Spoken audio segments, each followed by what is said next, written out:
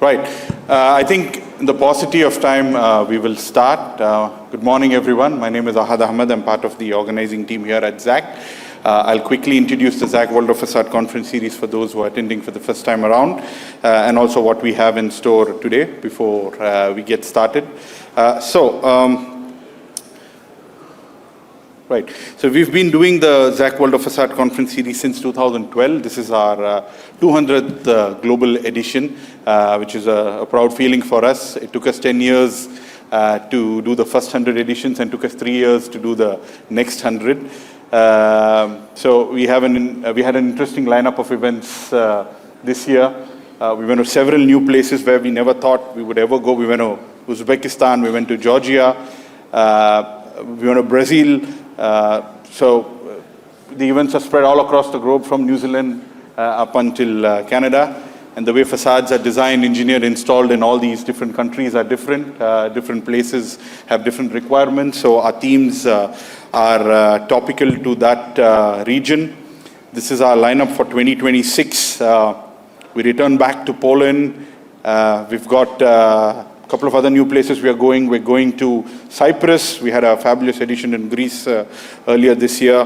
We're going to Albania, Tirana. Seems like there's a lot of construction going to happen over there with 70, 80 high-rise towers approved. We go back to Philippines. We go back to, we're debuting with Rome and Barcelona and Italy and Spain. So Netherlands is, for the first time, we are going over there. So yeah, we finished this event in 47 countries as on date. This is the 200th edition, and every edition is different. And of course, London being London is the largest. We're expecting close to 1,000 people attending today, which would be a record for us. So this is our lineup of events for 2026. And again, these events are courtesy our event partners. I'd like to mention all of them. I don't want to explain what all of them do, otherwise I'm going to take a lot of time. I'll just start with Schüco. Schüco needs no introduction, but still for those who don't know Schüco, Schüco is a global leader in aluminum door, window, curtain wall systems. They are a strong supporter of this conference series globally. So Schüco is our presenting partner for all the London events since its inception back in 2017. Associate partners, all our associate partners have a tabletop display in the exhibit hall. You can meet them in the course of the breaks. We've recorded today's event, so in case you miss any of the sessions, no problem. You can view the YouTube recording, which will reach you a week from when we finish this event. Right, I hope this works now. AGC Interpain, Airlux, AkzoNobel, Aliva, Artilleon, Exalta, Bailey, BM Windows Facade, Carlstahl Architecture, CCL, Certis by ACS, CGL Facades, Cladmate and Facade Design Factory, Cooper Clad, Dawn & Law, so Dow, Ductal, Ephesus, EOT, El Valcala, Fasada, Fer, Fibrobeton, Fils, Fixfast, FPC, FSI Promat, Future, Guardian Glass, Hella, Hero Group, Yango, Class, Curare, Lamilux, Laswet, Maple, Montanstahl, NBK, Obex, Parklex Prodima, A Proctor Group, Q Railing, Qualicoat, Raries Montrix, I hope I got it right, RJ Facades, Rotoblas, Ceflex Vensiva from Eastman, Saint-Gobain Glass, Sealay, SFS, Siderise, Siga, Sika, Sotec, Virichopia, our strategic glass partner, our sedak, our agenda partners. So we have an agenda booklet on every chair and table over here. I think when you would have checked in, you would have got a PDF also of the same on email, SMS, and WhatsApp. So our agenda partners are courtesy BB7. Refreshment partners is Solskin. Lunch partner is Vacuum Glass Plus. This is the expo layout. We've got 59 exhibiting brands over here, so they're all spread across the hall. This layout is printed on the booklet, on the agenda booklet, the physical one and the soft copy which you've received. So this is the exhibit area. We've got 2 lunch buffets down, and we've got a third lunch buffet on top, just to ease the speed. Next slide, please. And something new this year we're trying is the bingo forms. I think you would have got them at the entrance. It's only for our external delegates, not for sponsors. We had this in New York a couple of weeks ago. It was a runaway hit. So to be eligible, you need to visit the 4 booths, get a stamp from them, and you need to answer these questions. You can get either any horizontal row or vertical row. We have a couple of trick questions in this. The prize is a remarkable tablet. I believe architects love this. It's a replacement for paper. You can sketch on it. We've got the new version, the first generation and the second generation one, which is the first prize, second prize, and an Amazon gift card. So this is a raffle at the end of the day around 5 o'clock before the last panel discussion. So you can fill up your bingo forms and you can place them in the exhibit area. You'll find a couple of balloons over there with bingo written on it. That's where you've got the bingo boxes. So you can fill that up and you can put them before 5 p.m., before 4 p.m. Today, so that we can have the draw at 5 p.m. The next slide.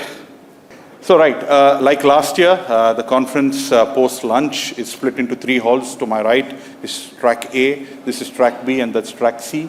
It's a silent conference. Unfortunately, for this Grade 2 heritage listed building, we can't have modular acoustic walls, so we have the fabric cloth as a partition, which means that the noise would go between different parts. So we have the silent conference in 3 different headsets. So track A is on red, B is on green, and C is on blue. The headsets are kept outside at the entrance of each of the tracks. If the tracks are full, you won't be able to swap between tracks, but in case there are seats available, you can definitely swap in between. Please pick which track you'd like to attend beforehand. Next slide, please. Okay, our European events for 2026. As I said, we're going to Netherlands for the first time, returning back to Poland, to Portugal, Cyprus, Albania are new. We go to Barcelona, we go to Rome. So this is our 2026 European events. Next slide, please.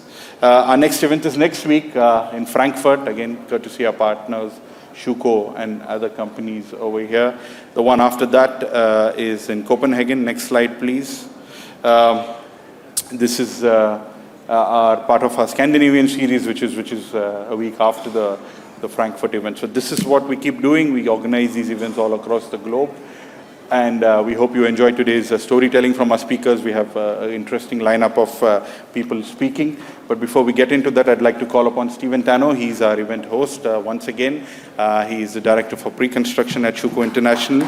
So Stephen's going to be taking you through until the end of the day. Thank you. Good morning. I hope you can hear me okay. Oh yes, thank you. Clicker might not work, so I might need you to move the slides for me. Yeah. Okay, here we go. It's working. So, for those who don't know me, my name is Stephen Tanno. I'm from Schüco International. It's an absolute pleasure to have you with us here for the 8th Zak World of Façades, the 8th event.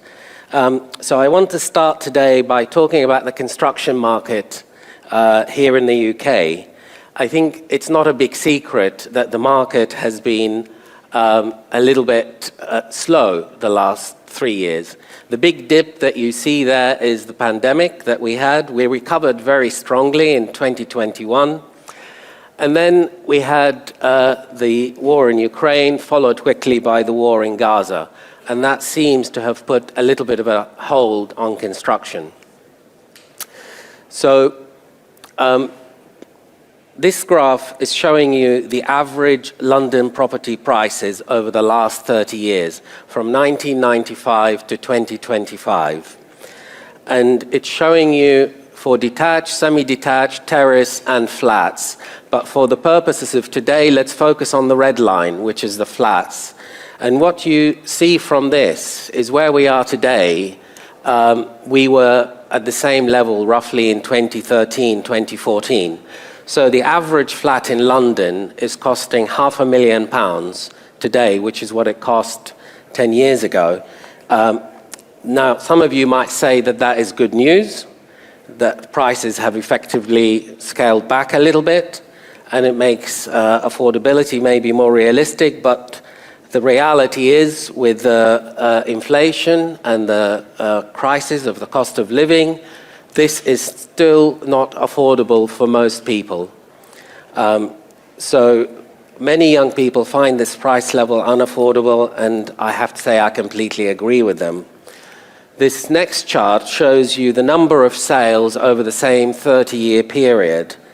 And as you would expect with falling prices, the number of sales has also declined as most people wait to sell in a high market. All of this means that the property market is depressed, and government is doing its best to try and stimulate the market. It also means that construction and delivery of new homes is not happening. So our Labour government has, can we please not move the slides until I do the clicker? Okay, thank you.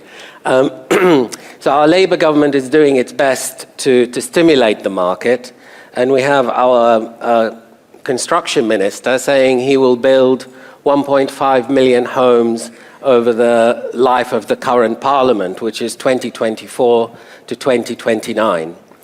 The idea being that if you build enough property, enough homes, that will ease the pressure on the market. So we are 18 months into this new parliament, and the government is still way behind its target for delivering homes. And I have to say that I have gone past 60 years of age recently, and as far as I can remember, there was always a housing market. I've never lived through a period where the government hasn't told us that there is a housing crisis. So what that tells us is that successive governments haven't been able to address this issue, and that lessons over the last at least 60 years haven't really been learned. So without structural reform to ownership of property in the UK, the problem will not be solved. There are people out there who own thousands or even tens of thousands of properties. They put the squeeze on the market and squeeze the young people beneath, a bit like peasants. This is totally sucking the life bloodline out of young people, and some of them have been on the rental hamster wheel for decades and have no real ambition anymore to own their own property. Also, the house building sector is dominated by a few big players who seem to have the government in their back pocket. They will only build if they are guaranteed a certain level of profit, and they have effectively, a lot of them, stopped building. And there was a recent report that I managed to find from the Competition and Markets Authority, which has been looking into cartel activities by the big house builders. I don't know how many of you have seen this report, but they've somehow reached an out-of-court settlement with the 7 biggest house builders, and these 7 biggest house builders have paid the government £100 million as a voluntary fee, a bit like Prince Andrew did to hush the lady. So there is something going on there, and we need to unlock that. And I really hope that the government can unlock that, as we can't rely on these kind of developers to build homes for ordinary people. There's also a need to reform the ownership of property rules and the leasehold system. These are the kind of stimulus we need from government to get this moving.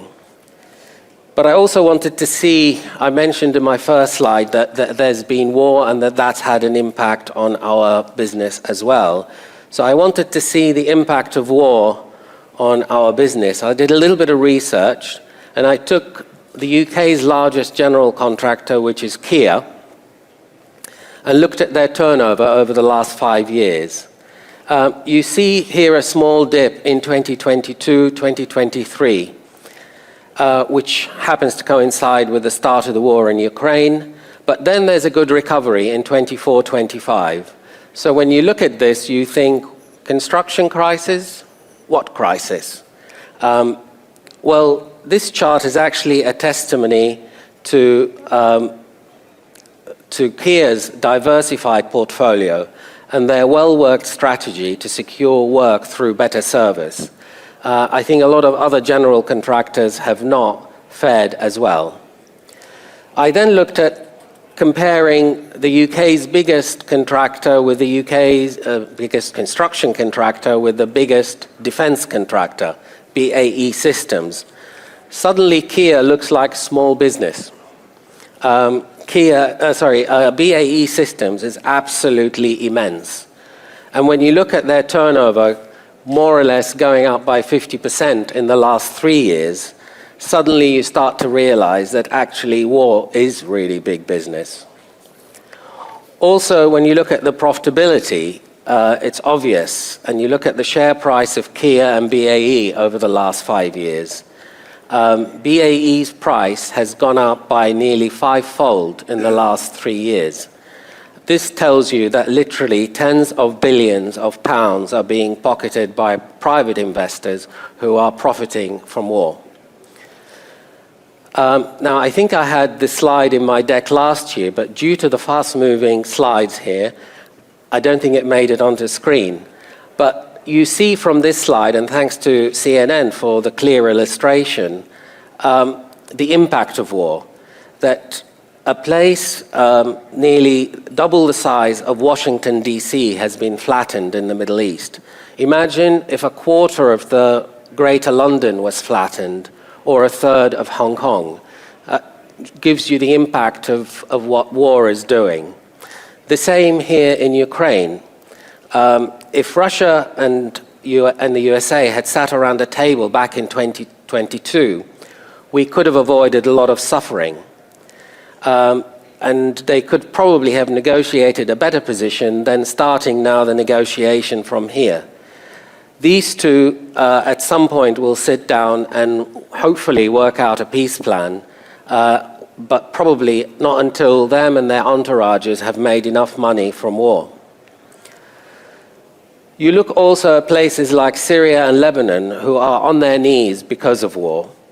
40 years ago, these countries were civilized, cultured, and multicultural societies. At this point, I also like to give praise to countries that have come to the aid of the Syrian people, specifically Turkey and Germany. Between them took over 6 million Syrian migrants since the crisis here started. When you look around the world as well, in places like Africa, it's still largely, the bulk of Africa is absorbed in conflict and in ethnic slaughter. Asia is not immune as well. Afghanistan has been occupied by Americans and Russians over the last 40 years, trouble in Myanmar, and of course the border region of India and Pakistan is never too far away from war. I want to quickly switch from the big business of war to family business. Now, Ahmed has mentioned already this is the 200th event, and we're here and we're honored to celebrate the 13th birthday of Zak World of Façades. And Zak has made the global facades world somehow feel better connected and has accelerated the learning process and the adoption of better practice. Here you see a fresh-faced Ahmed back in 2013, still a trainee under the guidance of the master, of course. So our first event was back in, the first event of Zak was back in 2012. And here we are today in London, 5th of November, 2025, with a 200th event. The contributors to the UK events since we started in 2017 have been the who's who list of the world of architecture, construction, and engineering. And it's been an absolute pleasure to be on that journey with the Zak team. So, moving on to today, and before I invite our first speaker, I want to again say a big thank you to all of you who are contributing to today, either presenting or being a panelist or moderating or whatever you are doing. Thank you. This event is only a success because of the time you take to prepare and to come here and stand in front of us and deliver your ideas and your learning and share it. It's a real joy for me personally to be part of that process. And it's really the real reason why this event continues to be a success after 13 years. So that's enough from me, I think. Our first speaker today, delivering a talk entitled Facing the Future in the City of London, is Tom Nancollas, who is Assistant Director of Design in the City of London. With a swathe of new buildings planned and several major refurbishments ongoing in the city, I have no doubt that Tom's workload is never dull. I'm also sure that what he has to say today will be of great interest to all of us. Tom. Good morning, everyone. Can you hear me? Good, good. Mic is good. Now, is this going to work? Yes. It's a privilege to be here to speak to you today. So I'm Tom Nancollas. I'm the Assistant Director of Design at the City of London Corporation, which is the local authority for the Square Mile. I work in the planning service with my colleagues helping to permit the schemes which you will then build. So we have a strong appreciation of what you do in this room. I wanted to welcome you all to the city on behalf of the corporation and also to this wonderful venue, Old Billingsgate. I don't know if you all know, but this was a former fish market. It was the centre of the city's fish trade for over 600 years.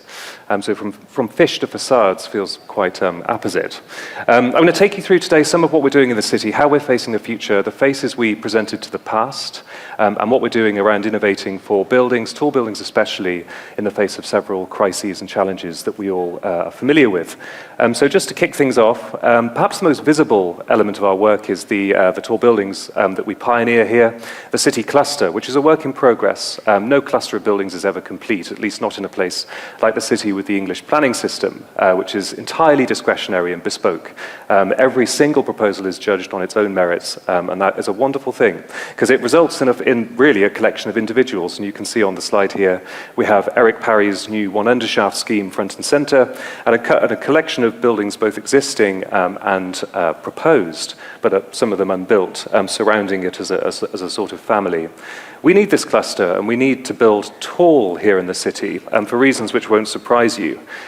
We are the engine room of the UK economy. We generate over £100 billion a year in revenue for the government and for the nation.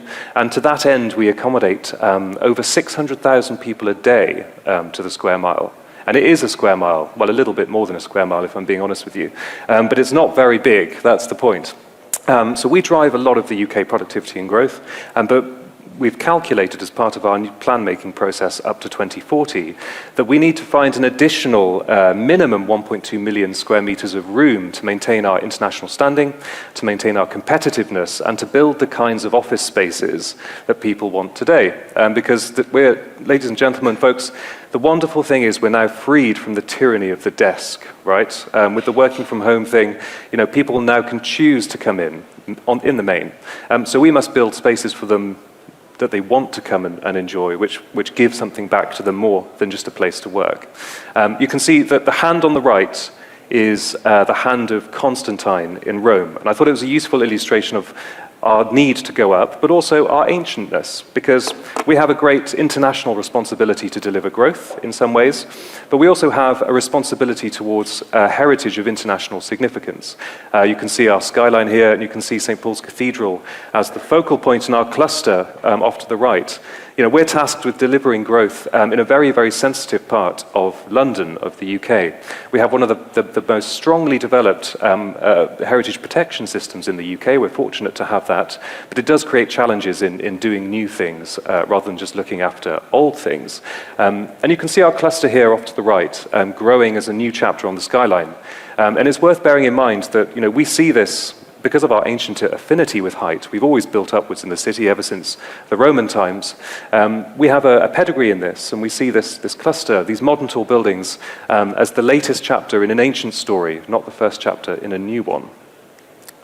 So we build on ancient foundations. You can see here a section of a facade, an ancient facade, the first Roman Forum Basilica of the 1st century AD in the city, found recently under Gracechurch Street, which is just further north here in the center of our city cluster.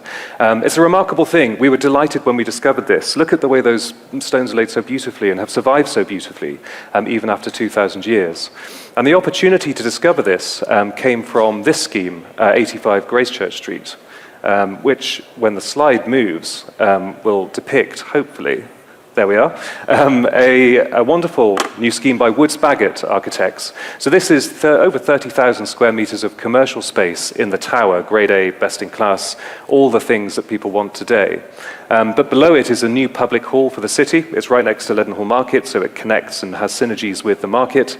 And below that, an exhibition, public exhibition of the Roman Forum Basilica. This is a lovely snapshot, really, of the way in which in the city, ancient and modern are always meeting each other. And they meet each other in very unexpected and delightful ways.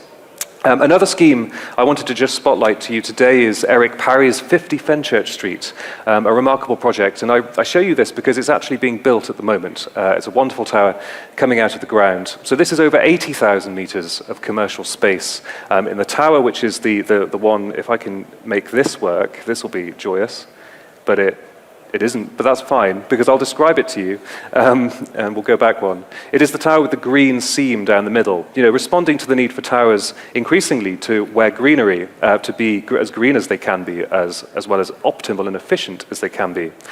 So we have the tower helping to further the city's strategic financial economic goals, but we also have placemaking, because these things are really important in placemaking. With so little land at our disposal, we have to make every square inch of the square mile work.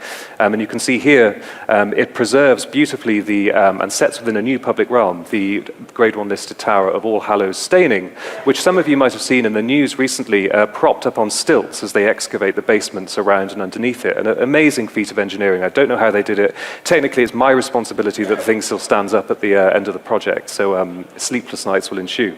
But underneath, a new livery hall will be created for the Clothworkers Company, who are one of our ancient medieval livery companies. We have over 100 in the city, and they form a really interesting section of intangible heritage, which is stuff that isn't built, but which is in the mix all the time, which I'll come on to in a second.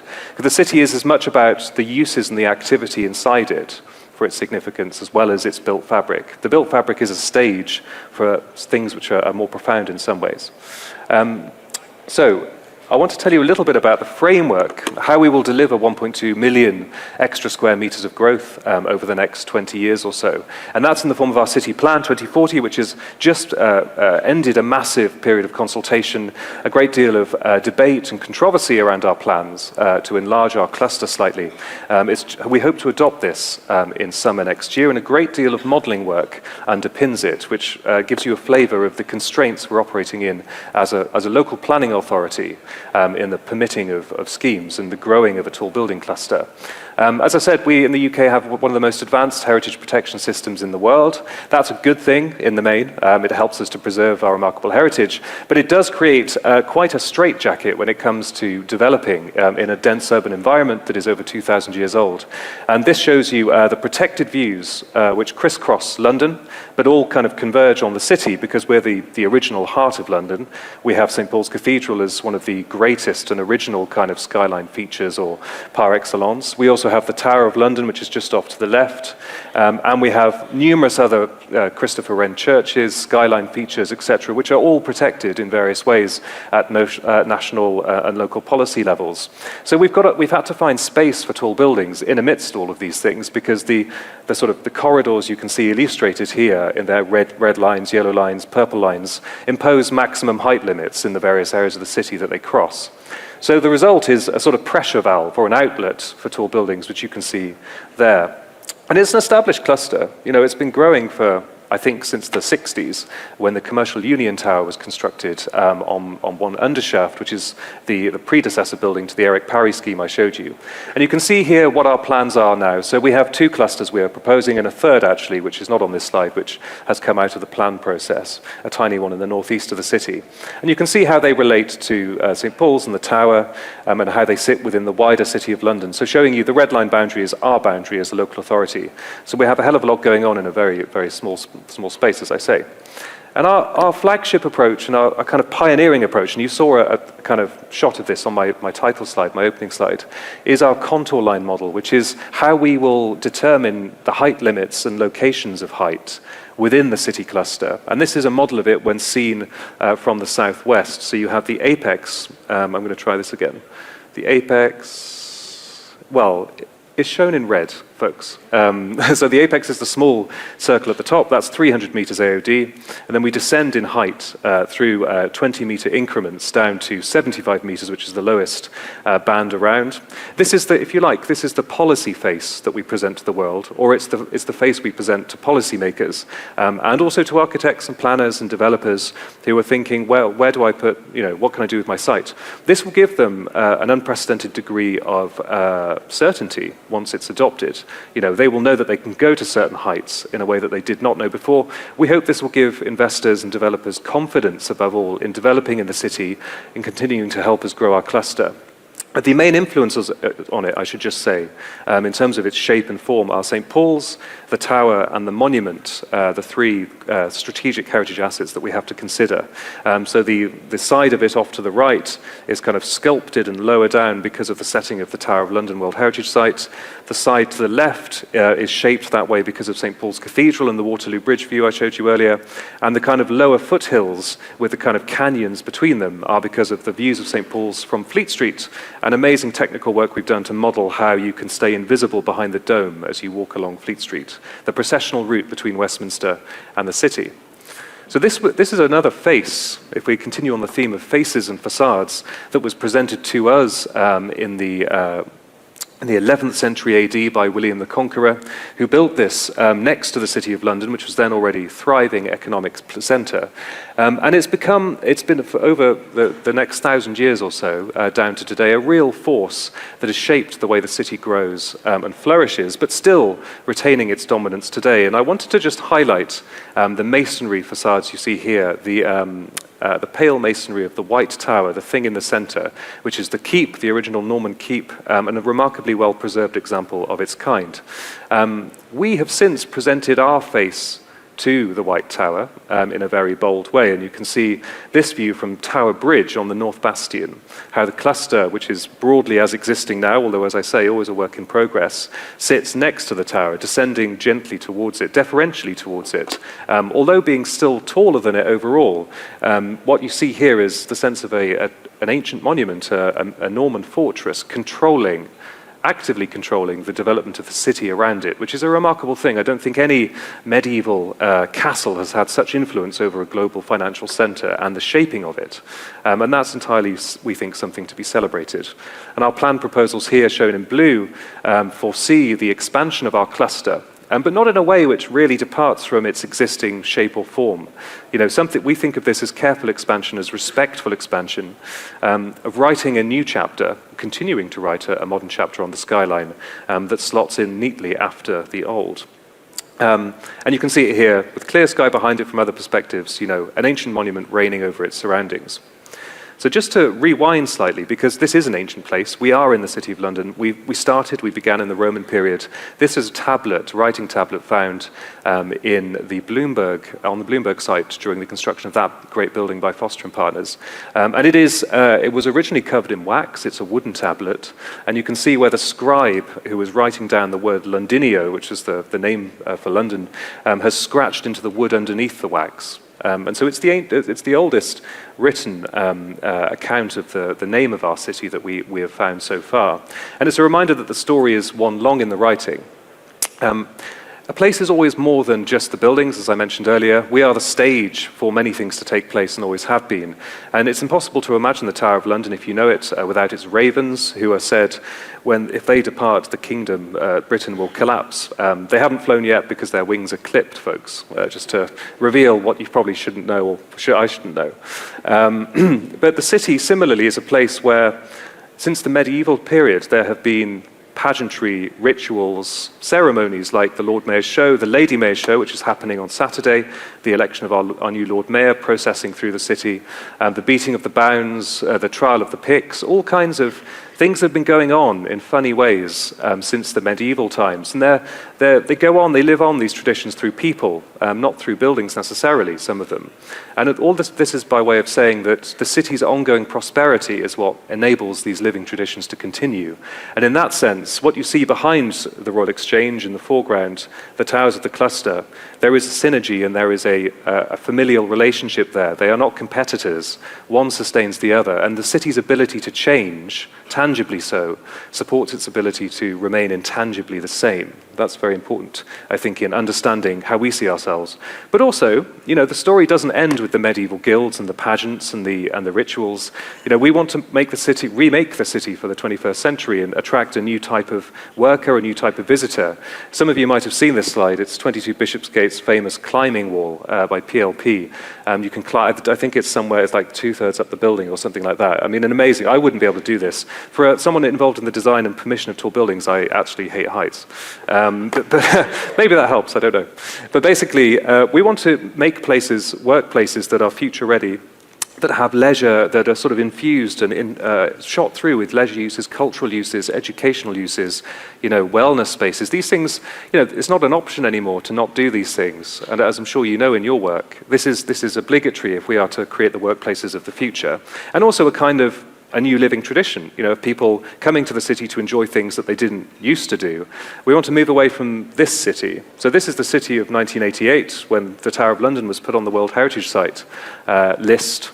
And you can see it as a city with a very different face to the world. These are office blocks which are, in the main, private, very simple, air-conditioned, just full of desks and nothing else.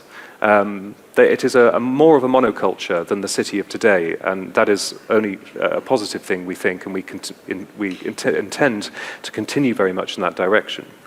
So we have hopefully moved away from the city of the 80s to the city of the 2020s. And one of the ways, we think the most important eye-catching ways we've done this is in the creation of elevated public spaces at the tops of our towers.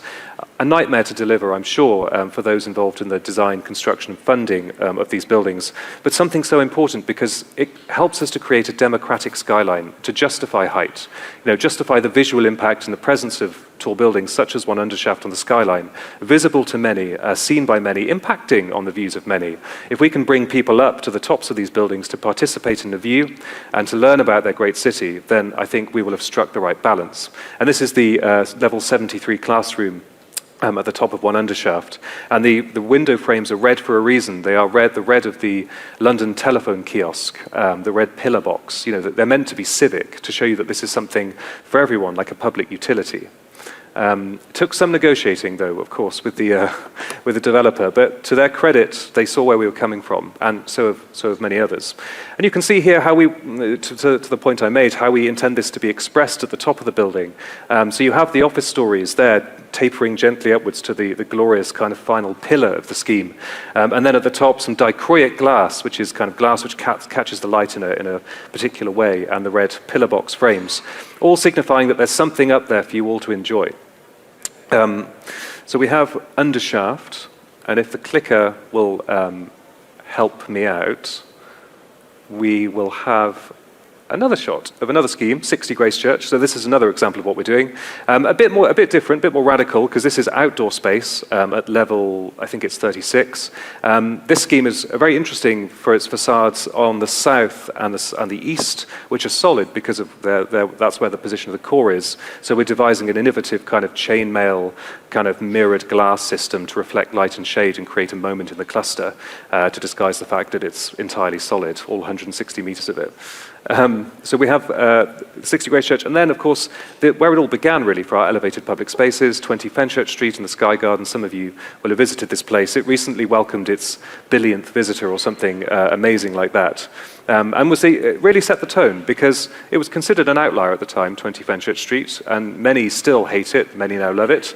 But it was considered justifiable on the basis of this unprecedented new public space at the top.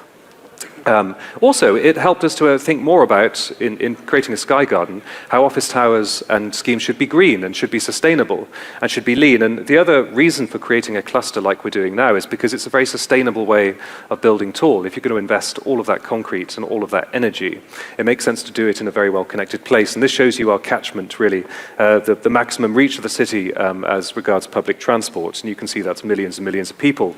So we can provide a centre for people to come and work, which in a way which is sustainable in the long run, despite the upfront cost of building these things. Something else to spotlight in that vein is 70 Grace Church Street, a recent project consented this year, by KPF.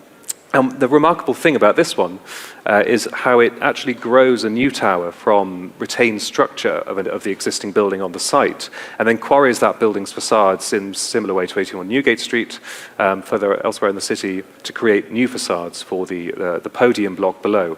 And we hope very much to see more of these things, because their story is phenomenal, the way they were able to do this and make the structure work in particular. But another one to spotlight in our recent portfolio of schemes, 63 St Mary Axe by Fletcher Priest Architects, full of charming, intriguing geometries created by the views of the Tower of London. That's why it kind of tapers off and leans back in such a curious way, as you can see in this slide. But at a ground floor level, this project provides a huge amount of new greening, public space, and actually lifts the main office stories off the ground floor level by 4 or 5 stories, which is something we now expect to see more and more of, as the kind of lower levels of these buildings give more back to the public realm. And I just wanted to spotlight too how the facade grids, which you can see around the building, have actually been designed and shaped according to the sun paths that go around them, to optimize the microclimate internally for the office uses and the solar shading, as well as the microclimate outside in form of the visual impact, which is rather charming. As well as this, we want to face the future with openness at ground floor level and permeability, and this is a great scheme by RSHP at 99 Bishopsgate. On the corner of Bishopsgate and London Wall, it's like a kind of northern departure lounge or arrival point for the city cluster. And we have this amazing new ground floor plane with new routes and a new public food market, which help to really enliven and enrich this part of the city. And this is a new cultural building which is part of that scheme, which provides rehearsal space, performance space, and what we dispiritingly call cultural content production space, which I don't quite know what that is, but it will be put to good use, I'm sure. Anyway, I'm going to conclude now with a couple of reflections on the skyline. So here's where we are today, approximately. If you went to stand on Waterloo Bridge today, you would see the cluster looking like this. Tomorrow, with consented schemes put in there, some of them, but not all of them, we start to grow, we start to infill, we start to densify. And in approximately 2040, we will look like this, potentially. A new chapter, as I say, self-contained, respectful to the ancient chapters of the skyline, but striking that right balance, that poise between the two. And as well as tall buildings, we start to think about other forms of construction in the city as well. It's not just about the attention-grabbing skyscrapers and their wonderful kind of precision-engineered facades. There is merit in investigating another way of building, and perhaps rediscovering another way of building. And I will close on 2 projects. The first on the left is a City of London project, for full disclosure. It's our Law Courts project on Fleet Street by Eric Parry Architects. And this has purposefully been designed with an 120-year design life, built of load-bearing masonry. In other words, it's very much like the building next to it, which is the Reuters headquarters of the early 20th century by Edwin Lutyens. Building in load-bearing masonry to last for much longer than usual is something we are doing more of in the city. And on the right, to kind of get this idea out into the wider public consciousness, is a charming little thing, the Stone Demonstrator project in Earl's Court, not in the city, by Ahmed Group Work Architects, as part of the wider Earl's Court redevelopment project. That's entirely of load-bearing masonry blocks. And it shows us that we can return to that form of building if we want, a form of building which endures arguably longer than some more modern forms of construction. But I think the point is today, folks, is that we can have both growth and conservation. Thank you very much for listening. Thank you very much, Tom. Before you go, I have just a couple of quick questions for you.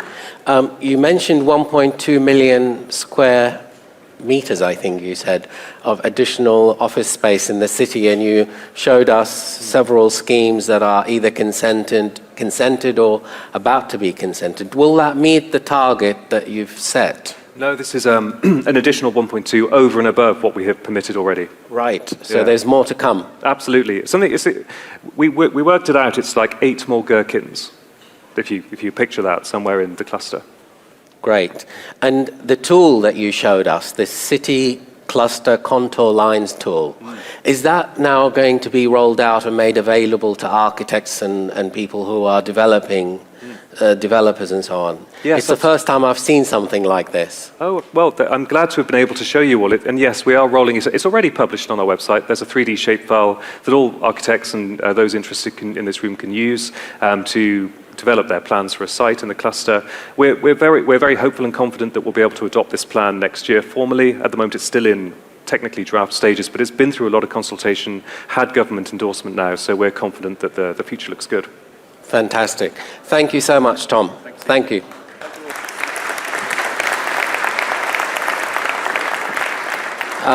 Our next speaker is a well-known name to all of you, I'm sure. It's Simon Allford from AHMM Architects. He's Executive Director and Head of Design Studio. The practice of AHMM, I'm sure most of us have worked with them. I know I have worked with them on at least a dozen projects over the last 20 years, from 162 Lee Street to 76 South Bank to Angel Square. The list goes on. So Simon, if you're ready, please. I hope the clicker works. We'll see. Very nice to be here. Amazing venue. Very, very full room. It's the world of facades. As an architect in practice for about 40 years, we've always had this dilemma about the facade. It's a thing everyone sees, everyone walks past. Most people don't enter your building.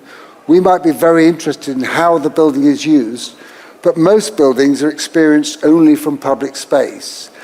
And we've been on a journey, not me, because it's about a 100-year journey, about thinking about modernism and the freedom of the facade. The free facade was the kind of Corbusian idea. He said you can do whatever you like with the facade because it's liberated from, as Tom was talking about at the very end about load-bearing structure, you're liberated from load by the frame, so you can do whatever you like, said Le Corbusier, as long as the windows are horizontal. Not that much freedom. And then there's this idea of the low loader. We all make buildings and our facades are made somewhere else in Europe. You know, they're moved around Europe as a series of components assembled. Amazing technological industry, incredibly sophisticated people, you know, a lot of you who make these facades, and then you bring them, a lot of them, to London. I know certain factories in certain countries are dedicated to London and are draconian building regulations. So there's this idea about we've got freedom, but we've got to have horizontal windows, and there's this idea of everything comes on a low loader, so you can do whatever you like. But that kind of freedom is actually quite a challenge, and it's been quite a journey we've all been on. And now I'm trying the clicker. There. So this, for me, as a student of architecture, this began with Bruno Taut and the idea of an all-glass future. So this is a building from 1920. It's a pavilion. And Taut and others were talking about there were poems, there were books, there were riots, but the world was going to become completely transparent. And this wonderful idea of glass, we were going to be liberated by the frame, expressed here as a sort of geodesic dome. This is Le Corbusier's 5 points of architecture that have actually dominated quite a lot of the debate. I don't think these are really 5 points that drive all the thinking, but they certainly kind of summarize the challenge we're still facing when we make buildings today. Click, click. So his first point was pilotes. We're making frames on the left rather than, go back one, frames on the left rather than load-bearing walls on the right. So his point was we elevate the ground. And that was a wonderful idea of gardens, as Tom showed an image by Fletcher Priest, the ground disappearing and public space permeating. It also created Thamesmead and Clockwork Orange and the world of the Undercroft. So it's, it's never quite as the dream might be. This free ground plan was then going to be occupied by walls that would be sculptural and liberated from the load and could be playful, visual sculptures beneath the building. The next idea was the roof garden. So it's taken us about 100 years in London. If you look at London, historically, even when I was a young architect, you look down, if you got into a tall building, you look down on a world of condenser units steaming. It was like a scene out of Blade Runner, which was actually inspired by ICI Billingham. But it was this world of kind of steaming air conditioning, absolutely nothing on the roof. Remarkably, that's changed in the last 15, 20 years, and really very much to the success of London and the City of London. This is Le Corbusier. On the right is a vertical window, on the left is a horizontal window. Do whatever you like as long as it's horizontal. And this is an image really that kind of sums up, and now it's moved too fast. We need a better clicker. This is an image of Walter Gropius Bauhaus. So it's almost about 95 years old. No, it's 100 years old now. Quite interesting when we think about modern technology. We're all involved in technical solutions, and technology is the answer to everything. But as Cedric Price, the great maverick thinker, said, technology is the answer, but what was the question? Well, the question was we could make an all-glass world, and we all adopted that and pursued that world. And people like Thomas Hope and others made amazingly sophisticated, unbroken, thin, elegant, thermally kind of performing single glaze systems that could ventilate. Albert Kahn in Detroit designed whole factories that would be naturally ventilated. So 100 years ago, this was being thought up. But then we just exported it around the world to wherever you were in the world, and so we had to invent air conditioning, which is one of the great energy-consuming challenges of the world, and it's also given us a monoculture of plus or minus 1 degree at 21, and we don't notice seasonal difference, which has destroyed the clothing industry. But there is something about this wonderful history that is still making us think today about what we do and how we do it, and that is the progress of technology, and it's an aesthetic as well as a technical journey. This is Jean Prouvé, the House of the People in Clichy outside Paris. He said, we will make it of pipes and bent steel because we have the tools to bend the steel. That will define our architecture. So what he was really saying was the innovation actually came from the constraint. And in a sense, I sort of spoke earlier about how difficult regulations are and how challenged they are, but they also make us think, work harder, think cleverer, but there's always a tipping point. And this is IIT by Mies van der Rohe, and it's the kind of interim 20th century conclusion of this free facade journey. The facade no longer exists. It's a steel frame, and glass is just the infill. You could remove the glass, and the architecture is still there. And that project and its successor, the commercial vertical version of that, when the clicker works, was the Seagram building. And Mies gave a, and now it's worked too fast. Sorry about this. Right, the Seagram building. Mies took the frame, the steel frame, and then extruded it vertically in one of the most expensive buildings ever to be built. He gave a wonderful lecture. He said, we made it of steel and we clad it in concrete because we had to get fire resistance, and then we reclad the concrete in bronze extrusions to express the steel frame within. And he talked for an hour about this kind of new technology they'd invented for a tall building.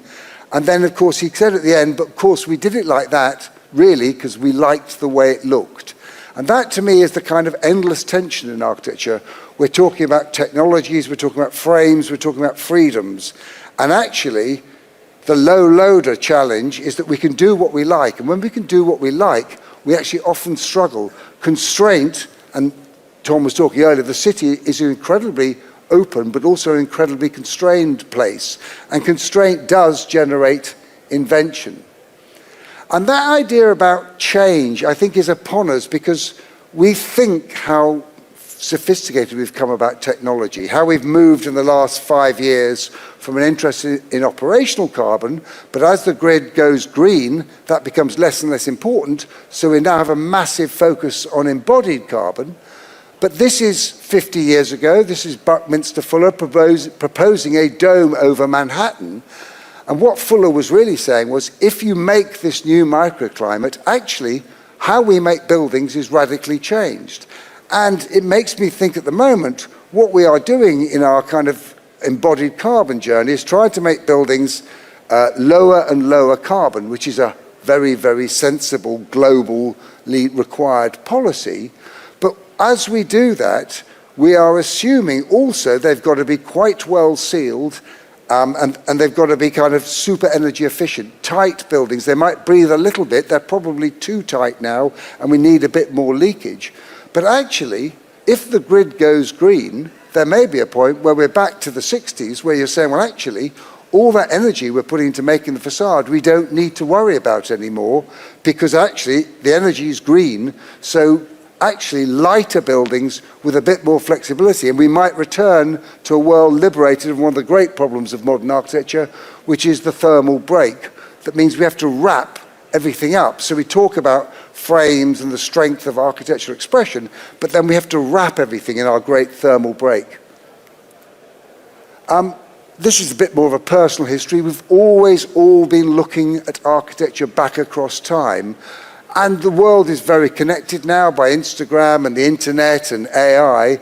But even in the 50s, this is my mother. She cycled from Sheffield to London with my father, from Sheffield to London and then to the south of France to see Le Corbusier's horizontal windows. So there's a kind of ongoing reflection as to what we're doing, how we're moving it forward, but also learning from the previous generations. The tendency is to always forget. So there is a 100-year-old tradition of a different kind of architecture, very different to the free facade and the glazed building. This is the House of Fascism by Giuseppe Terrani in Como, politically not very appropriate, but after the war it became the House of the People, and now it's the House of Culture. So the architecture transcended the programmatic challenges. But here you see the idea of frame, the idea of low-level ventilation and high-level ventilation, low-level light and high-level light, so they're creating a thermal pattern for the flow of air. The facade is pushed back behind the frame, so you're getting shade, and there are large amounts of solid in the facade, so a completely other modern history going on. And that modern history was imported. This is a building my father did, now demolished, in Manchester, the Manchester Magistrates Court. So when we look back and talk about the brave new world and the mistakes they made, the interesting thing, of course, is the world then was a very, very different place. Manchester in 1950 was a black, sooty mill town. And, you know, it was not the city it might be now. It had plenty of character, but this is what they were talking about when they're building a brave new world. A new, clean, breathing, outdoor, greener architecture. This is another building by my father that I'm now doing with Tom Bloxham of Urban Splash. We're taking a listed building, and then his facade was on the outside because it was a department store in Sheffield. We're now pushing that skin back behind. So we're using the old building. We're developing that history of architecture. We're referencing Terrani. We're taking an idea from 50 years ago and then upcycling it in an intelligent way. But of course, there was another kind of architecture that he was pursuing simultaneously, the steel frame, the glass, the world of Mies. And then here, this is how we play that out. Happens to be back in Manchester in a place called New Bailey, but it's the idea that the frame that we've all wrapped, and if you look at, say, someone like Canary Wharf, it is endlessly, beautifully wrapped frames. The frame in architecture often looks better than the building. That's the challenge of modernism. Whenever I see a frame go up, I'm rather excited. When I see the architecture arrive on the low loader, I'm not always so sure. But the idea of this was the frame would take priority, the skin would slip behind, the skin would be visually less important because the frame tells the story, and the frame would be a kind of a bridge-like structure which references back to Mies discovering the infrastructure of Chicago and then developing his steel and glass architecture. But we've started to introduce solidity, and we've managed to build this, proving that the thermal break that everyone's obsessed with wasn't actually a problem in our climate. The kind of romantic image of the glazed building was actually quite sophisticated. It wasn't necessarily about excessive thermal load and the invention of air conditioning. It could be quite poetic. This is the House of Glass, the Maison de Verre, by Pierre Charot and Bernard Bigevet in Paris. It's a building cut into an existing building in the courtyard, but it's a building with no view. So the glass becomes a kind of opaque, soft visual filter into the interior. And again, this is the kind of the role of the facade I talked about earlier about how it presents itself to the city, but the other role is how it frames a view, or in this case, not a view, of the city. And I think when I began working, in London 30 odd years ago, it was all about we must have views everywhere. But actually, when you have a view everywhere and you don't frame it, the picture frame is a wonderful thing, and solidity and then framing a view is quite transformational. And of course, I'm talking about modern architecture, but modern architecture went on a journey that really references the long history of architecture. So this is 1868 in Manhattan. This is a cast iron frame. The frame is celebrated. The glazing, sash windows are pushed behind. This is particularly famous because it's a fine piece of architecture. But it's also the studio of Donald Judd. And if you go further back, that long history of architecture, this is in Derbyshire in England, very handsome Elizabethan building. And there it is. It's as contemporary as any building, which of course we modernists would like to claim as one of ours. This is Haddon Hall, famously Haddon Hall, more glass than wall, built by Bess of Hardwick. But you can see it's got the glazing of the Maison de Verre, 440 years before, and it's got the frame of the contemporary Messian Seagram building, 470 years before. It's a frame and it's glazing, it has an element of solid. So in a sense, the journey we're on is a technological journey, and the aesthetic story is still to be kind of tested as we move forward. So this is the inside of one of my favorite buildings, the Bradbury building, the most filmed building in history. But we are on a journey, and I'll talk a little bit about the journey that we've been on in recent times. 20 years ago, we did our first heavy refurbishment. It was the Angel building. It was a building I'd worked on in my first year of college in the summer holidays. It was a Messian building pulled away from the street, heavy granite cladding. And the client, and brief response we came up with as a team with Derwent London was actually, let's keep the frame. So we were doing this a long time back, not because of the carbon story, but because of the speed and the time and the value and the cost story. Push that frame out, win more area, situate the building better in the city, and then wrap it. But as we wrapped it, we're trying to create shadow and depth. You can see at the top how we're sloping the glazing.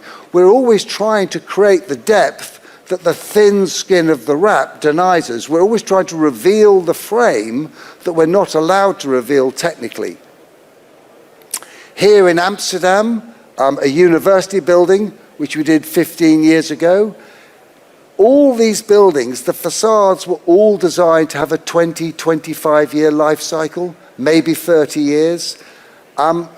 I think that world's gone. I think we're now making what I call forever architecture. Buildings will be adapted, but we should make generous frames, and we should recognize that the facade is a permanent feature of the building future generations might play with. But the assumption that we're going to throw it away and start again is It's not sensible in terms of the circular economy. It's not sensible in terms of carbon.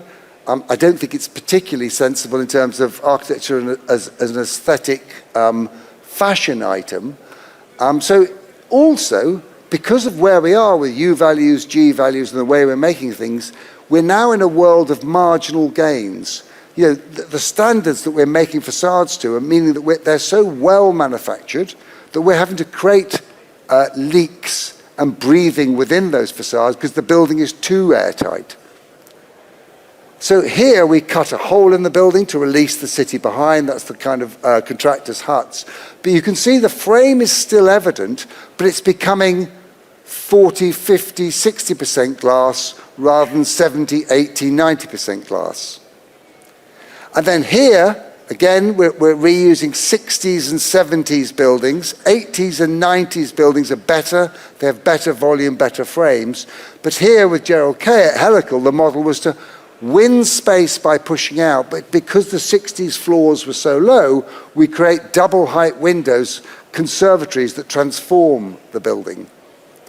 Here in Aldgate, we keep a building and then we build a new building above. But the new building, as you can see, is now 50% glazed, 50% solid. We're expressing the shelves of occupation in the darker building above. We're expressing the old and the new.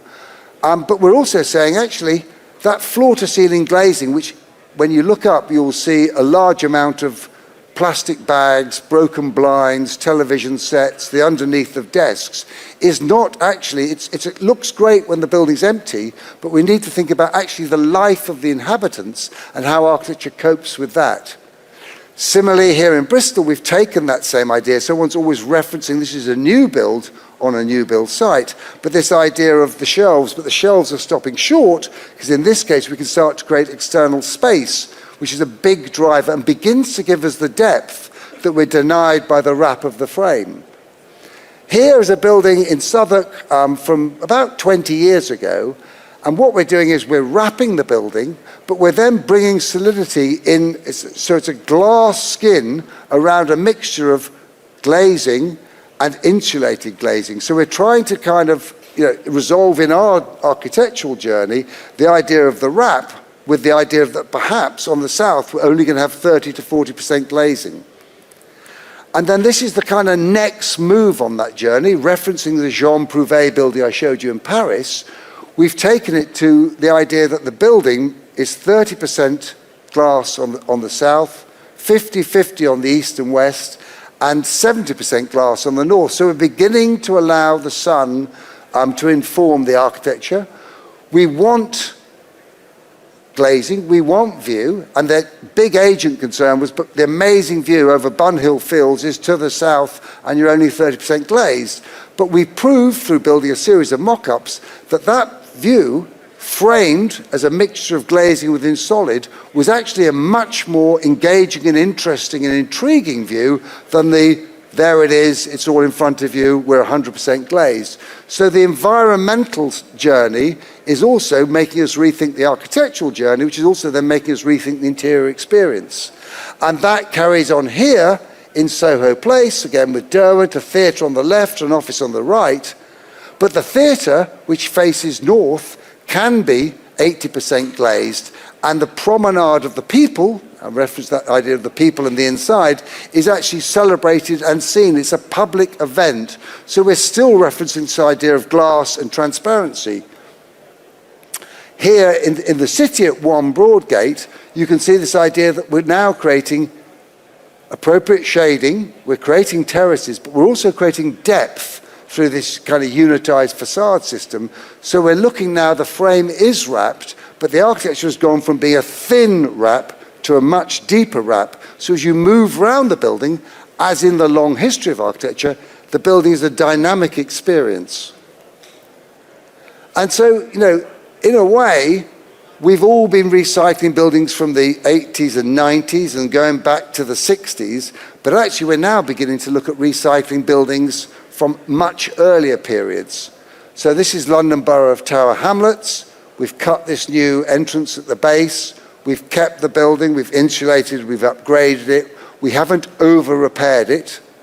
And then to the back, we've created a mirror of that, but again, with this idea, again, learning from one Broadgate, of the frame and the depth, the pattern of the windows, but abstracted in a contemporary way. Here in Kentish Town, a health centre, you can see we're referencing this idea of solidity, and the facade is actually, we're going back to windows in the wall. Here at Westminster Academy, there's an interesting idea. It was a very grey place. The tower behind was a kind of brutalist concrete that was then overclad, and post-Grenfell has been declad and is back in its original state, and actually looks better for that. The overclad was not particularly handsome, but this was the idea of actually ceramic, working with MBK, the idea of ceramic and the quality of historical materials lasting forever. And again, in this case, the glass is pushed back, so what you are reading is only the ceramic, and the glazing is the element that might be changed or upgrading, but the shelves are the permanent ceramic piece. And then we're now moving back. Tom was mentioning load-bearing facades, and there's quite an interesting thing. This is a load-bearing facade using precast concrete panels, developed on a kind of with a reference to the work of Marcel Breuer, windows in walls, framing, pattern making, depth and shadow, but the construction industry preferred to build the frame and not use the load of the facade. So we're again always caught with this idea of risk versus architectural and conceptually appropriate ambition. Here at the Ray in Farringdon, you can see this idea of bringing back longer term materials. So Westminster, it was the ceramic. Here it's the brick, but the brick is pre-made in panels, cast into concrete. We play with a grid and a pattern work. You can see the architecture of rights of light defining terraces, but then we're back to putting windows in the wall. So we're now mixing up insertion of glazing with windows in wall. Similarly here for a livery company, for the girdlers in Farringdon, the frame is expressed, but it is clad, and then the windows in the wall, and we go back 70 years to the high and low level ventilation. So the architecture is beginning to be defined by understanding the world we're working in, which kind of brings me to the end of the talk, which is really all of these ideas have been questioned and played with throughout the long history of architecture. Stuart Brand wrote the last Whole Earth catalogue, which was the sort of Internet of Things, but in a paper catalogue in about 1969, somewhere in a hippie kingdom in California. But he also wrote the book later, How Buildings Learn, about the fact that good buildings adapt to society. And that's the thing that we're always trying to bear in mind as we move forward. So in this story of London Night and Day, Osbert Lancaster, a favourite book from my childhood, most of the buildings he looked at and wrote about, he wrote about what was going on in them. What is going on in them has changed, but the buildings are permanent. And this is really, I think, informing where we're beginning to go now. So here you see there's a Techcrete frame which is load-bearing and will carry load, and it's a sway frame. It's stiff enough that the core is no longer the stiff element, because from all our experience, cores are actually the things that are always in the wrong place as fashions change, and therefore the core could be soft and refitted, and then we insert a Gartner's window pattern in that, so it becomes back to the Haddon Hall world of frame and infill. Here in the city, Tom talked about the view from the White Tower. This building is shaped and framed by the White Tower. But you can see again the idea of frame and infill, and in this case, bay for both amenity and architectural effect. And then in the same building, this idea of greenery as an essential part of the future of architecture, not just as a visual play, but as an amenity for those who live in the building, work in the building, and those who walk past. Here in Belgrove House, a life sciences building, two kinds of buildings, and the challenge is you're opposite these two Grade 1 monuments, the two stations. So the architecture becomes an architecture of strong frame, and that frame is then expressed through duct and infill. And then the idea of the lower floors are sheer glass and 5 meters high and labs, and the upper floors are triple glazed, and the greenery is going to grow between the external skin and the internal skin, so we'll be using nature as a natural shading device, but also as a visual play for those within the building.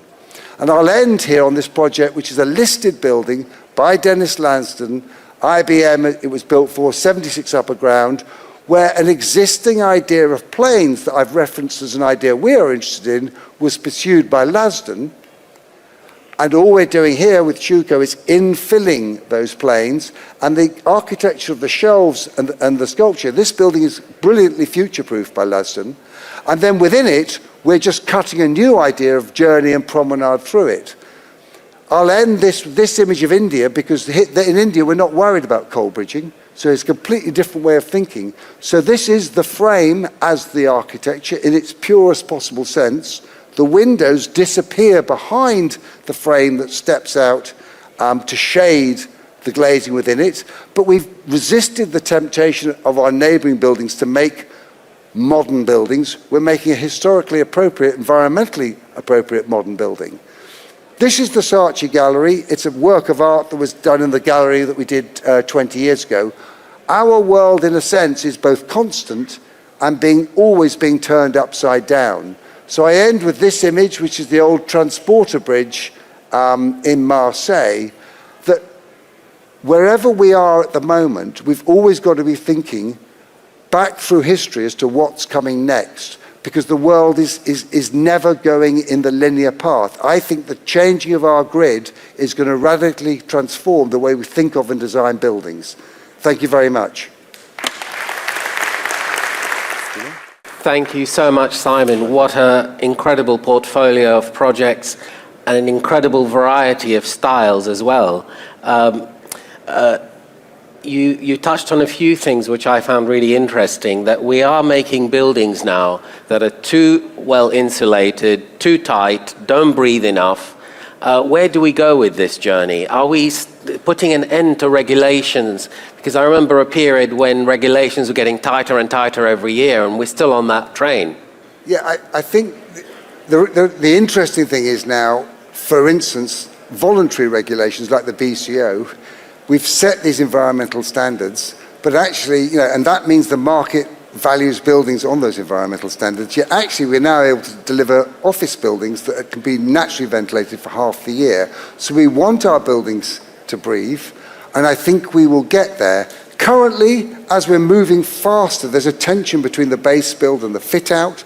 There's a tension between the market perception and the sensible carbon journey. If I was to make one criticism of regulations, they're not about strategy, they're overlaying rules, and they should be about lower carbon, lower energy, time assessment, cost, duration, these kinds of things, rather than the new rules, because the more you lay the rules on, the less you allow the appropriate thinking of the time to emerge.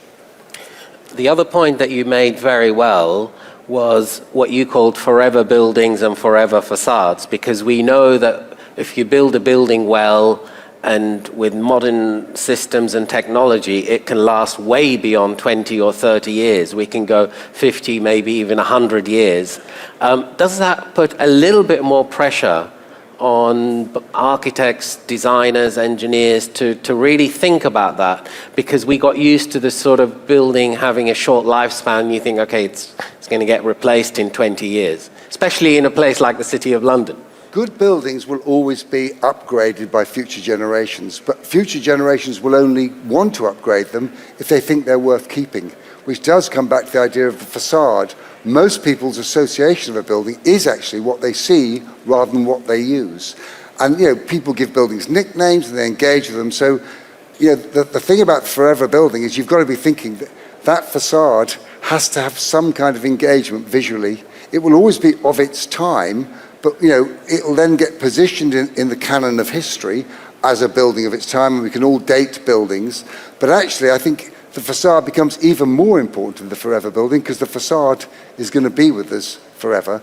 The essential rule of the forever building for me is generosity of volume. If we over-engineer our buildings, you've got no flexibility. You need generosity of span, generosity of volume, and some surplus capacity for future generations to extend and adapt. Not too much, because then you'll be building in redundancy. So it's a very interesting and tremendously exciting moment. Terrific. Thank you so much, Simon. Let's show our appreciation, please.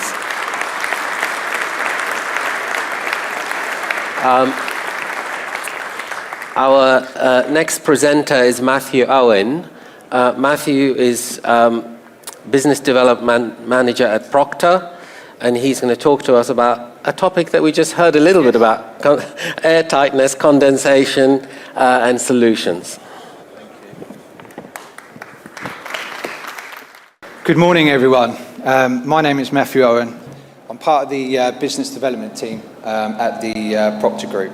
For anyone that doesn't know the Proctor Group, I'll just give a brief overview. So we are a family-run business based up in Scotland, in Blairgowrie, which is about 1 hour north of Edinburgh. Proctor is the family name, and Kira Proctor is our MD. We've been in the construction industry since the 1960s, and our main areas of focus are thermal, acoustic, and membrane solutions. Not only do we serve the UK, but we also serve worldwide. So today, obviously, we're going to be covering condensation and air tightness solutions for facades. So the first thing that obviously we all need to obviously look at is the actual building. What is the building being used for? Is it being used for dwelling purposes? Is it being used for commercial? Is it both? Is it a mixture? Is it going to incorporate a swimming pool? Those factors obviously have to be considered. Same goes for the weather. That's weather during construction and after construction as well.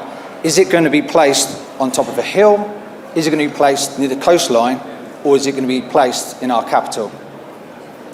And then we also need to look at occupancy levels, because we all give off about up to 1.5 litres of vapour per day per person. So ultimately, is it going to be a lot of micro flats inside? A lot of people are now working from home, or is it going to be commercial where everyone sort of goes home of an evening? This then leads me on to the HAM, so that's heat, air and moisture. So in regards to the heat, obviously we've got our thermal insulation, which we paid for within the wall build-up and on the outside of the building. Obviously talking about or considering thermal bridging as well. And in regards to the air side of things, air leakage is important. Obviously we've paid for our warm air. We don't want that to go out. Also, we haven't paid for the cold air. We don't want that in as well. Plus, obviously, we also want to ensure we achieve our air tightness. And then regarding moisture, condensation risk, you may be or have been asked to do some condensation risk calculations, or been asked to prove and evident that, because purely we do not want mold in our buildings.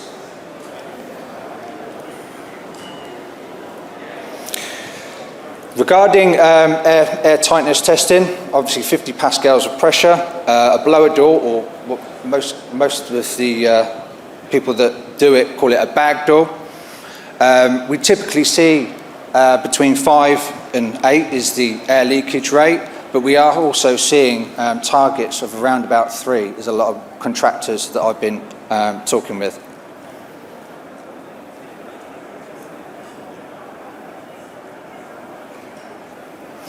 As we look at the overall through-wall build-up, so if we were to look at a typical U value of the actual wall build-up of 0.15 with an air leakage rate of 7, we'd get a dwellings emissions rate of 12.18. Now that consists of 100 mil, obviously mineral wall, a lambda value of 0.035 inside the SFS, and 175 mil mineral wall on the outside However, if we want to improve our dwellings emissions rate, and we want to get that down, and we want to improve that, we could, however, look at reducing the U value. However, that's going to be super challenging. That causes a few issues in itself. It means the insulation needs to get a lot bigger. That also costs. The helping hand brackets, they need to get larger. If you've got a facade panel that is quite heavy, the cantilever weight on that as well, which means you might need more brackets. And by having more brackets, there'd be more thermal breaks. However, if we look at it from a different view, still keep the wall at 0.15 U value, but bring the air leakage rate down. Don't get me wrong, 0.5 is pretty extreme. But if we bring that air leakage rate down, we can get very similar lower dwellings emission rate savings. One thing I typically share is membranes, as a sexy subject as they are, the membranes themselves are less than 1 mil of the overall total wall build-up, however play a significant role in helping with that. So what you have noticed is that the membrane is changed from blue to red. This is our wrap type membrane. And our wrap type membrane we've had now for 15 years. And how does wrap type simplify installation on site? Airtight, yet vapor permeable. Obviously there are different quality membranes out there on the market. But however, this is a self-adhered membrane, fully self-adhered, and obviously will help massively in achieving air tightness results. And also the product is Passive House certified, but the misconception is if the product is Passive House certified, it can't be used on non-Passive House certified projects. It's simplified because it can be used on both types of projects.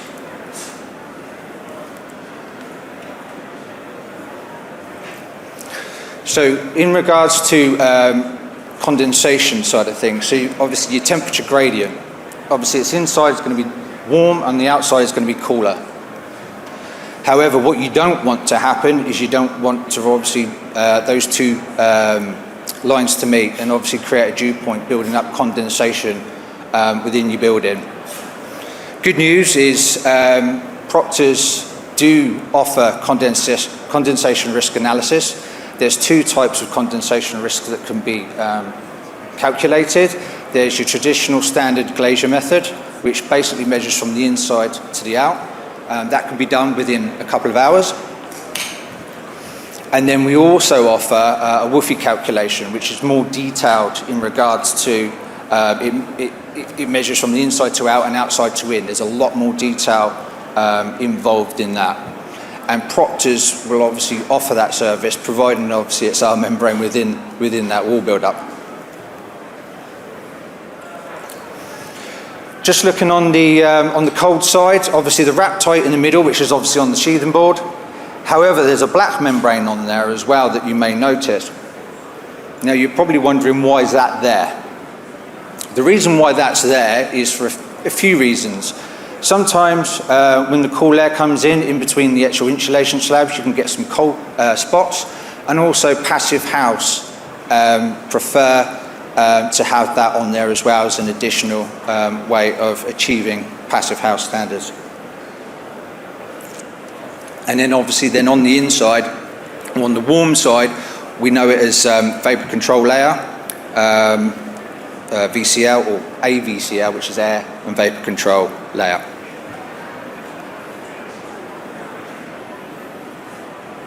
So just to give an overview, basically we can help in regards to air tightness through your whole external through wall build-up. Just to share a few images of some projects. Some of these buildings look like Christmas has come early with it wrapped in red. this is just some of the sites that we work on. We also do come to site a lot as well, because also we're conscious that our product is being detailed or installed correctly. A lot of manufacturers, personally, I think should be more visible on site, making sure that it's being installed correctly, because ultimately we do not want an air tightness test to fail. Here is, again, another project. So again, if you see a lot of red, good chances are it's wrap type. And then this is a project in London. You can see the Skyline in the background. This is Deptford Landings. This is a passive house project that I have recently been involved with. And this is just a video that we did as a case study to obviously emphasise that. What you'll note, this was a casting channel system. As you can see, Proctor on here or the Proctor wrap tight is fully self-adhered. For the Hive brickwork, even though they're a brickwork contractor, they actually done a neat job installing it. It's fully self-adhered. No use or no need for additional sealants, primers. It's a very, very popular product and used on, as I say, passive house and non-passive house projects. And as you can see there, the insulation is also not too crazy. And that's it. Thank you very much for listening to me. Appreciate it. Thank you. Thank you very much, Matthew. And in the interest of timekeeping, I'm not going to ask you any questions. I'll come and see you outside later. Thank you. Thank you. I'd like to invite our next speaker. Will talk to us about glass from flat to fantastic multi-curved glass. It's Joan Tarrús. Joan, are you there? He's there. Very happy to be here with you all today. Last year we came to Zak to talk about, unveil an important breakthrough in flat glass. So we announced that for the first time flat toughened glass was feasible without the optical anisotropies. And today we are very happy to come back to talk about or to present another important breakthrough, what we think is a real game changer, but in this case in the field of curved toughened glass. But before getting into the topic, let me quickly introduce the company. sedak headquarters are based in Augsburg in Germany, where we focus on oversized flat and curved glass.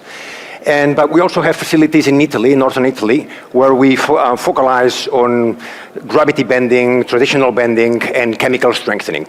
And today, with approximately 300 employees, we serve 3 different markets: architecture, of course, marine with super yachts, and also trains. The company is known for high quality production, detailing, refinement of glass, and large formats, as we can see in this image, in flat and curved glass. And what better example than the project in the UK in Cornwall, the Emily Hobhouse Museum cafeteria. This beautiful double glazed unit, one of the largest double glazed units we have ever produced. But not less impressive, the roof glazing, that in this case spans 6 meters without any support structure. But it's always good when we talk about big sizes also to understand, have a sense of the proportion of the sizes that we're talking about. And this image in our logistics department in the factory in Gersthofen depicts it quite well.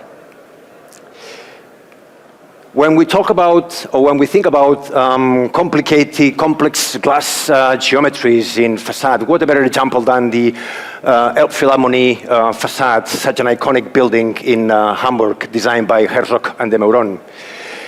The double glazed units, which were actually produced in our facilities in Italy, posed several challenges at that time, years ago, due to the glass configuration, the complicated geometries, and the tight tolerances required for the complicated shapes. But at that moment, and until today, whenever we think of complicated geometries, we are quite stuck to traditional bending. Therefore, gravity bending, with the pros and cons. The main downside is that we need to manufacture a bespoke steel mold onto which we can slump the glass. Every single different shape, every single different geometry requires an expensive steel mold. And also long production cycles, long bending cycles in this case, but with a big advantage of high quality, high optical quality, and tight tolerances and tight geometries. But in some cases, like this is the case of Penn Station, the canopy at Penn Station in New York, sometimes annealed glass does not provide sufficient strength to withstand the mechanical loads, as it's the case with the point fixing and this flexible substructure that is holding the glass. Therefore, for these specific cases, we have always a technical solution, like chemical strengthening. So taking every single glass ply that has been previously curved and submitting that to ion exchange, exchanging the smaller sodium ions of the glass surface by bigger potassium ions from the molten salts. But this is an expensive solution. So whenever we think of curved glass for architecture, generally we tend to think of economical, the most economical and inexpensive solutions, and that takes us to machine bending, with all the pros and cons, as we can see. So generally, the bending system bends up by the sides, allowing for cylindrical, single radius geometries. Also, the geometry is limited by the quenching system, by the oscillation of the glass during the tempering. Even though we have delivered outstanding projects like, for instance, the Henderson by Zaha did in Hong Kong, we took care of all the glass from the simplest flat glass to the most complicated double curved. And actually, it's in the side of the double curve where we had to, once again, push the envelope ourselves, invest in new equipment, in this case, able to bend glass in two directions, in two planes. With logical constraints still here, but the oven was, or the technology was good enough to deliver the most complicated panels in the project. Logically, designers keep raising the bar every day, and we know we have to keep innovating. And already back last year, last edition of Glastic in Düsseldorf and Munich Bau, we already presented a prototype of freeform glass toughened, produced with bespoke configurations. And we knew, or we know that up to today, with machine bending, fast production, we've been able to achieve single radius, double curvature in one sense, synclastic. But the real challenge was actually getting to more sophisticated, innovative systems that would be able to provide toughened glass or heat strengthened with horse-like shapes with synclastic geometries. And this is actually no longer a dream, this is a reality. We have a new equipment engineered and manufactured by ourselves for first time. It's already installed in our facilities in Germany. Size is bigger than Jumbo, up to 8.5 and probably in the future even bigger. But what's even more impressive is that we are doubling the bending pitch up to 1.2 meters, doubling what's currently existing worldwide in machine bending. So thanks to this innovative bending system that you can actually, you can see a prototype in our booth here outside at the exhibition area. Thanks to this innovation system, we, or let's say specifiers, architects and engineers, no longer have to worry which surface of glass in a build-up carries a coating or a ceramic frit. Either it's surface number 2 or number 3. For first time, as the oven and the system bends upside down, we no longer have to worry about that. We can place the coatings on any surface. And we knew that with developing and manufacturing a new hardware, a new oven was not enough. It was not going to be enough. So we had to develop in parallel very specific software to achieve two goals. First, being able to give a quick feedback to architects and designers during design stage to confirm that those complicated geometries are feasible with the new equipment in either toughened or heat strengthened, but also to give, also to be able to control and simulate ourselves production beforehand. So back to the Elbphilharmonie, back years ago when the glass was produced, all the players in the project, from the architect, facade consultant, the general contractor, facade contractors, and ourselves, we all knew that we only had one solution to deliver the glass with such a complexity, which was bent anneal glass, slamping the glass over a more traditional bending. Today, we would have another much better system, faster production, faster turnarounds, very precise, and stronger glass. Thank you. Thank you. That's the end of our morning session. We will go to coffee break. If we can come back at 11 or as near 11 as possible, please. So, welcome back. We're going to start our next session, and I'm sure a lot of you are probably affected by the next topic, which is related to Building Safety Act. It's quite a hot potato in our business at the moment. We're going to hear a little bit more about that and how it's going from two people who are very active in the field. We have Russell Cole, who's head of facades at Arup. Please. And he will start, and then Neville will continue after. Neville Grunwald, who's Director of Facades at Wates. So, Russell. Thank you, Steve. And thank you, Zach. It's great to be here on the 200th edition. I was privileged to present at the 100th in Mumbai, so I look forward to presenting at the 300th as well. So, revolution. There's a revolution underway. It's having a really big impact on our industry. Obviously, the tragic fires we've had over the years, culminating in the Grenfell Tower disaster, are big drivers for change. Of course, there was the public inquiry and the Hackett review, both of which identified major issues and failings in the construction industry. And it took a while, but in 2022, the Building Safety Act was passed, and that came into force in October 23. So we've actually been under the Building Safety Act for 2 years now, but I think it's remarkable that only just now are we seeing it actually impacting our work to a significant level. We're not alone, Neville and I, in talking about Building Safety Act today. There's a panel discussion, and I also see another presentation in one of the streams this afternoon. So plenty for you to pick up on the Building Safety Act. The scope is actually not about residential only. It's all buildings, from shed to the shard.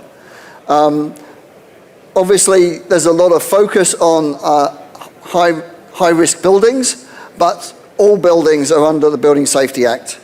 And there's definitions of what work needs to be considered by the Building Safety Act, and it comes from all the way through from just changes of insulation and alterations, obviously through to new build.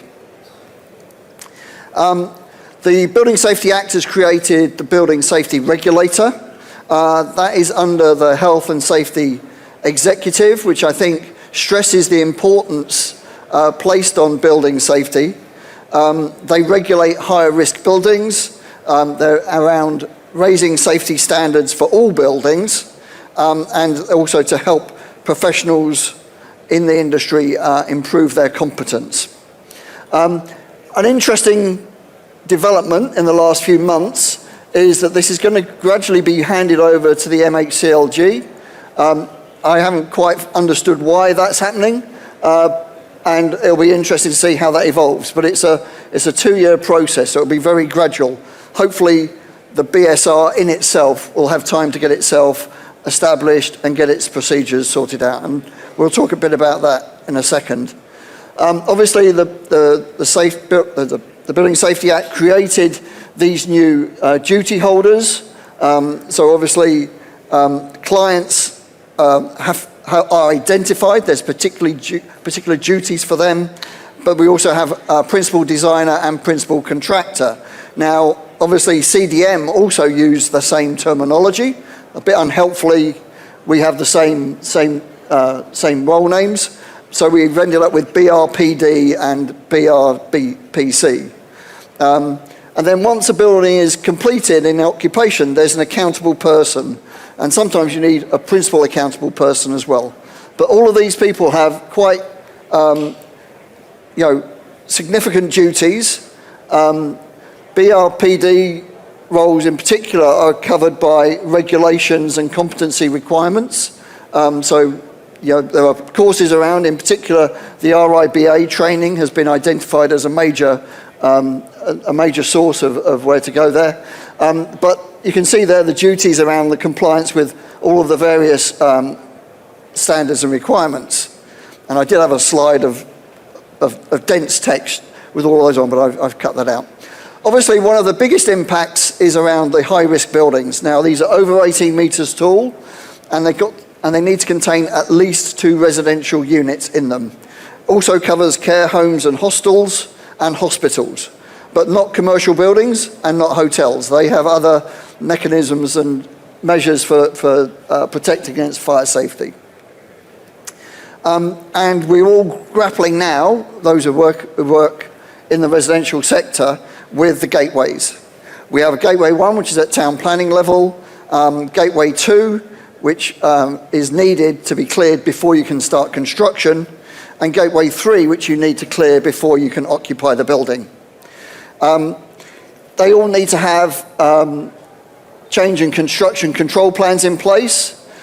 You've got to report occurrences where you're deviating from the design that was approved at Gateway 2. And you also need to have a golden thread of information, which is around keeping the information, particularly on fire and structural safety, clear and accessible throughout the development of the design and handed over to the occupants. So now we've got a lot of projects in Gateway 1 and 2, and I'll give you a few slides about Gateway 2 in a minute. And Gateway 3 is just being reached by those HRBs in scope. The Gateway 2 submission is a major piece of work. A lot of detail is needed, particularly on fire and structural safety.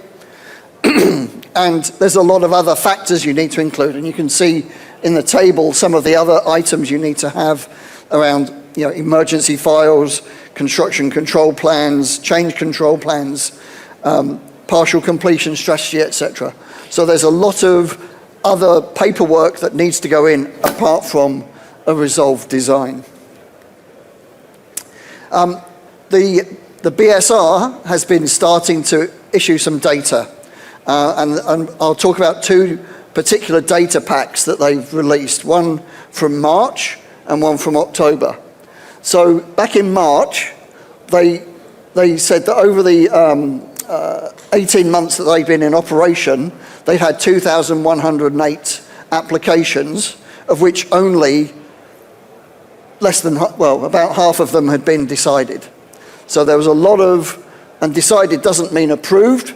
Out of the 1,091, only 331 or 31% were approved. So there was quite a high failure rate, rejection rate. The other big issue is their target time for completing a Gateway 2 review is 12 weeks. But actually, they were averaging 25 weeks, but for a new build, it was 3 times that at 36 weeks. So massive delay being put into the construction program. And we'll also get into the nature of Gateway 2, which is changing the industry. This caused a lot of, everyone knew before the statistics came out that there was a problem, and those statistics kind of articulated that. So what was happening is the housing industry, particularly for larger, all buildings over 18 meters, was being greatly delayed. And 75% of applications were being rejected, but they were because they didn't have an appropriate assessment of the fire and structural risks. They lacked information, and they talked about how the submissions ranged from 2.5 pages to 732. At the time, they said the target was about 40 to 50. I think that's a challenge, considering what needs to be submitted. people were making submissions which were only focused on fire. They hadn't talked about structural safety. And the biggest challenges were in the remediation projects, which I think we can all imagine there's a lot of them because there's still a cladding crisis. There's still a lot of properties with combustible insulation or problems with air cavity barriers. We're dealing there at a lower end of the less sophisticated clients, let's say, tighter budgets. So you can imagine why remediation is a particular issue. House of Lords has had a big inquiry, and there's a lot of interesting things coming out of that. Andy Rowe is interesting. He was a fireman. He was one of the leading people in the London Fire Brigade at Grenfell. He is now the chair of the BSR. In the Lords inquiry, they've made some commitments, which I'll talk about in a second, but they're also looking at how much more regulation may need to be wheeled out to the occupation. This is the October, the recent, just the last month, the new data. These, there's been a real focus on clearing the backlog. 209 approvals were given in August, and they're planning to clear the backlog by December. So there's a lot of focus on productivity and getting those Gateway 2 processes cleared. And if you go to this report, which is on the top right, you can see things like the blockers, where this is a bit of self-analysis about what is causing them to not approve or not be able to progress the applications to a decision quickly. Unfortunately, they didn't give the same statistics that they gave in March, so I can't really talk about that. But you can see here how the blue columns are the applications, the green are the decisions they've made. So you can see new build is at a much lower level, 91 outstanding, I think. And then you've got a large number of remediation projects that are still being processed. So I didn't label that very well. New build on the left, remedial on the right. So they're going to create a new innovation unit. So they're reorganizing themselves from multidisciplinary teams. They think that clears the cases more quickly. And they're also looking to create a special team for remediation. Again, the lessons coming out of that is details are needed for a large number of the submissions. Products aren't identified, calculations are missing, fire and structure not getting the attention that they still think is needed, and other building regulations and approved document compliance, is that being covered enough? Because there's limited opportunity to revise all this once it's completed. So this is changing procurement. Contractors and subcontractors need to be engaged earlier. Again, clients are in a rush, tight programs, so they're tendering on stage 2, stage 3 of a project, tendering on less information, but then they need to quickly develop a design so that the Gateway 2 application can be made. So the supply chain needs to be firmed up early. So that's a big change to the industry. And then Arup and WSP, I believe, are employed by the BSR to help out with the reviews on the facade engineering. And I've just posted there a few observations from our team. The BSR is still evolving. You've seen how they've got the multidisciplinary teams and the innovation unit. There's a lot of development happening. There's a big issue and debate we have with the assessors around where the performance-based assessments of fire risk has identified the works to be done, but that doesn't actually give the residents a clean EWS1 that allows them to sell the flat, etc. Thermal performance for refurbishment, should it be improved? Can it be downgraded? Can we change, does it need the building line changed? And rest of the building regulations maybe are getting not enough attention in our view compared to what they should do. Gateway 3 is coming up. You won't be able to occupy the building until you get this right. Moment of truth, as it says there on the right. The regulator needs to be able to independently verify that it's been built as submitted at Gateway 2. Golden thread of digital digital record is really important, and you've got to have the change control since Gateway 2. So Gateway 3 applications have also failed because of a lack of evidence, weak change control, discrepancies between drawings and site, as built, and system integration issues, right? Things not performing together as planned. So, Building Safety Act, as I said earlier, applies to everyone because it's all building types. And to that, and therefore, you need to know all about SKEB, which is skills, knowledge, experience, and behavior, because all of that together builds up into your competency, which everyone working on all sorts of buildings needs to be very conscious of what they're capable and competent to do and be able to demonstrate that to others. You need to ensure compliance with all of those regulations, so that means a knowledge of all those regulations, standards, approved documents, etc. You need to be competent, and you need to cooperate, coordinate, and communicate. So you've got to do the design correctly, in accordance with the relevant regulations, and you have to supervise your trainees. So there's a lot of education and development for everybody in the industry to be thinking about so that we have competent teams. One part of that for the professionals by the Engineering Council is a set of requirements for HRBs. Myself, with Claudia, Damien, and Steve, worked on this for the SFE. The CIBSE are just starting a register. Pioneers are going through the process of getting the first people to be on that register. It will be kind of like another chartered qualification in a way, but you already need to be a chartered engineer as a prerequisite. And Neville, over to you. Thanks. Can you all hear me okay? Good, I can hear. Right, so on top of all those things that Russell's just been talking about, right, these are the key headlines, right? So you need an understanding of the functional requirements of building regs. That's kind of difficult. We get lost on that on a regular basis. We'll overperform on Part L. We've all been to meetings where somebody said, well, actually, this wall should have a U value of 0.18. Oh, don't worry, we can get 0.16 out of this. Actually, now we've got a problem with Part O and Part F for overheating and ventilation. So you need to think about it more holistically. We need a collaborative approach from start to finish. Now, this is really key, because nobody in this room is entirely competent. You can't be, okay? I always think of our CEO at Wates, Owen Leonard.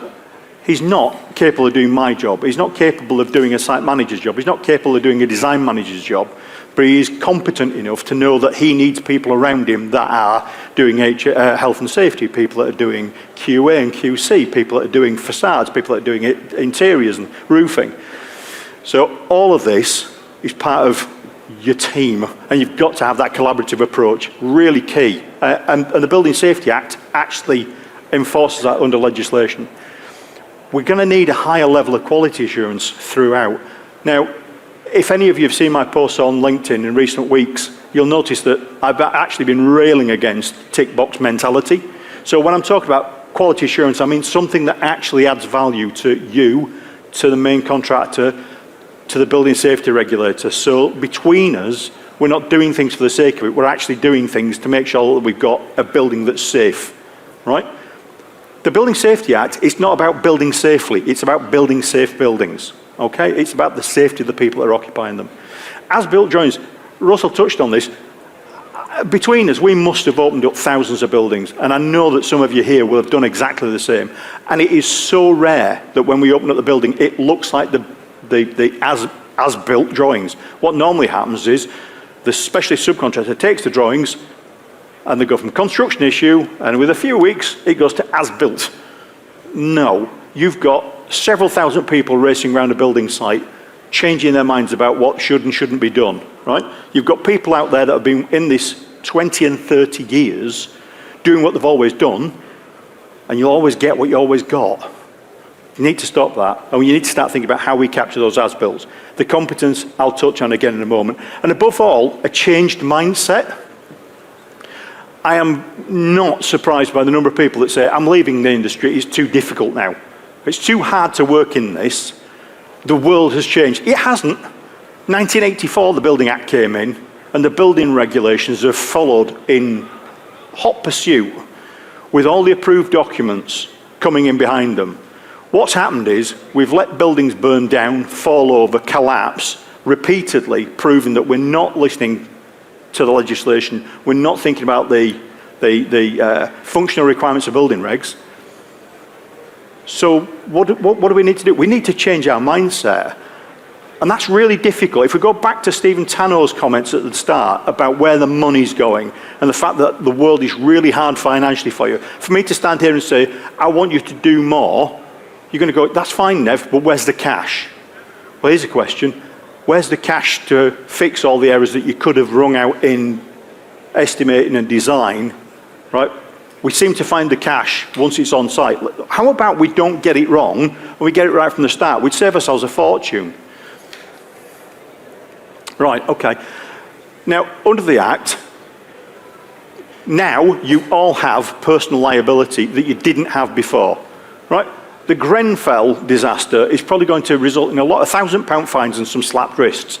And there's going to be some people that are going to feel the weight of a very bad week or two in court, and that's it. I don't know about you, but for 72 deaths, £1,000 a head seems a low price. Okay?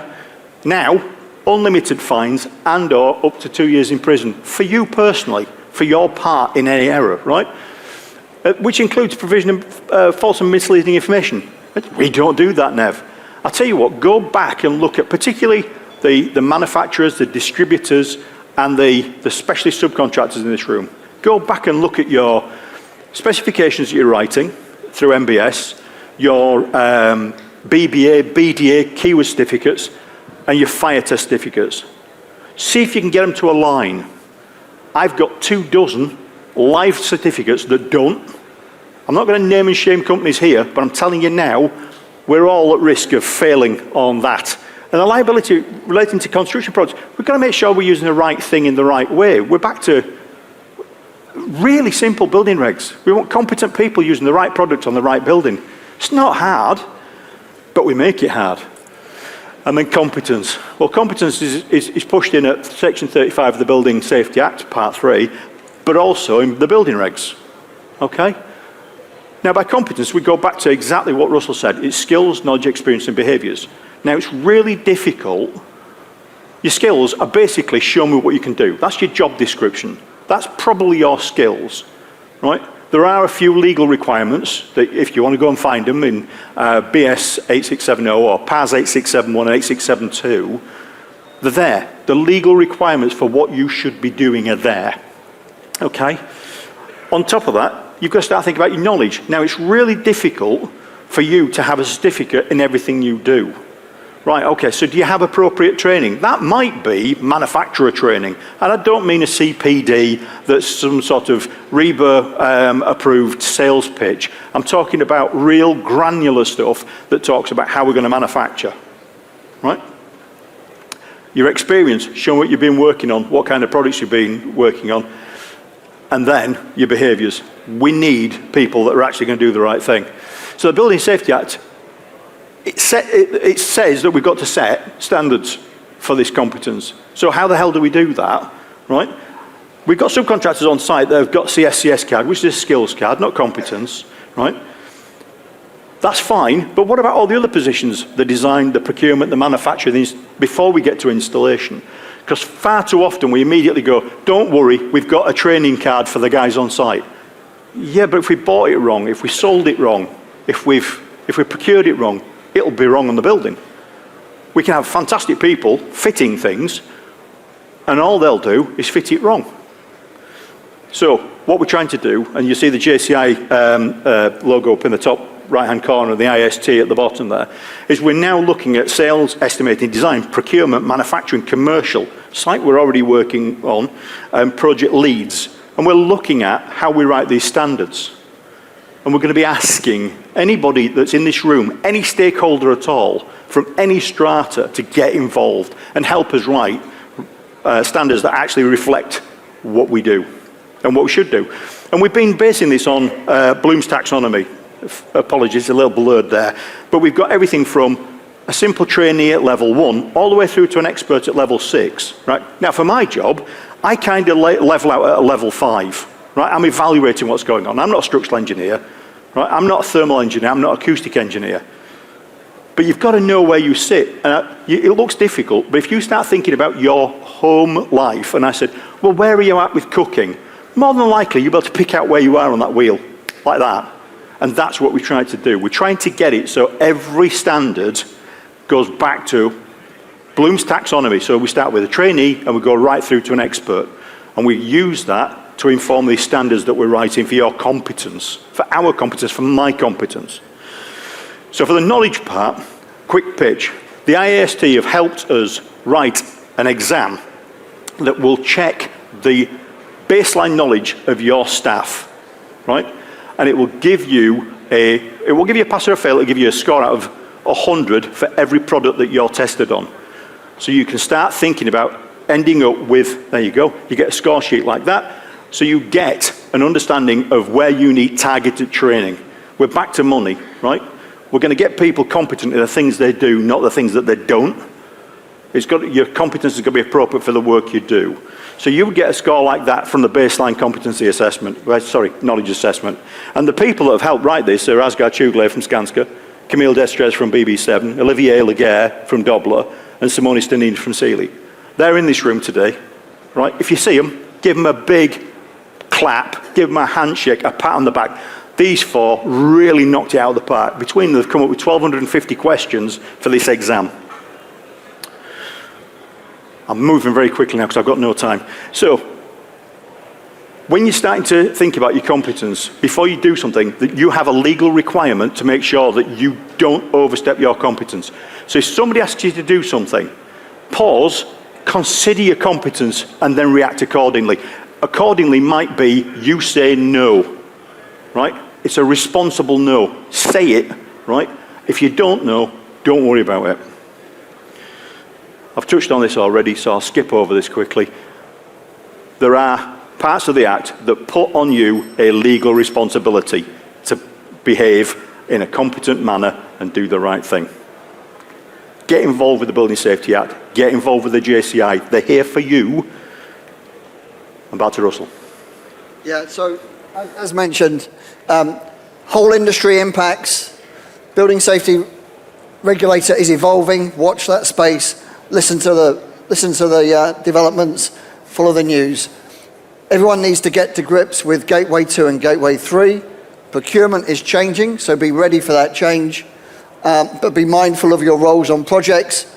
Be able to demonstrate your competence and the competence of your team, and the importance of qualifications and then recorded CPD. So with that, thank you very much. Thank you.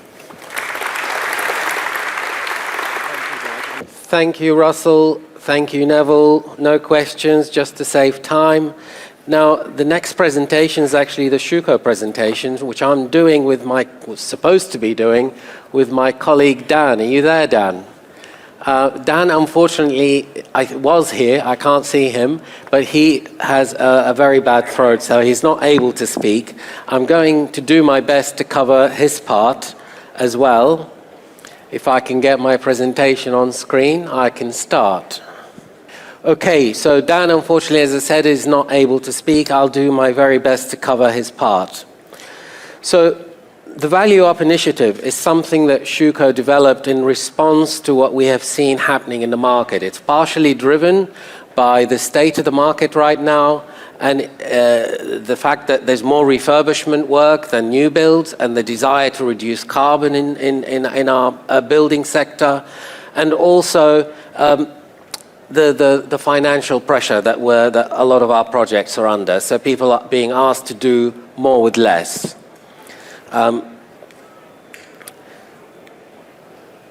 It goes back to the carbon initiative to reduce carbon dioxide in the atmosphere, which sits at the moment at 425 parts per million as a global average. And we want to go back to pre-industrial revolution figures of around 300 or 350 parts per million. There's been various agreements, such as the Paris Climate Agreement, and the science-based targets that we are all trying to work to. So with Value Up, we are covering everything from minor remediation to full refurbishment and a spectrum in between.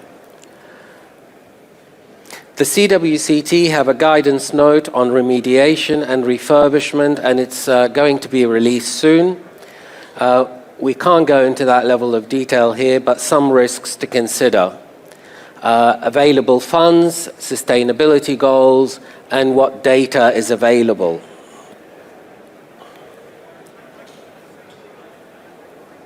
So with Value Up, we're looking at it from the very beginning, analyze what you have in order to be able to decide how to upgrade, plan the upgrade, rebuild to upgrade, and maintain the building after it is finished.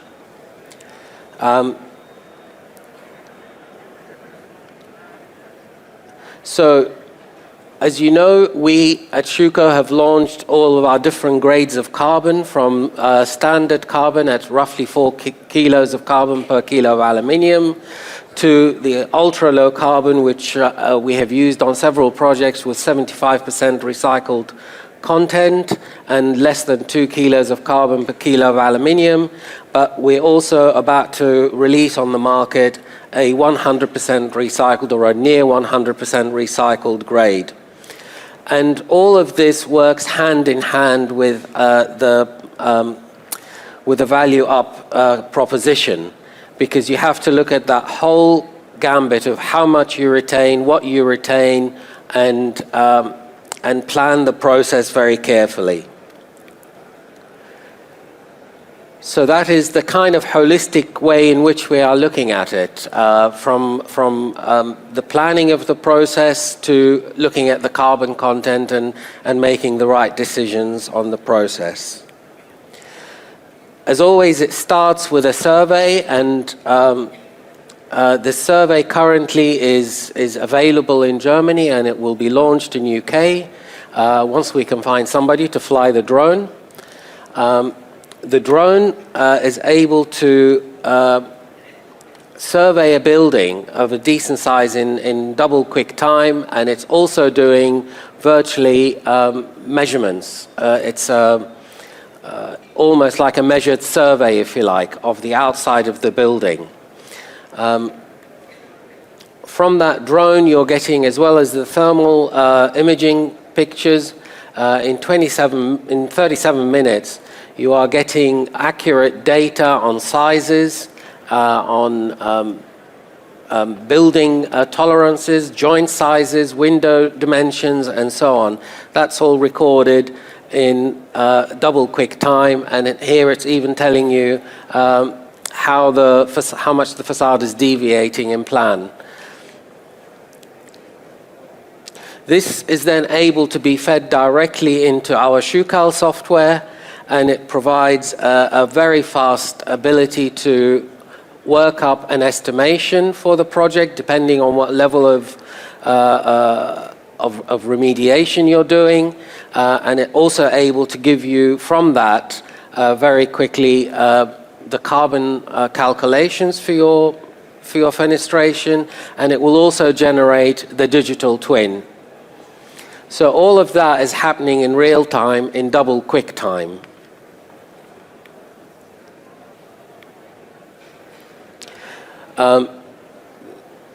This is looking at our systems historically from the 1950s till today, and what we can do to retrofit some of those systems. Simon Allford talked earlier about buildings being built at what he called facades of forever facades, as in we're expecting them to last way more than 20 or 30 years. So we've got to be able to remediate and work with our facade systems from the past. Here what you're seeing is a simple replacement of the operable sash. You retain the outer frame of a window and you simply replace the sash, and you get quite a lot of benefits just from doing that. And we're able to do that now, we're able to offer it. It can give you, if you like, a significant upgrade for a modest financial outlay. It will improve the aesthetic, and it will also give you a more resilient, a longer lasting product. And in that process, we're looking at everything from the hardware, because we have to look at the weights and so on that we are hanging onto the existing frames.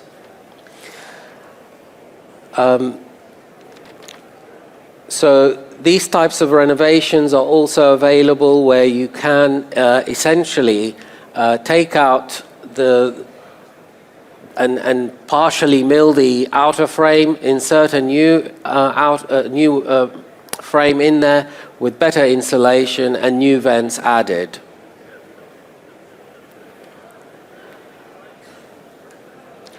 These type of refurbishments will help you to reduce thermal bridging, condensation, and give you a better and robust weather seal. Here it's an adaptation of trying to retain existing stick systems. So you have an additional adapter profile that can be added onto any stick system. It doesn't have to be a Schüco stick system. It can be any stick system. A new adapter profile that can be added, new gasketry, triple glass, and that again will suddenly give you effectively a new facade on your building. But you're actually retaining some of the existing parts of that facade.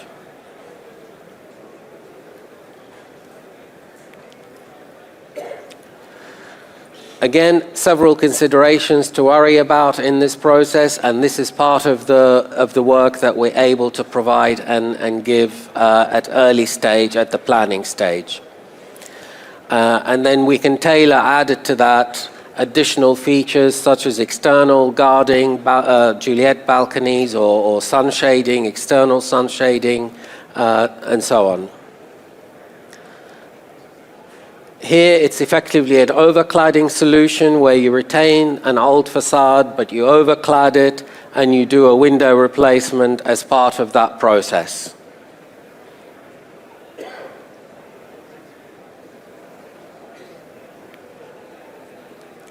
I'll mention again the Internet of Facades, this small tag that we have now been providing on our products for the last 2 years.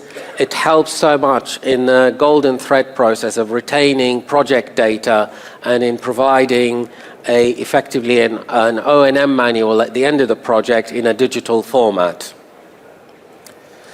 So that was Dan's part of the presentation. I'm sorry I rushed through that. I hope I did it justice. My part of the presentation is looking at a couple of recent case studies, and these are, if you like, more substantial refurbishments. Starting with this project, which completed earlier this year.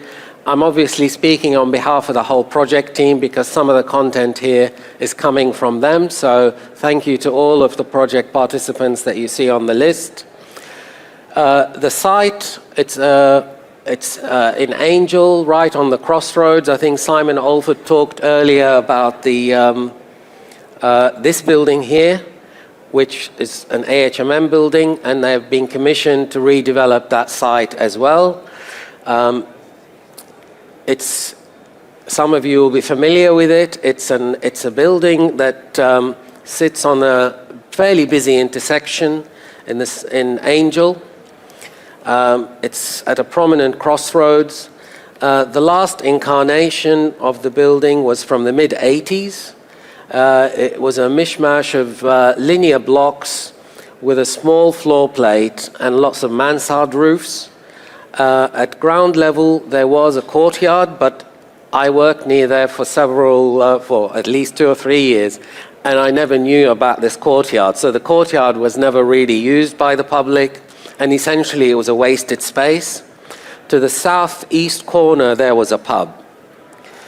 The typical that's the ground floor plan, but the typical floor plan is also a inefficient space with multiple cores inside the building and an external facade that didn't meet modern standards. So the decision was made to redevelop this into a more modern building with open plan layout and modern facades and something that's a bit more in keeping with the local area. A carbon benchmark was set for the scheme with 80% retention of the existing concrete structure. And as you can see, the concrete frame is generally in good condition, and it made a lot of sense to retain that wherever possible. In some areas, there was a requirement for temporary bracing during construction because a lot of the old cores were removed. Before the new cores were built, the building had to be braced. At scheme design stage, Eckersley O'Callaghan was preparing the facade studies for the new facades. Inevitably, they have to examine different facade construction typologies, including the question that seems to come up more and more: do we use precast or do we use a unitized curtain wall? And I think those of you who were here last year will remember we presented a whole paper on this topic. So as you can see with the precast, there would have been a lot more joints in the facade, and a lot of these joints would be, or all of these joints would be mastic filled.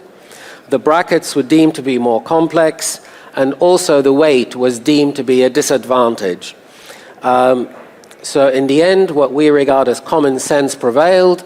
A unitized facade was selected, and it uses GRC to give the stone features on the external wall.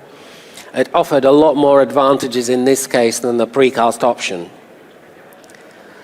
The advantages didn't just include less weight and simpler bracketry, faster installation, and better weather protection or weather performance. There was also a clear advantage from an embodied carbon point of view. As always, early engagement. I think the two previous speakers talked about this. How we procure buildings, how we procure facades is changing. We need the industry to be a lot more collaborative and bring people on at early stage. So we were delighted to be engaged at a very early stage on this project back in May 2022. And we evolved a proposal for this project, which was adopted by the project team, and they saw the sense in this, and it fitted also with their own, if you like, assessments, having moved away from precast to unitized. The construction is relatively simple. It's all off-site assembled and dry glazed. There's no mastic joints on site, and it incorporates a series of glaze modules and opaque modules with GRC.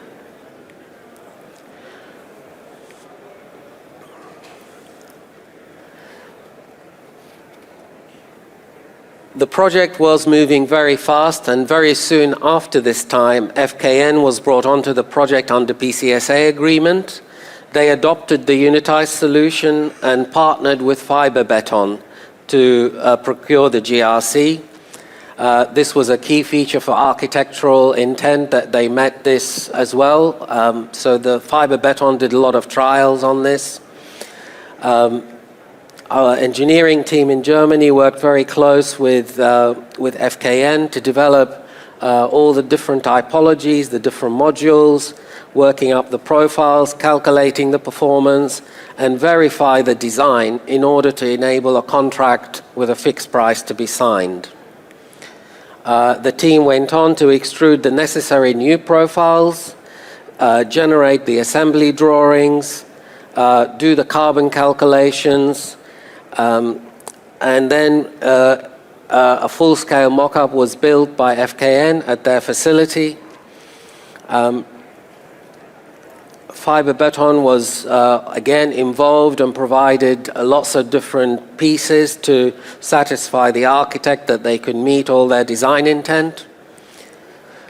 The culmination of this proving phase was a full-size performance mock-up. This was fabricated by FKN and Fiber Beton and brought to our test center in Bielefeld. It underwent the full CWCT sequence B test, and it passed first time. So the project can then go on. There are some special facades on this project as well, such as the southeast corner with the loggia facades. There is floor-to-ceiling facades and some really stunning GRC work as well to go with it. So here you see some of the images from the off-site assembly of the GRC onto the unitized panel. There were 92 different GRC shapes, many variations in terms of lengths as well. You see the different GRC shapes and their packing, and of course the special connections that were cast into the GRC to enable the GRC to be bolted onto the unitized. More images of the site assembly, and the whole process worked extremely well. Of course, every detail was studied and developed, nothing was left to chance. This was a testament to the attention to detail from AHMM, from FKN, and from Fiber Beton. Also, you can see here the multicolored fluted aluminium spandrel cladding.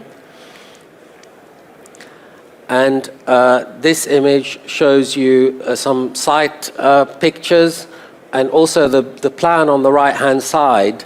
Everything that is shaded in blue was existing retained structure, and everything that is not shaded is new structure. So you can see the stitching of that floor plate with existing and new structure and the new core in the middle of that.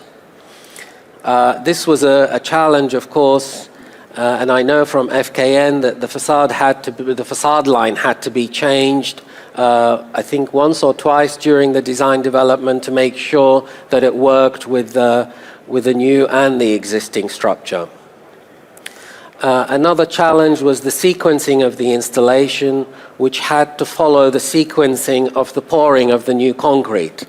Not the traditional, if you like, orange peel of going around a floor plate left to right. There was a lot of, if you like, installation in segments. And you can see here the different installation methodologies from tower crane to manipulator to mini crane. Finally, for this project, you see here an interesting comparison of the embodied carbon that the team did between PCSA stage and as-built stage. A remarkably good correlation, actually, between the two. And I think that's the testament to how good our carbon calculation tools are becoming. And I know we now have, finally, from CWCT, a carbon calculation tool that they have adopted and everybody's using. So that's good news on that front. Notably, however, the aluminium extrusion achieved better than predicted, but the aluminium sheet was somehow higher than predicted, and also the transport cost was lower, which I think was mainly because FKN had overhauled their transport fleet in 2023. The second project I want to briefly talk about is this one. It's One Exchange Square. It's on site right now. It hopefully will complete next year. Again, I want to say a big thank you to the team, the whole project team that shared their information, because again, I'm not just presenting our part, I'm presenting the work of everybody on the project. It's in the heart of the business district in the City of London, and it's in effect 3 separate buildings, which were receiving varying degrees of upgrade. This is 176, which is receiving the major changes, including a new park in the front. Fletcher Priest adopted a very pragmatic approach to help maintain and retain as much as possible of the existing fabric. This meant 94% of the existing structure could be kept, with massive savings in carbon. The floor plate is only marginally changed. You note that the existing voids are actually reduced in size, and that's done by extending the floor plate around that, and that's an interesting thing to see on site. And the end result of these changes is an increase of rentable space by about 15% and a huge upgrade to the building performance. and the creation of lots of terrace spaces to promote well-being and biodiversity. The advantages of all of this is clear, with best energy rating and a BREEAM outstanding. This project timeline coincided, as you can see, started in 2021 and it's finishing next year. It coincided in the period when embodied carbon was in flux and people didn't quite know what they could achieve at that time. A lot of the low carbon, ultra low carbon options were just coming on the market. So they set for this project some targets which they managed to improve on, and I'll show you that in a minute.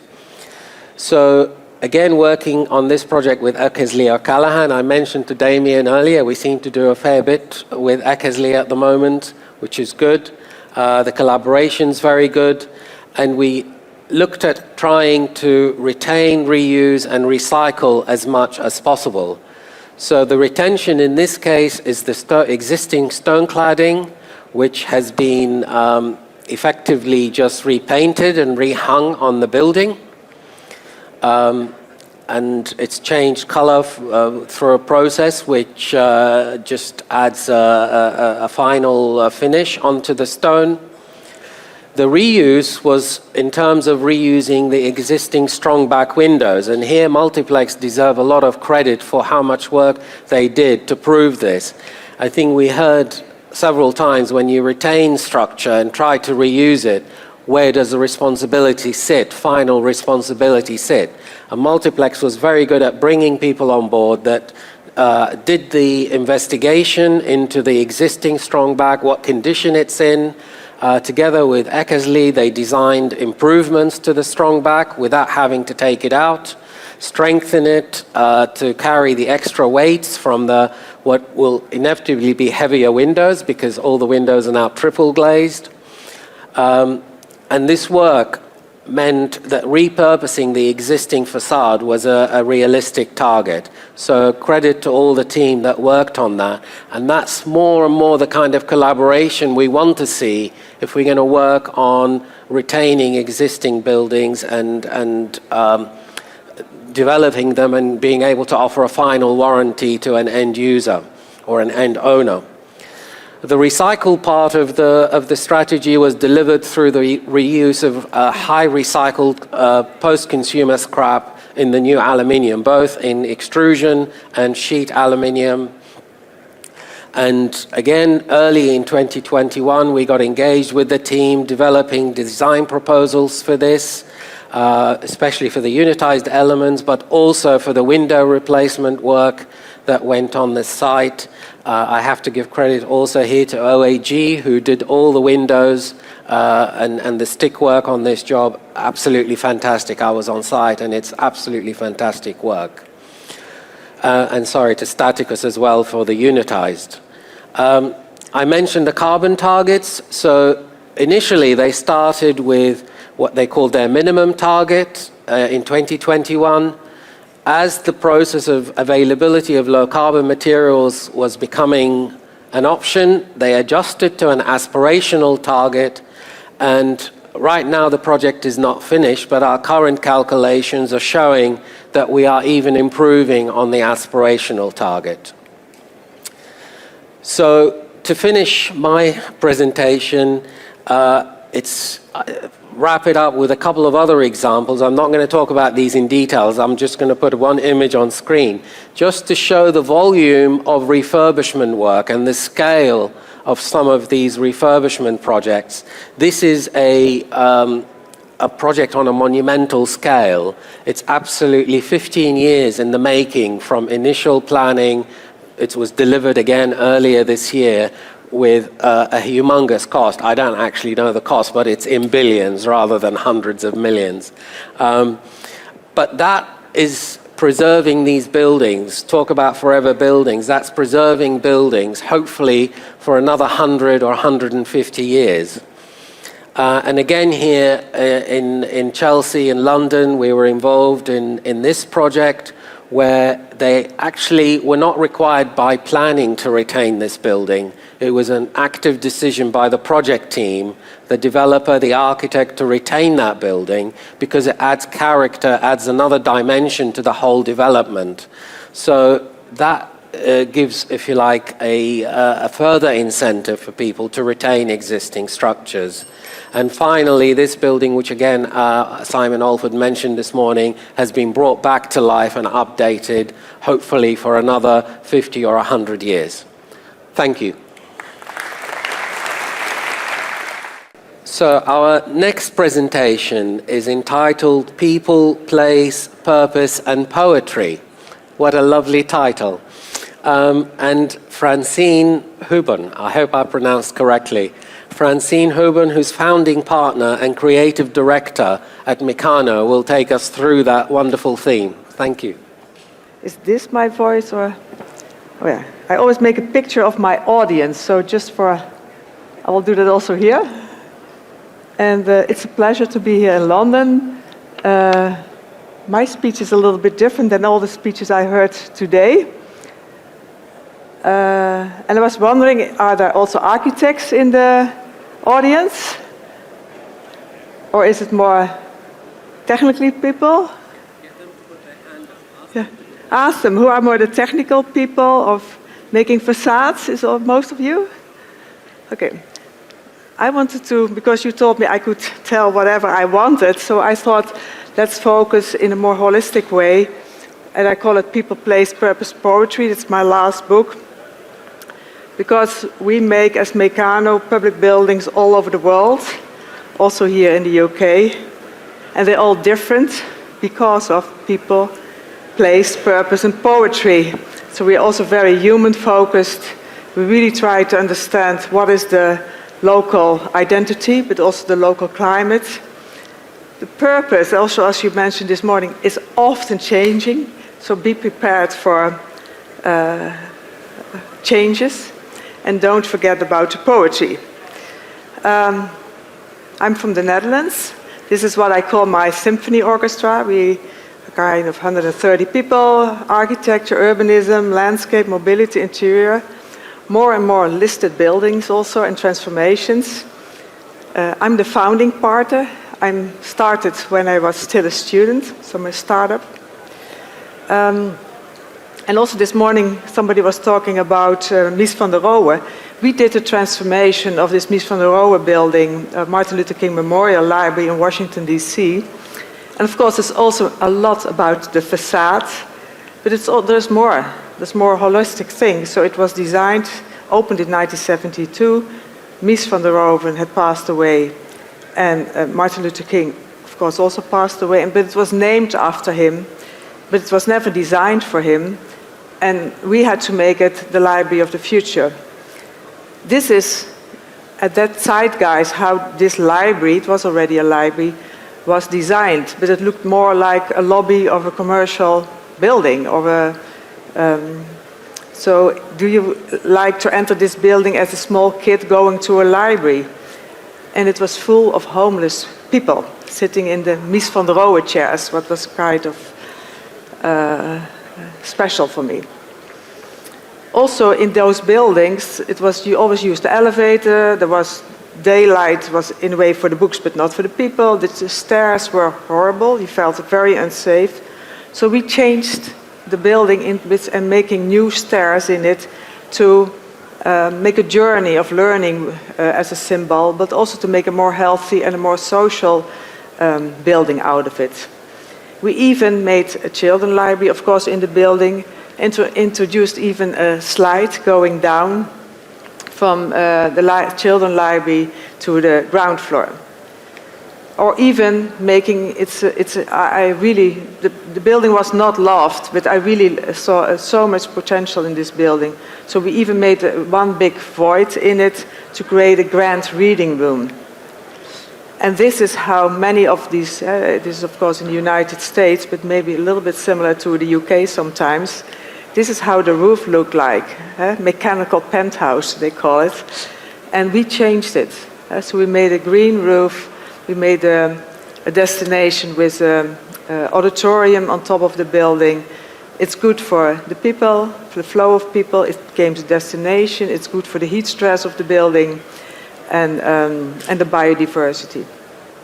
And of course, we did also transform the whole facade because it was too cold or too hot and it was falling apart. But we restored it, and I think in a very good way. This is how the terrace looks like now.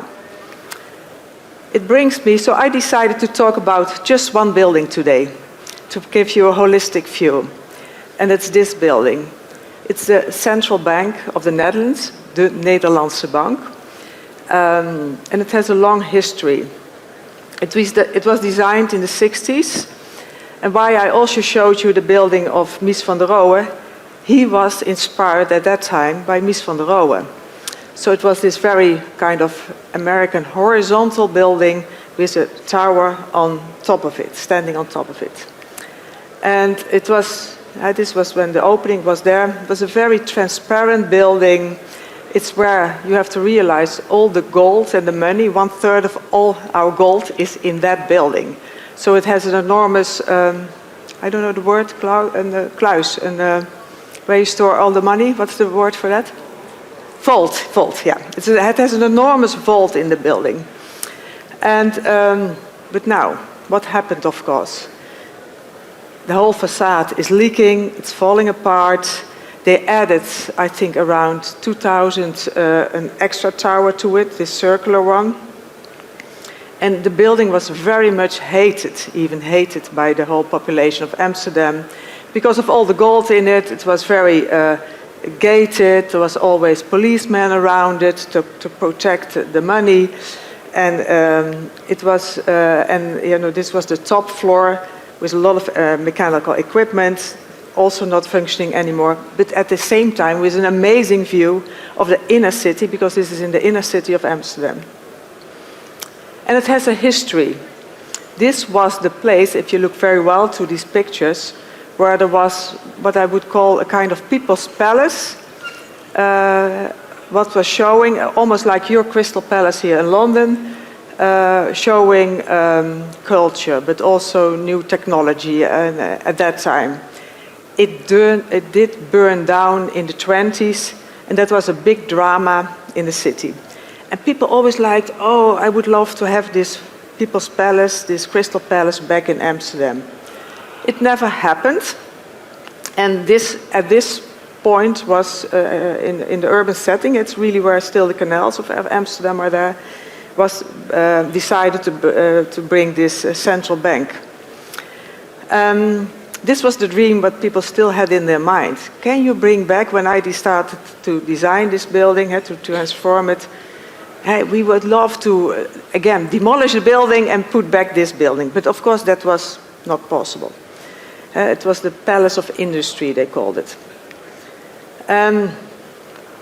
This was the picture made when this building was opened in 1968. But how to deal, even with your facade discussion, how to work with preservation and at the same time innovation, because the facade has to be better than at that time.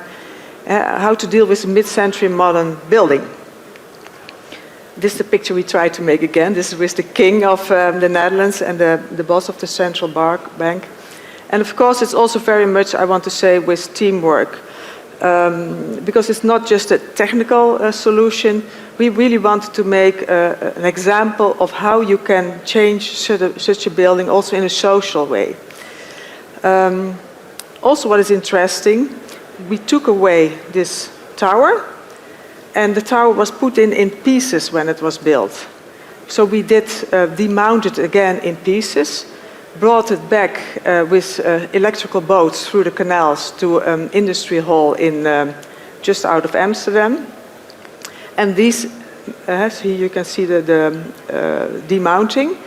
And there's a proposal to make out of these pieces a kind of 3 pavilions for housing for the elderly. So it's reused. Another thing what we did is also bring to that same, it's a new concrete factory. Everything what we did take out of the concrete, we brought it to this urban mine, again with electrical boats. And because concrete, you can take it all in pieces and make new concrete out of it.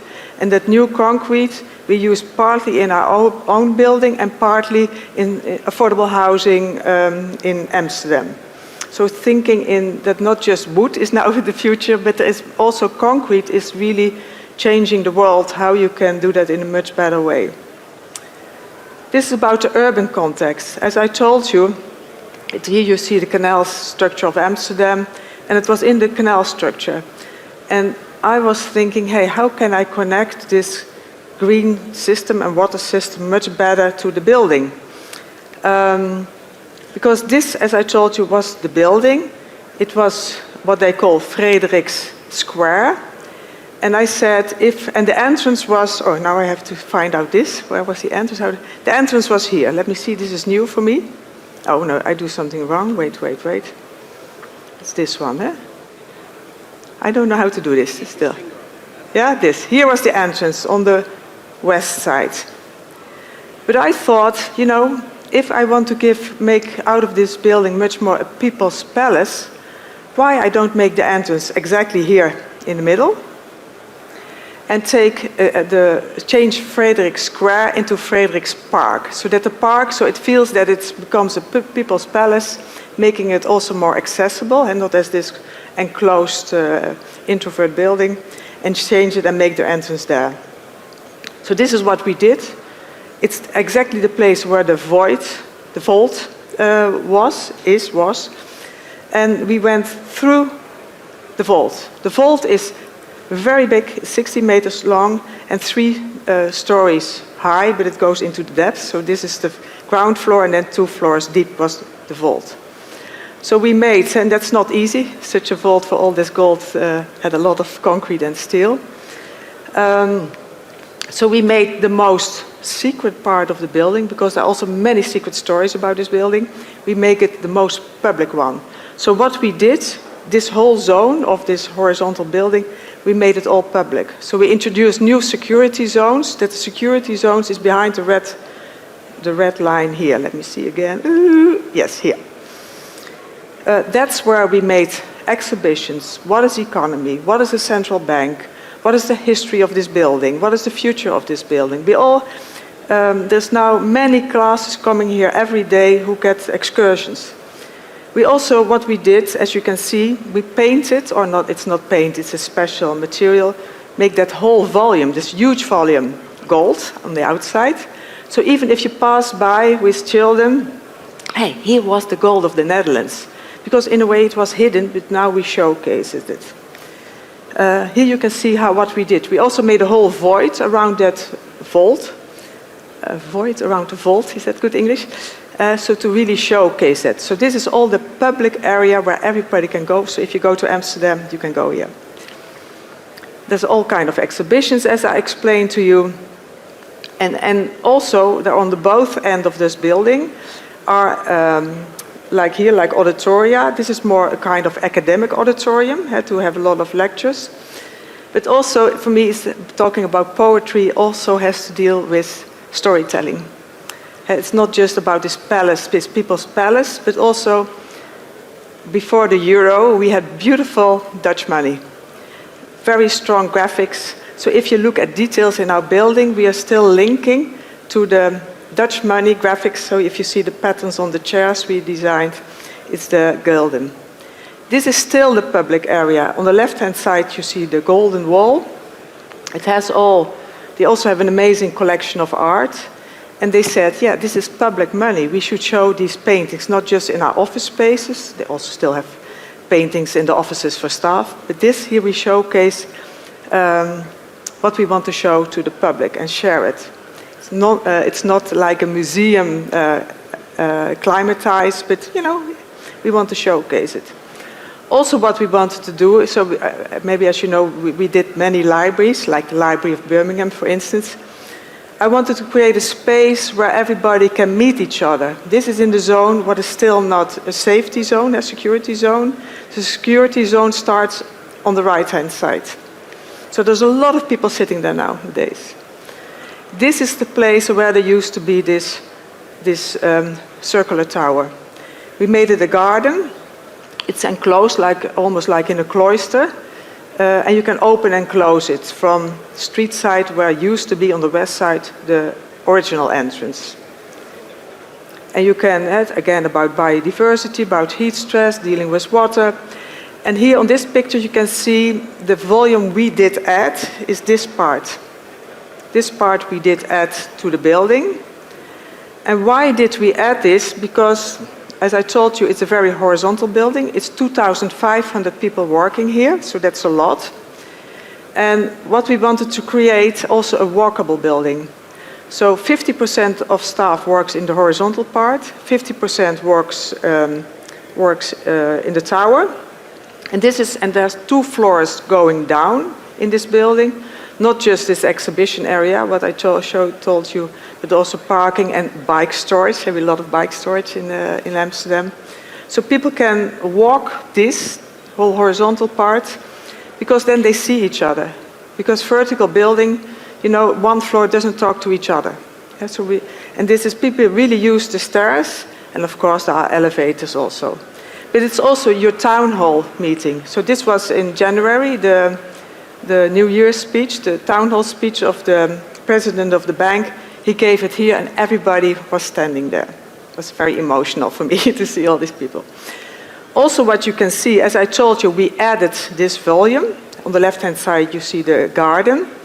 And here you see the structure of the old facade, all that concrete, what you see here, is the old facade. So we took it off, we extended, we made this big space, but we really wanted to show also the old concrete of the building. Another thing, what was important, always is important for me, is think of the senses of people. A lot of times I experience that acoustics, a lot of architects forget about it. They just look at the renders and then they think, oh, this looks beautiful, we make a concrete floor and a concrete ceiling. You know, that doesn't work for your acoustics, for your senses. So what we did is reuse of PET felt.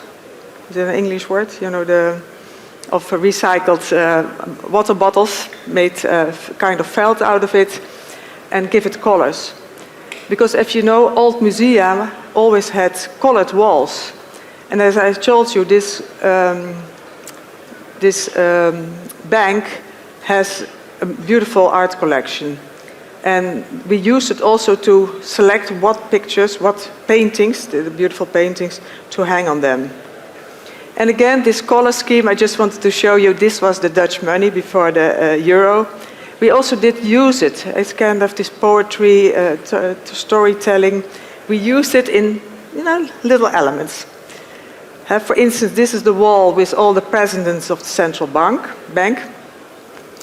2 of them are open, also has a story. One was because of religion not allowed to make a picture, a picture of him. The other one was somebody who was wrong in the Second World War. But also the color is based on that color scheme. This was an amazing hall. I have not seen it like this, because what they did, this was the hall where they used to count money. But of course that's not happening anymore. So what happened in the last 20, 30 years? They closed it and made it all little offices out of this space. But look at the column and look at the spacious quality of it. This is on the 2nd floor. I always have to check out how you count your floors, but it's on the level where the crowns of the trees are. So this is a totally transparent hall, was it? Surrounded by the trees of the park I was dreaming of. This, as I told you, happened. This is the same place. They had all made out of offices out of it. And what we did, we took it all out, and we did reuse, for instance, all the wooden beams to use it in other parts of the building.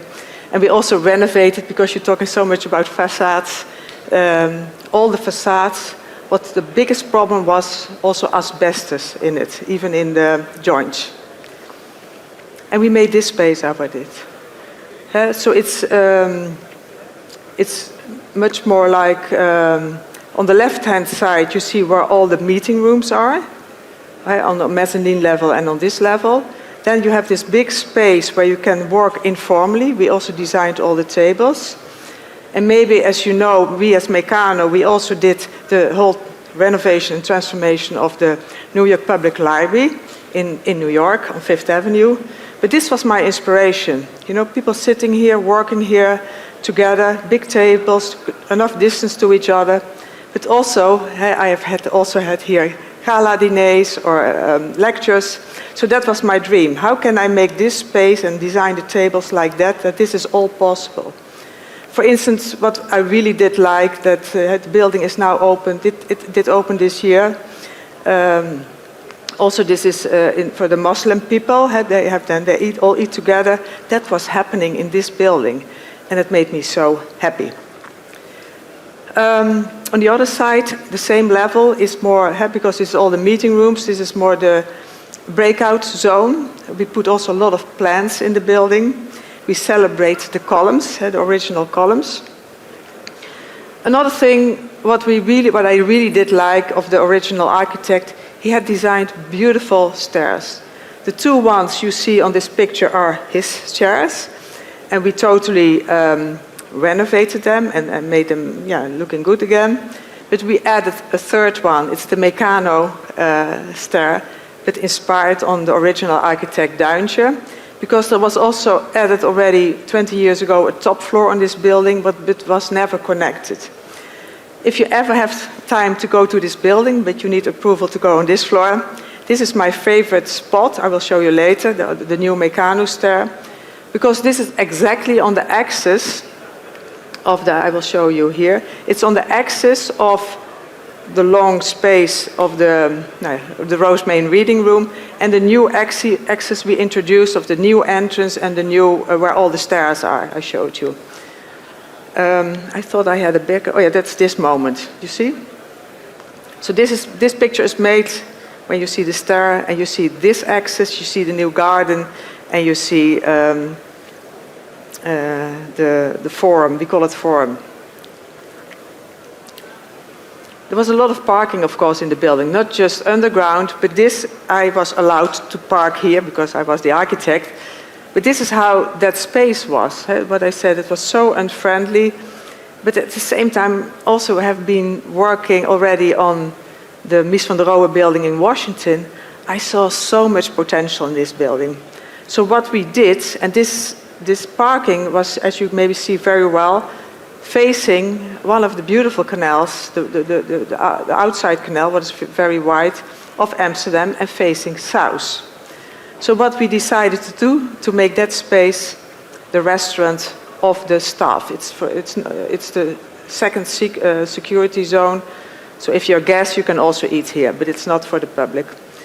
We also keep the kind of brutalistic feeling of the concrete of the building. We did add these wooden slats in the ceiling, and the wooden slats are made out of trees that are ill from Amsterdam, and they are handmade by people who are in jail and have to do some work.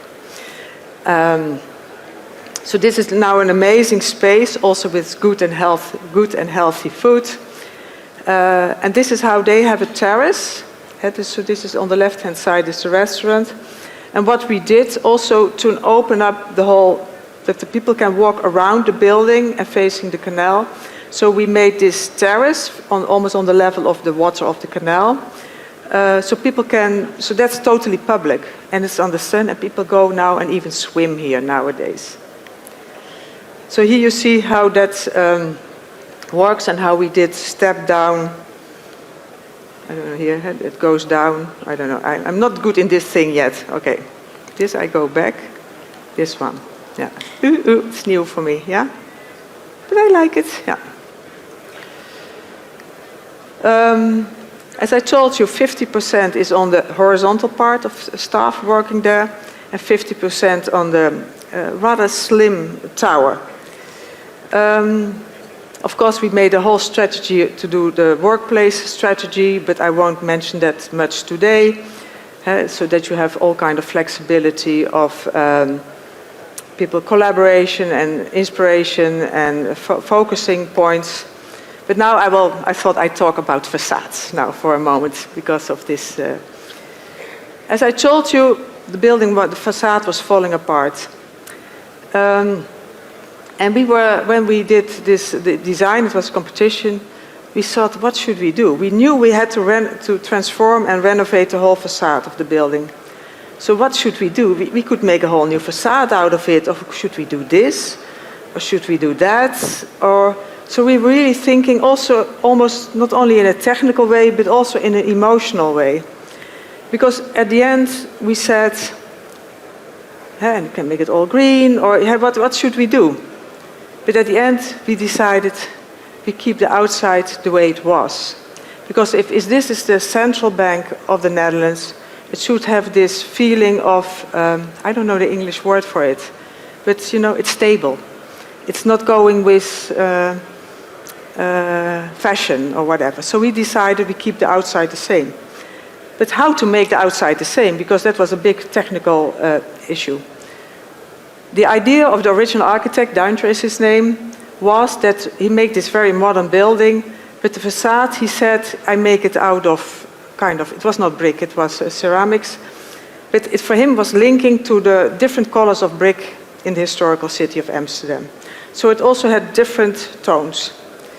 Here you can see that was his idea. You can think, oh, is it works or not? But that was his idea. And then also he made this kind of false perspective. So every floor is 2 centimeters going, I don't know, more tops, I don't know the English word. But even the bands, the horizontal bands, are also changing because he wanted to think that it's more slimmer, more narrow than it is. And what we did, of course, we have to be sustainable and intelligent, so we made a whole system. It has 3 layers of glass, of course, all insulation. But also, I now want to focus on these ceramics. They had different colors because how it was made was the tiles that were closer to the fire pit, to the fire, has darker than so it was a kind of, logic system that it has different colors. But now if I order ceramics, I get exactly what I do. So we were testing a lot about how to find the right coloring of still having this kind of feeling, natural feeling of the original building. But also, how to mount and demount it. And that it doesn't fall, because that was falling apart. So here you see the system that you also think in a circular way how to mount it. And you see the system of the glass. So it has a 3rd layer in front of it. Because in the Netherlands, we don't want to have all these air-conditioned buildings. We also want to have natural ventilation. And then the top floor. As I showed you, it was full of mechanical equipment. There was no elevator to it. But our dream was that this would be the most beautiful room overseeing an amazing point of Amsterdam. So we put all mechanical equipment in the basement because we had a big basement. And we changed it and made really a room with a view out of it, with an amazing view. There's a bar, there's parties. Already Dutch television is using it for broadcasting, etc. And this is my last slide. You cannot read it, but it was published in a Dutch newspaper, an Amsterdam newspaper, who are always very, very critical. But what they said, the bank is open, and it's the new hotspot of Amsterdam. It became the new hotspot of Amsterdam. But also, we have our people's palace back.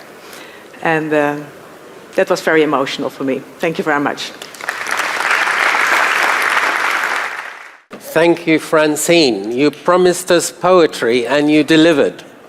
I love the bold use of colors. Absolutely stunning to have colors and used in a way that actually adds to the building, because quite often people are scared of using color. And I see here you've used color so beautifully. So congratulations, great project, thank you.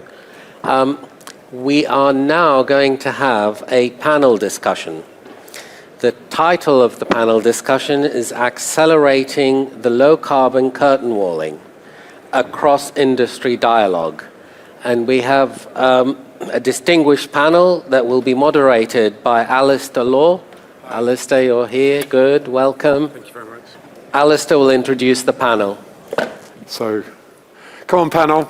Let's get you up here.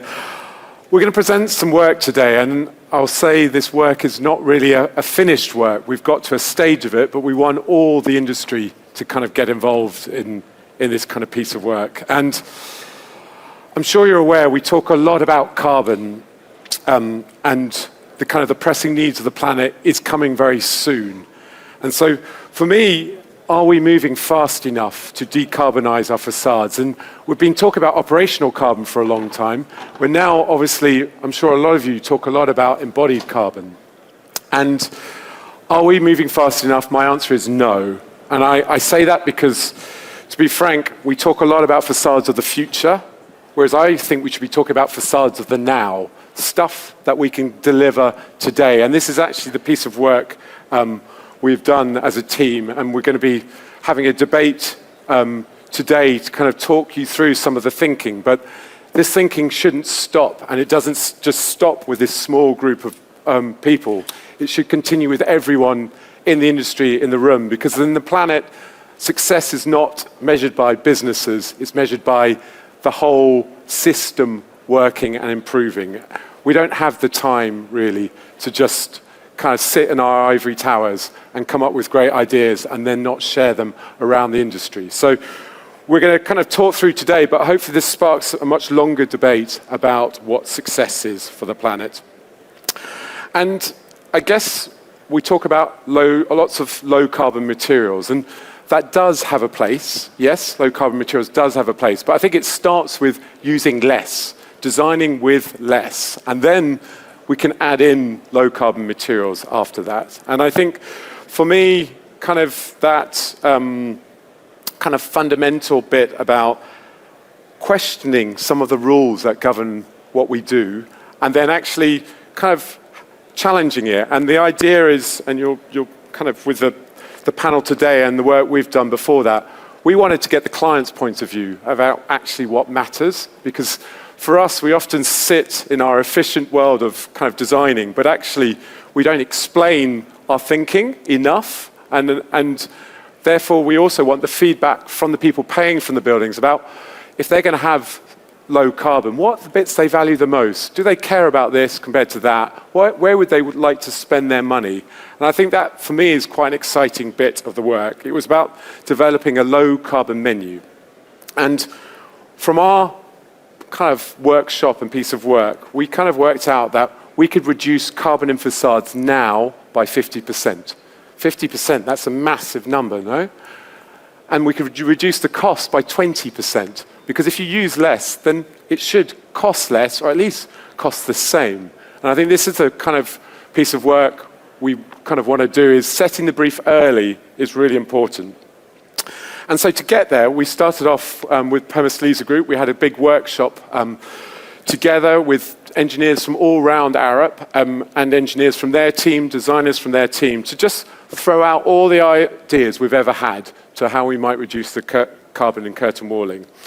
And that kind of led to a next piece of work. We said, we've got all these ideas, let's do LCAs on it, and Tim will talk about that, to kind of pick out what we think were the kind of the best. And then we got sort of a linear to kind of cost them, because we realized a story about increasing cost and lowering carbon, that doesn't work. People don't want to pay more. We're in a world where it's already quite a tough place, and we're saying, well, actually, if you want low carbon, you're going to need to add cost into it. So yeah, this is something we want to dispel that myth. And then we brought the likes of Sir Stuart Lipton, Paul Hargreaves from Lipton Rogers to have a discussion about what works and what doesn't. And Benjamin Lesser from Derwent. We had architects from Wilkinson Eyre, from Spice, and we had the likes of Neil Dobbs from Multiplex, just to kind of chat through these ideas. So today I'm going to present the panel, but this is to continue the debate and to kind of bring it alive. And this debate, as I said, will and should continue with the rest of the audience. So I'm delighted to introduce Laura Solarino, a senior sustainability designer from Arup. We've got Tim Debetz, a lead concept designer from Perma Group. We've got Steve Moody, a partner at Linear Consulting. Alongside that, we've got Paul Hargreaves, the head of construction for Lipton Rogers. And they're all part of this round table. So I'm going to kind of ask first of you some questions, Tim, Steve, and Laura. Could you talk to me kind of about how this collaboration came about and what the highlights were for you? And I'm going to go and sit down. If you don't mind, I'll give it a start, if everyone can hear me. So, of course, it came about from a shared interest in delivering low-carbon facades. But most of all, we've worked together in many projects through the years, Arup, Perma and TT Alinea. And I think we always start on projects with our own preconception of what the best solution for facades is. And then we try to redesign it to make it low-carbon. And so we thought, could we maybe go back to first principles and rethink completely the way that we think of facades and the way we think of low carbon. So we wanted to go back to, well, designing efficiently, and that was where the research landed, really. So Alistair mentioned we had few workshops. We had many ideas of how to build efficiency and how to reduce carbon in curtain walling. Not all of them were particularly successful, so we actually had to assess them, and this kind of proves the point that it needs to be an iterative process. When you design facades, you need to really check whether your idea is worth pursuing or not. You need to continue checking that this is actually achieving a lower carbon. But we ended up then summarizing them into 6 actions, and we've called them actions, but those are really principles that can be applied to many different buildings. But the 6 principles, you'll see them on screen as sort of on rotation from the publication that just came out. But the 6 principles are all around efficiency of materials. So we have one that is the effective bay design. So we talked about 1.5 meters bay, which is the typical kind of standard in office buildings, versus using a larger bay, so 3 meters. Then we talked about efficiencies in glass buildups. So could we perhaps reduce and relax some clauses in our specifications? Do we need extremely flat glass everywhere? Can we reduce pillowing? Could we go away from our assumption of having laminated glass inner outer on every single building? That it's only done in London, really. And then we talked about the superfluous use sometimes of vertical fins, horizontal fins, and sort of accessories that we add to our buildings. And then lastly, we spoke about reducing the thickness of our extrusions in framing. So those are not breakthroughs, right? Those are very simple principles that can be applied. And many people, I think, in this room have thought about these type of efficiencies. And I think this really speaks to the point. So why, if they are such simple principles, why are they not applied in our day-to-day? Why do not all buildings have this? Because we could already have that 50% reduction in our buildings. And I think it ends in a sort of positive way, because it's a provocative thought to say we already have the cards in our hands to deliver net zero in 2030, because the buildings we are designing now, we could already make them more efficient. So go on, Tim.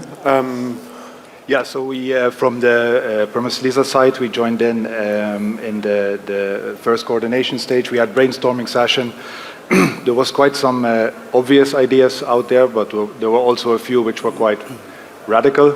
A few of those which we could scrap quite quickly because they were just not feasible. Still quite good to think about them. We made an inventarization, and we actually started making LCAs. We started making the analyses, calculate the embodied carbon. From a basis, we took a typical London office project, maybe say 15,000 to 25,000 square meters of facade, high-rise, unitized. So we made a selection. We made, let's say, a virtual facade, and we did the LCA for that. And then we had a look, okay, what happens if we remove the fins, if we reduce the glass thickness, if we change the spandrel sizes, if we make use of maybe Gerber effect a little bit more, what is really the benefit? Objectively quantified, is this something we want to pursue, or is it something that is not very relevant? And then we had a look at, okay, when we really look at production of facades, lead in time of materials, what can the supply chain do? what does it do for installation methodology? Is it really a feasible thing we are looking at? Or does it cause other issues and other time or cost issues?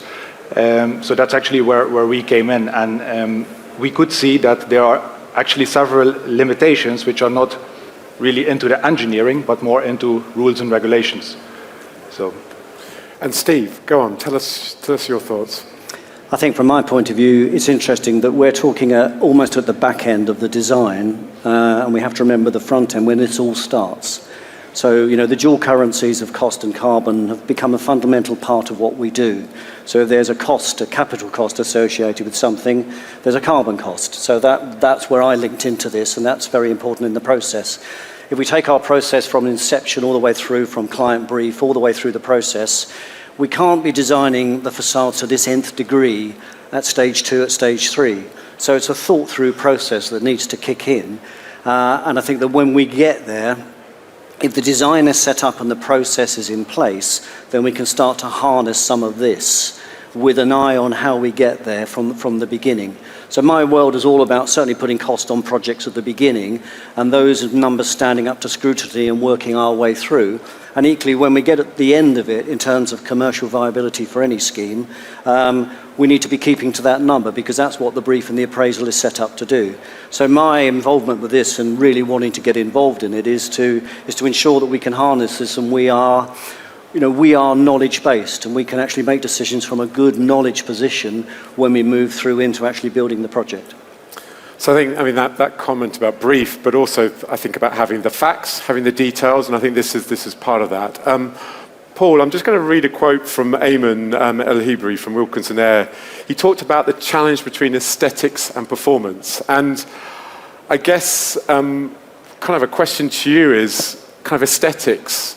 In your opinion, what's an interesting building from a commercial perspective, I guess, but also how does and my second question would be, how does the planning process, do you think, affect the kind of what interesting is, but also the kind of carbon? So let's start off with that first point. What's interesting?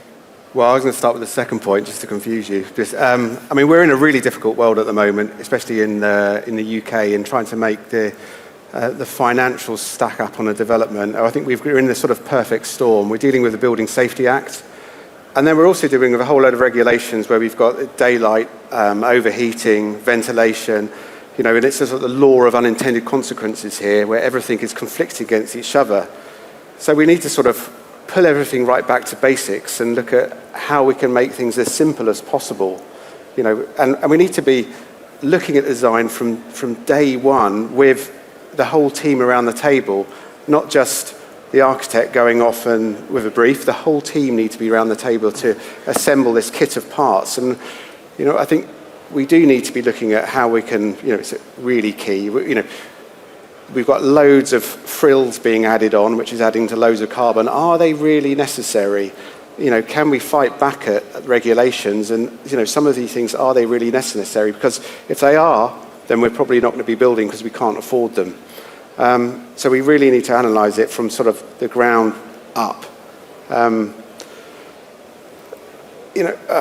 think if we can, we should be looking at what we've done in the past. We should be looking at what are the really classic, simple facades? How can we recreate those? And why, 30 years on, are they still looking amazing? So, where can we get some ideas from that? And we should also be looking at, as an industry, looking at a standard kit of parts. I'll use Lego as an example. You can build pretty much anything out of Lego, but generally it's all pretty much the same piece that just clips together. So that's where we need to start. Yeah. And I guess on the kind of question of, we talked a lot about how, I guess, the planning kind of process over the years, you'll see some pictures on the screen, that buildings have changed. There's been a period, I think you mentioned a period of stone, there might have been a period of concrete. I guess, how do you think that kind of the planning process is affecting really what comes out? Well, undoubtedly it has in the past. The City of London we must have Portland stone. Now we've sort of definitely moved away from that.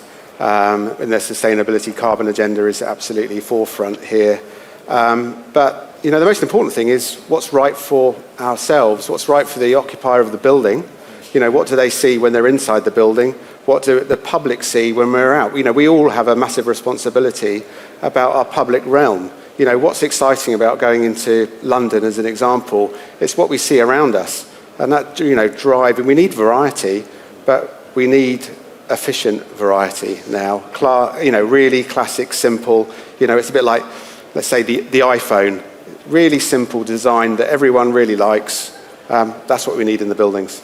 Great. Okay. Well, let's talk about kind of efficiency and good design.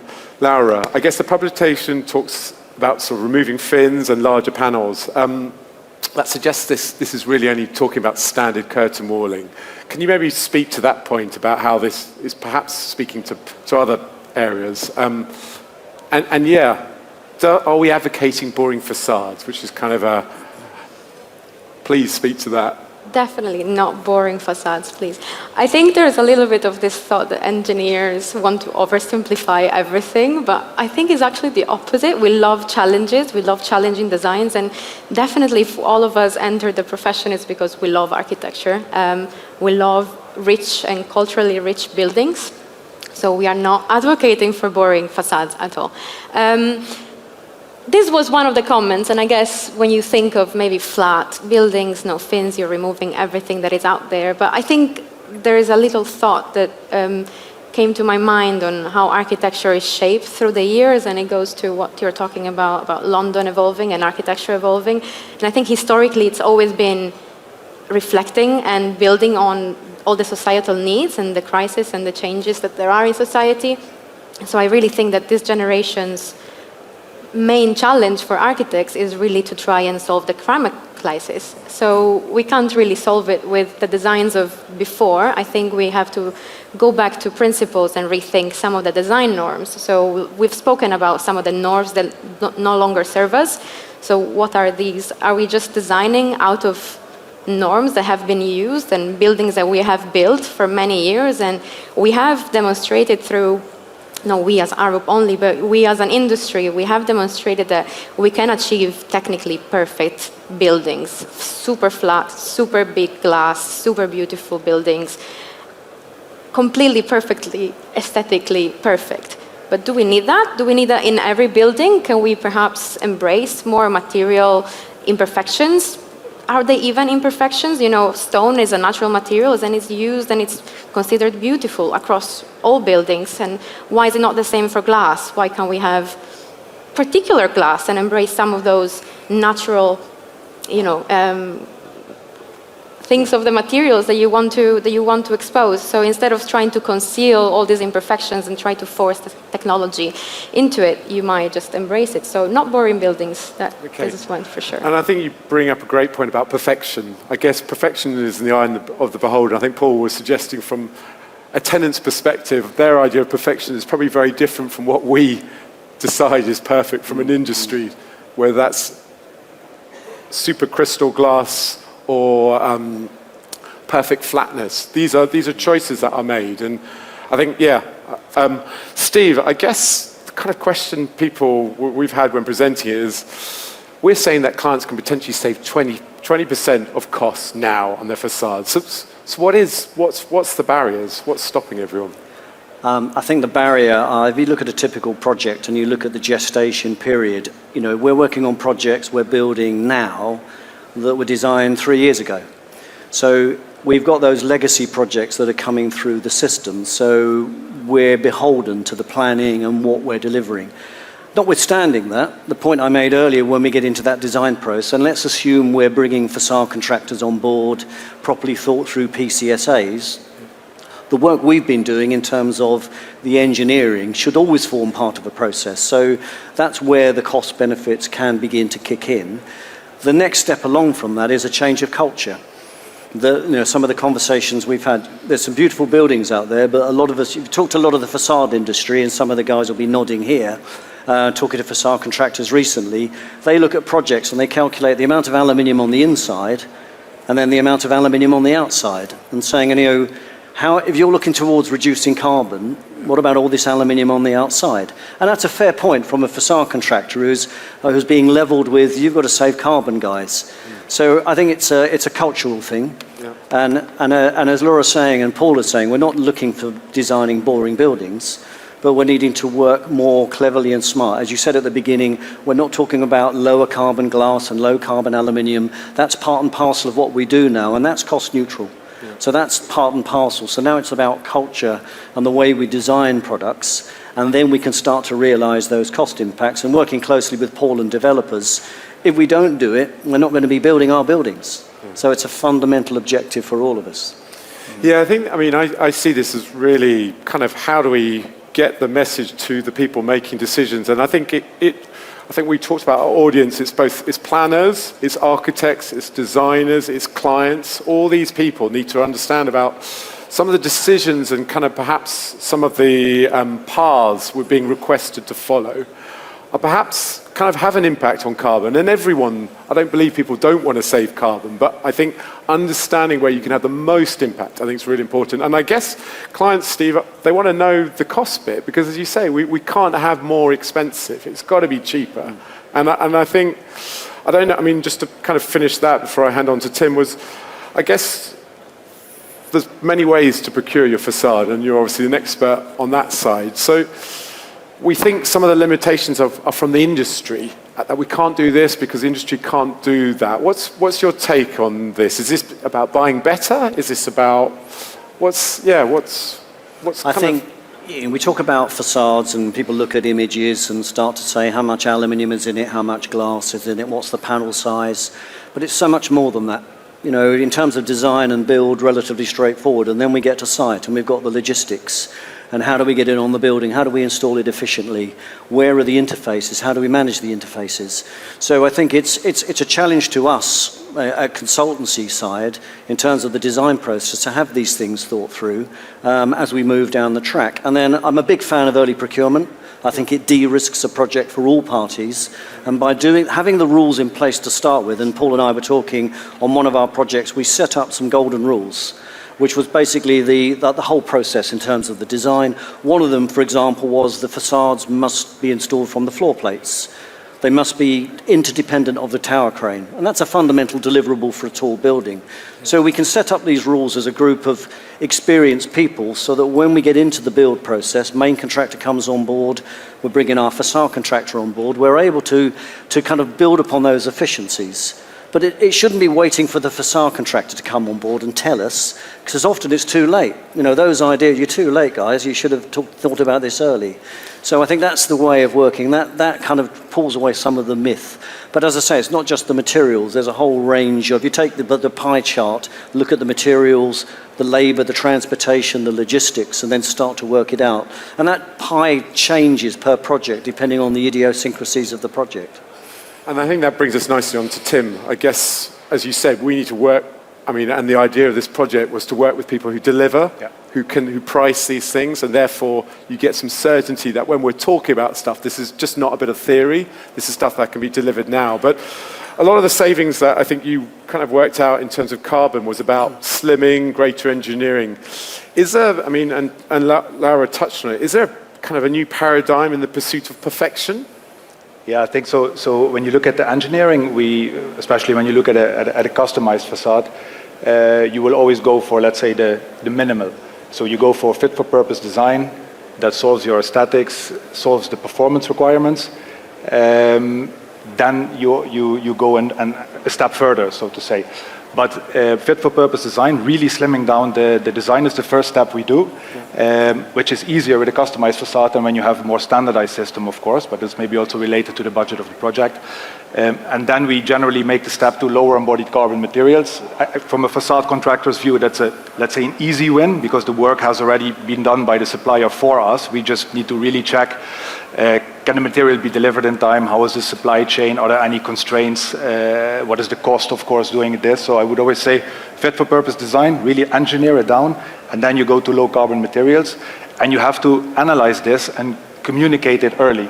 So when there are still really options on the table, and the architect is really still thinking about several solutions, aesthetically and performance-wise, LCAs have to be made. A facade contractor can do it, a consultant can do it, and really put those options next to each other and say, okay, this is the carbon that is saved, this is the cost that is saved.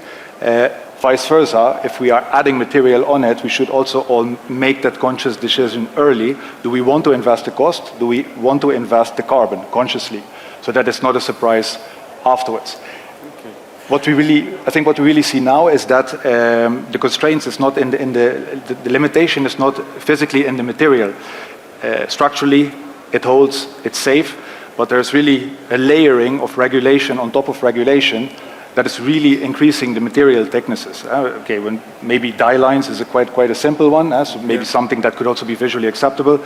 But when you look at glass thicknesses, we want laminated outside. Some countries that is not even looked at. Maybe we want 4 PVBs, CPNI guidance. Now we want to also look at billowing, so we make the glass even thicker. And this week I was also looking at a glazing. It had to be upgraded from, I think it was a 6.6 to an 8.8, purely to reduce the fire class rating of a glazing. That is something that is not relevant in other countries. Do we really need to bring in more material, more carbon to reduce the fire rating of glass? Is that really required? That's the question out there. I think it's an interesting question about regulation and how much is too much. I mean, we talk about as low as reasonably practical, but maybe there should be a question. I think the quote by someone I've heard is as low as what is ethically practical, because the question is, should we just be layering safety upon safety? Safety's the key bit, but some of this is about deflection limits. Deflection limits is not about safety. This is about often to do, I'm sure you know, whether your glass can handle that level of deflection without it becoming a problem. We all know the best glass suppliers can probably make glass flex a lot without any problems. So, yeah, just briefly touch on that in terms of, I guess, this idea of regulation, but perhaps just, I think Lara talked about it, cultural kind of changes in what is deemed normal and acceptable. Yeah, so I think we really need the clients, also the consultants, to look at these constraints. From a facade contractor's point of view, these are not solvable on our own. Regulations are regulations. We have to stick with them. And later on in a project, actually, when we come on board, there is not that much that you can actually still do with it. You have to follow it. If we talk about cavity barriers, it's very difficult to, let's say, leave it out. There's not really any substantiation for that, so we add that material. It would make much more sense if we could have a reasonable discussion on that and really think about engineering-wise, do we need the material or not? But somebody has to take a certain responsibility for that, and we understand that is the constraint at the moment. Exactly. So, and I think that kind of really, I mean, for me, the fundamental bit is about bringing the industry in earlier. And I think, obviously, Steve hinted at this, is getting earlier contractor input is really key, but also perhaps using the people who build the facades to actually define what is going to be efficient before we even start the design. Because once you've got a drawing down there, you've got a nice, pretty image. Everyone's sold on that. So I guess our encouragement for everyone is about bringing in early contractor input from the people making the facades to work out what is efficient and what is possible. So that, I think that speaks to Steve's comment there. Paul, there's a question about perfection, and perfection in whose eyes? That's come up a lot in this, because a lot of these choices are, how you say, they're either guidance notes based on best practice. So from an occupier's perspective, I think the experience, and when we go into meetings with you, Paul, we often might get faced with the agents telling us about what the industry needs. It would be good from the people who are kind of holding the purse strings to understand what you need. Yeah, okay. Yeah, I mean, what is perfection? I mean, I'm going to sort of start where Steve mentioned earlier. You know, it's, I think, key really early on in the project. I mean, literally stage 1, 2 of the project, to have everybody, all the stakeholders around the table, set the golden rules for the design. You know, what do we want to achieve? You know, often architects get accused of, you know, later on, well, we can't afford the facade. Well, probably because we didn't give them a good enough brief early on. But if we sit down with everybody and brief them as to what we want from day one, right at the very beginning, with a contractor around the table as well, we can generally work and stick to within a cost, so we don't have any surprises later on. I mean, we obviously need, I mentioned it earlier, you know, the product is key. The performance of the building is absolutely key. We have to, the tenant has to get, we want them to have the best they can possibly have. The view out of the building, absolutely fundamental. On the view on the outside, Tim, you mentioned a couple of points. Pillowing. I don't mind pillowing if it's on a facade that's punched windows. No one's going to see it. But if it's a 60-story glass tower, then yes, I do. So let's talk about that very early on and understand what does that actually mean in the design. I'm no expert in the facade, but you guys are, and we can have that debate. You mentioned dye lines. Well, I don't mind. Can they really be seen when it's over 2 stories up? So if that means we can save a huge amount of aluminium in the overall building, then why aren't we doing it? And go back to the kit of parts. Well, if we can work with a certain dimension and of a part that's been used before, that's already been through the testing, well, why don't we? I also think we're in a world now of we talk about organic buildings. We talk about we go out and buy organic fruit and veg, and it has a few little quirks on it, but it tastes great. It might not look as good as some other, one apple and an organic apple. The organic one will have little bumps and stuff on, but it's absolutely fine. What's wrong with our buildings having a few little imperfections? Laura, you mentioned stone. Stone is, what is a perfect piece of stone? It's in the, sort of the beauty is in the eye of the beholder as such. So surely we should try to be embracing a more organic approach to our buildings and not worry about little bits of imperfection, as long as the performance is, we still hit the performance that we require. I think that's really, the point about kind of embracing imperfections is great. A great example is a building at King's Cross that you might well know, where we talked about the timber, and the timber on it, there's a discussion about number of knots per square metre.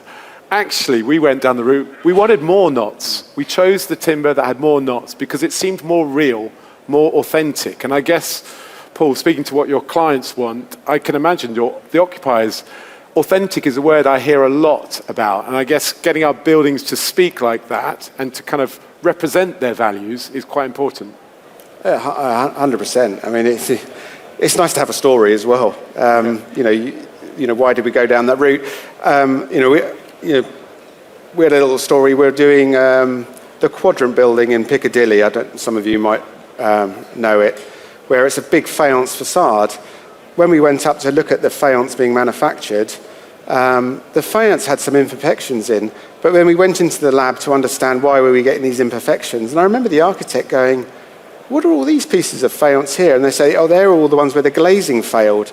But I really like that. Can't we use that? Because that's really funny, irregular form it's created." And all of a sudden, there's a few buildings in London with this sort of mottled glazing, which, the architects really like. And it's, so we don't actually need perfection all the time. Great. Okay, Steve, I'm going to move you on to bay sizes. This comes up in every project we do.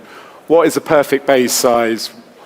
Kind of the research we showed is big bays, that saves carbon. Less mullions, less aluminium, that saves a lot of carbon. I know you've had some debates even more recently in the last few days on this topic. So, yeah, tell us about the cost issues of bigger bays. And, I'll leave you.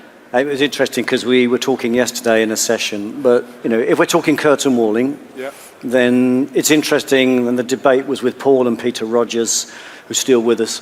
But joking aside, a lot of the 1.5 module is driven by the floor tiles and the ceiling panels. But it has become efficient, and it is still efficient. The bigger the panel, then we bring in, yes, we save aluminium, we save glass, but production is okay, transportation begins to be questionable. So we were talking about where is the right fit. Most facade contractors, unitized curtain walling will make 1.5, they're set up for it, it's really efficient. As we go wider, if we go too wide, we've got a number of projects in London, we had the advent of 3 meters over the last few years. In the city, what people don't realise, they're all abnormal loads. They've got to turn up at site after 8 o'clock. Okay, when the lorry goes, it's not an abnormal load because they're overhanging. So is 3 metres the right answer? Turn it the other way, and then we need special mechanisms to move them. So the debate is always there about what is the most efficient. And the 1.5 still ticks a lot of boxes. Because Paul and I were talking, is if you take back to my pie chart, and the cost piece, the cost of the materials, etc., and where does it come in with the logistics. So I think we can make them wider, and we were talking about pushing the barriers the other day to say what would be an optimum size panel. Forget about the old 1.5 and 3 metre, and we were moving into the 2.5, 2.6 world, that we can still get it onto a lorry without abnormal loads. So I think that journey is going to go, and as we evolve more, and maybe the cellularization dictate is no longer there, maybe bigger modules could be part and parcel, but to an extent where we're optimizing, not going past that point of no return that pushes us into a different set of costs.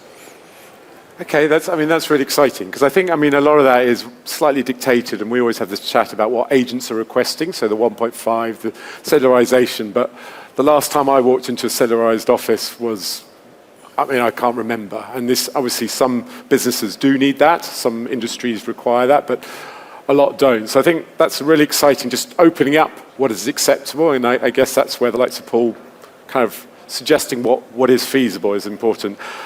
Laura, in terms of kind of the comment about kind of limit state design versus aesthetic choices and cultural changes, what are the norms that you believe no longer serve us? We spoke a lot about norms that no longer serve us, and I think we've been mentioning quite a few of them. The 1.5 meters grid is something that, I don't know, do we maybe not need it in every single project?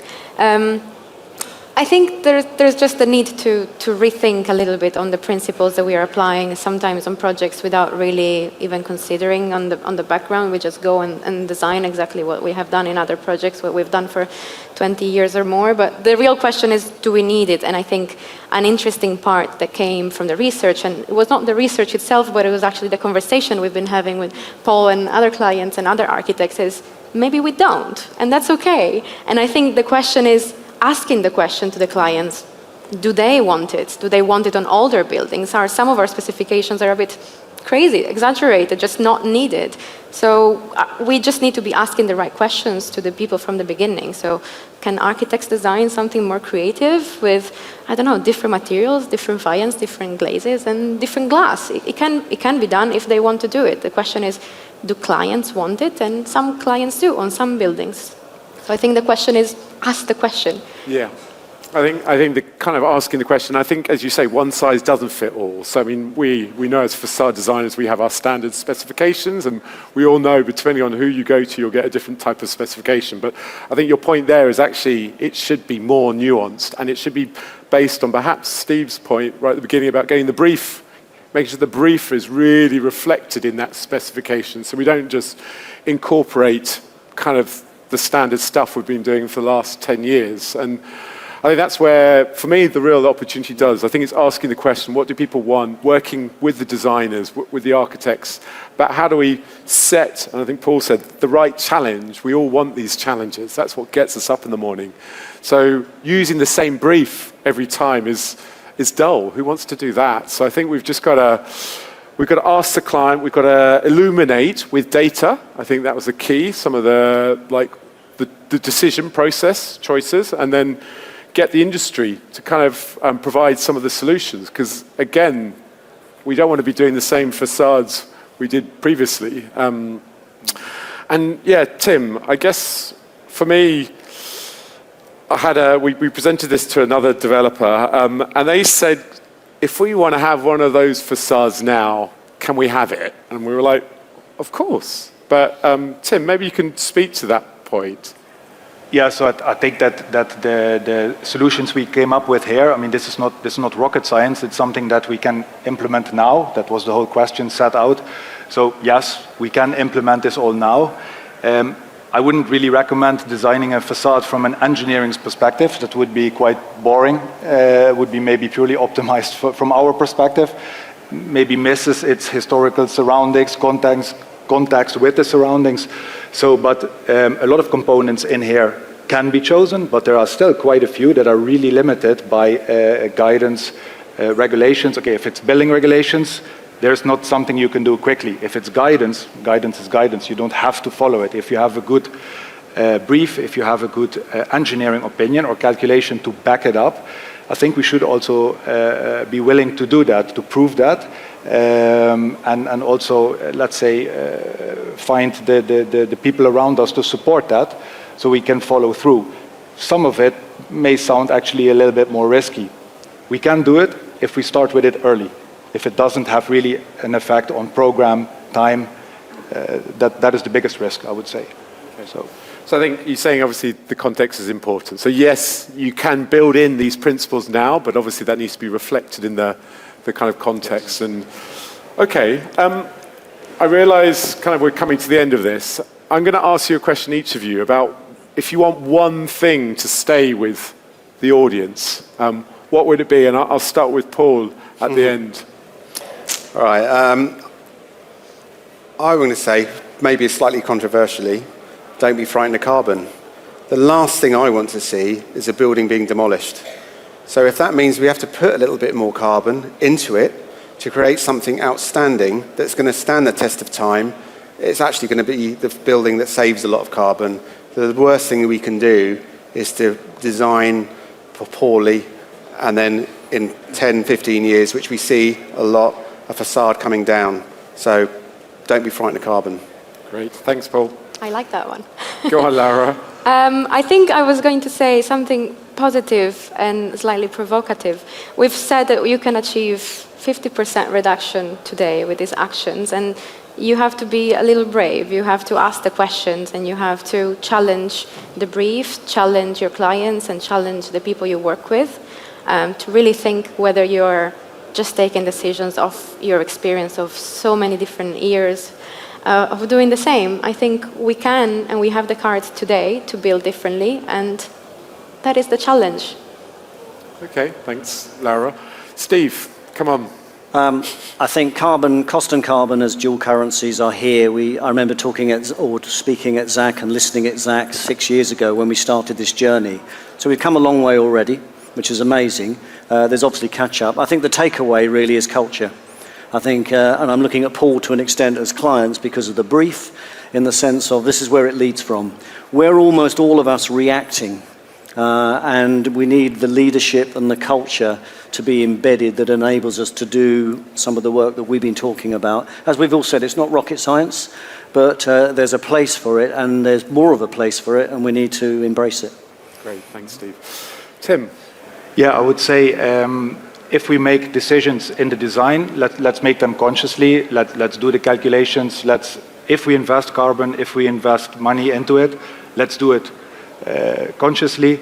On the other side, I would also say trust the engineers that are willing to challenge the norm, that really go out there. Trust them and back them up, and let's see where it goes. That's great. Okay, so just the last few words. Obviously, this study came from a long list that became a shorter list. But as I said, this is our take on it. So we want the whole of the industry to start feeding in, sharing the clever things they are doing, and actually, so we can stand on each other's shoulders, not that just come up with random ideas. And also, there were some avenues, as Tim suggested, that we took, and it didn't give us carbon savings, but we thought it did. So we might not have those answers already. So some of the preconceptions we have of how to design efficiently are wrong. And I think we've got to embrace that. I mean, I always look at a building that I did, which is triple glazing. We know now the payback time of triple glazing is a long time. So it's one of my regrets of having designed that, but I didn't know that at the time. So I think we've also got to be able to just look forward and not look backwards. And I guess it's now about implementation. The buildings we are doing now are going to be built in 5 years. In 5 years, we need to be carbon neutral. So the buildings we're designing now need to reflect that. So it is a point about urgency. It's not about lots of ideas. It's about simple solutions that can be applied. And then, yeah, we've got this research on the web, on the Arup web page. please go and have a look at it. And then we also want to hear from you. So whether you want to come and speak to us after this, but we want your ideas, we want to share your ideas, and we want this to be cross-disciplinary. We don't want it just, and cross companies. It's not about kind of ownership here. It's about doing the right thing. So I want to thank everyone. Thanks for kind of the speakers today. And thank you for having us. We hope it was interesting, and thank you for listening.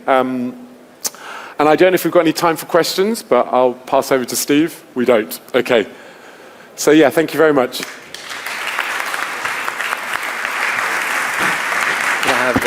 Thank you. Thank you very much, Alistair. Thank you, everybody on the panel. Great discussion. We are going to break for lunch. So we're going to kick off session 3A. And as a quick introduction, I'm Amy Koerbel. I'm chairing this session. I'm a director and head of facades at AESG. AESG are specialist technical consultants in the UK, Middle East, and Australia. In the UK, we're specialist consulting. We have specialist consulting expertise in facade, fire safety, external wall advisory, sustainability, and security consulting. So for session 3A, we have 6 talks and we have 10 speakers. Quite varied, the talks. We are going to start with a human-centered, low-carbon facade design discussion. We're going to then move on to fire risk appraisals of external walls. I call them FRAEWs, some people call them FRUs. We're then going to have a triple glazing section, and that's because we have 3 talks on next generation glass. We have one on science and aesthetics on optical distortion. We then have a talk about design meets decarbonization and data-driven innovation. And then our final glass talk is on high-performance structural glass. So quite a good section there. And then we're going to finish off this session with a panel session and a case study. And that's going to be a discussion on off-site design and manufacture and student housing. So I'll introduce each talk at the start of each talk and the speakers at the start of each talk. A bit of housekeeping mainly for the speakers. So there's 2 things to remember for the speakers, one for before you talk and one for after. The one before is please, before your talk, when the previous speaker is speaking, please go get mic'd up with our AV guy at the back. Afterwards, please stay back because at the end of this session, we're going to have a little photo session and share a memento to thank you for your participation. So to get started with our first speakers, our first talk is called Engineered for Experience. As an engineer, I already like the title of this talk. So it's a technical approach into low-carbon facade design that puts users first. So really great that we have a human-centric talk to start with. Our speakers are Frank Filskow, he's a partner at Make Architects, and we have Jonathan Walker, an associate director at Core. Couple of points on the talk. It's about using rigorous technical analysis to material selection and collaboration with manufacturers to reduce carbon emissions.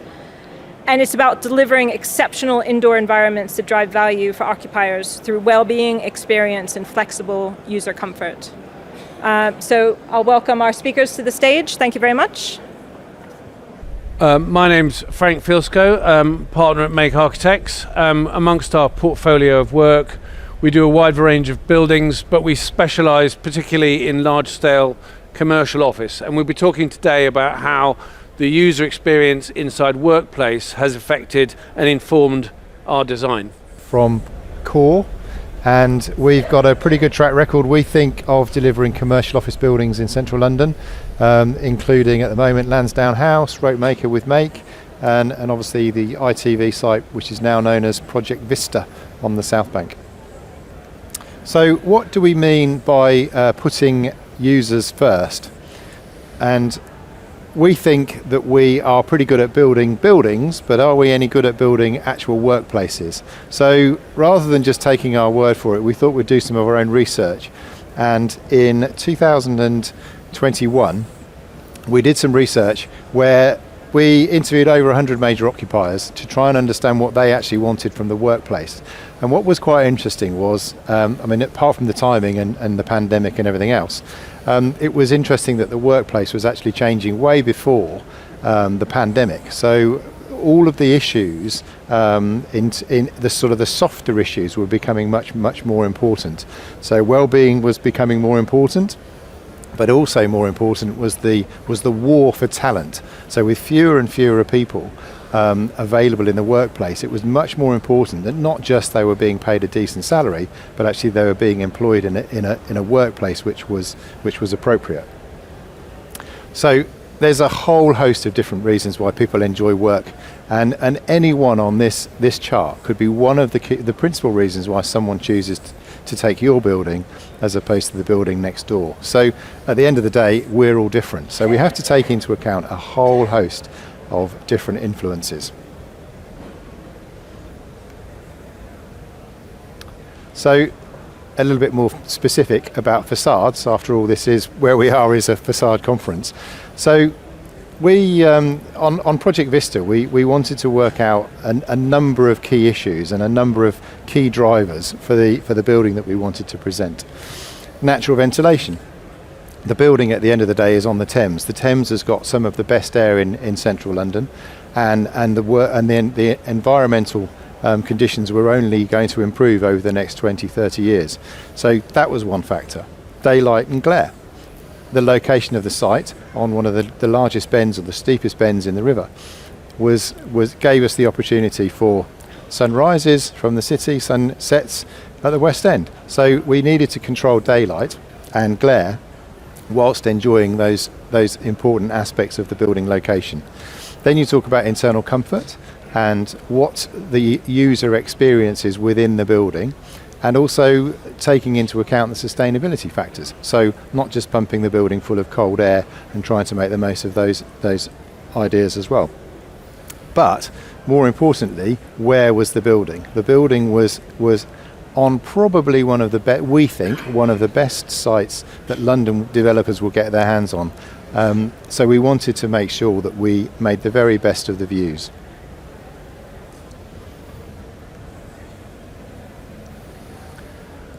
So with Mitsubishi, we acquired this amazing site, and you can see there the extent of the bend and almost the perfect 360 views from the top of the building. So with Mitsubishi, we acquired the building. We thought we knew the building that we wanted. We thought we knew what people wanted when they went into our building to create that perfect workplace. But we, of course, lacked was design talent.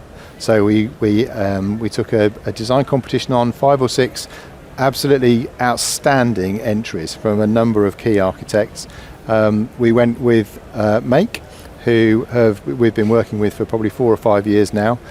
I'm sure you'll have all heard about the planning battles that we had, and we've gone through and successfully navigated. So we are now in a position where the building is on site. So working with Make, we think we're going to produce something which is a fairly stunning workplace. So over to Frank. So we were really excited to be given the opportunity to start thinking about a project on the South Bank. And the South Bank has got a fantastic provenance, its heritage in what started in the mid-century with the Festival of Britain. It was an opportunistic and optimistic post-war era, all thinking about what is the future of buildings. And at that time, it was about a modernist optimism, about people's experience, an experienced place of culture. And when you start thinking about experience in the context of modernist architecture, it's about thinking about how building design is focused very much from the inside out. And these drawings on the wall are Dennis Lasden's original drawings for the National Theatre and what was originally proposed to be the Opera House to the left, which was a design around a landscape of architecture buildings all around the idea of cascading terraces, which embraces the idea that people coming to the riverbank to experience the building. So we tried to take our lead from that approach, that modernist approach, functionalist approach. So these are the sketches from competition stage. where we said, could we take that idea of an experience-led design, a functional approach, design from the inside out, and start thinking about what a workplace building looks like when you design it inside out. So obviously we've got the same ideas about terraces and landscape, but in this talk we'll talk a little bit more about how the facade changed it. Because in the end of the day, facades are a massive contributor to the appearance of buildings. So I want to talk you through the points, picking up the points that Jonathan made about the experiences and daylight and sunlight and views that have changed the facade and therefore changed the architecture. So the first thing we said is we want to challenge the 1.5 metre module. There were some discussions about that in this morning's session. The 1.5 metre module is a historic module that comes around the idea of space planning modules, floor tiles and partition grids to give you a flexible room sizes. But when you think of it inside out, you start looking at effectively a kind of a more cage-like experience. And 1.5 is still quite a big window, but in a deep plan office, and facade office buildings have got bigger and bigger, it actually feels quite constrained. And the open plan office has been taking over decade upon decade from the old presumption about cellular spaces that you need to put executive offices up against the window. Every 1.5 metre you can put a wall. So we transform that by simply choosing to go with a 3 metre facade. And a 3 metre window is massive. It's effectively, if you did have a cellular office, it would be the whole room would have a single piece of glass. And so that's what we wanted to do, to create a user experience that embraced natural light and these incredible views. And that actually is the view from the site that we mocked up in designing it. But how do we control the solar gain when you've just gone and fully glazed the building? Traditionally, this is a very simple summary of the main systems. Starting on the left, you've got conventional double glazing, and you can control it to a certain extent with glass coatings, but only so far. Beyond that, you then have to look at the second and third options where you have external shading. Fixed shading is more straightforward, but it means that there's permanent obstructions to the view. So we didn't really want to do permanent blocking of the view in this location. So then you might have external retractable blinds. That is infamously difficult, hard to maintain, prone to go wrong, and very expensive because you're talking about external machinery. On the right-hand two options, then you have double skin, triple glazed facades, and you either have closed, sealed cavity facades or ventilated facades. And the problem with ventilated facades is twofold, especially when you start thinking about user experience. Ventilated facades, dust and dirt gets inside the cavity, needs to be cleaned, otherwise the blinds eventually break. But that means they've got to open up on the inside, which means you're disrupting the office layout. So when you think about user experience, we chose to start by looking at a closed cavity facade. And in thinking about the carbon footprint of the building and wanting a low carbon in-life use, we started off with a solar gain target of a maximum of 35 watts per metre squared, which in a double glazed building would equate to a maximum external glazing proportion of about 33%, which looks like that. And that is not acceptable when you start thinking about user experience, because you're talking about spandrel heights way above the desk height, and a kind of strip window. You can't look down upon the river. So we didn't want to do that, and that's where CCF, so this has a basic CCF full height glazed panel, can achieve the same solar gain ratios as that double glazed one, but you can have fully glazed internally, which equates to about 2/3 of the glass externally for solar gain. So that's a fantastic first move in maximizing views and daylight and minimizing energy. However, we wanted to go further. The problem with CCF is that it relies on blinds. So the blinds have to automatically come down to control the the light. So you start off, you've got your view, and then when the sun comes out, the blinds come down. Now, they don't come down in a closed position, so you can still enjoy the view, but there is obviously a disruption. So the user experience is restricted, but it's not completely gone. However, when the sun angle gets lower, sorry, a bit of a delay on the slides, you would either get glare or you get the solar gain coming in as well. And so you then have to tilt the blinds, which you may be able to see, and then you can cut out that additional solar gain. So the way the system works, and I can try to use this gizmo here, is that effectively in the middle drawing there, you see the blind is housed in the transom, and you can see the cross-section of the facade with the outer single pane and the double-glazed internal, which you can see over there. The other thing we did is we made all of the glass, all of the outer facade all glass, because we found glass to be the lower carbon option. So there's no flat panel aluminium. Wherever possible, we're trying to reduce that to lower the carbon. But the blinds analysis with a fully glazed CCF facade results in a blind usage where they're open about 2/3 of the time. So on average over the whole year, this is a chart that Arup were able to produce by putting in real-time historical data of solar paths for that part of London and plot it in, and then calculate what percentage of every facade would require the blinds in 4 different levels of position to give us a simulation of the extent to which blinds come down. So if you've ever worked with agents, you'll understand that one of the key things is education. And unfortunately, there's an interface between us and the end user, and that normally is an agent. So there is quite a lot of education required in terms of explaining to people that having CCF and having blinds is not the end of the world when the blinds come down. Because if you work the design properly, they're not actually down and blocking the windows, they're just down and preventing the glare. So you do have to bear in mind there's a bit of education required.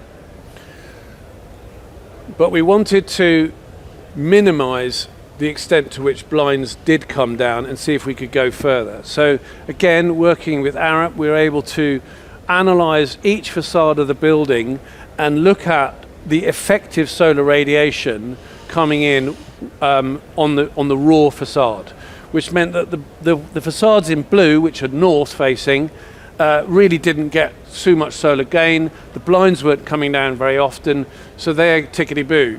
Whereas the east and west and south facades are where the brunt of the solar gains are coming in, and those are the blinds that are coming down much more often. So we then thought, well, let's focus on those facades and see if we can go further.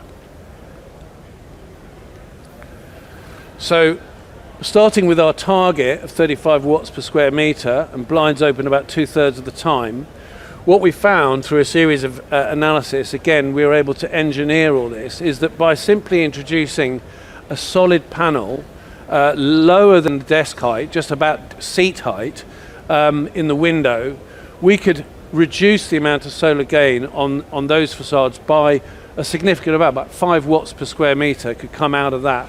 And that meant the blinds don't have to come on as often because the peak solar gains are reduced. So there'll be the shoulder periods when there's a little bit of sun coming in, but it hasn't tripped over the thresholds of the cooling system. And so that actually translates into like an additional 10% of the year when the blinds are up. So we're giving the users a better experience.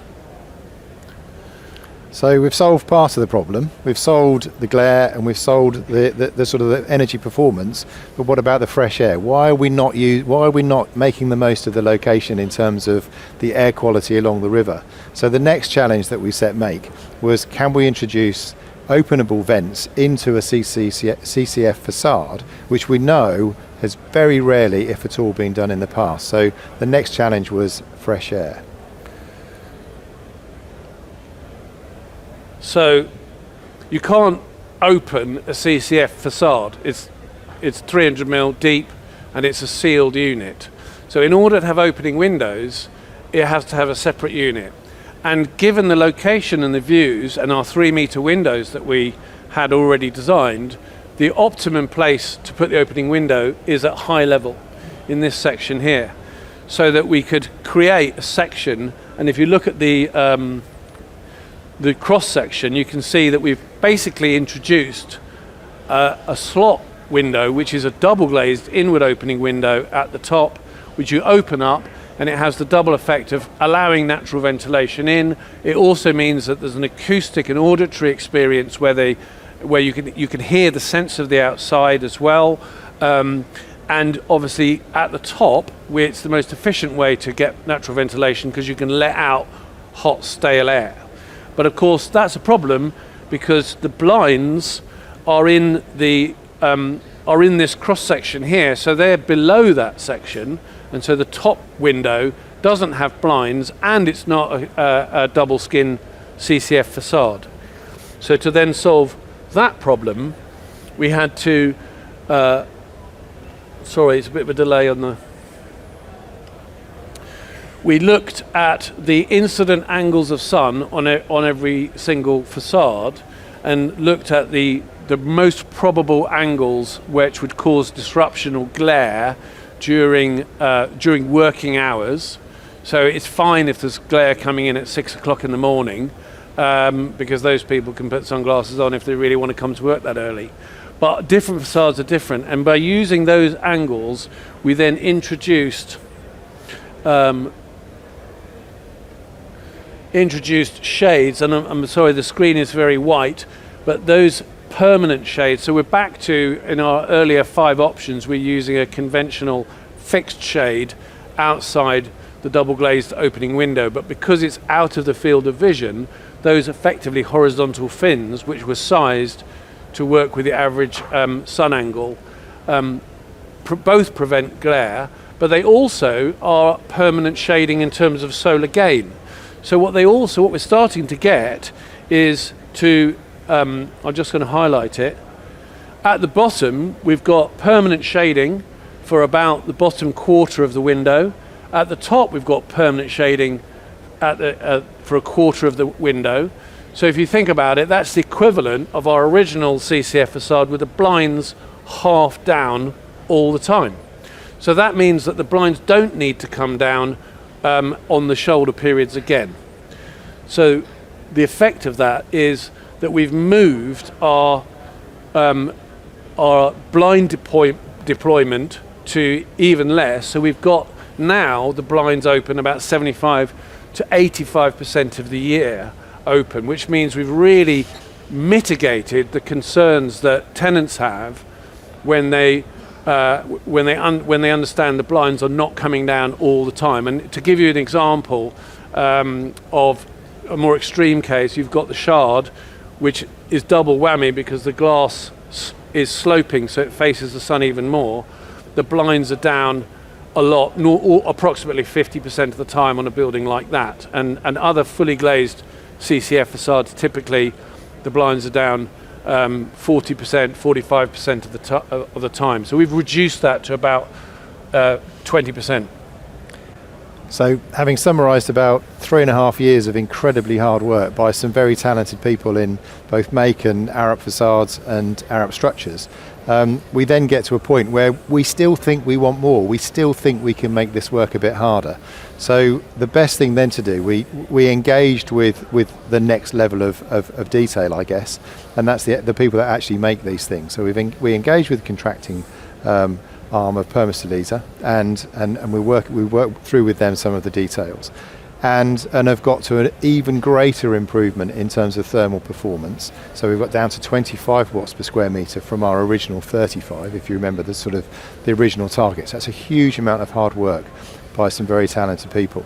But in that sense, we've then also got other challenges which are still yet to be overcome in terms of the logistics of delivering 3-metre units to site, delivering those units in a heavily residential area, delivering those units within a central London area which is governed by the Met Police restrictions. So there's still a number of challenges that you need to work through with your contractors. But we went an awful long way before we got to that stage with the design team. So it's been a tough journey, but it's been very, very successful so far. Yeah, and we're very, very proud of the fact that fundamentally the carbon footprint of the building is coming down. There's effectively another 10% of energy reduction in the in-use carbon coming out of that refinement from the contractors. And that goes hand in hand with the way we designed the building all the way, so rewinding back through all the design decisions we did, not just on the facade on this building, but on everything. We work again with Arup Façades to analyse the carbon footprint of different systems, and in fact we are third from the right, which I think is the lowest. So we were monitoring the embodied carbon of the different technical design solutions, both the embodied and the in-use element in the orange and the green here, to drive the lowest carbon solution at the same time as always putting the user experience first. So back to our inside out, we've got effectively what appears to be fully glazed, but it actually is not. We've got balconies, we've got views. We think it's a kind of a next generation of workspace. It goes hand in hand with the exposed low carbon structure, which is a different talk, but that's again an innovative solution to reduce carbon. And fundamentally the building's appearance again is about the user experience. It's about people getting out onto balconies during their working day. We learnt that during COVID. We also know that employers value the productivity that drives, because people don't leave the building for an hour just because they need a bit of fresh air, but also they are able during their work to take those important mental breaks. And that's what's driving the architecture. So the experience which leads to the facade, which leads to the technical detailing, is driving the architecture out and leading to this building which has got these layered forms and clustered composition about the idea of a campus workplace on the riverfront as a real new landmark for kind of a next generation of workplace in London. Thank you for listening. Thank you very much. Thank you to Frank and Jonathan. That was a really, really interesting talk. Experience-led design, really great, and great to hear about the facade-driven architecture, really kind of going through each layer, really pushing the boundaries on that. And I'm really, really glad to hear about the early stage contractor, manufacturer involvement, getting the prototypes done, really testing it, squeezing out even more performance. Really looking forward to seeing that on the Skyline in the future. So thank you for that discussion. The next talk we have is from Paul Phillips. He's a senior director and head of London building surveying at Anstey, Horne and Co. This is going to be on another, well, we had low carbon and CCF. Now this is on fire and external wall issues. So obviously fire safety is a very significant topic these days. The name of his talk is Appraising External Wall Systems for Fire, so the FRAEW/EWS1. Compartmentation surveys, fire strategies, and extent and quality of record keeping necessary for future assessments. Very much something we're going to be coming up on with, Gateway 2 has been a big issue. This is going to be with Gateway 3, I think especially is coming up on that. So a couple of things we're going to touch on is what is fire risk appraisal on external walls, the FRAEW, and why is it required? Take notes. Commonly identified defects, how to avoid them, and the 3 core stages in external wall appraisal. And then finally, forming recommendations on remedial works, interim measures, and prioritizing actions. So looking forward to this talk. Paul, why don't you come up? Thanks very much. First, can everybody hear me? Excellent, that's great stuff. Thanks very much, Amy, for introducing me to everybody here. You've done my first slide for me already, I think, so thank you very much. Just to add to that, I'm a chartered building surveyor, so I'm not a fire engineer, but I'm a chartered building surveyor. I've been doing EWS1 surveys since they came out in late 2019, early 2020. And since then I've been also doing FRAEWs from 2022. I've also appeared for the First Tier Tribunal doing expert witness on relevant defects for the Building Safety Act.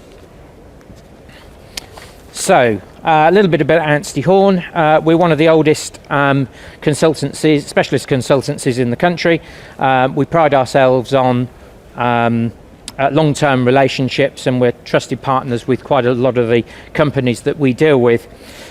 We originally evolved from neighbourly matters, rights of light, party walls, but over the last few years we've extended into building surveying, fire engineering, but also we still have our party wall and rights of light areas. So really going over just what Amy said, today I'm going to be looking at the need for an assessment, looking at what FRAWs and EWS1 forms are, why do we need them, keeping records, why do they matter to designers, keeping records, and then how risks are appraised in buildings and how we can help with that. The talk title originally did include compartmentation, but due to time that's not really going to be possible today. So a bit of a history lesson here, I'm afraid, for the first bit. Where did EWS1 forms come from?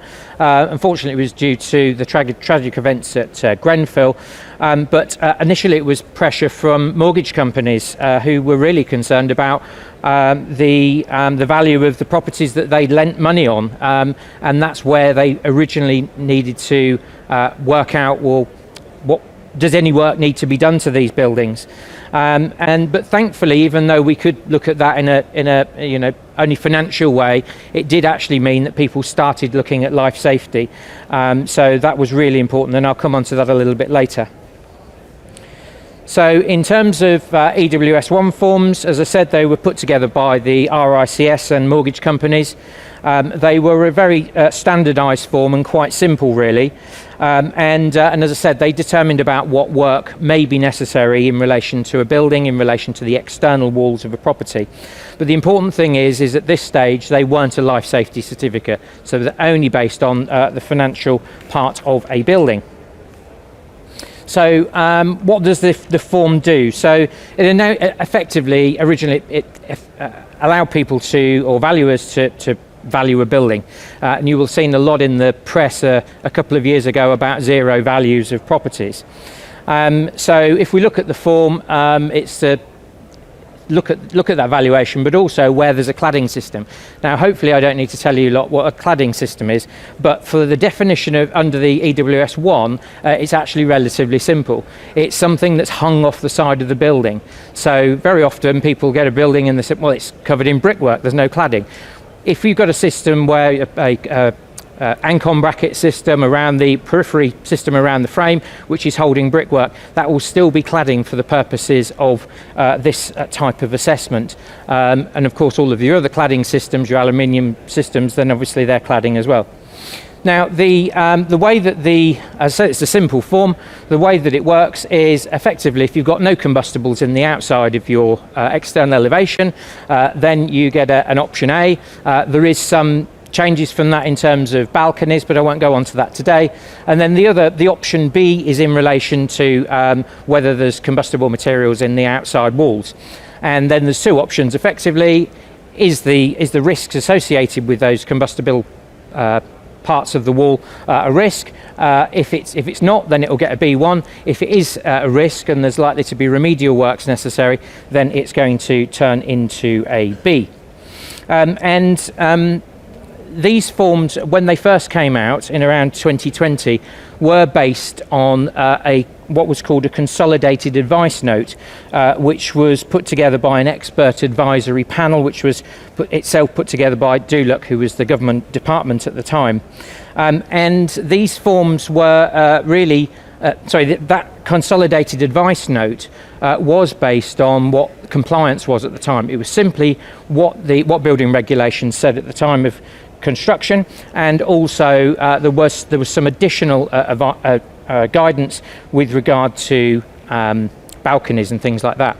Now, we carried on doing these surveys as many other companies did at the same time, but it soon became apparent that the EWS forms that were being issued had some problems, and the problem with them is that sometimes you'd look at a building and you thought, well, that complied with building regulations, but there's still I can still see, looking at this building, that there's some health and safety or there's some fire risks associated with this building. And likewise, you sometimes found buildings that didn't quite comply. It might have fire breaks at floor levels, but it might not have had the vertical fire breaks in the cavities. There might have been missing around windows, but actually overall, and you look at all of the factors, some of those buildings you think, they're not too bad, but you couldn't give them a form, or you had to give them a B2. So this started to cause quite a lot of problems, and really it wasn't right. So the system really wasn't working, and therefore there needed to be a change about how we looked and assessed these buildings. So if we roll back a little bit, back to 2005, the government brought in the regulatory reform order, which effectively was to look at how to risk assess buildings. And this risk assessment, as we all know, was generally in relation to common parts, especially in high-rise buildings. But the problem with it is that, see if this little doobie works. Oh, there we go. The problem is that really it only looked at B1, which is part of the building regulations, and B5. So B1 effectively means of escape, and then B5 was looking at whether the fire brigade could get in and do what they needed to do. There was a little bit in terms of B2, which is internal linings, which would have come into the fire risk assessment. So one of the things that came out of Grenfell was really external walls aren't being considered from a fire risk perspective. So we've got an AWS1 system that didn't work when it first came out. So what do we do? Well, the government brought out the Fire Safety Act, and that basically extended what needed to happen in a fire risk assessment, so that it started to consider B4, which deals with external elevations, and B3 to some extent in terms of compartmentation. So there we go. Anyway, so we then had the problem with the fire risk assessment was that many of the fire risk assessors wouldn't have the technical ability to look at cladding. As you all know, cladding is a very complex issue with many moving factors in it, and therefore we needed to put something together in order to specialise in that area for giving a risk assessment of external walls. So this is where PAS 9980 came along, which effectively gave us a methodology for assessing buildings. So effectively this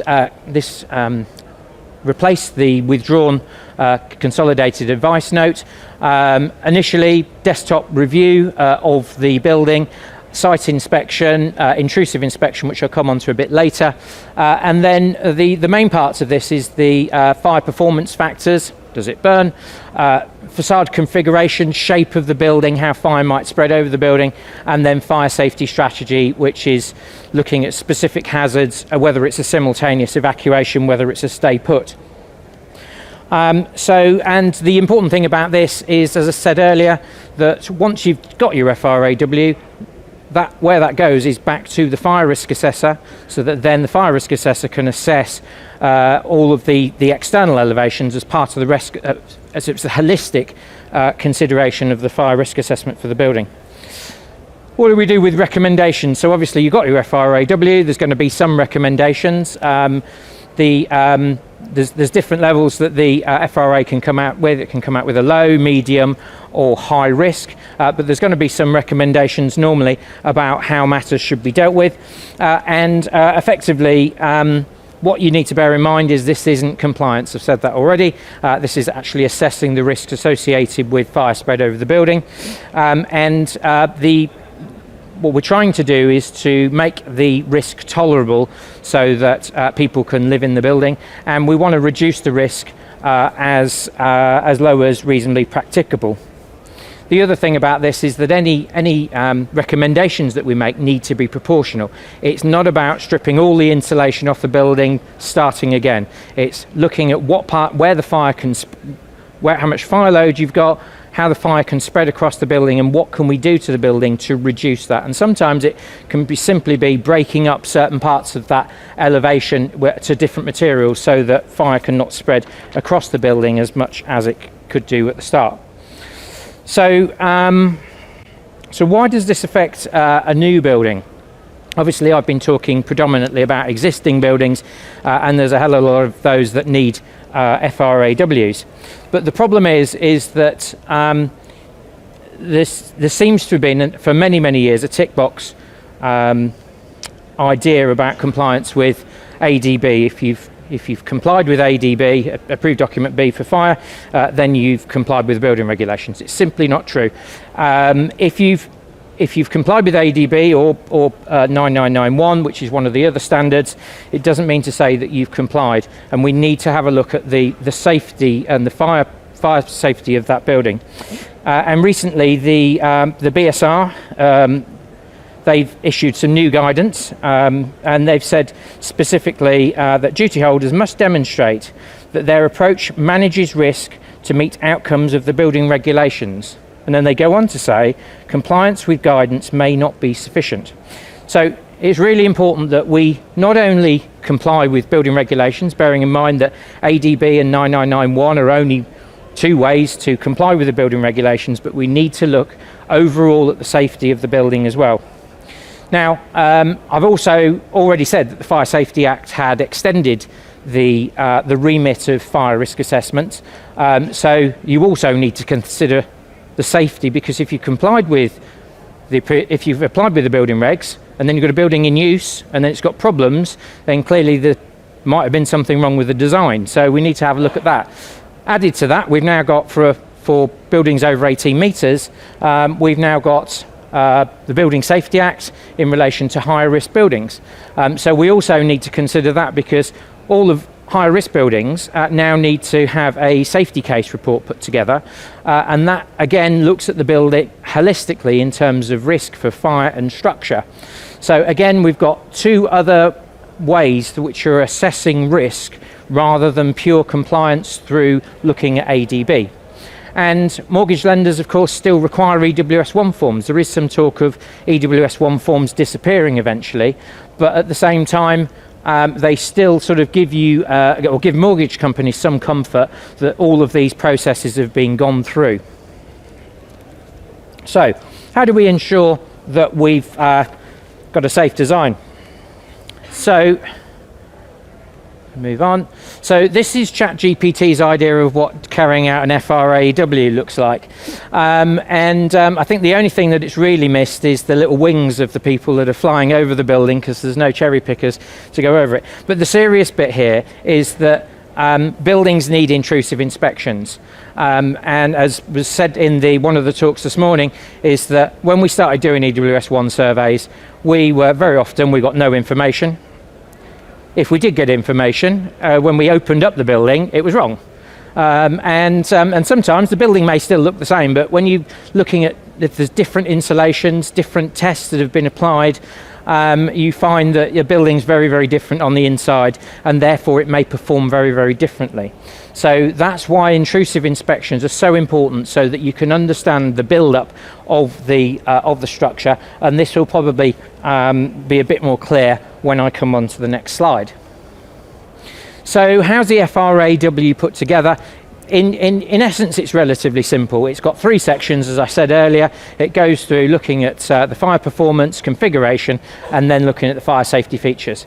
Now, I'm not going to go through all of these in detail, but effectively what these factors do when we look at it is first we're looking at K2 to K4, which is effectively looking at the outer skin of the building. It's the very outer skin, whether that's the cladding. So have we got ACM? Have we got high pressure laminate? Have we got timber? Have we got brick, stone? So it's looking at that from a start. K5 is then looking at cavities. Do we have cavities that run up the building? Do we have fire breaks at compartment lines around windows and around service penetrations? Then we're looking at K7 to K9, which is looking at the inner wall. You know, most cladding systems will have an outer wall and an inner wall. So this is looking at the inner wall.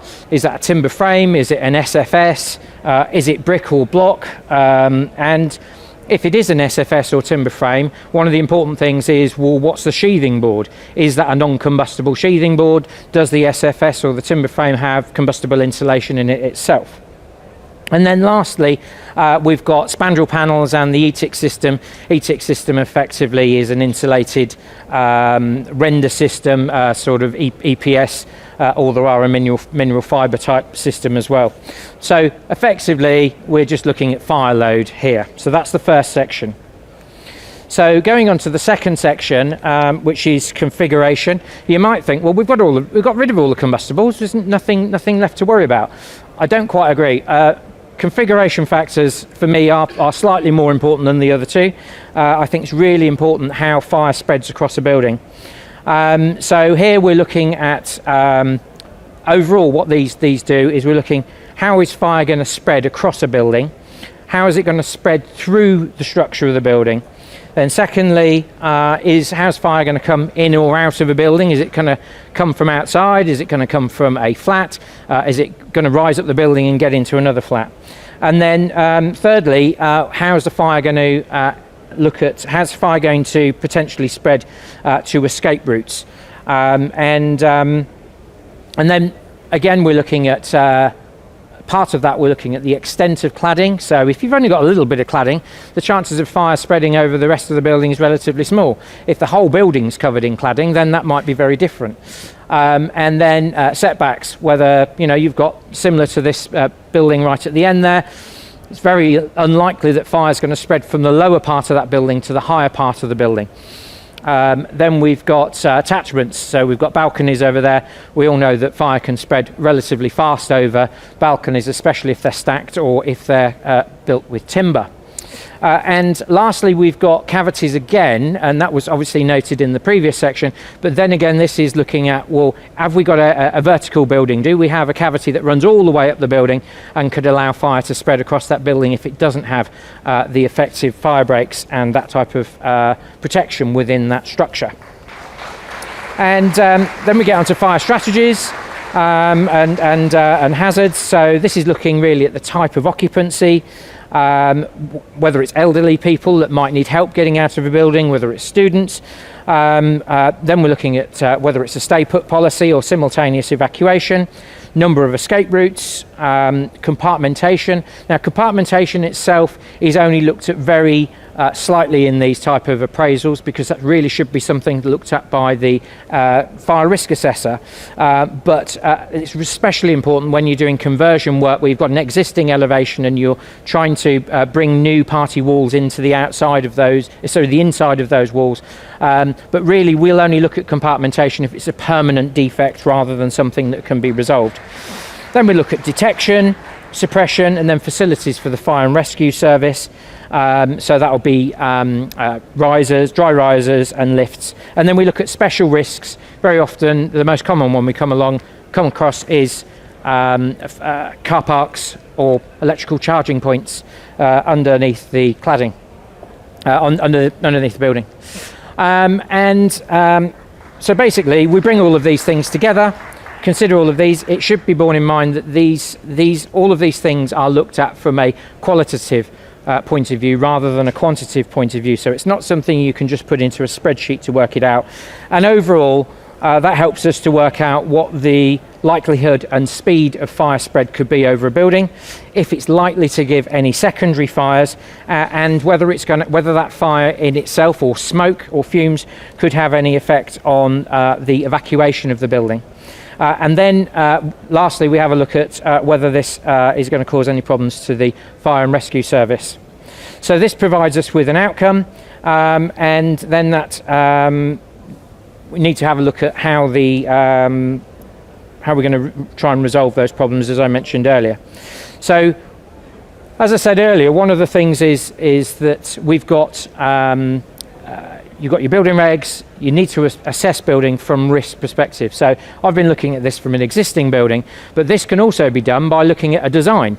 So you've put your design together, you think it complies, but put it through this process. If you put it through this process, then you've actually looked at the risk of that building, and when you do go into your gateway 2, then you know that you've dealt with a lot of those problems. Looking at records, I know this has been mentioned quite a lot earlier on in some of the other talks, but it's really important to make sure that you're keeping records with regard to building of properties. As I said earlier, there's never enough records. But going forward, bear in mind that buildings are continuously going to have updates with their FRAs, with fire risk assessments. Safety case reports are going to have to be updated on a regular basis. And as part of the safety case report, you normally need an FRAEW so that you can assess those risks. We love changing buildings. We can't build a building and then live in it. Licenses for alteration, so changing within buildings is necessary all the time. And therefore all of these things need to be reconsidered. And if this information isn't collected, then that could mean opening up the building again. And it's far better to keep these records while you're building the building.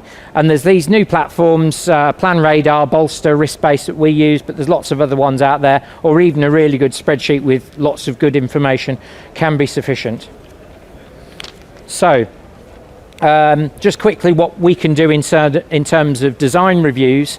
So it's very simple. We do a design review of your project, and we do this from a remediation point of view as well as new buildings. That'll look at materials, the strategy, details of the configuration. We then go through design workshops looking specifically at these issues. Then we do a monitoring inspections, which are normally once a month. They're not clerk of works inspections. They're to make sure that we can sign off an FRAW and EWS1 form. We'll review your QA records as well, and then we'll do a preparation of your FRAW and then your EWS1 form. Lastly, how we can help. I think I'm running out of time, but these are the general services that we can provide in this area. So thank you very much. Thank you to Paul. Definitely a lot to talk about on that subject, and I think it was really relevant that though we are originally, this is coming out of existing buildings, it is still relevant to new, and that we all really are moving towards being about competence, accountability, proactive responsibility, and really thinking about the long-term building safety element. I'm going to introduce our next speaker. We're going to move on to some discussions on glass now, and I'm excited to hear a bit more about that. Just a quick reminder for our next speaker to, if you haven't already, to go get mic'd up, and if you want to come sit up near the front ahead of your talk, that you're more than welcome to. So the next talk is going to be on optical distortion in glass and possible guidance and the way forward. Speaking is Tomek Henriksen, founder and director of Henriksen Studio, and welcome up. Thank you, everyone, and thank you for coming to listen to me. Do I need to press? There it is. So I'm here to talk about optical distortion in glass. I have been in the facade world for now more than 20 years, and one of the things that we often talk about, especially when we work with architects, is quality of glass. Before I came here to today, I have had a lot of talks about optical distortion, and also this about circularity and embodied carbon, because when optical distortion is very bad in a building, everybody's not happy.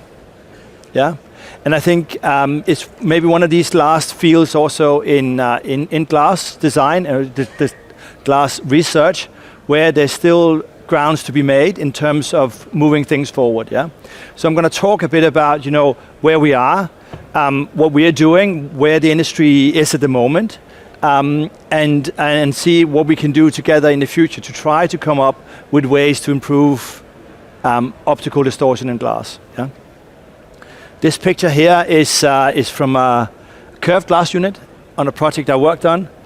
And the client is in an apartment where the cost is probably 40 million for this apartment.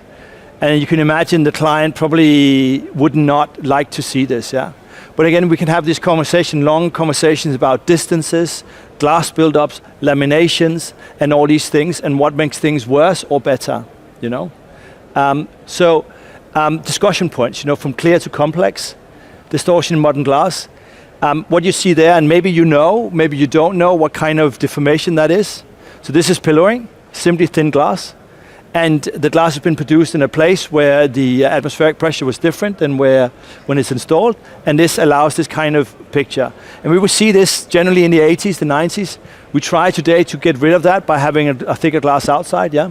But then again, so when multiple layers become problems, and then how do we measure what we see? And I think that's one of the biggest challenges we have at the moment.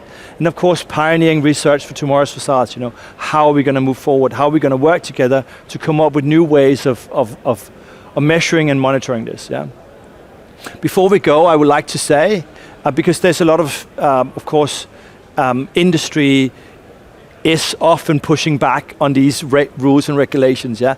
And I think it's important to celebrate the gains that have been made. And also, I know Saverio is here. He's been working on anisotropy.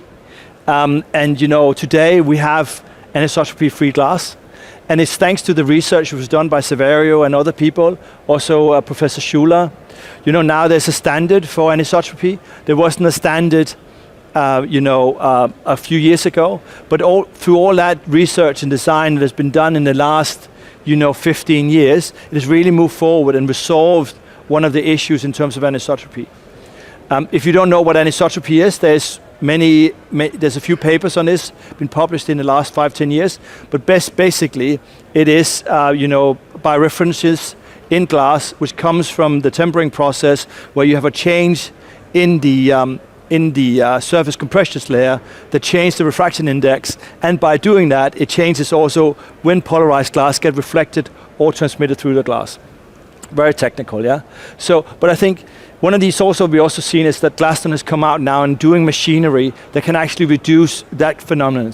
And I think this is what we need to do, keep working on. We need to work with the researchers, we need to work with the industry, and then move the guidance and also the hopefully the standards forward to try to improve on these things, because I think we can, yeah? Okay, so optical distortion, of course, is well understood in monolithic glass. In monolithic glass, you can measure it quite clearly. In multilayer glass, it starts to become difficult. In curved glass, it starts to become even more complicated, if you have IGUs, of course, you have these build-ups, yeah? If you have lamination, today when we have triple glazing, we can have laminated inside and outside. Now you have also introduced quadruple glazing. I don't know if you're familiar with this, but in parts of Scandinavia, they're now installing quadruple glazing, yeah? So this will become more and more of a problem, okay? And then, of course, the cause of distortion can be very complex. Yeah, and I think this is one of the things I would kind of try to touch a bit about. You see a glass over here, and then you can see whether or not this is acceptable or not acceptable, yeah? Some people will say it's acceptable, other people will say I can't live with this, yeah? And of course, as long as it's people saying I don't like it, then it's difficult. So we need to come up with ways of how to slowly measure and understand what is the phenomenon. Because as soon as we do that, we can actually do things to start to improve it, yeah? But it starts with defining and then working towards and coming with it. And I think this is what we have been doing, and I've been working on for the last, it's kind of a hobby of mine. I love glass. That's why it brought me into facade engineering. So it's what I do in my private time when I have a bit of extra time, is trying to work with optical distortion at the moment. Okay, so not to go too much into detail, what it is, we have light going through the glass. As soon as it comes from air, goes into the glass, it changes direction. Yeah. If we then have like a lens effect, like lenses you have in your glasses, the glass will change direction. Yeah. So this is what happens. Of course, non-glass is completely flat, and we know this. Yeah. But then how can we then work with this, and what can we do? And of course, one of the things about the eyes is that they are so unbelievably good at spotting these changes. Yeah. And I think this is what makes this critical for us. Okay. So what have we done? What did we do? Well, we sat down as a team of people and said, what standards are there? What defines optical distortion? How do you kind of go in and assess it to some extent? Then we went down and we put up some grading systems to try to understand better, what is good, what is bad. Yeah, we do know that this is not standard. There's no standards this, but it's just for us to be systematic about when we went out and we looked at glass, we would kind of do this. And what you can see is good glass down to really poor glass, yeah? And what you see the difference is the distances, Yeah, optical distortions are generally, there's two things that makes optical distortion visible. Is the distance, yeah, and especially if you get into the focal point of the problem, yeah. So sometimes the focal point is 2 meters away, 3 meters away, but the further you get away and also at an angle, the more you can see it, yeah. And then we can have discussions when is this acceptable, when it's not acceptable. In all heat-treated glass, there will be optical distortion, yeah. At the moment, it cannot be avoided, yeah, unless you go back to, and I always, John Colvin, he always said this to me, and I worked a lot with John Colvin in the past. He said to me, Thomas, when we did vertical tempering, we didn't have any problems, yeah. When we do horizontal tempering, we have problems from the roller waves. You need to go back. You all seen the tom marks. We got away from that. We can't do this again, yeah. So I think this is some of these conversations that we need to have, and I think also the other thing is of when do we see things in transmission and when do we see them in reflection, yeah? And why is that so important? Is because, how do we measure it as well? Do we measure it when we see through it, or do we measure when we see the reflection from it, And I think this is some of these conversations that we are having with the universities, So this is then for curved glass, yeah? And I think for curved glass, it is significantly more complicated to assess optical distortion, yeah? And I think generally in curved glass, we need to be a bit more generous because at least heat-treated curved glass is really complicated to produce, but still there are issues, and I think we need to discuss those, okay? So I made some videos. They're just showing a bit of what is happening. This is like on the side, and all the sides all the way up. You can see that it's kind of, when you move your eyes around, it stretches the image, And then you can say, is this acceptable? Is this not acceptable? Is this within the main area? Is this not in the main area? But at least we need to have a conversation and see what is causing this effect, yeah? And can we do anything to reduce that effect, yeah? Because if the client goes in and says, I don't want to have this, then there's a problem. And when the client says this in an installed building, then it's too late, yeah? Then it's just gonna cost money, and worst is going to go into court and so on and so forth. So that's why we as an industry probably should work together to try to come up with solutions to minimize this problem at least, Okay. Good. I'm just going to go through them really quickly. You all know them. Roller waves, you've seen them. Horizontal, vertical, it's a big problem. I don't know if you're familiar with polishing marks. So if there's scratches in glass, people sometimes polish them out. And if it's polished very badly, you can have quite a bit of distortions in them. So this is an example of glass being polished. And, if it's in the center of the glass, it's quite disturbing. Not everybody can see it. So if you have a trained eye, it's easier to see these things. Yeah? Lensing effect. This is simply like a pair of binoculars. You can, when you see it, suddenly the things becomes twice as big. And that can also be quite disturbing. Yeah. I showed you this. This is like linear edge distortion, where the whole image is kind of stretched. Then we have localized, and we can discuss what it is. And this is always this conversation. What is causing this? Is it like a manufacturing issue? Has been clamped on site? What is, so there's always these conversations, and I think we need, when we look at these things and we're speaking to manufacturers, that's going to be part of the issues, yeah? Dishing, I don't know if you've ever seen dishes in glass. So dishes comes from when glass is overheated into the furnace, and locally the glass sags down and it leaves this dish in it. Most of the cases, these dishes never leave the factory because they're very visible, but sometimes you can see micro dishes. And this is especially in glass, which is very thin, so 4mm heat strengthened glass, and especially if they have coatings on them. So if you have a 4mm heat strengthened coated glass with a high selective coating, you often have problems with some of these issues, yeah? Simply because the coating, if you overcook the coating, it just fries and becomes pink. So I think this is some of these conversations, but most of the time people will never see this, yeah? The last one is anisotropy, and as I showed before, you can now get anisotropy-free glass. You don't have to worry about it, yeah? It is very expensive, but you can get it, okay? Then there's the last thing, which is something called longitudinal fine waves, and that comes not from the rollers in the furnace itself, but normally from the rollers in the quench, yeah? So the rollers in the quench, they are a spiral, or they can also be circular. So there you can have rollers. So with this phenomenon, you would both have roller waves in one direction, and you'll have the longitudinal in the other direction, yeah? When this is very bad, it can look quite funky as well, yeah? Okay, moving on. So, one of the things we talked about, of course, is clamps. Clamps in laminated glass is causing these issues. If they use heavy-duty clamps, which I've seen as well, you know, it squeezes together the laminate, and then it's causing all these things, yeah? This is a heavy-duty clamp, yeah, compared to the other one. You know, you want to see the difference? Small clamps, heavy-duty clamp, yeah? I'm not saying that this would necessarily cause a problem, but it can cause a problem when you put it into the autoclave, yeah?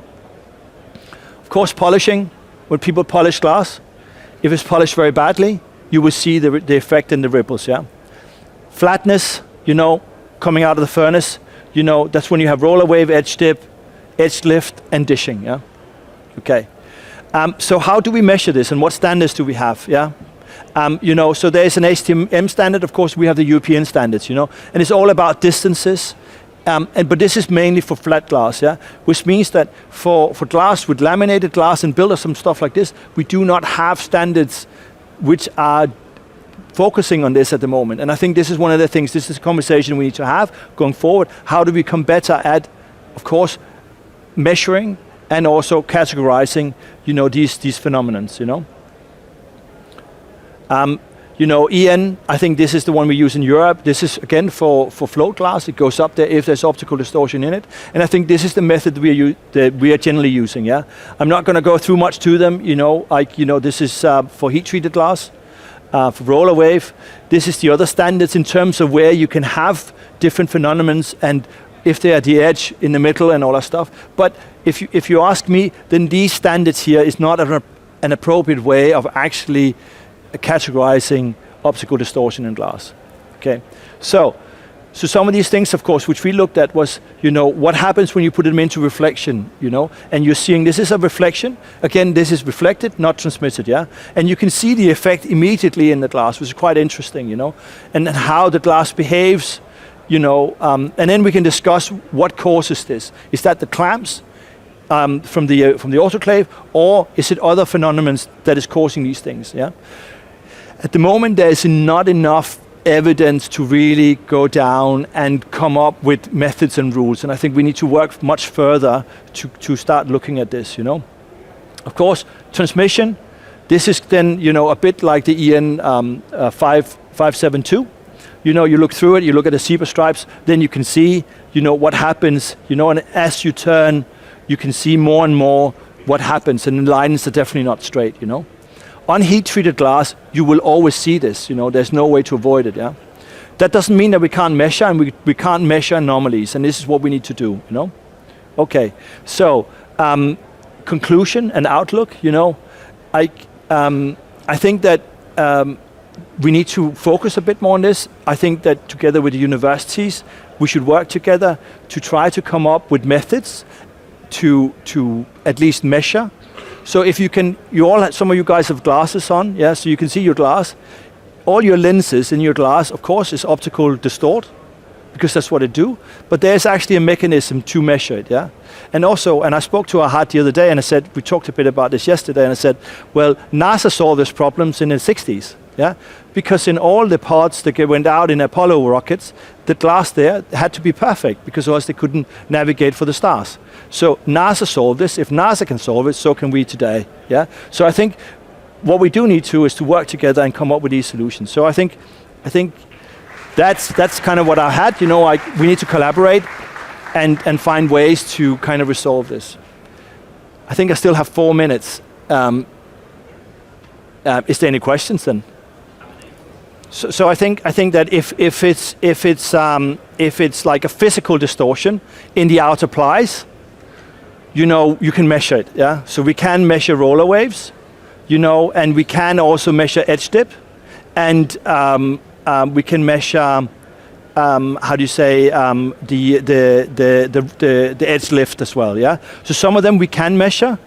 As soon as they're inside, we can't, and then we need to take them out in the laboratory and start looking at them, yeah? In terms of polishing, that is something that you can maybe only determine with your eye, or you can put it in, as you did, so we did, you put it into a laboratory, and then you put the zebra stripes, you know. What we did, of course, sometimes is put the zebra stripes behind.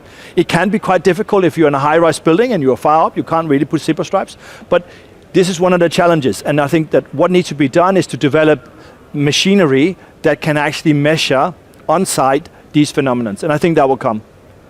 Yeah, and I think this is what we need to do. Is there one other question? No more questions? I just need to. Thank you for your time, guys. Yeah.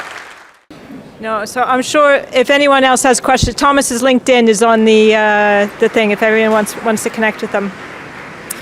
So thanks to Thomas for that talk. Really interesting about the research and manufacture, and I think I like how he mentioned having NASA drive that I think one thing that's important is having clients with a vision and taking that risk to really kind of champion innovation.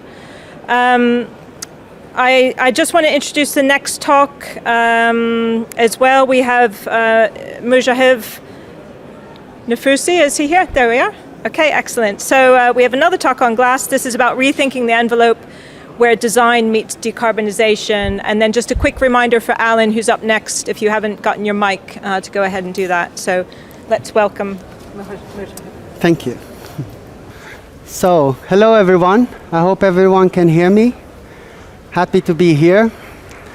So, in my job, I have the privilege to be a kind of interface between the design community, as many of you here, and the technical teams in our factories. And because of this, I'm the one you often challenge to come up with solutions that aren't always available on the market.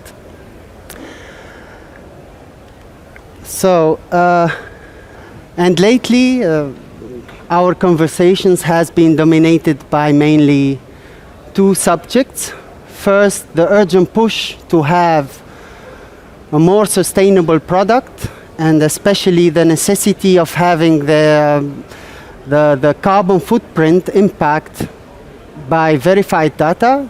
And second, few challenges we are facing when trying to recycle end-of-life glass, especially when it has a ceramic printing on it or enamel. So today I would like to show you how few of our latest development could help us overcome these challenges. For a quick background, AGC Glass Europe is one of the world's leading float glass manufacturer, specialized in two main segments, automotive and architectural glass. And you are probably familiar with our high performance coatings by AGC Interpaint, which are applied on many iconic buildings worldwide and also here in London, like the Shard or 22 Bishopsgate, Scalpo or 40 Leadenhall, just to name a few. So today I will cover three main topics. First, a recyclable alternative to the ceramic frit. And next, a new coating range to boost the efficiency of BIPVs or fully colored BIPVs. And BIPV stands for Building Integrated Photovoltaic, for those who are not familiar with the term. And finally, I would like to introduce our online product-specific EPD generator that provides third-party verified data. But before we jump into the first topic, I would like to show you an example of a project to demonstrate how our coating on demand service can give us the needed flexibility to provide customized solutions. So for the St. Regis Tower in Chicago, the design team at Studio Gang needed not only one, but various bespoke coatings to reach their intended design. And this has been achieved thanks to the expertise and the flexibility we have with such unique service. And with this in mind, let's take on the first topic. So we use that coating on demand expertise to manage to update our existing Ipachrome design technology and create the Ipachrome Design Double Vision, which is a new coating version it's a magnetron coating that's opaque, black or dark gray or various shades of gray on one side and mirror reflective on the other side. It can be applied on a full surface coverage or as a custom pattern new design. But most importantly, it is a recyclable option to the ceramic frit. And as such, flexible coating technology can solve one of the recycling challenges we have. So we've adapted the same principle using bespoke coatings and advanced coatings to create a new range and solve another challenge, which is our next topic. Boosting the efficiency of fully colored BIPV. As you can see on this slide, these are pictures of a residential project in Switzerland. The gold shiny facade is made of BIPVs using our new range called IPA Solar. This coating range is developed specifically for BIPVs. So it's a gold coating applied on an acid etch glass to create this matted effect. But most important, these coatings have been developed to just reflect a narrow band of color for our eyes to see, like blue, green, or gray, and allow almost all of the light, energy-producing light to come through to the cell.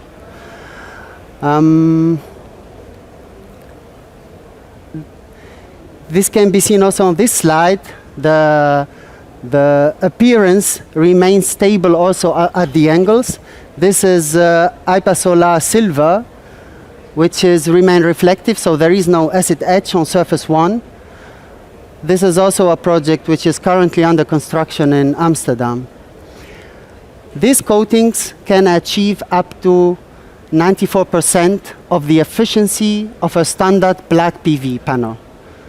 So that's why now you can get the design freedom you want without compromising the power output. For this project, this is the roof of the St. Pauli Stadium in Hamburg. We have developed bespoke colors to be applied on the world's largest rainbow-colored BIPV system. And we developed these specific colors also only for BIPV with a very high efficiency. Here you see some other variation. We can have it as reflective or matted. So there is a quite good range of colors you can work with. Well, it's good to develop efficient and nice solutions, but we all know we have to prove their environmental impact by accurate data. And there we come to our third topic and final topic, which is our online EPD generator. From now, or already a few months ago, you can use our new glass configurator online to generate your data sheet, but at the same time download, so instantly download a full EPD report which is third-party verified for a specific build-up or a specific product. And to show you just how easy it is, here is the tool in action.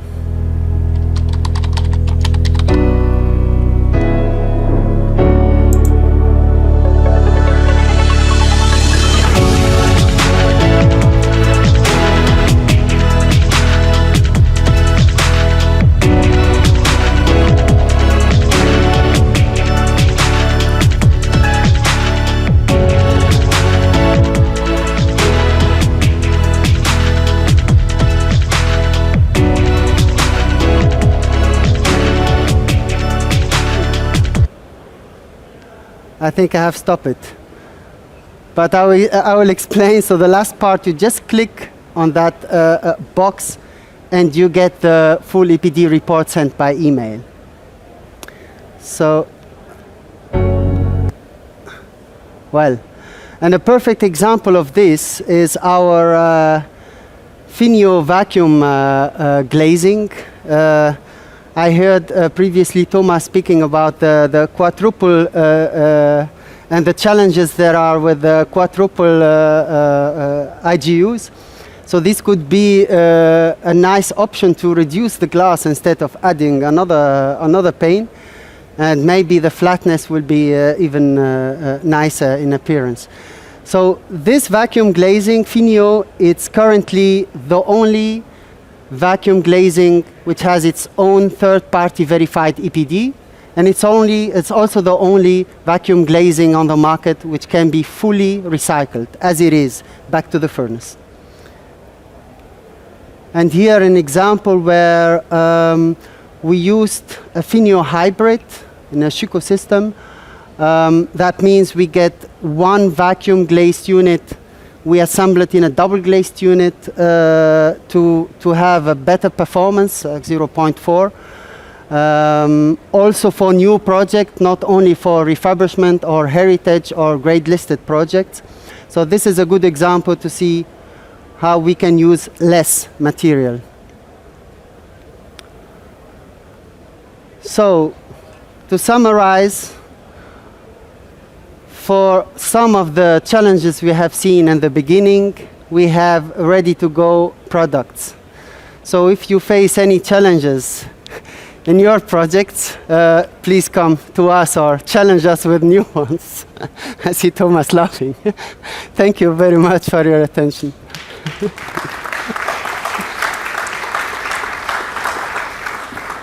Thank you so much for that talk. Really interesting. Great to see data driven into things. I assume we can see, well, he's off. So I'm going to introduce our next talk, our last talk on glass, and we're going to be joined by Allan Gibson, who's going to come up on stage in a moment. He's a global product segment marketing manager from Koerbel. And he's going to discuss innovative structural glass applications, the difference that has revolutionized structural glass design. So I can't wait to hear more about that. Thanks. Thank you very much. Thank you. It's very unusual because you can't hear yourself, but I hope that you can hear me. Okay, so I'm going to talk to you about structural applications, its use, but also some innovation that we've been doing as a company, and looking at the sustainable solutions that could be available with the integration, or thinking outside of the box. We know what we do, we know what we can do, but let's look at some alternative opportunities. And then we need to seriously look at authenticity, because it can affect your projects wherever they may occur anywhere in the world. So my name is Allan Gibson, Global Product Manager for Structural and Security Applications for the Advanced Interlayer Solutions Division of Koerbel. I've been with the company for 7 years, been in the glass industry many years, and this is it's like a holistic view of the type of things that I generally get involved in on a day-to-day basis. Now, we're very fortunate to have been involved in some really beautiful projects over the many years. Some of them you may recognize, some of them may not, but they all have one thing in particular in common, and that's structural laminated glass. Now, one of the products that we particularly have in our portfolio is a product called Sentry Glass, which you can see, but also you can have polyvinyl, and this is then sandwiched between two layers of glass, and is commonly known as laminated safety glass. But you see the red print, it says SGP. Now, a lot of people are very familiar with Sentry Glass and the acronym SGP, but from this day forward, I urge you, do not use SGP as an acronym in your specifications, and I'll explain why, and I'll show you why later on. So we have been fortunate to be involved in the highest observation decks and skywalks all around the world, subject to the Sentry Glass. And this is where we're transforming glass as a laminated structural application, providing structural strength and durability to these glass constructions, not just in vertical, but also in a horizontal load case scenario as well, providing post-breakage and residual strength. Quite a nice collection of buildings there. but if you're conservative or Labour, then, well, we know where that's gone. All right, so Trussful Extra Stiff Pro. This is a PVB, a stiff PVB, but it's using resin technology that's never been seen before. We are able to boast performances not seen with a stiff PVB before. Now you see Sentry Glass, which is the yellow line at the top there, outperforming all the other interlayers available with the Young's modulus relaxation and then the temperatures going along the bottom there. But the red line, which you see at 20 degrees Celsius, is almost the same as Sentry Glass, but then deteriorates, and when you get to 30 degrees Celsius, that is the magic temperature. That's when PVB really does start to lose its integrity from a structural performance point of view. But Extra Stiff Pro, compared to others, is still a little bit higher than most. So let's take that 30 degrees Celsius as the, let's say, the pinnacle of temperature acceptable for a centric or a stiff PVB. Now there is a typo in this. For those of you brave enough to spot it, I've got a glass thickness of 17.52.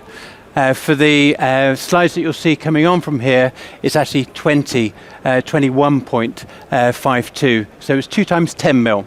And we'll use the worst case scenario. This is a cantilever, single side fixed panel of glass with a 1.5 kilonewton line load.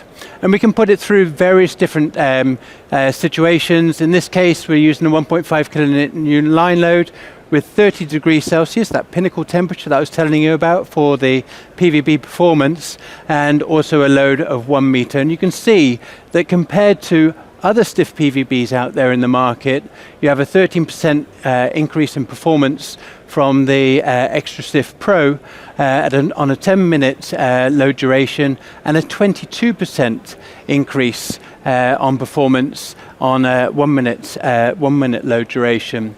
And we can look at this with some more detail with regards to deflection on the top edge of the balustrades. And we've got some supporting videos on here. You're looking at the maximum collapse.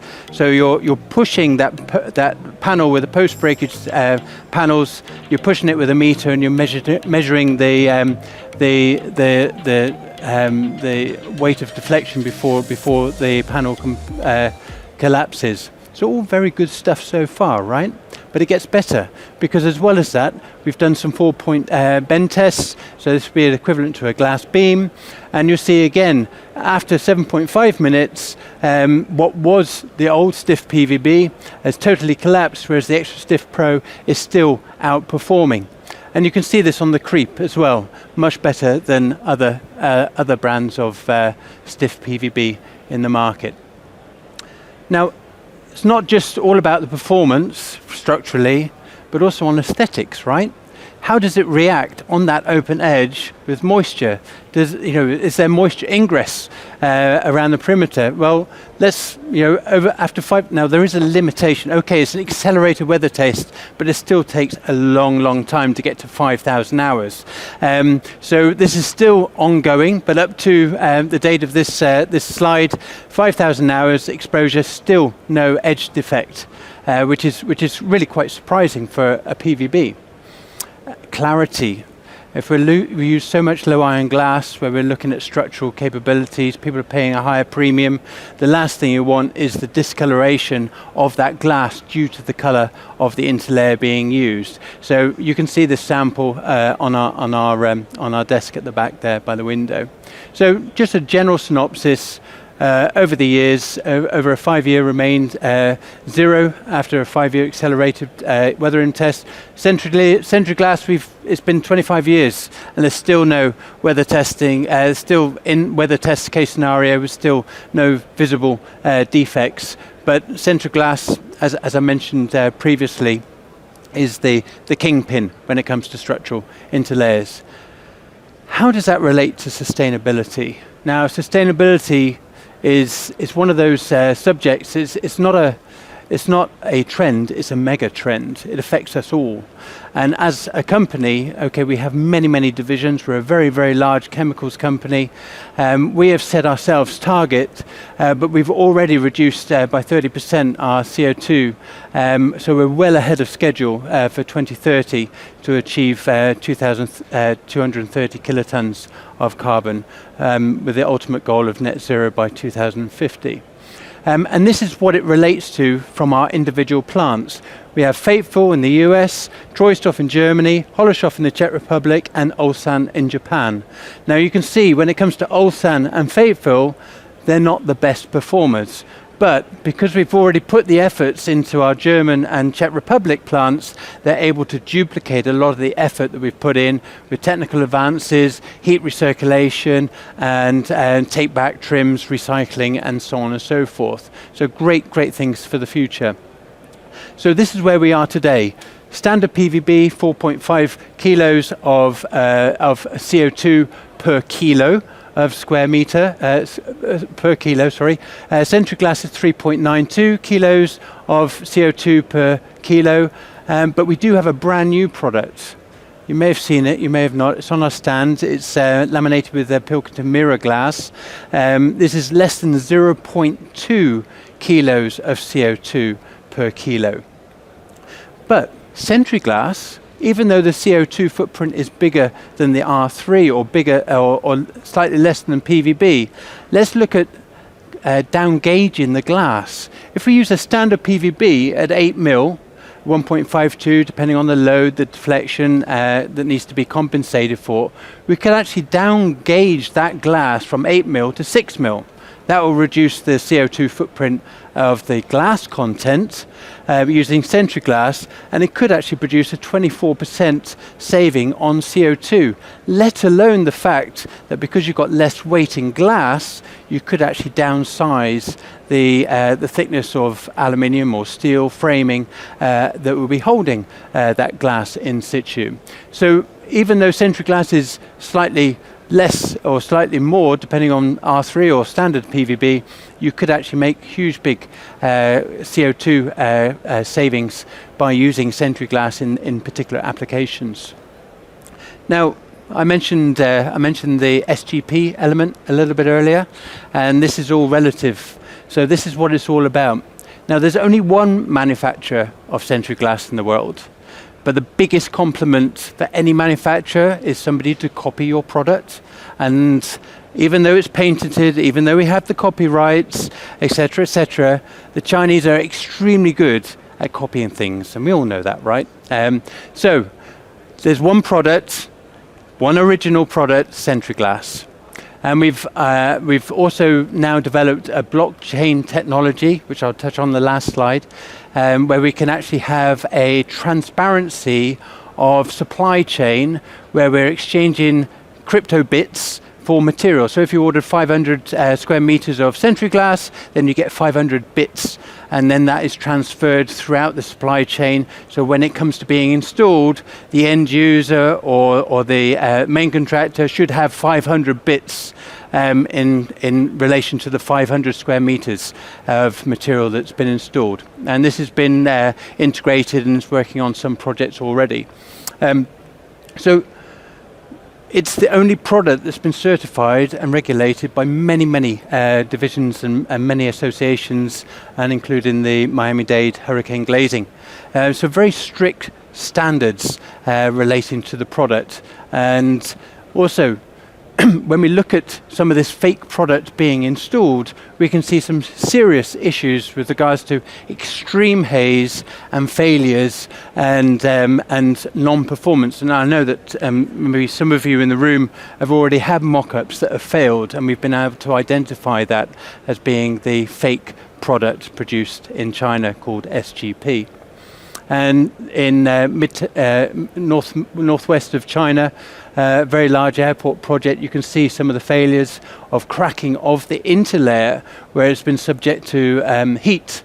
And these are things that you wouldn't normally associate with a Century Glass product, but it goes through the spec, it becomes an acronym, SGP is replaced, and the inferior product is able to be installed. Again, some very clear evidence of that poor quality.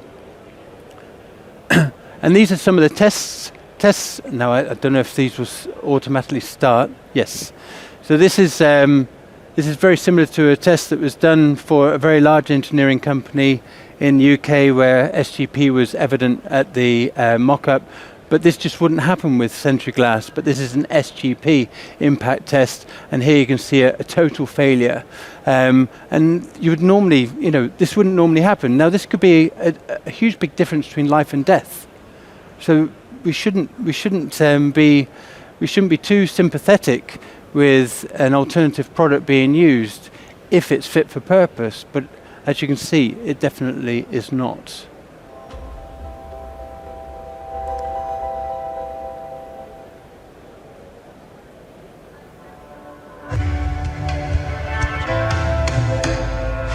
Now, Sentry Glass Interlayer can carry a digital fingerprint, a unique identifier that secures its history, quality, and journey. From our factory, your site, nothing is left to chance. At the core is Certiply, Kurare's blockchain-based tracking system, a decentralized, tamper-proof solution that links data in chronological blocks. Every movement, every update, every hand it passes through is recorded and encrypted. Once created, the token becomes a living part of your project, moving across stakeholders in real time. It's not just traceable, it's visible, verifiable, and transferable at every stage. It gives you confidence in your material and proof for your clients. Discover how Certiply is shaping the future of laminated glass. Okay. So that's the importance. The information is available on our stand. You can certainly search for it. This is certified by Certiply by Kurare. It enables you to ensure that what you specify is delivered on site. And I urge you to start introducing this into your supply chain where Sentry Glass is a specified product. So just to give a general conclusion, dead on time, Sentry Glass does outperform other structural interlayers. We do have a structural stiff interlayer, Extra Stiff Pro, which is very performant against other stiff interlayers. Kurare is the sole manufacturer of Sentry Glass. Do not forget that. Please do not use SGP as an acronym in your specifications. And if you do spot it, flag it up, get it changed, because it could be the difference between life and death. So thank you very much for your time. Thank you. Thank you very much to Allan. We're going to just have some setup going on behind us for the panel discussion. Thank you for your time and attention so far. If this was a baseball game, I think this would be the 7th inning stretch right now, because we've had quite a few sessions. So take a couple moments, but we'll be getting started with the next discussion shortly. I think generally it's been really great to be learning so much through these various topics. Okay. And to really be taking in some of the expertise of our speakers. So thank you so much for the speakers we've had so far. Coming up next, we are going to have a case study panel discussion on chapter living. So it's about building a student community on the Skyline. Phil Sedge, who is a director and head of facades at Mace, is going to be heading up the panel. And I'll let him introduce the panel. You guys ready to come up? Okay, well, okay, we'll give it one moment. A couple of topics that they're going to touch on is how the scheme developed and specifically the key drivers for the facades. They're also going to talk about the buildability of the project and specifically on the facade and the benefit by completely using off-site manufacturing. Why was the self-delivery unitized facade option utilized? They're going to touch on, and also some key aspects of the facade that were challenging on design and manufacture. So I think this is all going to be quite relevant to projects, especially using off-site manufacture for high quality, high reliability. So it'll be really interesting to hear the discussion. I think we're nearly there with the setup. Excellent. Thanks, guys. You guys later. And then I think we just need to get Phil a mic, right? Excellent. You got one. I'll hand over to you, Can you Phil. hear me okay? Oh, I don't think everyone so. hear me okay? Perfect. You're good. Excellent. Thanks, guys. You're the best looking audience out of all of everybody. Sorry, oh my God, that is it. So welcome today. So we're going to be talking about our chapter living when the slides come up. Yes. Our chapter living project here, this fantastic project. With me today I've got Alex Miller from KPF. Alex was involved in developing the concept of the design and then taking it forward into a technical format that we could start to use. And then we've got Daniele Norbiato from BDA, Billings Design Associates, or BDA. And Daniele then had the difficult task of taking what Alex had produced in concept and moving it into a place where we could start to look at it technically, and then handing over to Mr. Umut Bubel from Metal Yappy, who then had to take the details from Daniele into a place where we could then manufacture and take it forward to delivery on site. This was a different project for Mace. Mace procured the facade package with Metal Yappy to do design and manufacture, while Mace did the project management and installation, but in conjunction with Metal Yappy. It was a way that we had to do it because this is a very innovative project that I'm going to talk about right now. So, as you can see, it's a student accommodation over 39 floors, housing over 900 students. So that comes with a task itself. So Mace really wanted to bring some form of innovation into that project. So we come up with a thing called high-rise solutions. This was actually our fourth project delivering high-rise solutions, and we'll come onto some more detail as we go through that. We were awarded the contract in December 2021, and we just delivered a couple of months ago for PC, which was very challenging getting to the end, but we did get there. I'm going to hand over to Alex now, who's going to take us through the concept design and how we come up with this fantastic strategy of this building right next to the Shard. And then Alex will pass on to Daniele, and then Daniele on to Ahmed. Over to you, Alex. Great. Thanks, Paul. So at KPF, we're interested in elevating cities through craft, context, and performance. And here we see the finished building along St. Thomas Street to the south of London Bridge Station, and here in the context of the Shard, which is both a local and international landmark of a building. So we wanted to go through a few contextual questions. What does it mean to do a tower here in the context of the Shard? How do we address the massing and the density on this important site near a major transport hub? And how do we look at the relationship between the two towers, where the Shard expresses as a monolithic form with the appearance of the uniformity of its glass, and here we're considering how to individuate the expression of the student accommodation units on the facade so that that's legible as part of the building. So we're going to talk today mostly about the body of the building, and here what we're considering for the main facade is a fractal-like representation of the student units, coupled with the reflective nature of the Thames and the reflection of the glass of the Shard as well. So we're really interested in the shimmering effect of light off of the River Thames as something that has a unique and individual character that changes throughout the day, and how we then achieve that in something that is aluminium and glass. So when we're looking at that shimmering effect, that's actually because the surface of the water has a three-dimensional aspect to it. So we're getting the play of shadow and light, and the way to achieve that in metal and glass is through folding. So we're considering origami as a precedent for how to achieve that interplay with light. So here we're looking at the typical bays for some of the units, as well as the typical student accommodation floor plan. So the studio units are approximately 3 meters wide, which lends themselves to a unitized facade module quite neatly. And what we've got is floor-to-ceiling vision glass. We've got a floor-to-ceiling vent panel for passive ventilation in the units, as well as an integrated MVHR slot to allow for ventilation of the systems in the unit. And with that, we're trying to generate variety in terms of the visual appearance of this, so that you're not just seeing the same thing repeated uniformly across the whole facade, but do so in a simple and efficient way. As a development of this, we're then looking at a 3D feature. So where the shard is expressed like this as a concept and a shape for triangulation. Instead of pulling the point upwards and outwards, we're pulling the point horizontally out of the building. So with that gesture outwards, we're then creating the planes that are folded.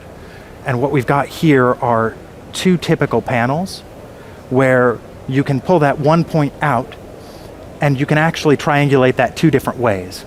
So we change the fold line in what we're calling that pontoon 3D shape. And then in the west facade of the building, we're also looking at how do we make that integrated as part of the performance of the building. So there we've got a wind fin, so where you see the orange color of the reveal of that 3D shape, that actually is extended further when we need that to perform for wind mitigation. In the plan form, what you're looking at there is the irregular hexagon shape of the site, which we've maximized the footprint on to deliver the number of units on this site. So you've got pairs of facades that are similar, and we've got this 3-meter module that can then be triangulated in different ways. We're also then looking at how else can we get variation. So we're flipping and handing this, so we have 8 types of panel.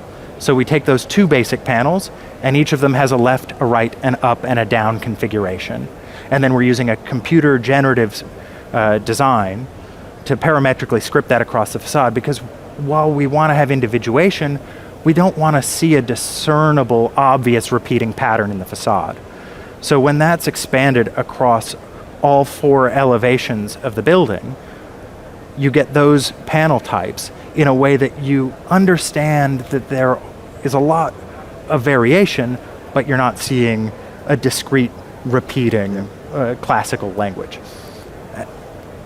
I think with that, I'm going to pass to Daniele to talk about the change between concept and how we start to detail the design to deliver that. Thank you, Alex. I think the easiest way to tell the story of the origami facade is actually talking through the route that brought us to this panelization. On the left side of the screen, that is the first CZI we were working with back in 2017, I think. And we had an origami facade, which the origami was actually glass. We had opening windows and we had this vertical NVHR slot. And the sketch that you see at the bottom is actually the first panel we sketched to see how to get things through. The details you see on the right are the first details that we've done when we were on stage 2, and it was good to get to this level of detail because we could see the challenges that we were going through. Like, we had sloped glass and a very little panel which was giving us very little insulation, plus it was triangularly shaped and we didn't have a spandrel panel. So we worked through the details and we reached stage 3 where we basically had the origami facade moved outside the thermal line, which has helped us having a window behind the panel, which was used for background ventilation. And then it has helped us to have a mini spandrel panel, which was on the top of the glass, where we added this horizontal slot that you can see here. And we also were looking to improve, optimize the way we were going to transport this panel. So the panel from 3 meter got split in 2 panels, one 2 meter wide panel with the glass and one 1 meter panel roughly with the window and the solid panel. The idea was to assemble the perforated panels and the triangular panel on site because we were looking to transport as many panels as possible into stillages. Then we wanted to be a bit more precise on the detailing because the goal of this exercise was to have the origami with very neat and crisp edges, which is actually what we see now on the pictures here, where we have detail 1 and detail 2 marked. And here we were still about stage 3, yes, and we increased, we went into really the nitty-gritty of the sketch. Like you can see the sketches on the right of detail 1 are the various iterations that we did to get to that crispness of the detail. And the very thing that I appreciated and I like was working with the team, sketching in hand in very simple tracing paper and just getting, to look of where do we put this screw, how do we fold it. And we did this both for many details, but these were the key details. We then wanted to be more precise, so from hand sketches we passed into cut detailing, and you can see the origami plan detail on the left and the origami vertical section on the right. There was a very good curiosity about how this panel will look from the inside as well, because of the dimension, and we wanted to have, when you open the window, it's pleasing to see through, and it's pleasing to see all this geometry, this trapezoidal and diagonal and triangular shapes coming together. So we said, okay, we want to see how we build it, we want to see how it looks like, let's go to 3D. And the 3D you see around are basically the first 3D developed that were very much focused of how we put things together and how they're going to look like, which I think they look pretty well. In the meantime, we were battling with perforated panels, which don't really like point loads. So it was actually a very good cooperation between us and KPF, like how big are the holes, where do we put in, how often do we put in. And the one you see on the right is an example of one of the many calculations we've done. I think we reached about 6 options with 6 different loads until we got to the right one.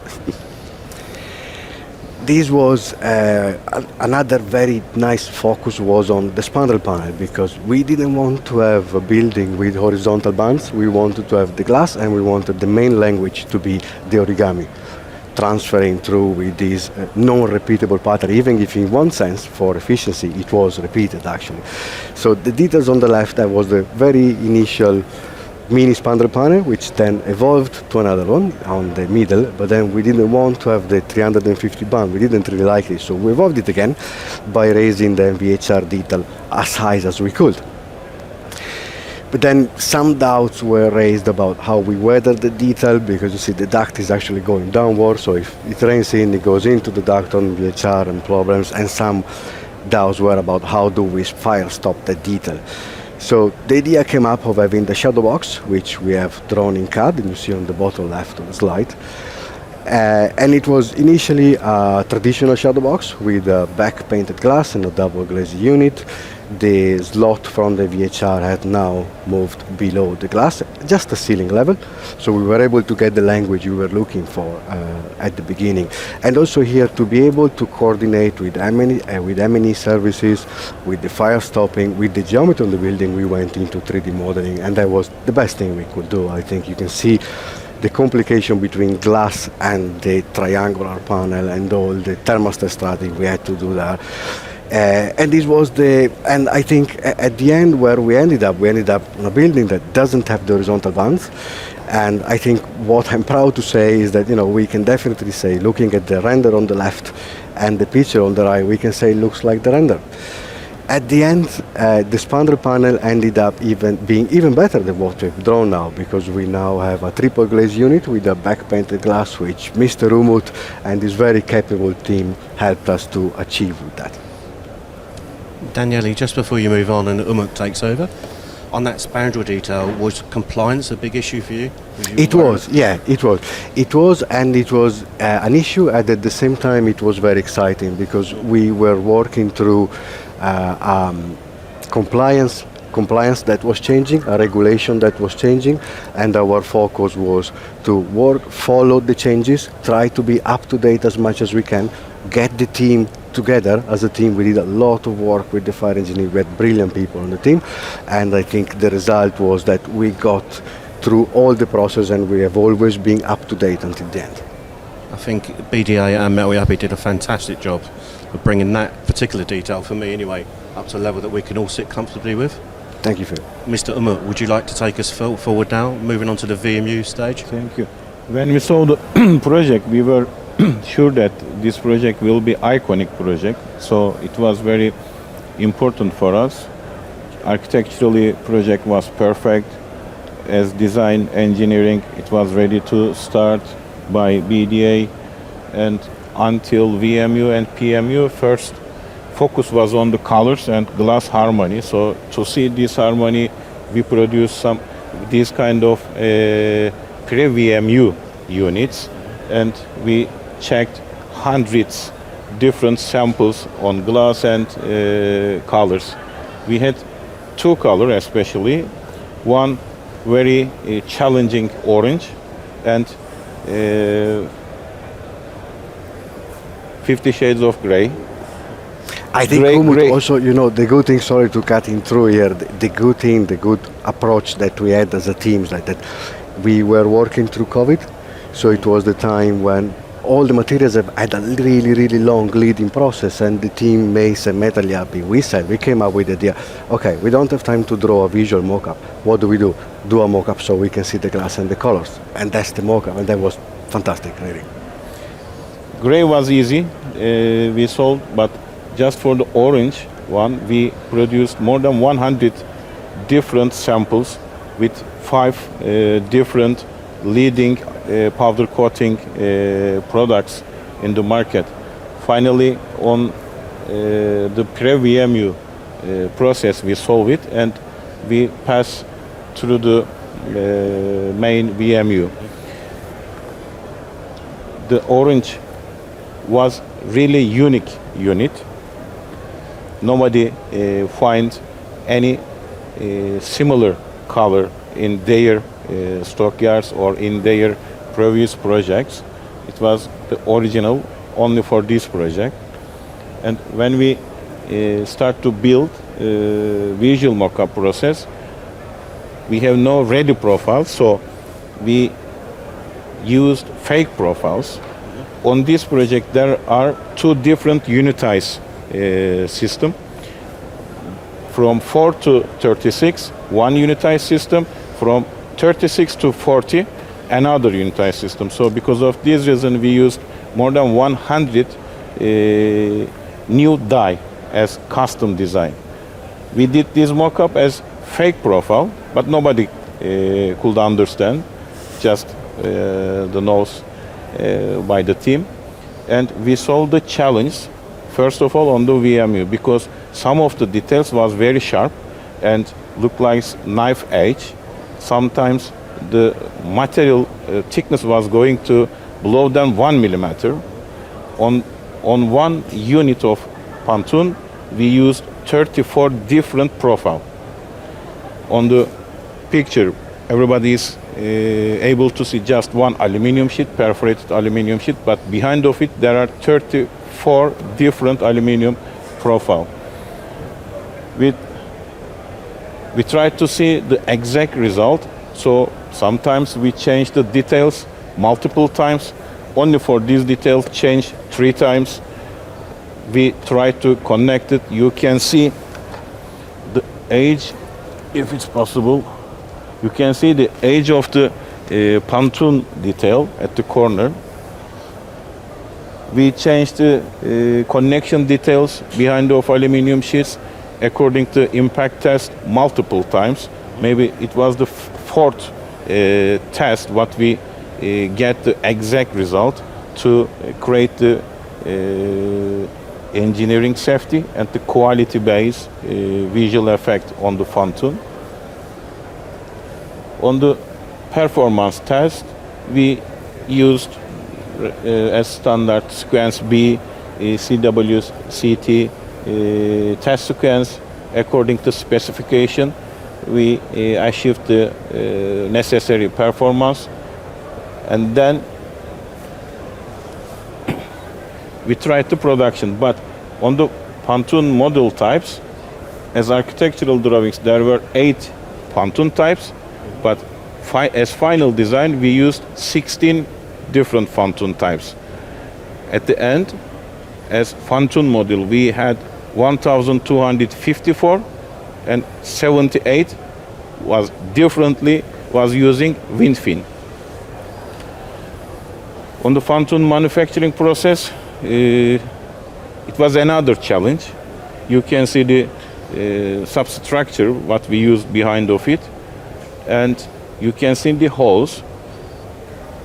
All the holes has different size, and in total of project, roughly we use 2 million holes. As an exact number, 1.7 million holes sanded by hand, one by one. Our workers still able to work their right hands, but we try to get quality with this way. As glass panel types, on the concept there were 13 different panel types. As final, we had 2,640 different codes for each units because of difference of pontoon types, because of difference of diagonal friets on the glass, because of MVHR detail. None of units has same code. It's difficult, very difficult things for the producers, but this project requesting and we did all together. In the production phase, this is the second part of the building for the tower part. There were no fountain, just the glass, but there were no any flat panel also on the top of the building. HRS system was our in our knowledge, and thanks again to Mace to work again on HRS. With this way, I'm able to say that as slogan, everybody can install their unitized elements one by one, but we are able to fix 10 by 10. Thank you, Ahmed. That's really good. And I just wanted to put these images up just to start to explain the HRS system. So for us, that's manufacturing of concrete floor slabs in a factory just up on the A12, so just going towards Ipswich. And then we installed the unitized panels onto the floor slabs, then lifted them all in one go, which I'm now going to explain in a bit more detail. So as you can see, HRS. Now, why did we do HRS? For us, when you're doing a high-rise student accommodation or residential tower in the centre of London, logistics and fit-out are key. So for us to try and de-risk the logistics and to de-risk the fit-out programme, we came up with the HRS system probably about 7 or 8 years ago, and this was our 4th project. There are very challenging logistics near the Shard. We split the panels then into breaking the floor slabs out into sectionals. You can see there 13 perimeter sectional modules, and then altogether 123 module panels, which broke the floor slabs into a stitched plate like Lego. Now the ones on the outside obviously had the facade on and came with the facade on. The rest got installed on site and then stitched together on site. And I'll give you some facts of what that looks like in a second. But as you can see, this is the way the process works. So we take the floor plan module, we split that up into the module types. We then, with Metal Yappies manufacture, deliver to Brandon, our off-site facility. That gets installed onto the concrete floor slabs. We then quality check that. It gets lifted onto a lorry and then gets delivered onto site. Now you can see some of the panels there going in on site, and I've got some more images shortly. Now what that meant for us is we were able to take the floor slab watertight dates down to a week per floor. And sometimes, you could see optimum was 6 weeks for 6 floors. That was probably our best rate without being winded off. Now trying to do that on a traditional resi build with a unitised system, we would have probably been winded off probably 20% of that time. So this enabled us to really de-risk the fit-out part of the residential build and gave us a, sorry, that's gone off there. Just, sorry, going backwards. I pressed the wrong button, I'm sorry. That's gone off. Just wait for them to see if they can put that back on for me. 1 second. So what I was trying to say there, what that enabled us to do was to de-risk the residential part of the build and enabled us to make sure that the fit-out works was not affected by being watertight across the building. Just wait for those next slides to come back up again. Got carried away much with you. Thank you very much. That's exactly where I wanted it. That's perfect. Thank you. Yeah, so this gave us approximately an 8-week saving on a traditional build by using the HRS module. But it wasn't just about saving 8 weeks on the overall programme, it was about de-risking the fact that the residential build was following the watertight date. Just breaking down the installation process in a bit more detail, you can see traditional mini crane installation being installed onto the concrete slab, being loaded onto the factory, then delivered onto site. Then you can see the units being installed on site. Now, the way that actually worked by being installed as a unitised panel. So they actually linked together with a male-female connection joint. And when you first look at that, you would say, well, that's really difficult, that's going to be so challenging. But using the Vita cranes, we're able to stabilise the unit quite quickly, and that enabled us to install just as a unitised panel. So, really good system. This is just another one, you could just see them going in. But for us, this was a fantastic project that we delivered with KPF, developing the initial design, but then bringing it to BDA, who then, what I liked about the KPF is there were some real key parts of the facade that we really wanted to protect. Some of that was the origami, some of that was the colour. It was really challenging for Metal Yappy to deliver those component parts, but what I liked with BDA as well was delivering the technical aspect of the design that enabled us to make the manufacture.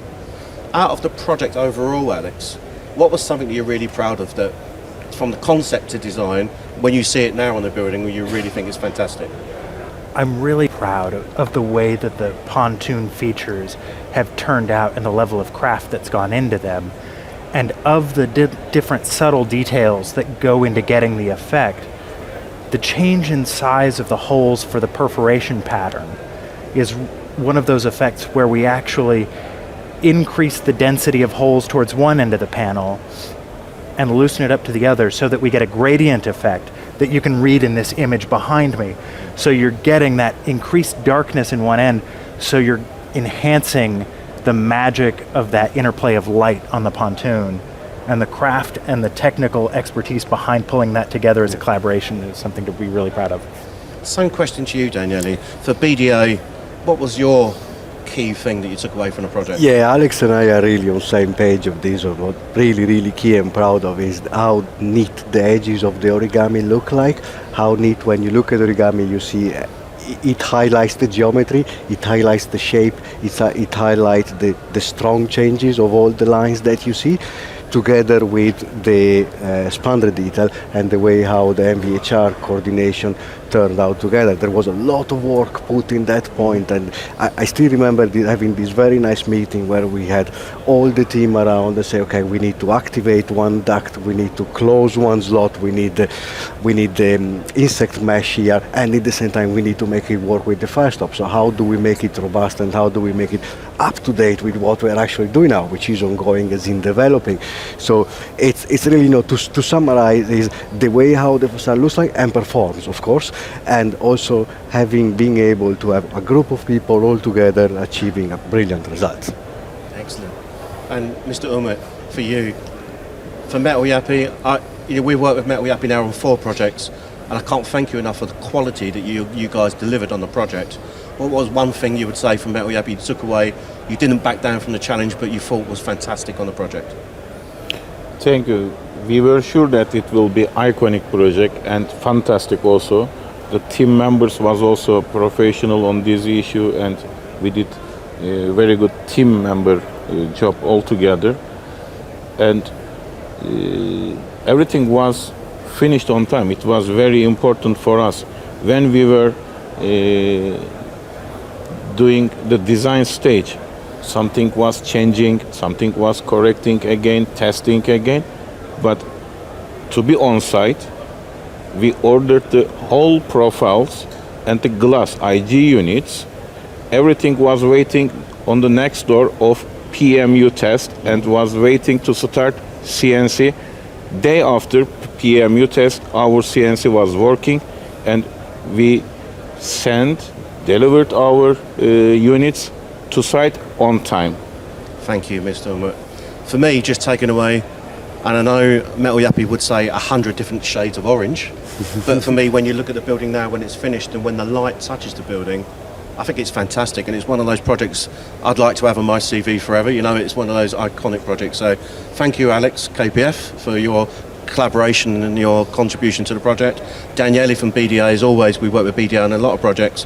Thank you for your hard work of getting there for us. Pleasure. And Metal Yappy, again, our 4th project. Fantastic quality again. Thank you, Ahmed, for your... Thank you for all. Thank you. Thank you so much. Really great talk. And I think the building's just across the bridge, so we can all go see it. And for the rest, I think there's a short break until the next session. So thank you so much for joining this session. Welcome, everyone.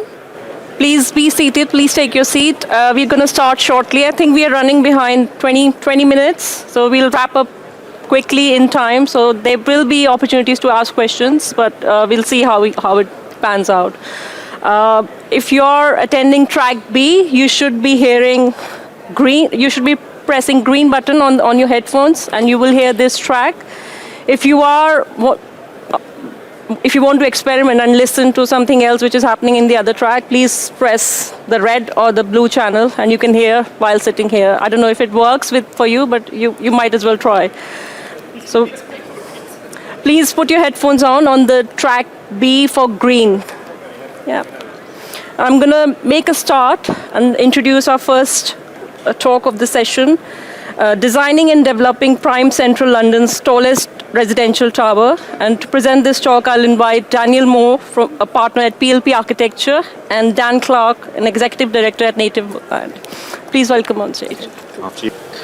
Okay, so we are going to be talking about Bankside Yards today. This is Dan Clark from Native Land.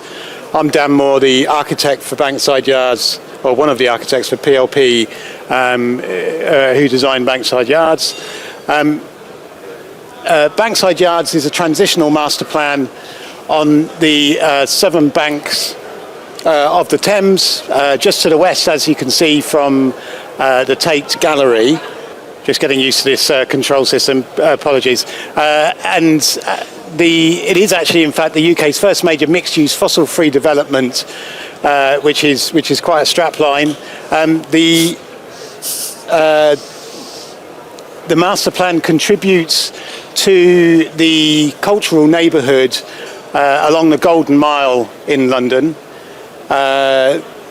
The master plan offers a couple of cultural spaces which allow it to augment that Golden Mile. That Golden Mile which stretches all the way from the London Eye, providing lots of different cultural institutions, which has the Bankside Yards directly in the centre. Bankside Yards, as it's being developed, the starting point for us was the existing buildings. If I can point these out, yeah, there you go.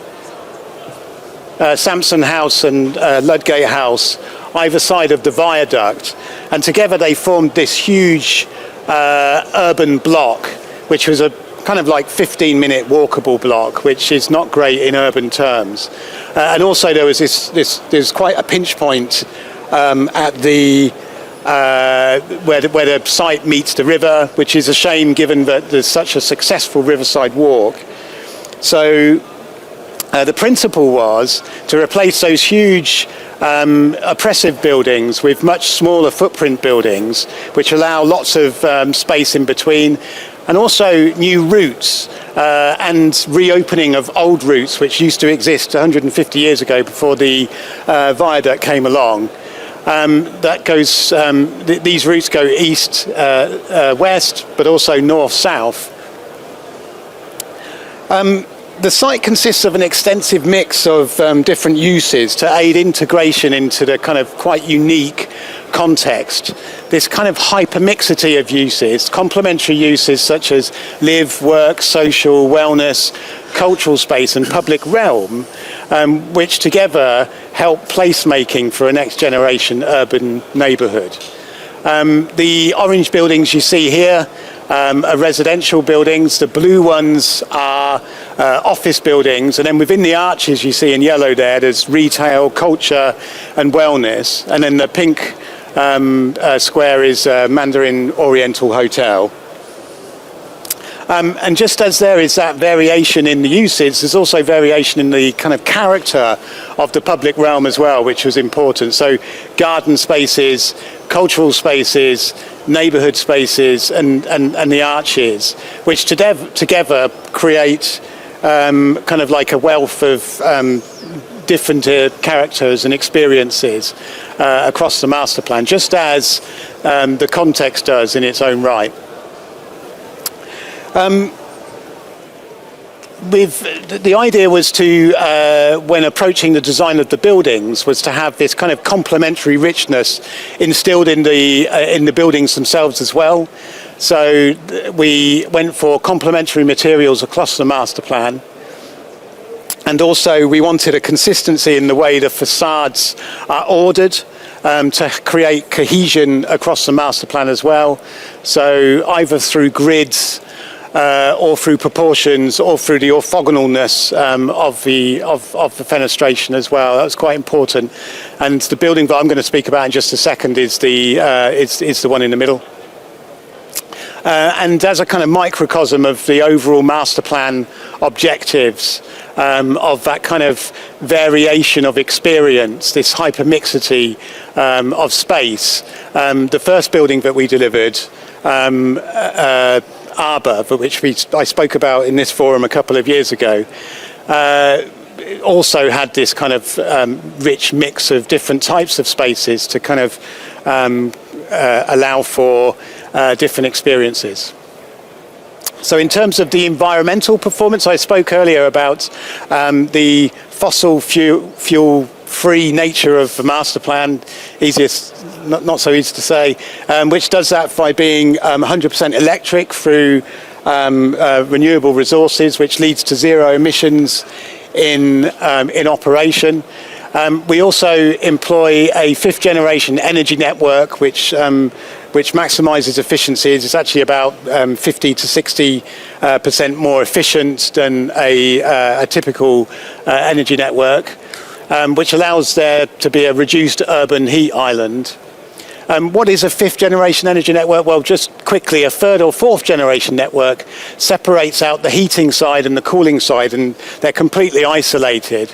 Whereas a fifth generation network takes the rejected heat from various sources around the building to preheat an ambient water loop, so that the air source heat pumps can be kind of like more efficient in doing the final heating from, say, 20 to 25 degrees centigrade up to that 60 degrees centigrade.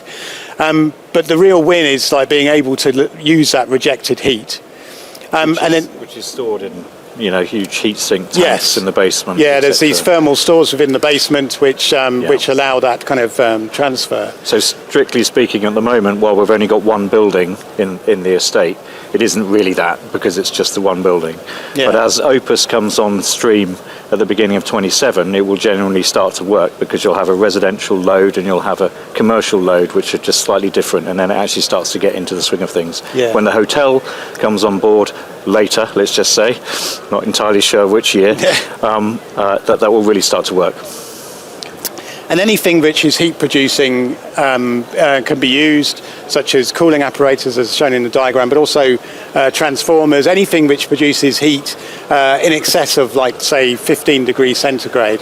And this is particularly useful for our master plan because of the mix of uses, complementary uses, because the buildings, office buildings and restaurants, for instance, would be typically rejecting quite a lot of heat, whereas residential apartments would be needing heat for heating and for domestic hot water.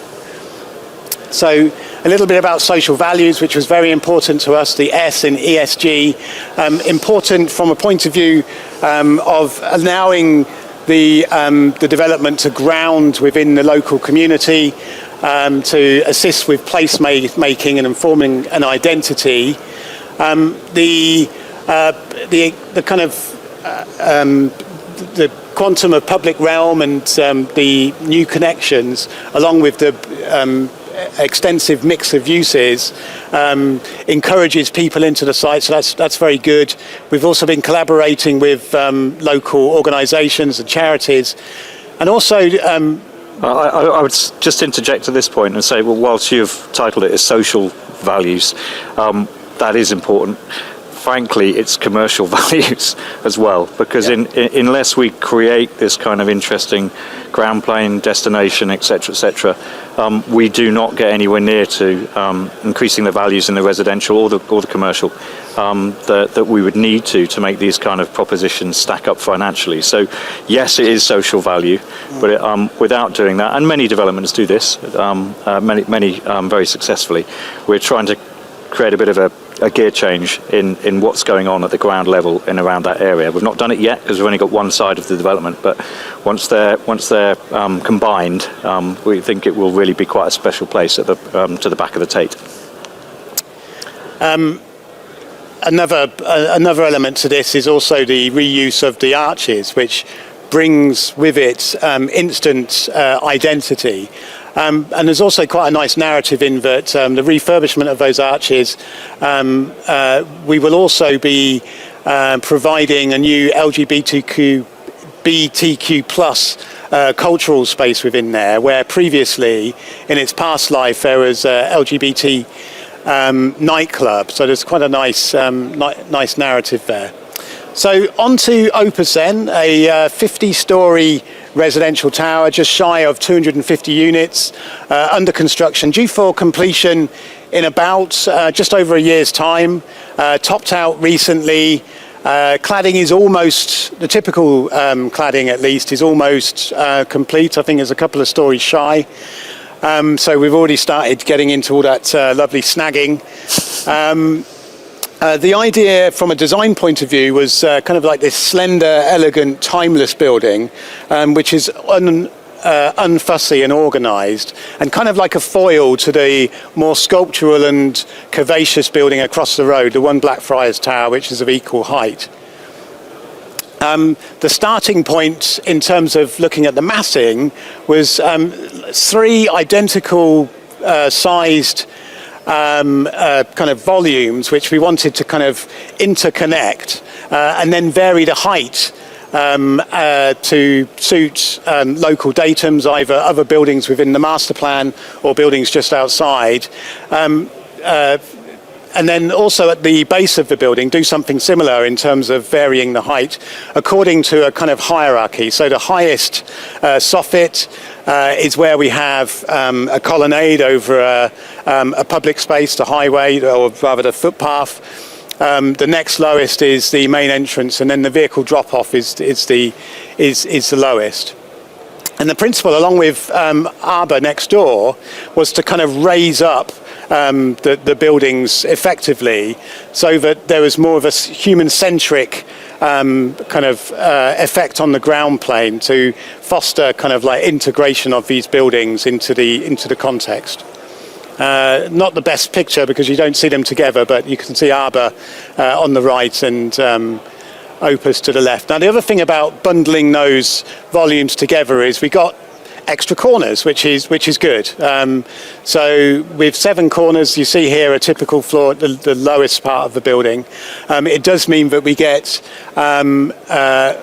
corner conditions for most living rooms and even some bedrooms, which is obviously an advantage. So we wanted to, we aspired to some richness within the facade here. At Opus, as we did at Arbour. This is the building next door, which I presented a couple of years ago. Here, we achieved the richness through almost like a handcrafted texture through the arrangement of the glass panels. Whereas with Opus, we went for the aspiration of depth and shadow, changing light conditions over the course of a day, through the application of a stone frame of lintels and piers. Effectively, what we're talking about here is just a simple curtain wall, albeit a very high-performance curtain wall, triple glazed, with GRC reconstituted stone hung externally off the facade. And you can see the kind of like the effect we were hoping for in terms of shadow, but also passive shading as well, so helping reduce those solar loads. As we developed the design, we like the idea of using the kind of the facade framing to help with the kind of the reading of the building in a kind of like advantageous way. We hit upon the idea of having quite high cells of the framing towards the bottom of the building, and then progressively reducing the height of those cells to just a single story at the top, so that the top appears to look further away, so kind of employing almost like forced perspective kind of techniques borrowed from some of the theatres nearby, so that it lengthens the building, makes it feel more slender and taller. Just going back to those corners, once we had kind of established the basic design principles of the tower, we then set about optimizing the facades.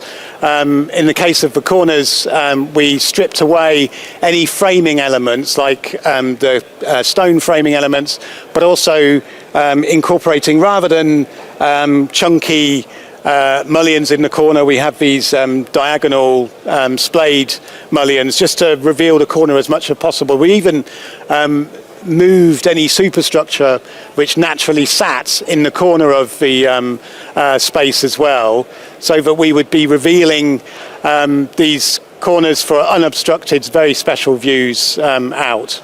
And it's worth interjecting here, I don't have much to say today, but from the point of view of what developers want out, or want from facades, etc., it's to reinforce these kind of key points, which are these key moments that bring value and specialness to schemes. Yeah. And that was something that we were very keen on, and we did work with you to kind of enhance that. There's plenty of things that you wanted to do that we didn't allow and we didn't do, but we got behind you on this particular thing, and it's definitely been very successful. We've sold something like 60 odd units already, and it's a very popular thing. People wander over to that corner and they have a look at that view. So thanks for your support. Okay. Now, one of the things about that massing concept of bundling these volumes together, these interlocking volumes, is that it gave us a kind of a device or a vehicle, should we need to add volumes as the design develops later, for being able to do that in a kind of sympathetic and not compromising way, such as when we added this kind of tall zip, which is effectively a bay window, all the way down the northern facade in that upper volume, which provides quite spectacular views down the Thames. Oh, how did that get in there? I don't know how that got in there. Actually, on a serious note, this is the only photograph I've got, promise you, which actually shows what the views are out through the bay window, which gives these spectacular views down the river. It's worth noting that was only introduced late in the day, and it was very late in the day. The building was on site when we introduced that, so the curtain walling Schelderbauer had to work extremely quickly to introduce that, and they worked well. It was introduced because partway through construction we introduced a second stair into this building to accommodate the Building Safety Act, which strictly speaking, which is shown here, which is shown there, which strictly speaking we didn't have to do, but we felt we didn't want to be the only apartments on the market with one stair in this market. So we took that decision. Having made that decision, we basically went to the planners and said, this is costing us a fortune. Is there any possibility that we can get a little bit more space on the riverside? They were okay with that. And then I had to introduce the concept to Dan, who had to kind of work out how to do it. So, but again, that was quite the flexibility and the way that the teams could adapt the system relatively simply was very useful. Yeah, so another example of where that massing concept helped us out there, and not only allowed us to avoid having to have the stair on those upper floors where the floor plate's quite tight and it's less easy to introduce such a big element, but also it allowed us to kind of like tack on some quite fantastic balconies alongside the stair as well. It's worth pointing out how we came under quite a lot of pressure to consider powder-coated metal instead of reconstituted. I would add, not from us. No, not from Dan actually, and nor from the planners, who were not so warm about the idea either, but from the money men. But I think Dan. It was quality. This is probably one of these other key points for me. if this had been a commercial building, we'd have done it metal all day long. If you can't get close to it and you can't touch it, then the practical advantages of doing it metal, I get it. But we're selling apartments which have windows that can open next to this, next to a railing, and just the possibility of literally a tire kicker moment when people are purchasing an apartment, kind of touching their building as they would see it. Without that feeling of quality, we felt that would be definitely a retrograde step.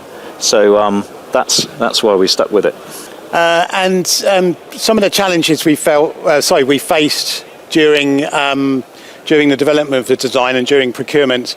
One of them was the need to introduce fire stopping between levels on the vertical elements, on the vertical piers, which are, as you saw from the previous image, I think, typically have a cavity within them. We developed, rather than, we looked at different ways in which we might be able to achieve this through kind of like some kind of stainless steel plate, and we came to the realization that actually this is a cast element. We can cast a little lid into the top, which would then, for belt and braces reasons, accommodate or be a background to fix mineral wool for that extra kind of protection. Certifiable, yeah. So. And Dan, do you want to say a few things about the residential products? Yeah, by all means. I know that you guys are predominantly here to talk about the facades, but Dan said you might be interested in just a general background to the building. So the entrance areas from this upper ground level, once the office building is complete, will be in from Blackfriars Road. I'll skip through this fairly heavily.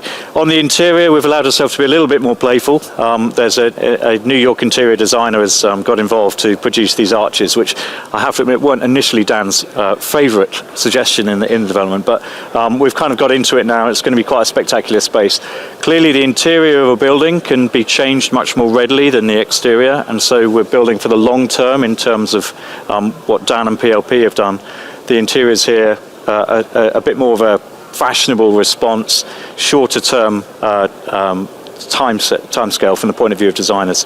The car park drop off, we've got a countdown clock here telling us that we haven't got too much longer, so I'll be very brief to get through.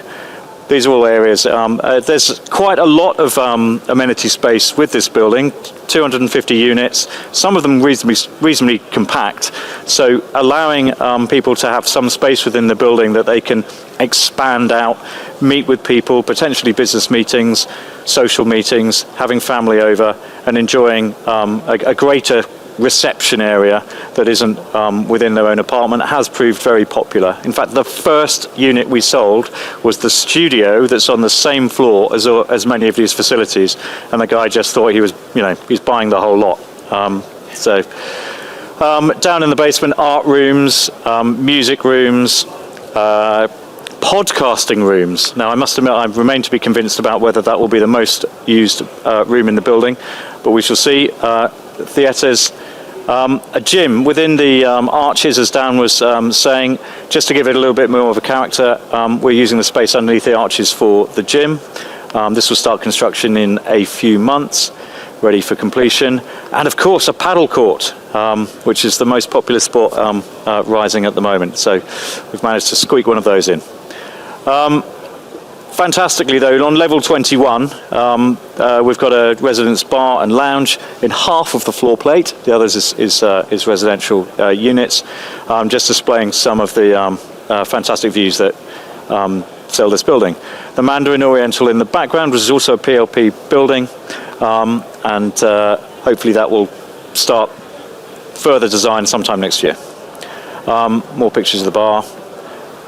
I'm running out of time. I want to get to the end of this. So the remaining buildings that we've got coming forward, we're going to be having discussions with several cladding companies, no doubt, over the next 5 to 10 years as this development rolls out.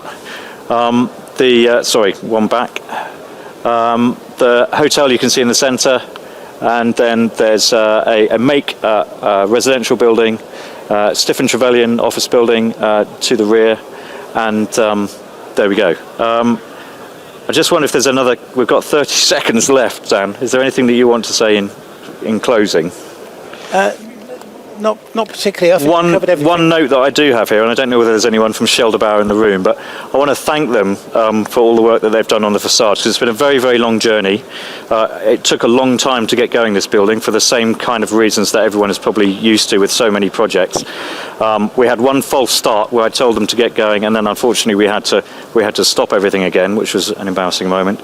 And I think the last ever panels to be manufactured in the Middelburg factory are on this building already. So it's a little bit of a milestone in the history of Scheldebauer. So a little bit of a cladding fact for this audience. So, sure, gratefully received. Yeah, we're out of time. Do you? Yeah? Okay. Thank you very much. There are time for one question.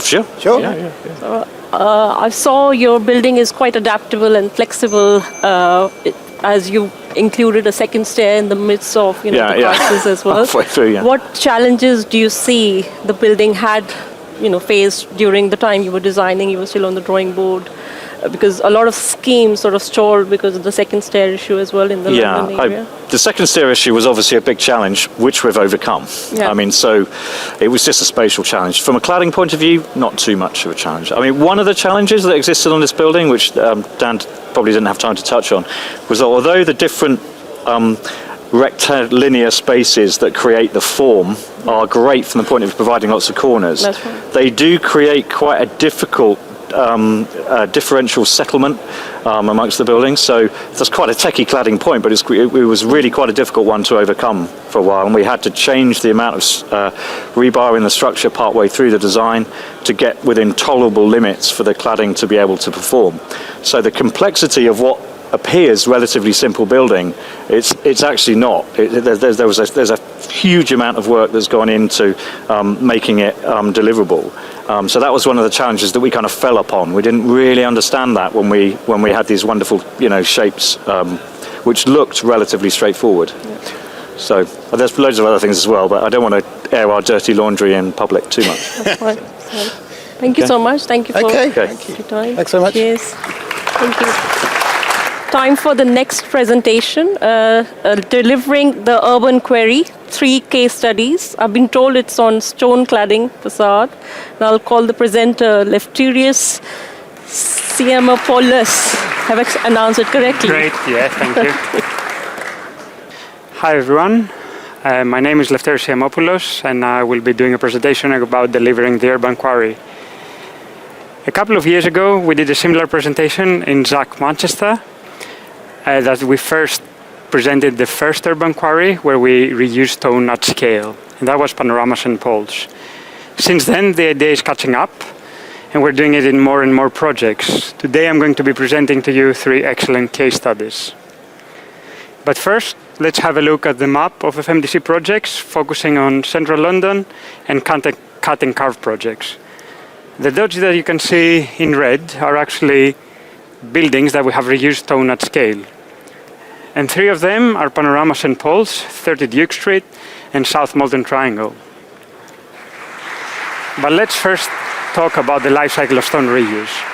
What we would traditionally do in the 20th and 21st century was probably demolish a building, throw all the stone into the skip, or at best use it as secondary aggregate and filler material.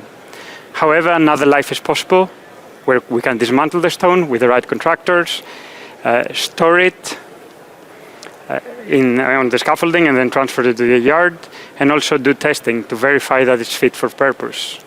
Finally, we need to cut it and resurface it and clean it to make it look as good as new, and do range samples to match the new stone to the existing stone. Finally, we can do the VMUs and reuse it on the building. And this has many advantages. And first of all, it can be a cost-neutral strategy if you select the right contractors, and it's an excellent circularity and sustainability story. It enhances the architectural concept, and frankly, planners and clients love it. There's limited extraction associated with stone, reused stone from the earth, so that's a win. And then there's less transportation carbon associated with it as well, especially because we can actually London, especially if we talk about London, London is much closer to the contractors' yards than Isle of Portland is, where most of the limestone in London is coming from. But let's jump into it and talk about our first case study, which is Panorama St. Paul's. Here, the client was Orion Capital Managers, the architect was KPF, and FMDC got involved in the project since stage 3. Main contractor was Mace, precast contractors were Grants, and Foki were the glazing contractors. And this is the before and after of the building. On the left, you can actually see the original BT Center, which was the head of BT, the headquarters of BT for over 40 years. It was built in the 1980s and it comprises 3 RC blocks interconnected by a central glazed atrium. It had very poor thermal performance, inefficient floor plates, and very solid. It generally looked a dated facade. Somebody could say it looks like a prison, or if we're being nice, maybe like a hospital. But it had one thing going for it, is that it had lots of lovely stone, which KPF decided to use it on the new building, which is the transformation of the existing building with retaining most of the structure, and that's Panorama St. Paul's. And this is the before and after of the stone cladding. On the left is the stone cladding from the original building, and that's 6,000 square meters of limestone cladding at 75 millimeter thick, and 500 square meters of granite cladding at 40 millimeter thick. This was just enough to clad 90% of the transformed Panorama St. Paul's. These are some visuals that KPF sent us, so thanks KPF for that. And it shows the original typical bay and the new typical bay. Something that I didn't mention was that the reuse of stone found its place into the planning conditions of the building, so we had to really make it work. So when we got involved in stage 3, we started doing some surveys, dimensional and otherwise, and intrusive surveys as well, to try to understand the actual thicknesses of the stone and the sizes of the stone and how we can reuse them on the new facades. So we nudged KPF to actually make all the stones in the new facade slightly smaller, removing 10 to 20 millimeter perimeter of the stones to avoid any damaged edges and any small dowel holes that you could see on the edges. And of course, KPF wanted a very solid looking facade. So we're thinking of how we build it, and we decided to cast the stone as it was at 75 millimeter thickness on top of the precast panels. The precast panels was a beam and post arrangement creating double and triple story bays where unitized curtain walling by Foki would be installed in these openings. This is a small video that works, that's good, that shows each of the stone and where it finds its place in the new facades. As you can see, we actually needed almost 2 full original bays to clad 2/3 of a new typical bay of the building. And that's why we needed quite a lot of new stone.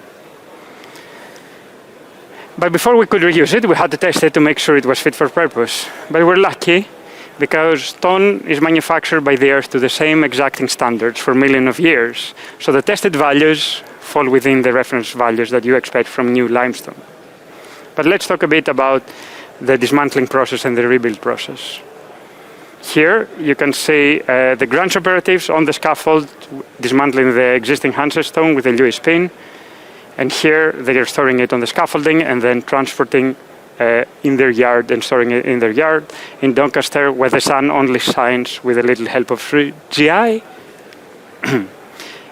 And then we have to resurface and clean the surface of the stone.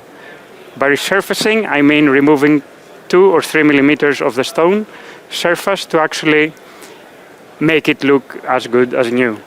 On the left, you can see operatives doing that by hand for the most complex pieces, but most were done with a machine, which was much quicker.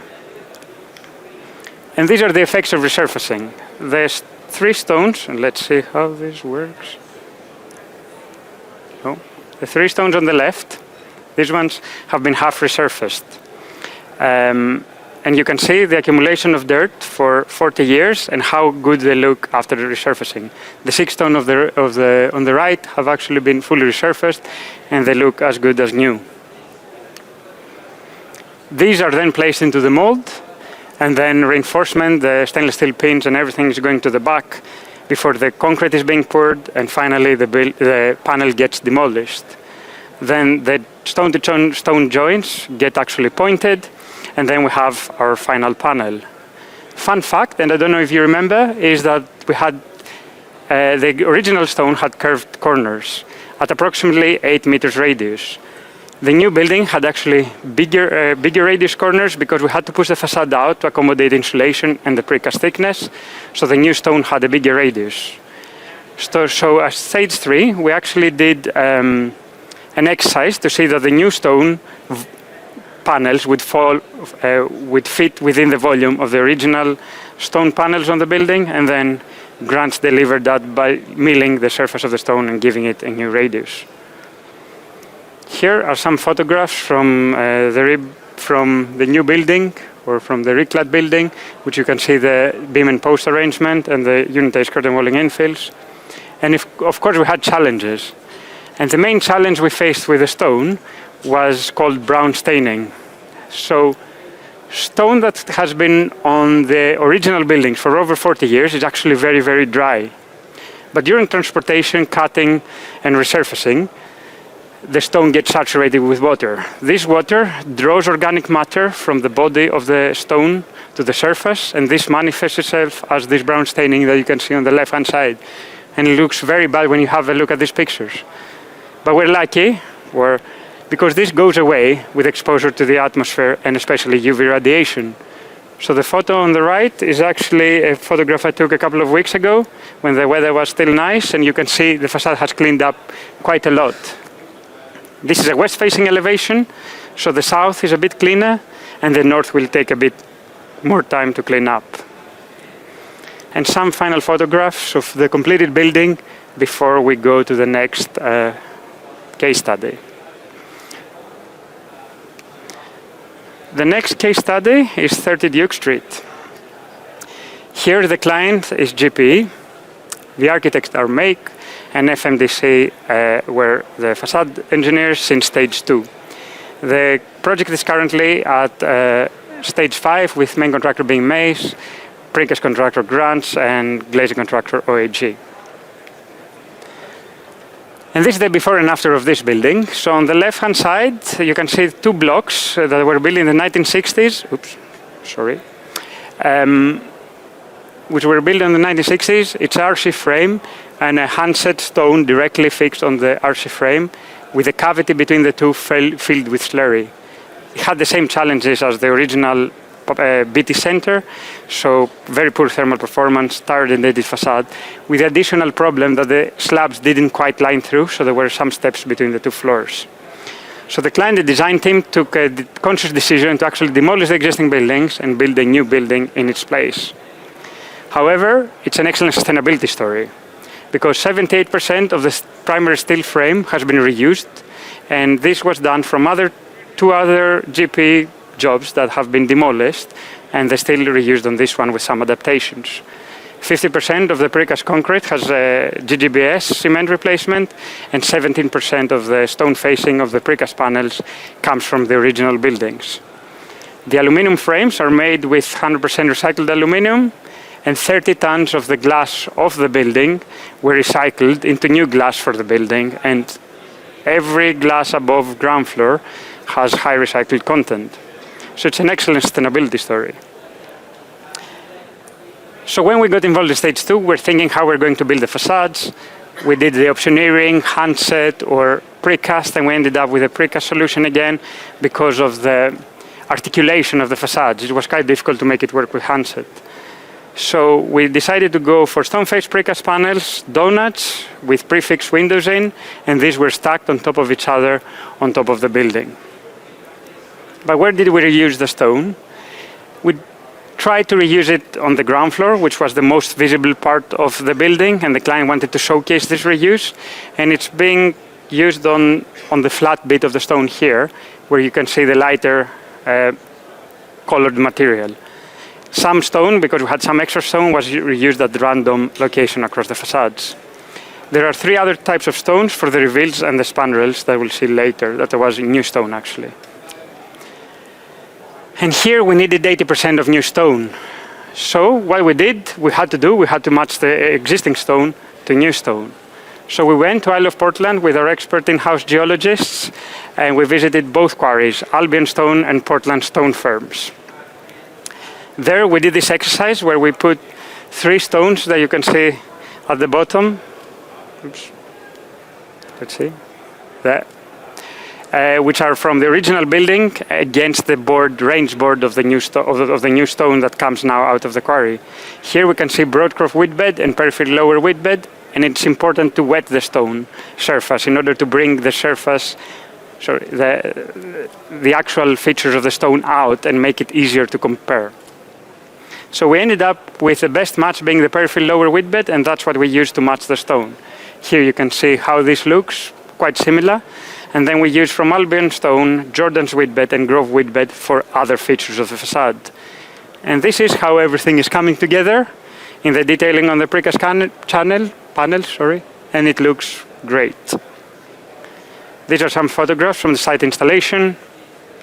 And this is the building, how it looks today. It's going to get completed in the new year. And now to our third and final case study, which is South Molten Triangle.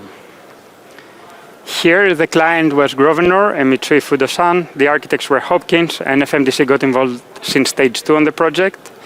The main contractor was Kanska, stonework contractor Pei, and for the element of the rebuilt facades, the glazing contractors were CSI and JJ Sweeney.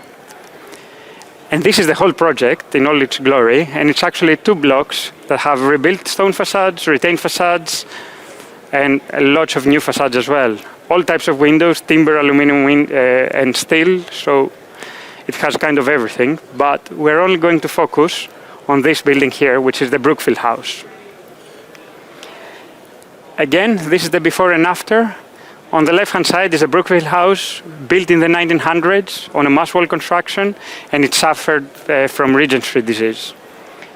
Had the same challenges as the other buildings as well, with inefficient floor plates, and also the floor plates would not line through to the new development that was adjacent to it. Because it's part of a conservation area, the architects decided to actually rebuild the facades in a similar manner, but slightly extend its floor to line through the floor plates with a new development, and also extend its facades laterally and add a couple of stories on top to increase NIA. So we had a different task at hand than the previous projects. We had to dismantle and rebuild the buildings as closely as to the original as possible. Again, we looked at various options on how we design and detail this, and we ended up with a handset stone solution where we use 100mm thick stone on a modern cavity wall construction and an SFS backing wall. The reason was because this allowed us to reduce the number of vertical and horizontal joints on the scheme, and we could conceal them at changes of plane light below the cornice.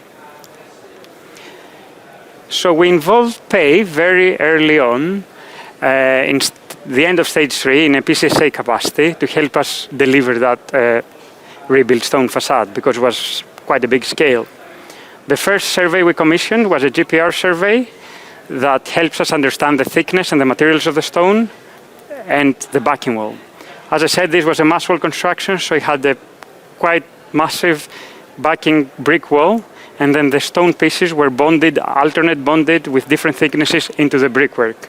And you can see here, some of the stones are 110mm, some are much thicker, up to 380mm. And this helped us actually to reuse much more stone than we thought was possible.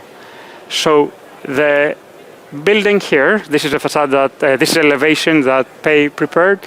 The white stones there are actually existing stones that have been resurfaced and are being reused on a similar location on the building as the original one.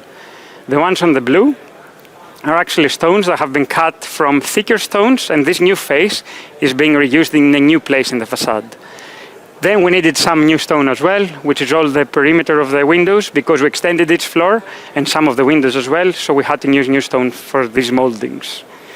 Most of the new stone is also reserved for the top of the building, where there is a natural break where the cornice is.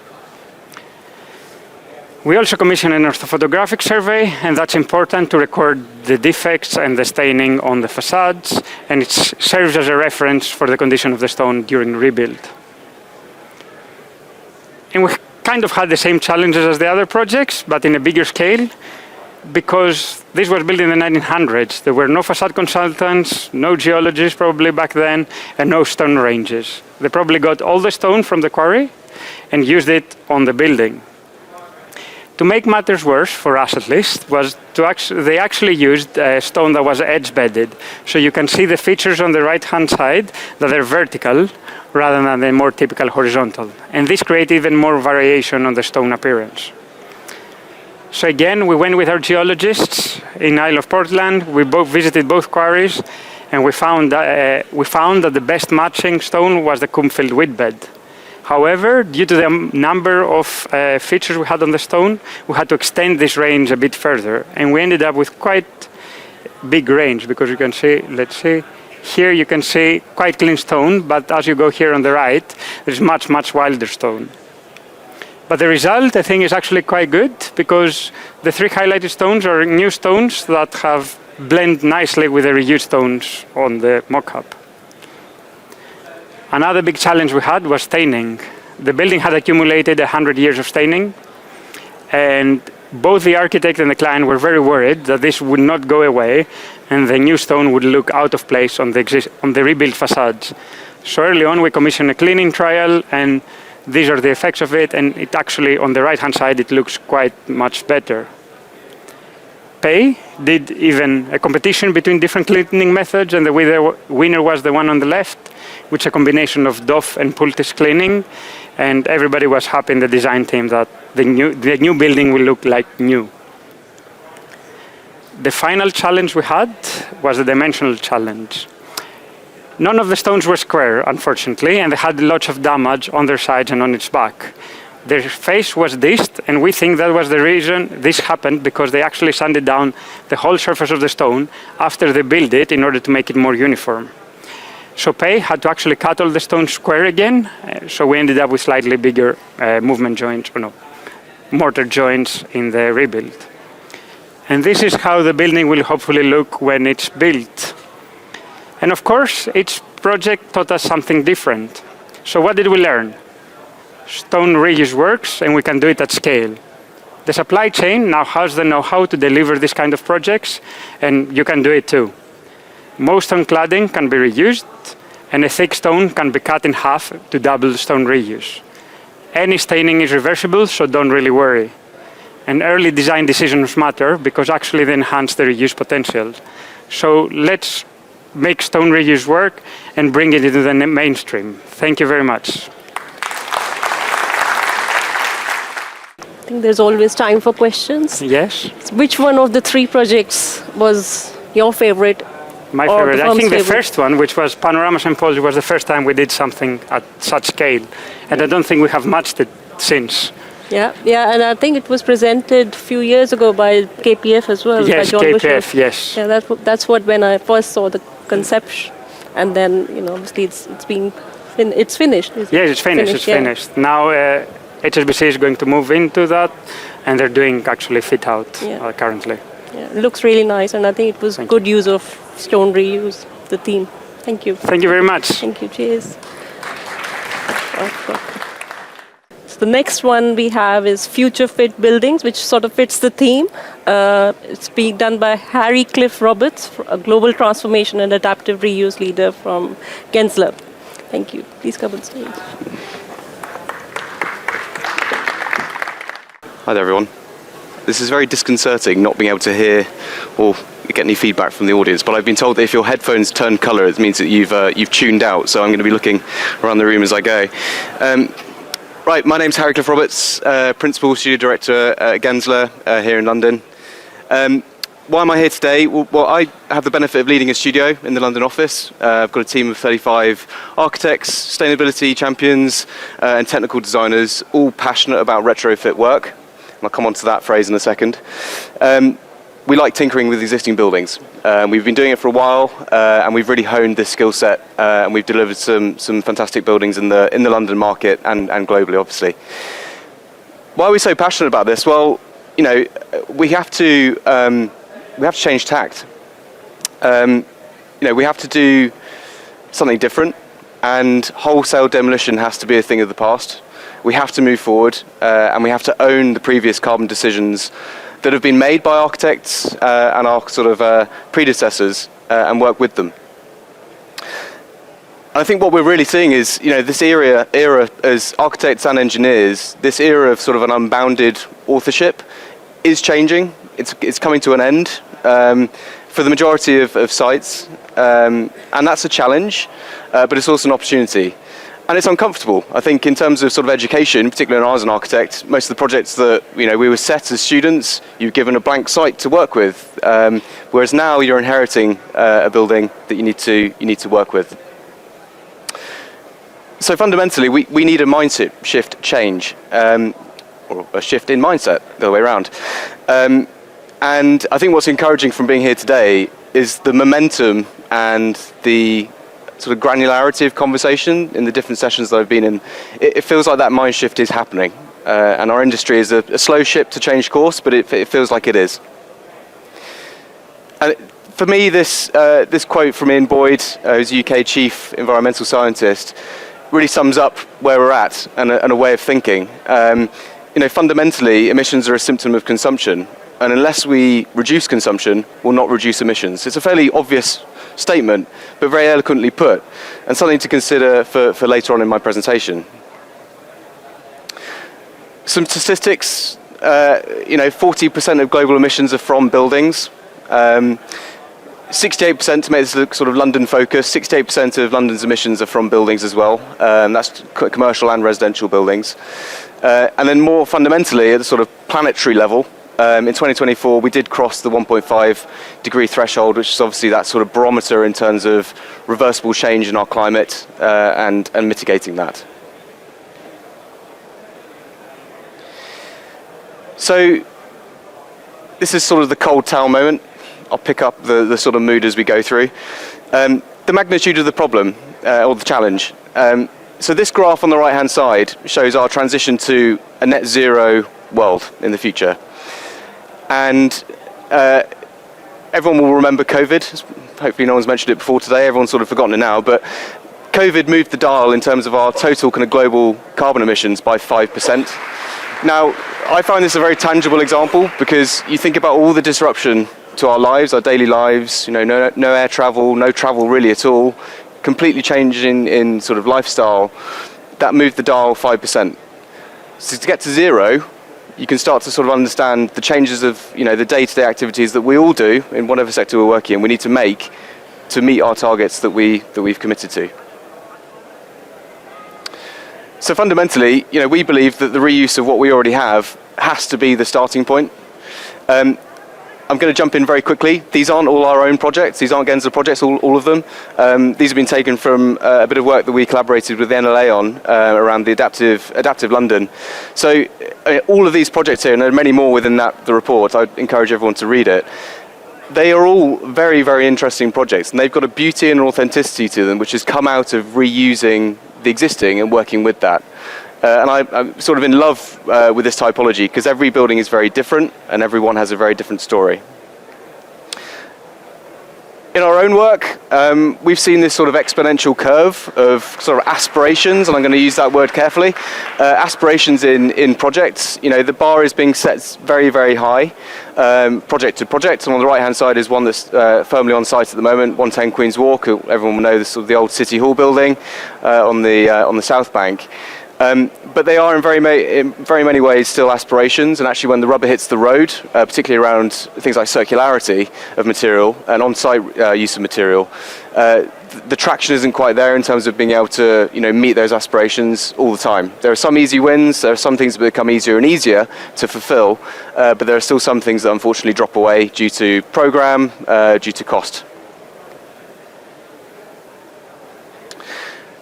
So how are we getting on in the UK specifically? So this is the graph from a Knight Frank report, which effectively is around sort of the EPC-B deadline of 2030.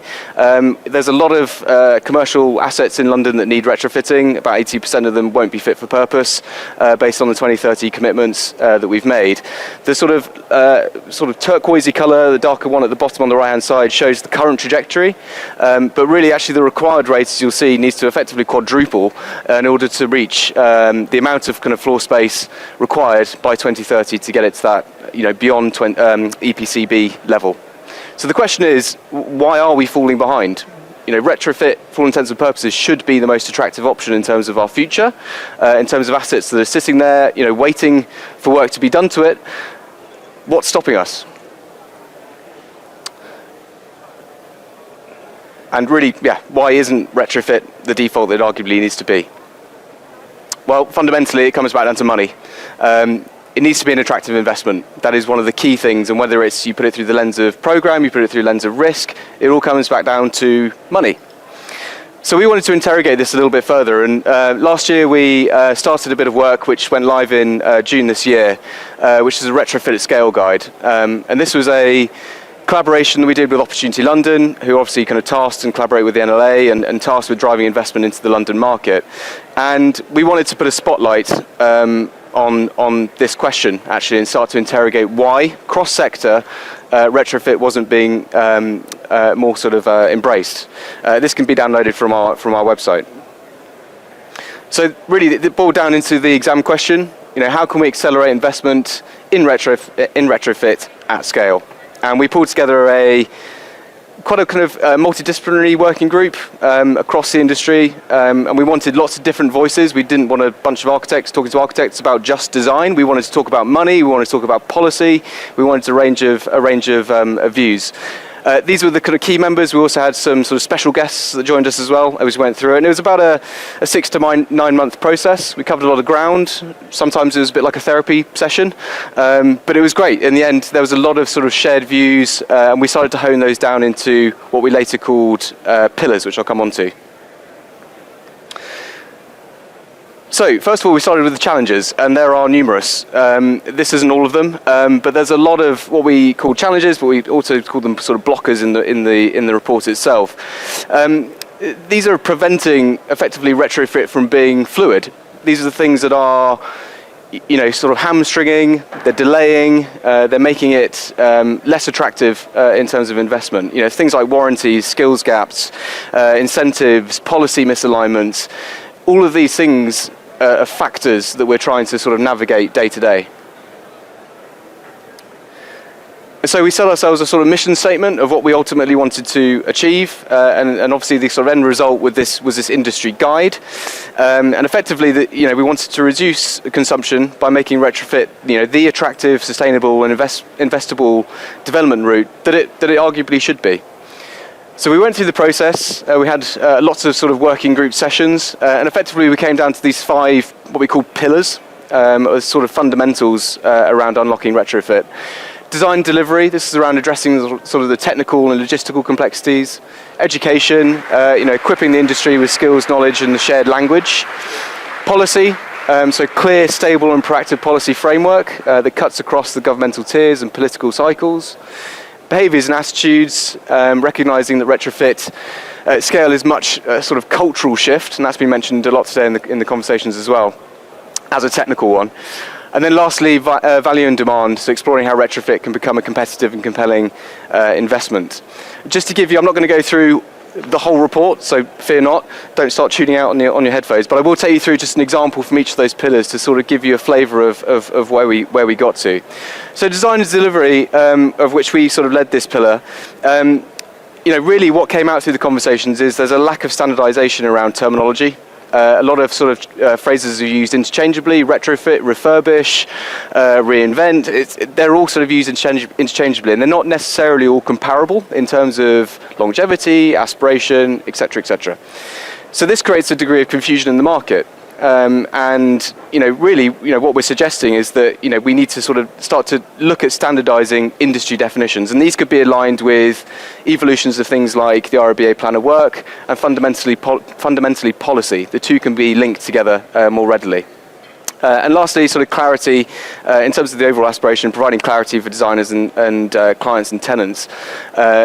To sort of clearly communicate, and then, as I say, sort of link those government incentives to those decisions. Education, this is really around establishing a collective knowledge sharing framework. There is sometimes a disconnect between education and practice, and effectively we want to bring those two together a lot closer. So much more collaboration between institutions and industry professionals, and create a sort of structured framework in terms of the exchange of that information to make sure that, you know, the lessons learned, you know, previous conversation around kind of stone reuse, you know, that should be flowing straight back into universities, and designers, the next generation designers, should be aware of that and deploying that as soon as they come into practice, rather than learning about it when they first sort of emerge into the working world. And it's that idea of continuous learning. You know, that's what we need to foster. That's not what we need to create, so that best practice is adopted. Policy, lots of interesting debate on this one, but the one I've chosen to sort of spotlight is this idea of a sort of retro-first map of London specifically. And this would be around sort of like openly identifying buildings that are more suitable for conversion than others. There's a very interesting conversation around typologies and suitability conversion from one use to another, sort of anchored around sort of carbon specifically. You know, the idea here is an open source sort of data set, and really what it would do in terms of informing policy is help identify sort of strategic development sites through a certain lens of retrofit.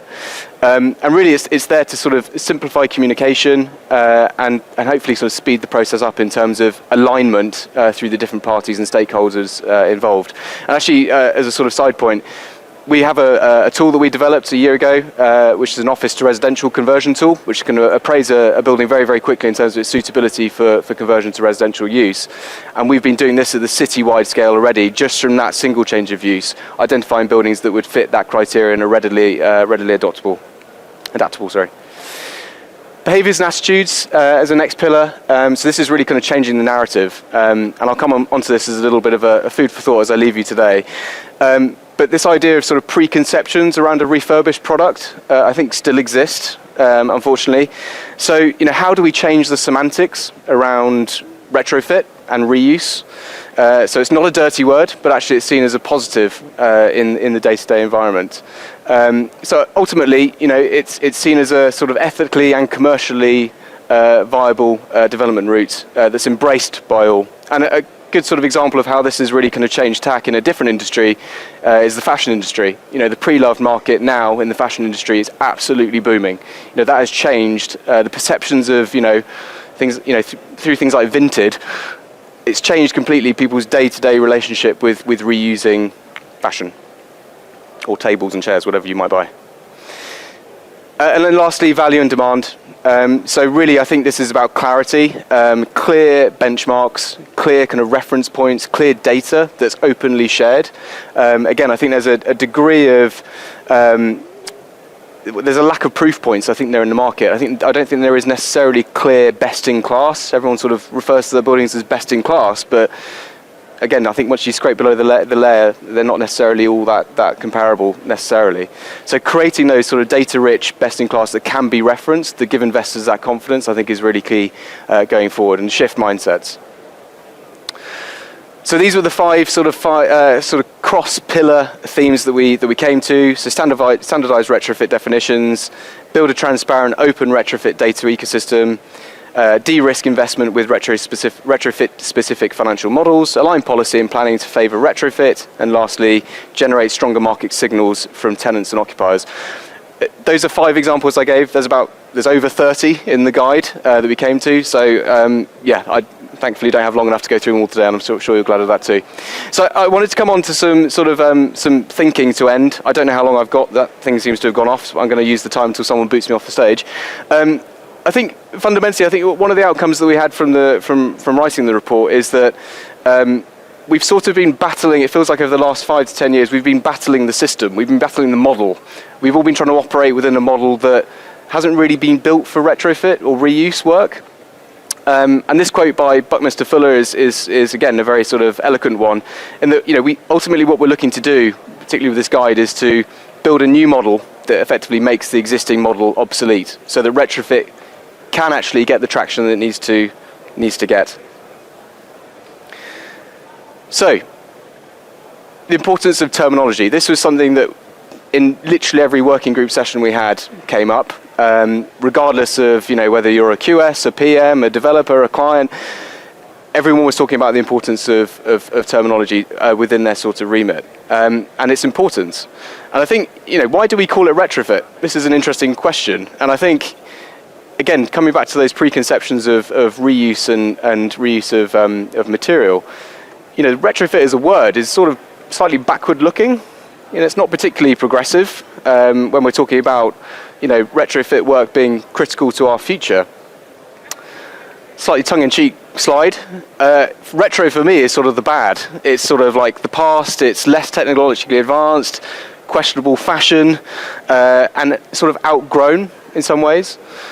And I think retro is the word that sort of brings this to life in some ways. So maybe we need to move on from using that terminology. What happens if we had a rebrand? And at Gensler, we've been referring to this sort of internally and with our clients in a different language. We've sort of ditched the retro word. We've been talking about it as future fit. And the idea being that we are designing with the existing for the future. And that's an interesting sort of statement because we start to bring together time and the short-term thinking combined with long-term thinking. And that is the world we exist in at the moment. Oh, that skipped ahead quickly. If I go back, the time lens paradox. We're operating in a time where to some degree either a retrofit or a knockdown scheme new build can be justified through time. One is arguably short-term thinking, one is long-term thinking. Both have their benefits. I'm not here to knock new build at all. Embodied carbon mitigation with retrofit is obviously a kind of clear win, as is circular economy. Authenticity, the narrative that we can, as designers can employ working with an existing building is substantial. And they are painful. There's no doubt about it. Retrofit projects are more complex, but it's short-term pain, long-term gain in terms of the planet. New build as an alternative is, huge focus on sort of operational efficiency you can get with designing from scratch. Onward adaptability. You have the sort of blank canvas to work with to a degree. Longevity of product, and then lastly, sort of warranties as well, which is still obviously a kind of key concern for our clients that we work with. But it is that more sort of short-term pain. That should be the other way around, sorry. It should be short-term gain, long-term pain in terms of the carbon story. So we need to find a balance, and I think that's what Future Fit is doing. We're looking to find the best parts from both and bring those together. And we're not denying that some of the buildings that we're designing, they do have their compromises, but we think that's okay, and we think that we're moving to a society where that needs to be okay. Just seen I've got 46 seconds left. This is one of our projects. It's just completed this year. This is the acre down in Covent Garden. This is a 1970s building. Had all sorts of, I'm going to say, issues, but with very kind of surgical interventions. We've given this building a new lease of life. It's performing, you can see all the accreditations on the right, at a level to a new build peer. And effectively, do I need to? Okay. Effectively, it's operating as a new build building. So, again, this is sort of setting the scene in terms of what we've done. I'm going to skip past this. This is all a little bit doom and gloom. We have a real opportunity in terms of real progress, and I think fundamentally the guide again was trying to set that sort of North Star. We need to have alignment as an industry across all of our disciplines if we're going to create this new model within which we exist. So I'll leave you with three slides around future fit design, and these are really the sort of principles that we employ. We need to minimise upfront cost. When what we say is it's a sliding scale, the answer will arguably never be zero in terms of retention. The sort of early stages of a project, which are fundamental, will be identifying, discovering how far along that sort of graph on the right-hand side we go to retaining. So we see the future as being, there could arguably be predominantly new build buildings, but they will always have a degree of retention within them, and that's the task at hand for designers, is to identify that. Secondly, we need to design for adaptability, and that's key. We see that as one of the key fundamentals of reducing carbon and embrace future uses. COVID really put a spotlight on rigidity of design practice of old. And then lastly, design for climate resilience. The world is changing, the climate is changing, we know it's happening. This is the underground where it's almost 40 degrees hot. So we need to design with that in mind. So that is the sort of premise of Future Fit. And I think, hopefully everyone will come on the journey with us. Thank you. Thank you. I think you've used up your time, so I don't think there will be a question. So we saved your question, but I like the term future fit. We as well in the business call future ready. So we sort of designed for the future, so that make adaptable buildings. So well done. Well done. Thanks. Thank you. So we now move to the next one. The next talk is from Kobe Armour from Qualicoat. Why the Qualicoat specification is the world's first choice of architectural powder coating. So over to you. Good afternoon, everybody. I'm going to do something rather unorthodox very quickly. My notes, unfortunately, weren't illustrated very well, and I know there have been some great speakers who haven't used notes, but I'm not there yet. This is my first presentation, so let's try this again. I got this. Thank you. Thank you very much. Okay. So, why is Qualicoat here today? Because powder-coated aluminium facades are often the first thing you see on a building and the last thing you think about. So we're here today to show you why you should think about them sooner. Essentially, think of Qualicoat as your consultant for powder coating on architectural aluminium. Without what we do, your buildings wouldn't look as good for as long. Coated aluminium would fail, your client's vision, your vision would suffer. That's why we're here today, to protect design intent and ensure architectural aluminium stands the test of time. So let's start by looking at why this really matters. The reality is powder-coated aluminium facades are everywhere, and yet they're rarely specified. When specifications are vague or coatings are chosen too late, the results can be disastrous. This isn't just about aesthetics, it's about protecting your design, your reputation, and your investment. And that's what our mission is. At Qualicoat, our mission is to ensure that the finish you specify performs exactly as you intended. For decades, not years, and stays looking better for longer, like the facade on the right. So now you might be wondering who exactly is behind Qualicoat and what gives us the authority to make these claims. So Qualicoat isn't an external regulator or a commercial brand, it's the collective voice of the industry itself. Our members, as I mentioned earlier, are names that you already know and already specify. Names like Akzo Nobel, Johnson, Sherwin-Williams, to name a few. They help define our standards, contribute to testing, and ensure continuous improvement within our specifications, within our standard. So Qualicoat isn't something new or something separate. It's already embedded within your supply chain. We're not outside the industry, we are very much the industry. So so who are we specifically, and how does this actually work in practice and mean for you? Well, as I mentioned before, so we are based in Zurich, Switzerland.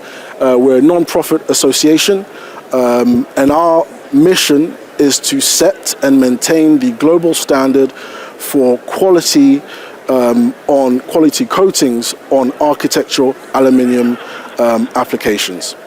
So we don't sell products or coatings, we define the specification and we enforce it. And that's what makes us unique.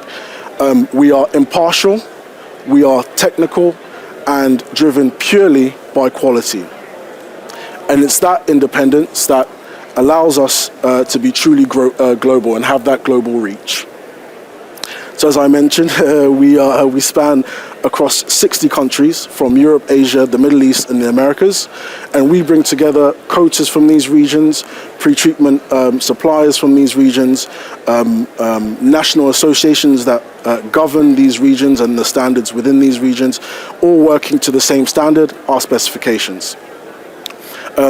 Every region contributes its expertise, but all follow the specification. But what does that mean for you, the architect, the designer, the developer? In practical terms, Qualicoat makes your life easier in 4 key ways. Design longevity. Your facades look good for decades, not just at handover. The coatings maintain their color, their gloss and texture, even in demanding environments. Durability and sustainability. are both built into our process from the very start. Powder coating itself is actually one of the most environmentally responsible finishing technologies available. Clarity and specification. We remove ambiguity that lead to costly mistakes by defining and ensuring the technical requirements. And then lastly, assurance. Every step of the process is certified and independently verified. So what do we do specifically? Essentially, we certify these three key areas.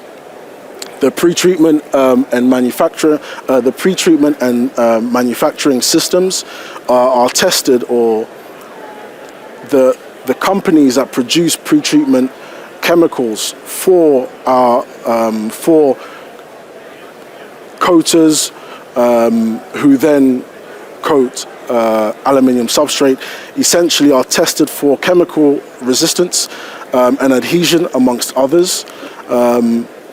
These are verified through accelerated weathering tests and then validated through outdoor weathering, which leads ultimately to a Qualicoat approved and certified pre-treatment system and manufacturer. Similarly, the powder coating supplier is tested for characteristics like gloss, retention, texture, and color stability, then verified with accelerated weathering tests, and similarly through outdoor real-world weathering tests, also leading to a Qualicoat approved and certified powder system and supplier. Then we have the coating applicator. Essentially, the coating applicator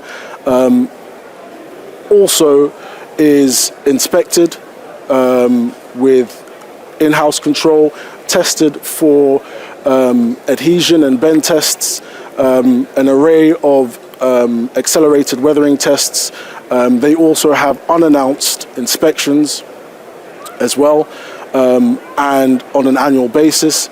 And through this process, we're able to certify the entire value chain, which results in, well, for a coating applicator being a licensed coater, but for the entire value chain, us being able to have a strong overview and traceability and verification of the industry, essentially. Now, it's important to note as well that with the powder coating applicator, this also results in the powder coater being a licensed coater, and that licensed coater gives the coater the right to bear the Qualicoat quality label, which is essential for sort of credibility within the industry. Now, I just wanted to touch very quickly on the RIBA plan of work to illustrate how this fits in to how Qualicoat can fit into the RIBA plan of work. All too often, powder coating is treated as an afterthought, chosen late, specified vaguely, and left to contractors to interpret. When Qualicoat is engaged early, the outcome changes entirely. So as you know, the RIBA plan of work organizes the process of briefing all the way to using a building into 8 stages. And I'd like to quickly highlight where we fit into 3 of these 8 stages.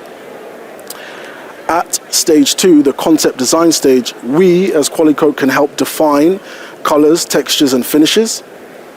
At stage 4, the technical design phase, we can help bring clarity and remove risk through precise technical direction.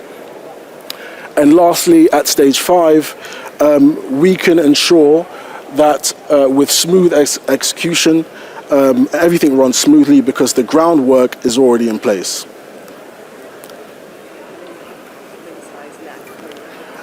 Absolutely. Thank you very much, yes. So, just very quickly, our our strength lies in our community, the coaters, manufacturers and associations who actively shape and maintain our standard. They don't just follow the rules, they build the rules. Through our working groups, committees and regular training, our members continuously improve the specification and adapt to innovation and ensure that every project meets the highest expectation. And at the foundation of that movement really is our specification. The specifications are essentially our backbone, the backbone of the architectural aluminium finishing industry. They're written and maintained collaboratively with the input from coaters, powder suppliers, pre-treatment suppliers, national associations, laboratories, and independent inspectors. And every year we review them and update the specification to reflect new technologies, industry trends, environmental considerations, and other performance data. And you can access these online. So just wanted to quickly show what this all looks like in practice with some specified projects from the real world, the results of getting the specifications correct. When you specify QualiCoat, essentially you're not just choosing a finish, you're choosing certainty. The QualiCoat specifications or the QualiCoat certification protects some of the most iconic architectural landmarks around the world, from coastal environments to desert environments. These projects stand as proof that when the coating is specified, the facades maintain their gloss, color, and integrity for decades. Essentially, QualiCoat means durability, it means trust, and it means that your design can stand the test of time. Thank you very much. You were showing the QualiCoat specification guide. Is it free to download? It is, available? The introduction to the specifications is available to download online on our website. And for any more information or more volumes, you can contact us at info@qualicoat.net. Thank you. Thank you very Cheers. much. Thank you. So next we have is sustainable innovations in powder coating, and I would like to invite Jimmy Ogunsola on the stage, please. Jimmy is specification leader at UK's Axalta. For Axalta powder coatings for UK and Ireland. Afternoon, everybody. Can you hear me? Great. Afternoon. Cody, I wanted to say well done. But that was in the agreement. You know, we both said we'll be as bad as each other. So you did well. Afternoon, everybody. Like I said, you know, my name is Jimmy Ogunshola. I am the specification country leader for UK and Ireland for Axalta powder coatings. Today, just want to discuss our sustainable innovations in powder coatings. Hopefully, give something a little bit different, a little bit of a different flavour. So, first of all, who are Axalta? We're very much a global company. We operate in the Middle East, in India, in China, also in the US, in the UK. So we're very much, I mean, the whole point is that we're very much a global company. However, we also have that regional reach as well. So for any projects that you're working on regionally, we're able to correlate and adequately meet your needs. So as I said, very much a global company with about 5.3 billion in sales and about 12,000 employees dotted around the globe.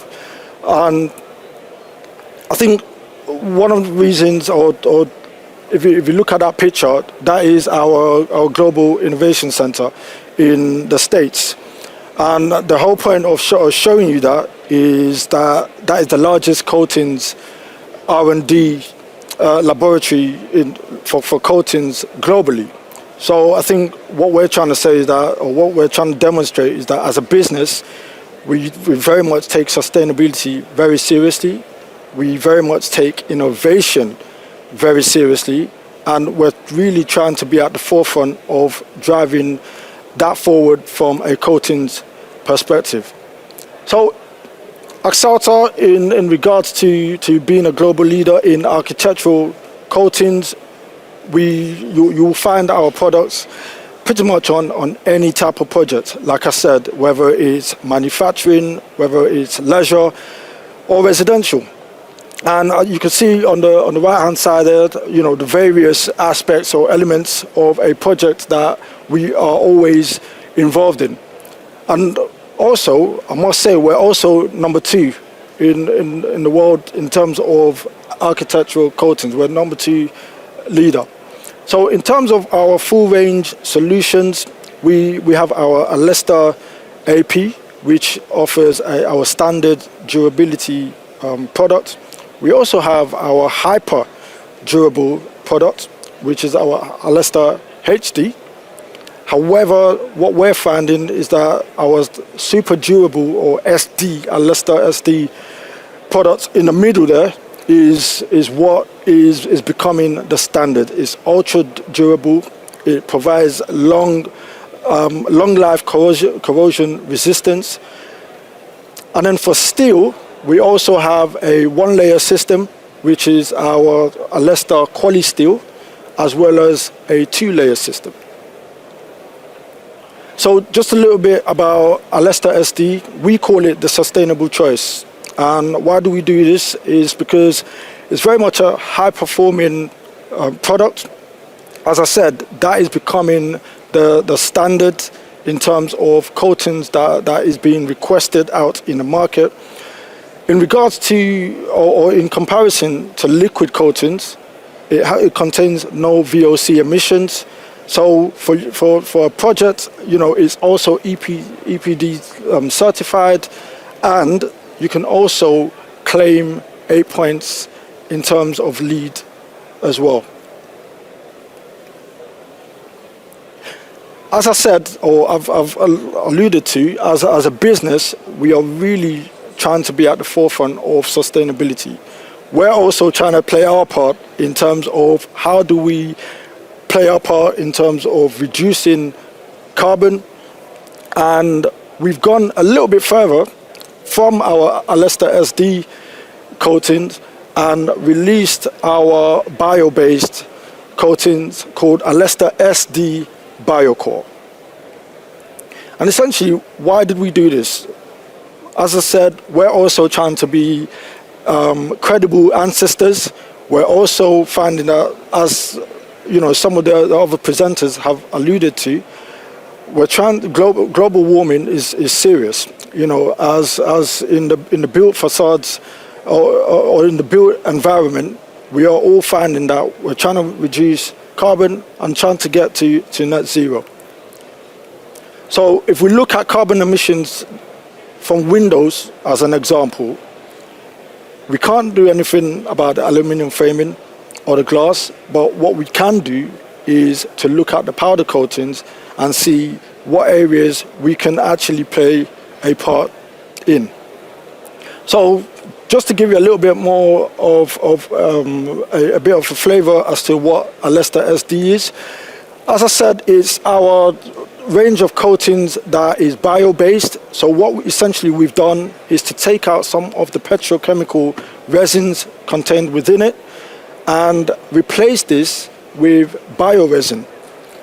What this enables is that you get a coating or a range of coatings that reduces CO2 emissions by about 25%, especially with regards to powder. So how does it work? First of all, it doesn't compete with food. As I said, it's derived from forestry waste, and it's more importantly backed by the AESG certification. So for a project, as I said, it reduces CO2 by 25%. You can attain LEED points, but more so from a project perspective, or when you're speaking to your clients, it's also a differentiating factor as well. Continuing with our sustainable coatings, we also have our range of coatings that are mimicking anodizing with what we call our supraanodic coating. And essentially what this is, as I said, is that it mimics or is a replica of anodizing.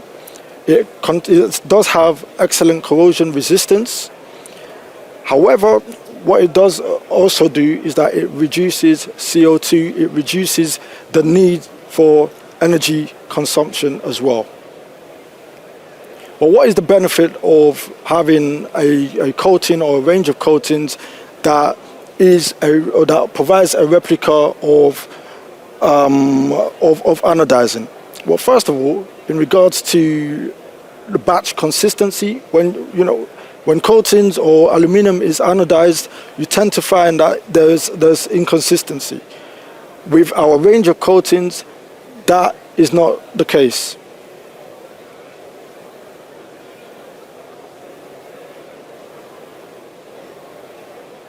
So what we've been finding, or what we've been looking at as a business, is that, or we found out, well, first of all, our supernodic or anodized coatings is being requested a lot more, but we also then decided to look at actually what are the color trends, what are the most requested colors within this. We're finding that the requested colors are very much about how do we get some earthy tones. We're having, as you can see, the anodized gold or the anodized browns. So again, if you look at this essentially just gives you a little bit more in-depth view as to the evolution of color trends in architecture. You can see that it's not changing much. However, we're starting to also notice a trend in stone effect coatings, for example. And then, in terms of where you can get our brochures or color panels, we offer this free of charge. This can be downloaded or requested from our Explore Axalta website. We also have BIM objects which are readily available. And again, just before I close, just wanted to show you a few projects that we've been involved in. So this is chapter London Bridge, the waterfront project in Genoa, and the Eclat building in Lyon in France. Thank you. Thank you, Jimmy. Hi. So weird hearing this. No. I'm not too sure if we have a question, but do you see the trend going towards more towards anodized match powder coating? Absolutely. Yeah. In terms of what clients are requesting, clients are saying, look, anodizing is such a energy consuming way of manufacturing that actually if we can have a product that allows us to achieve that with greater consistency, and it also plays a part in energy reduction, we are all for it. So that's one of the key trends that we're finding as a business as well. And less maintenance as well. Absolutely. All right. Thank you. Thank you. Cheers. So the last talk for this session is a panel discussion, and I'm going to invite Anna Giulio on the stage, and she'll introduce the panel. Thank you. Anna is a partner and facade leader at Bureau Happel and a very dear colleague. Thank you. From the Thank industry. you. Thank you. Hi, good afternoon. Can you all hear us? Yeah, working well. Welcome. Thank you very much for coming. As Remy introduced, I'm Anna Araújo. I'm the group leader of facades at Bureau Happel. I also have a hat and focus on retrofit. And I lead a number of retrofit projects. And with that hat on, I've seen a number of changes happening, particularly in projects in London in the last few years, and the approach that we had to take for those projects. So I'm really excited to be here today talking about that topic and having this excellent panel with me. I will start with introductions. Next to me, we have John Meredith. John is a partner and board member at Gardiner and Theobald. I always find it quite funny that John started the career in the army and then brought that rigor and leadership to the construction industry, and has been for 20 years probably now leading projects, including very complex projects in London. So you'll be able to provide that input. Then we have Ivan Kay from Foster & Partners. He's an associate partner. And Ivan, again, having extensive international experience, very relevant for this panel discussion is his experience in complex retrofit projects in London. In particular, the two projects that you see flicking into the background that are the Whiteley, that is now completed, but also 63 New Bond Street. That's, in my biased opinion, is one of the most exciting sites for facades, retained facades in London right now, being on site. And next we have Lawrence Brooker. Lawrence is a director and head of central planning at Turley. And Lawrence has been involved in many large developments in London from a planning consultancy perspective, advising the clients, but also providing strategic advice on planning policy and central London issues and trends. So thank you very much, the three of you, for joining us today. I would start with a question for Lawrence as our planning specialist, just to help us understand what were the main changes in the last few years. Sure. Thanks, Anna. Great to be here today. So retrofits, it's an evolving and it's a very high-profile area of planning policy. It's increasingly involving an evidence-based and sequential approach to justifying demolition of buildings or elements of buildings. At the London-wide level, we've got the London Plan, and there's a number of policies and guidance that are very well established around things like circular economy, whole life carbon reduction, and other sustainability and energy policies. There's then guidance around working with existing buildings and structures within that, but this guidance only applies to the largest schemes in London, so GLA referable schemes. Then more locally, at the borough level, it's a little bit more specific when coming to retrofit first policies. They're more localised to central London boroughs, so Westminster, City of London, Camden are the kind of most high-profile ones where there's an adopted or developing approach that basically follows a similar approach to the London Plan. And the dial is shifting here from a fairly long-established approach where working with and exploring the ability to retrofit or reuse buildings is encouraged to a much more prescriptive and sequential policy approach. It's a very heavily evidence-based approach. It involves development optioneering, amongst other requirements to get to an agreed position, which could be anything from a light retrofit scheme to a full demolition and redevelopment, or a facade retention scheme like the kind of case studies that we've got behind us.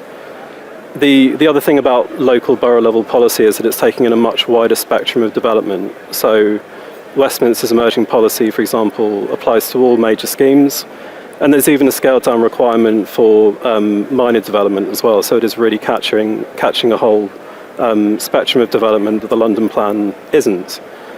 It's a very detailed process that starts at the project conception stage, carries through to the pre-application stage, and then to the planning application stage and beyond.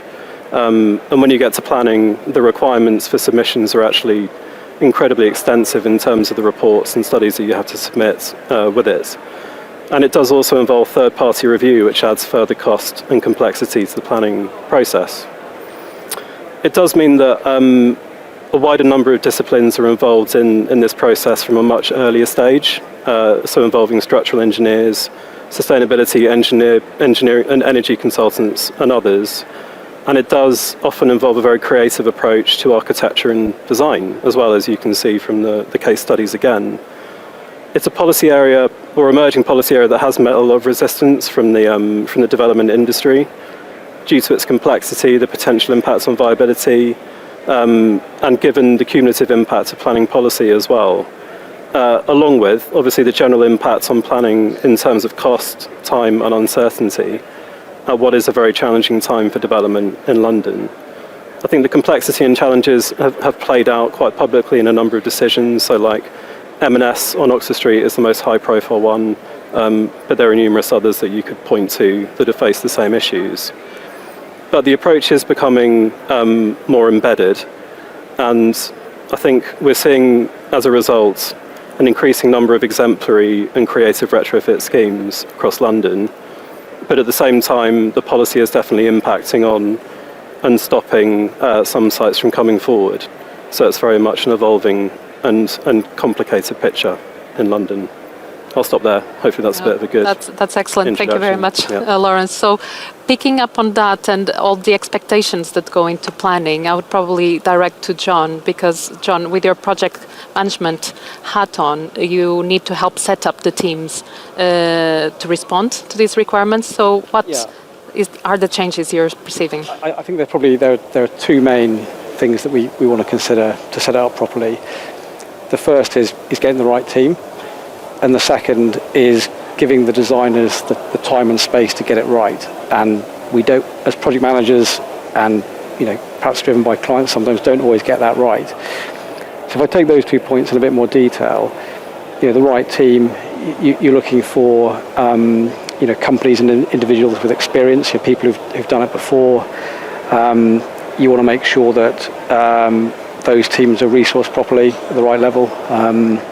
There's definitely been a drive, perhaps to try and get down to the lowest possible fee. And that's often not the right answer for some of these mega projects that we're dealing with. So that's about getting the right team, and a well-resourced team.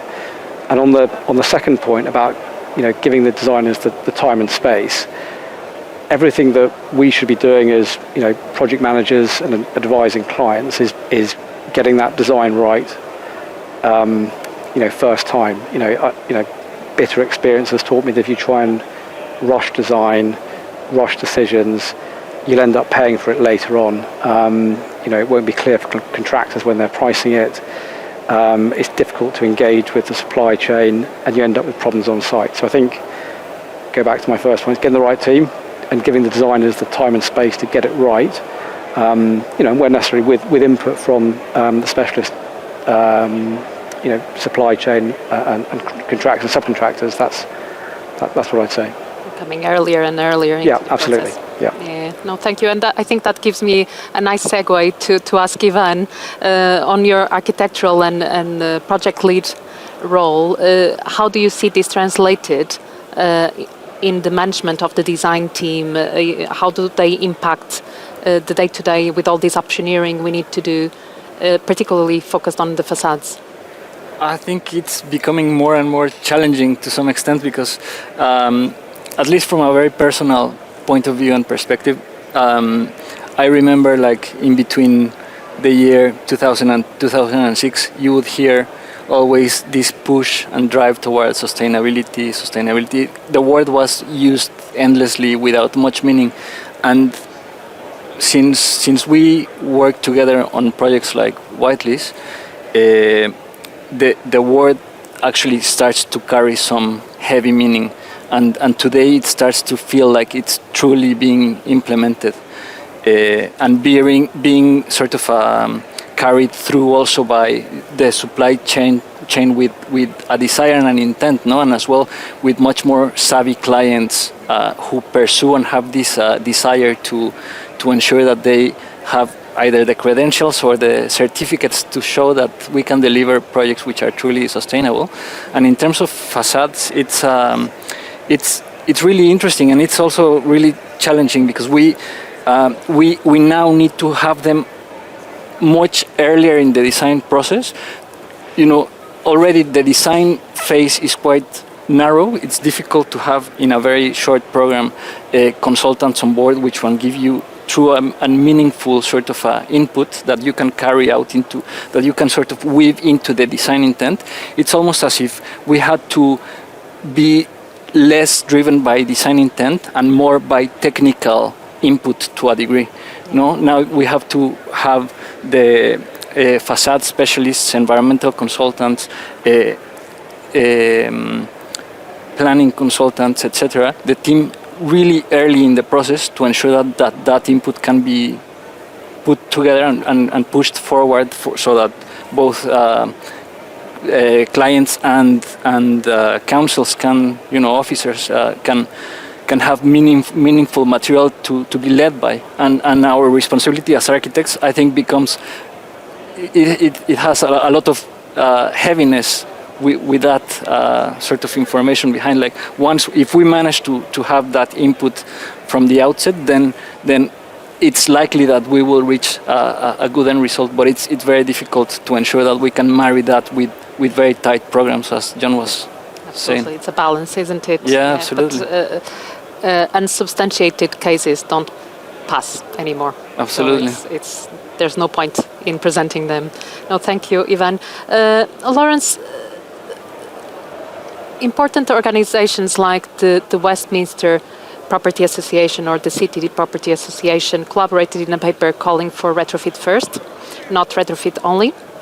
And I interpret that as a call for flexibility based on the merits of each assessment of each building. Are you seeing this flexibility coming through? What's your yes and no. I think I guess we've been, over the last year or so, projects that we've worked on, particularly in Westminster and the city. So we've kind of gained consensus and planning permission for pretty much all forms of development, from refurbishment and extension to deep retrofit. Facade retention scheme, we got one consented last week in Westminster, and even up to full major demolition and redevelopments. They do still get permitted, but on quite specific circumstances. I think. So you do see it, but it can be an incredibly painful process to get to the point that you ideally need to get to deliver a viable and meaningful scheme. And I think, as you say, the key thing that the organisations are calling for is that flexibility and a bit of nuance, because the policies as they're being drafted are very prescriptive gateway type processes, which doesn't really, in some cases, give that flexibility. And I think they're kind of saying, the process will not solve fundamental issues that a building may have, where any extensive retrofit, it may not deliver a viable and lettable product, particularly for office and commercial floor space. Things like floor-to-ceiling heights, that kind of thing, are very difficult to remedy without doing something quite substantial. So I think that's what they're kind of saying, is that don't undermine other very significant requirements around supporting our world city function, particularly in Westminster and the city, supporting office and jobs growth, supporting new housing and everything else. If the approach is going to protect what will be a suboptimal building, whichever way you cut it. So I think that's the real kind of crux of what they're asking for. And the way it's translating through is still very much a mixed picture. Mm-hmm. But you do see every scenario being delivered, but whether it's the right one in some cases is debatable, I think. No, thank you. John, picking up on the point of that we were talking before about bringing contractors early and how they can support, from a procurement perspective, how do you see things changing in terms of engaging with the supply chain, doing these pre-planning assessments and surveys that need to happen at early stages? Yeah, I think that's a really good point. I mean, it's very rare that you'll waste money on surveys. Generally, you could always do with more surveys sooner. I mean, that helps to get a better understanding of a building. It helps design. It means you can take assumption into a fixed design, and that will translate into a fixed price and a fixed program. So I think as much survey work as you can do, right from the very beginning, as soon as you get access to an existing building or to a floor plate, you might be able to do some intrusive surveys early, out of hours or in a shutdown period. I think we're big fans of doing that as soon as possible, and some clients are really engaged in that. We've got a retained facade scheme with Derwent and Oxford Street, where we've done an awful lot of intrusive surveys well in advance of design and procurement to enable us to get that best possible picture of the building. The other point, again, a bit like choosing the right design team. You need to choose the right specialists. There are plenty of people who can offer measured surveys or fabric surveys, but actually there'll be some things where you will need the specialist installer or subcontractor who's going to do the work. You want them in early to inform, so they've got a good picture of exactly, what the connection is going to look like, the thermal line, remedial works, all of that sort of stuff. So I think bringing in the supply chain as early as possible where you need that specialist input is critical. And the final point I'd say is where the supply chain is coming in early, they ought to be paid for that service. I think a lot of people try and get the supply chain involved early on the basis that they'll be on a tender list or they might be awarded the contract.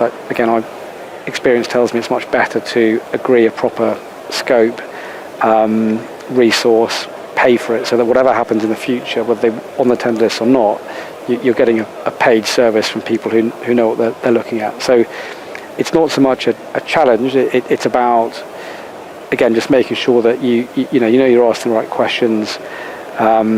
You set up the right budgets for it. You allow time for it. You're engaging with the designers to make sure that as much as you can possibly survey, you're getting done early. I agree completely. And in the end of the day, this all comes down not just to achieving planning, but retrofit projects have a different type of risk associated to them, and the clients themselves benefit from the management of that risk from early stages, and all of these surveys benefit from it. So probably a question to all of you, if you want to pitch in, is how do you see clients adapting as well in the type of questions they do and how they manage risk in their projects?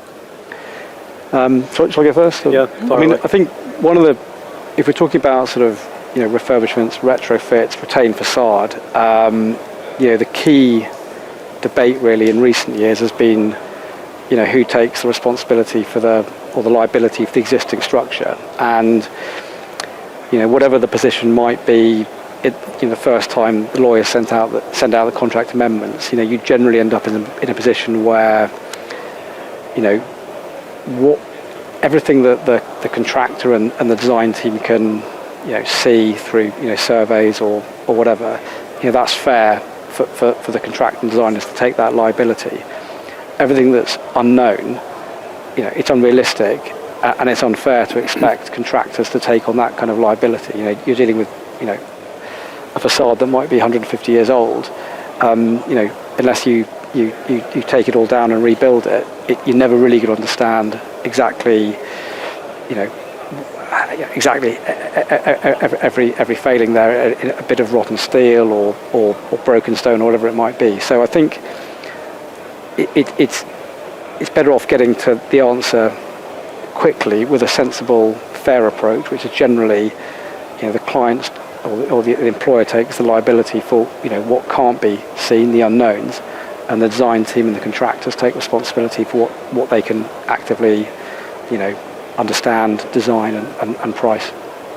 I fully agree. I'm not sure if you want to add anything. Yeah, I think the client point in terms of eyes open to the issue and the process is quite interesting. I think in central London, we're probably quite lucky in terms of the clients that we work with and the nature of land ownership, is that you'll have clients who they don't just own one building, they'll have a portfolio, they might be an estate or have a significant level of ownership across central London, which means that they are then more alive to the issues and the process, and will have more engagement in the planning policy process as well, through bodies like the WPA, CPA, etc., and through their consultant teams, which I think makes them well informed and conscious of the risk, from my perspective, in planning terms, of the processes that have to be gone through to get to a positive and reasonable outcome for them. Anything you would like to add? Yeah, I was just going to say, I think it would be very positive for the client's benefit if from the council's perspective, if there was a lot more understanding from their side that these things happen, and it's always an unknown. It's so difficult to predict what can be managed in a project of that nature. And for example, on the project that we're doing on New Bond Street, I think we've been very fortunate that they've been quite understanding in issues like if suddenly we discover that a facade has not been built with a certain standard of quality, and you can demonstrate that through intrusive surveys or any type of technical input that you can give them, and if they are willing to review that information, and if they have the openness, it becomes a huge win-win for everyone. I mean, for us, it gave us way to ensure that we could, demolish an area of facade or an entire facade in some instances. There are the compromises. No, you have to potentially rebuild in a like-for-like manner, or for the look and feel of the building to remain with the same sort of characteristics. But still, I think it would be great if there was that sort of a deeper connection with the councils where this sort of understanding could We're take able place. to take them on the journey Absolutely. of discovery. Exactly. As we go. Exactly. Yeah. Fantastic. I'm just looking at time. Probably I would give each a minute, if you need, to just give me a bit of an aspiration. There's so much change happening. We saw so much change in the last 2 years. Which direction? What would you like to see happening in the next 2 years in this space? John, I guess probably more projects going to site. I mean, we've had so many projects, stuck in viability for a number of, whether that is hold up with, Building Safety Act, viability issues, wrestling with, how construction costs have gone up probably, 20 or 30% in some cases, making schemes now not viable that were 5 years ago. So it'd be great to see more projects coming to site being unlocked. Yeah. Fantastic. Thank you, John. Ivan, on your side? I'd say probably it'd be great if we could manage real integration with the supply chain somehow. I know that there exists the route of the PCSA process, etc., but it's very challenging to manage it. And it'd be great if we could really have a means in which we could get the early input in the early stages of a project, particularly with facades, which is such a complex and technical subject, where the supply chain, without them, you can't have innovation. So it'd be great if we could really manage a way in which we could, weave that into programs, into the planning processes, and in the design, in general terms. It has a super positive impact when that is well done. Yeah, absolutely. The It'll make project all is the in difference. the quality of the project. Exactly. Yeah, absolutely. Thank you. Lawrence, looking at you now. Aspirations for the planning system. I mean, endless question there. But in relation to retrofit, I think with policy, obviously, something that everyone benefits from is consistency and not standardization, because there's always going to be some local nuance to it. But I think, consistency and approach across London boroughs is really important. So the GLA is going through a review of the London plan at the moment over the next couple of years. It seems to me to be a really good opportunity to kind of set a consistent bar for London, one that does balance the many priorities that the planning system is trying to deliver, while delivering a reasonable and good approach on retrofit first. Fantastic. Thank you. If I can leave one myself, I would say that clients bringing the advice on board even before they acquire sites makes all the difference, so that they don't start from a position of thinking of a particular business case that then we need to be the ones telling them that doesn't quite work or might have risks. And it's starting to happen, and we're happy to be involved in those. And again, it makes all the difference, particularly in that de-risking process. Thank you very much for joining us, and thank you all for staying and watching the panel as well. Thank you very much. Really nice panel discussion. I think it was intrigued and sort of, why we're not doing more of retrofit. The coffee is being served, so, after this session, if you'll be welcome to, have a break for the coffee, please. Thank you. Fantastic. Thank you, Remy. Thank you. Cheers. Thank you. Okay, hello everyone, and welcome to this afternoon's session 3. This is track C. My name is Libby Clark. I am a senior facade package manager at Multiplex. I deliver complex facade schemes across London, which have included projects like One Blackfriars as well as Marble Arch Place. I'm currently managing the facade schemes over at 50 Baker Street, as well as the facade refurbishment over at 75 London Wall. Multiplex, we have a strong focus on collaboration, quality and innovation. It's a bit nerve-wracking standing in front of you all today, so I thought I'd break the toughened glass by telling a joke about glass panels, but then I thought you'd all see right through it because you guys are facade rock stars. That's a bit cheesy, so thanks for those who actually laughed.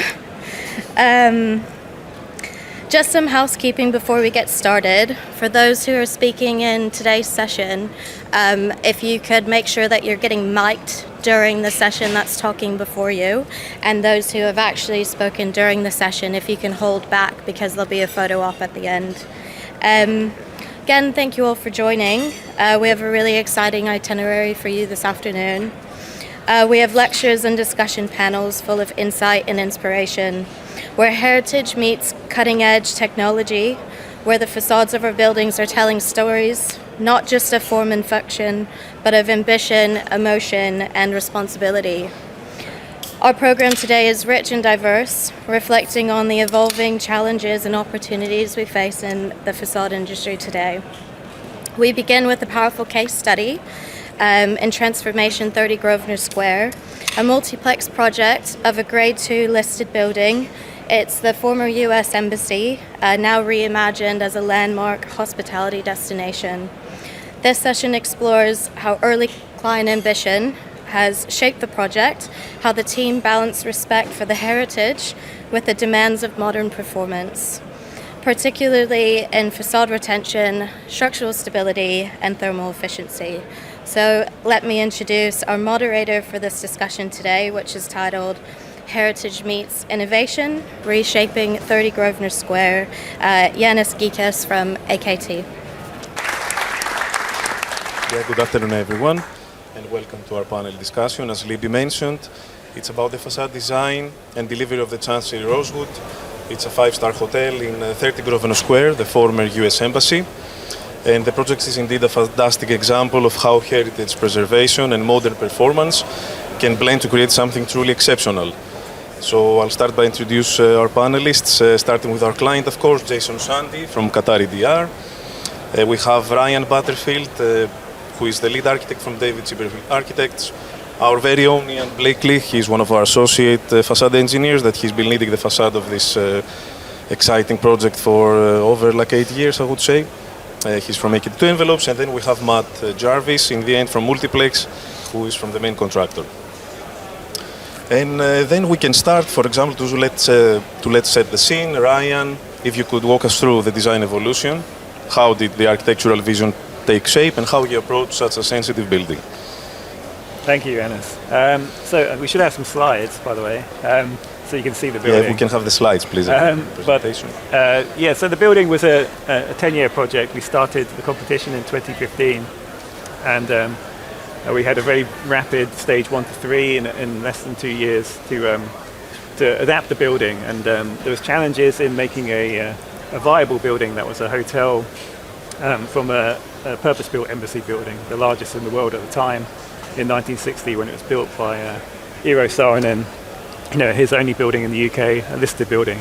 And so we assessed it, and we developed ways to adapt, to rearrange, and to add some volume both below ground and above ground to get the building to work as a really functional hotel that was part of Mayfair again, and not a kind of fortress. Amazing, thank you, Ryan. That gives us a great foundation for the discussion. So let's now open things up on the full panel, starting with Jason from client perspective.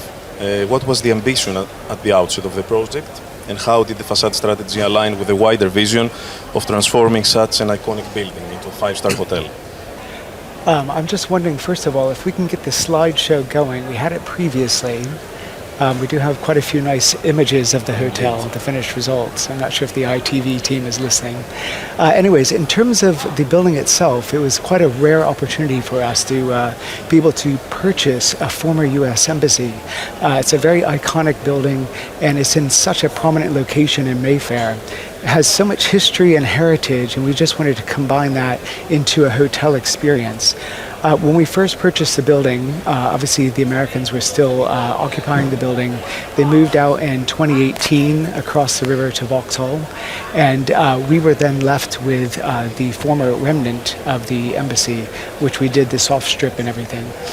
So the way that the facade really changed the dynamic of the building is that originally it was built as a fortress. Obviously an embassy, you need lots of barriers, lots of security to keep people out. And after 9/11, those barriers went even further out into Grosvenor Square, and also further out, higher than as well. So our first job was to remove all of these barriers. We were not trying to keep people out anymore, we were trying to invite people in. So at ground floor level, there was no facade. It was almost like an anti-vehicle barrier, so you couldn't crash your vehicle into the building. So that was the first thing that we removed, and we replaced that with the glass facade, and then cleared up the public realm, removed all the barriers, and now it's a very warm and welcoming building. So as you walk past, it's glowing at street level, inviting you in, whereas previously it was pretty much a fortified fortress as an embassy. Amazing, yeah. It's indeed a great two-listed building, so let's see how the team approached assessing and restoring the heritage facade, particularly the stone and metal work. So if we can start with you, Ryan, to give us a design perspective on this. So first of all, it being a listed building, we had to find out what was important about the building. With a Georgian townhouse or a medieval castle, you know that there are things that are important, the fireplaces, the wall build-up. So first of all, we had to look at the building and say, it's a 20th century building. There is, and kind of go on a journey with Westminster to determine what's because it has a bit of a love-hate relationship with this building. Some say it's brutalist, but it's a very well crafted building with Portland stone, which is a material of London. It has very fine metal frames in the building for the glazing, and it was using very interesting post-war technology with precast materials, beam and slab floors, and so we had to look back at what Saarinen did as well in the original competition, and he had some sketches about adding an extra floor to the building as a kind of crowning story. So that will come up later as a topic to discuss, it was. It's amazing. I think, Jason, if you can walk us through a bit, please, from the stone selection, the removal of panels, and the quarry visits that you've had your experience. Yeah, so we'll come on to sustainability in a little bit, but obviously one of our key principles was to retain as much of the original facade and original fabric as possible. So we worked very closely with a whole host of different consultants and subcontractors to realize that, and we'll go into a little bit more detail in a second. But just in terms of the actual stonework itself, when we started to interrogate that a little bit closer, we saw that it wasn't just your normal Portland stone, it was different ranges of Portland stone. So at the lower part of the building where you come in contact with the stone, the Americans chose the base beds, so the Portland base bed stone, but as you go higher up the building, the shell content increased so that by the top of the building it was a whip bed stone with a lot of shells.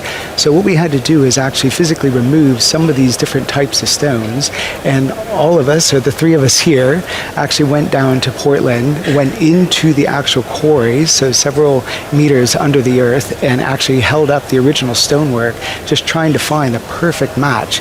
And fortunately, I think we can all agree it was very successful with the help of Multiplex and many other subcontractors along the way. I think Jason probably the output and that was stopping you from choosing loads of different samples for Portland stone. So obviously one of our drivers was ensuring that although we had an existing facade that had many different kind of beds of Portland, from us really we had to have one single sample of Portland that we went out to procure and to manufacture. So again, what we ended up doing is down that Portland visit, when we selected the seam, we did kind of massive slab cuts, and then kind of from that then we were able to actually look at each slab individually and see which bits or which features do we want to have to best blend in with that existing.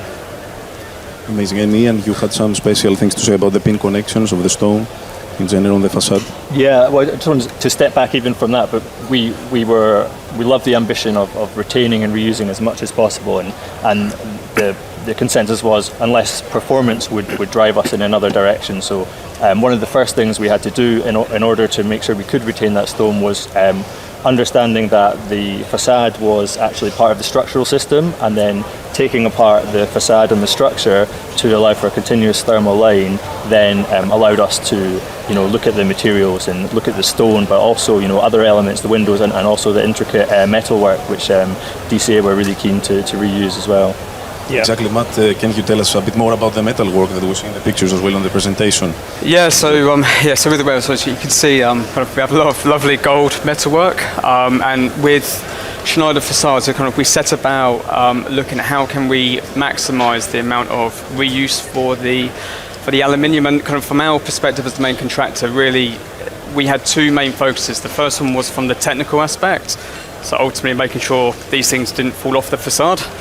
And then secondly, that aesthetic driver, so working with Jason and with Ryan to actually understand, from that visual point of view, how far do we take that refurbishment? Because ultimately these are listed elements, they tell a story, they make the character of the building. And what we didn't want to do as a project team was basically take these pieces of aluminium off the building, respray them, put them back, because ultimately you lose the character, you lose that storytelling. So one of that main reasons why when we removed all that aluminium we flew it out to Schneider's facility in Germany is because we were able to do these massive dry lays. Schneider very kindly emptied all of their warehouses, all their factories, so we could lay hundreds of pieces of metal down, and then over the course of several days out in Germany with Ryan and Jason we basically then started to allocate particular elevations on the building, which you can see on this photo here. So the more prominent elevations in effect had the slightly nicer aesthetic appearance, and then around the sides is where we start to hit some of the ones with a bit more character, but ultimately it meant we really maximised the reuse. So I think the overall plan was to look at everything holistically, and of the building the main facades that we kept, only the frames are new, which Ian can talk about in a minute.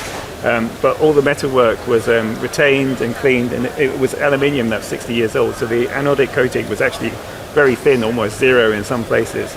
And there was a lot of dialogue and support actually from Qatari DR to accept that was part of the character of the building. So the easier thing would be to remake it, or just do a whole run of extrusions and just remake all of these mullions. But then the building wouldn't have its character that it used to have. And there's an acceptance that it doesn't have to look completely perfect because it is a 60-year-old building. That's an interesting point. We were talking about the other day how Saarinen originally wanted this very shiny, bright gold appearance because he envisioned the stone weathering in a very dark kind of way, like as was the way in the 60s, but now we don't have that. So in a way, I really like the way that DCA have really embodied everything that Saarinen was kind of applying to the principles of it. That blends really well with the next topic that we want to discuss. It's about adapting a mid-century office building into a hotel meant some significant interventions, let's say such as facade retention and windows and glazing. Ian is going to walk us through. So could you tell us more a bit about how the facade retention and lateral restraint system worked? Yeah, sure. So as I mentioned before, we've had to separate the facade, which was supporting the perimeter floor slabs and was supported on the diagrid. We've had to separate that from the structure. So this building's been behaving a certain way for 60 years, and obviously when you go and change that, there's inherent risk to that. So one of the things we had to look very carefully about was how the facade was breathing and moving, We knew we had to introduce lateral restraints, but we really didn't want to over-restrain. So what we provided was a system of a bespoke pinned connection, which was anchored into the back of the precast and fixed to a steel column as part of the wall build-up. And this allowed for out-of-plane restraint, but allowed for a level of movement that would meet the requirements.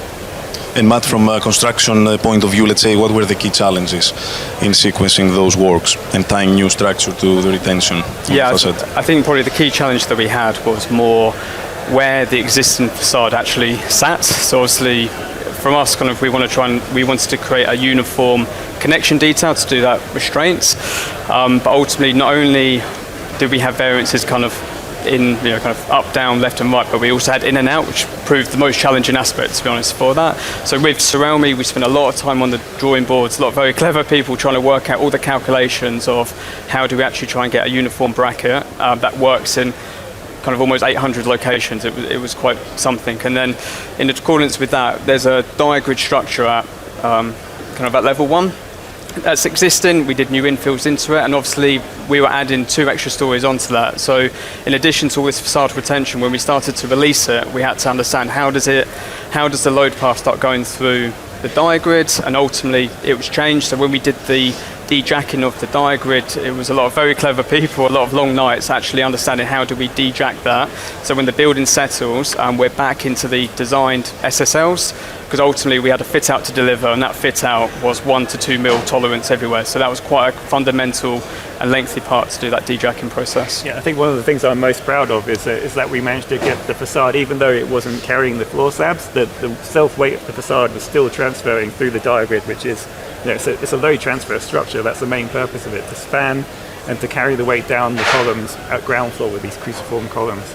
And I think that's good, because Saarinen really intended this structure to be expressive, and we managed to work very hard to get the stone to be clad back onto the columns again, to keep all of the proportions and the sizes of that, and the expression between the small pin connection between the column and the diagrid. And then the diagrid is also extended and infilled to make a complete datum across level 1. And that was, to Multiplex's credit, to stitch that in and set that out in a really clear and clever way. And it really was a big feat of engineering. One thing that we haven't mentioned is that the entire building was supported on steel structures. So we had large steel structures that supported the diagrid, which were almost on these air cushions to jack them up to the right level. And we actually clipped the columns at the base, so the existing columns were hanging in the air for 2 years as we dug 4 stories down, and we dug out beyond the existing building perimeter. So literally the entire building was floating for about 2 years until Multiplex built back up and connected those columns. So originally columns are always supposed to be in compression. For 2 years they were in tension, and then they went back into compression as we recast those into the new structure. Wow, that's amazing. Ian, for you as well, please, if you can take us through the windows. Let's say it's quite challenging to retain this fascinating detail and improve the performance as well. It's part of this retention. Yeah, the windows are a really interesting one. So with the focus on reuse wherever possible, we had to assess the performance to see if we could retain the windows. Obviously, we knew the single glazing had to go, but we looked at, could we retain the frame? So the limitations that we came up against were basically that we had now a bigger glass unit that needed to go within the frame, and there wasn't space for it. The weight of the unit was actually pushing the hardware beyond its capacity, and then the condensation risk that was there. We have to upgrade this building to modern building standards, but also to the expectations of clients of a luxury hotel. So we have to bear that in mind and find a balance. So in the end, we found some frames that had the slim sight lines, and talked that through with DCA. And I think DCA's approach to finding a balance between the heritage and the performance was really interesting.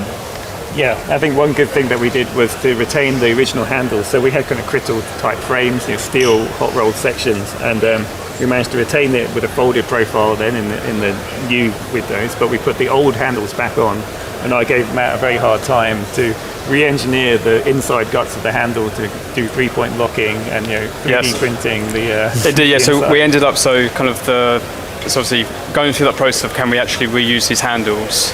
It ended up being that we couldn't fit any standard components in the existing carcass that would mate to a brand new window mechanism. So we ended up having to point cloud survey every single window handle. There's about 250, 300 odd handles that we had. And then we individually 3D printed all the components inside the handle to then mate onto the new frame. So it was quite something. Yeah, it seems over the top, but actually it's a main interface, a tactile touch point that people using the building, can touch the history. Yeah, it's fascinating. Yeah, and as we move up the building, we see now also on the picture behind the O-frames. It's one, I think, of the most technically complex aspects of the building.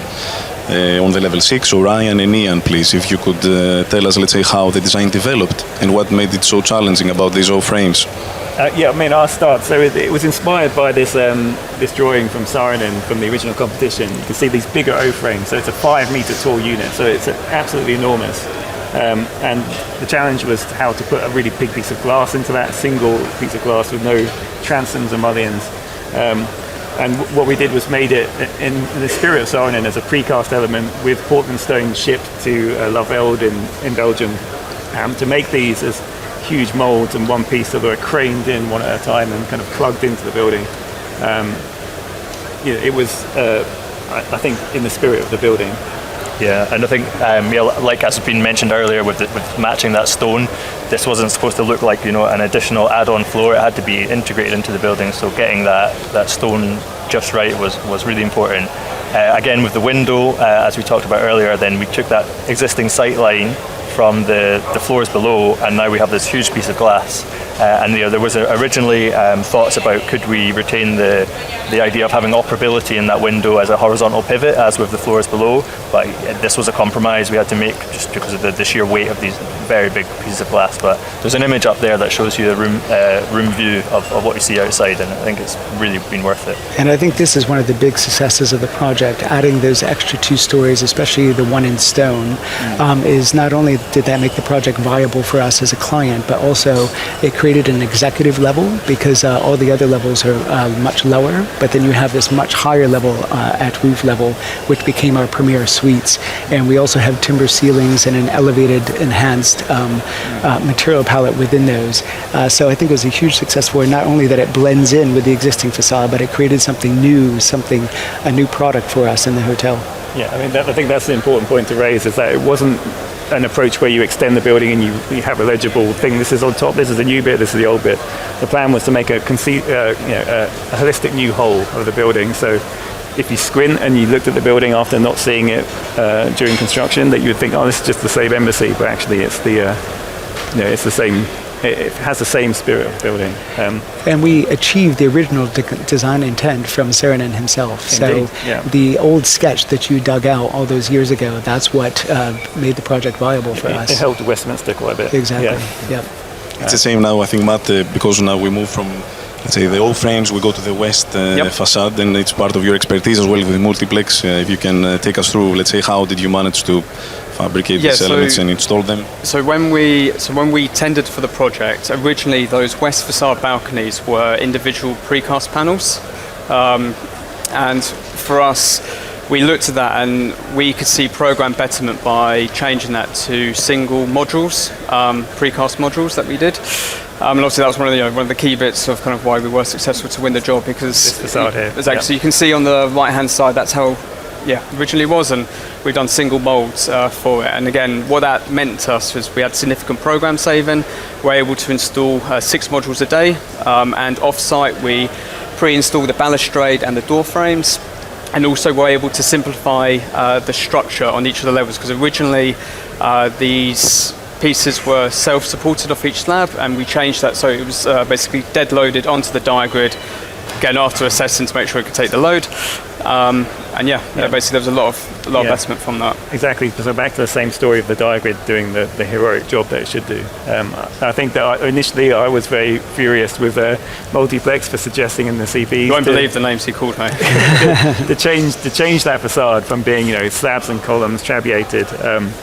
But actually, when we work through it, I think it's a much better evolution of the design. I think that's a good lesson to learn, that you should kind of roll with the information you're receiving, because how do you joint these 2 big O-frames together, these full-size balconies, and trying to hide the joint. We went through all this process of trying to adapt the design to make it work. And actually, we just accepted the joint in the end in the face. We just added the chamfer, so it picked up the geometry of the building that was there already. We just followed the cues that sign and it left as breadcrumbs. And I think it's a much better product. It feels like it was an intentional move, which is improving construction viability and timelines, and also is a better fit for the building. And I think also Sarah would be proud that you guys achieved that, because it's a low-bearing facade similar to the original facades that he designed. So it's in that same spirit of engineering that we delivered this, thanks to Multiplex.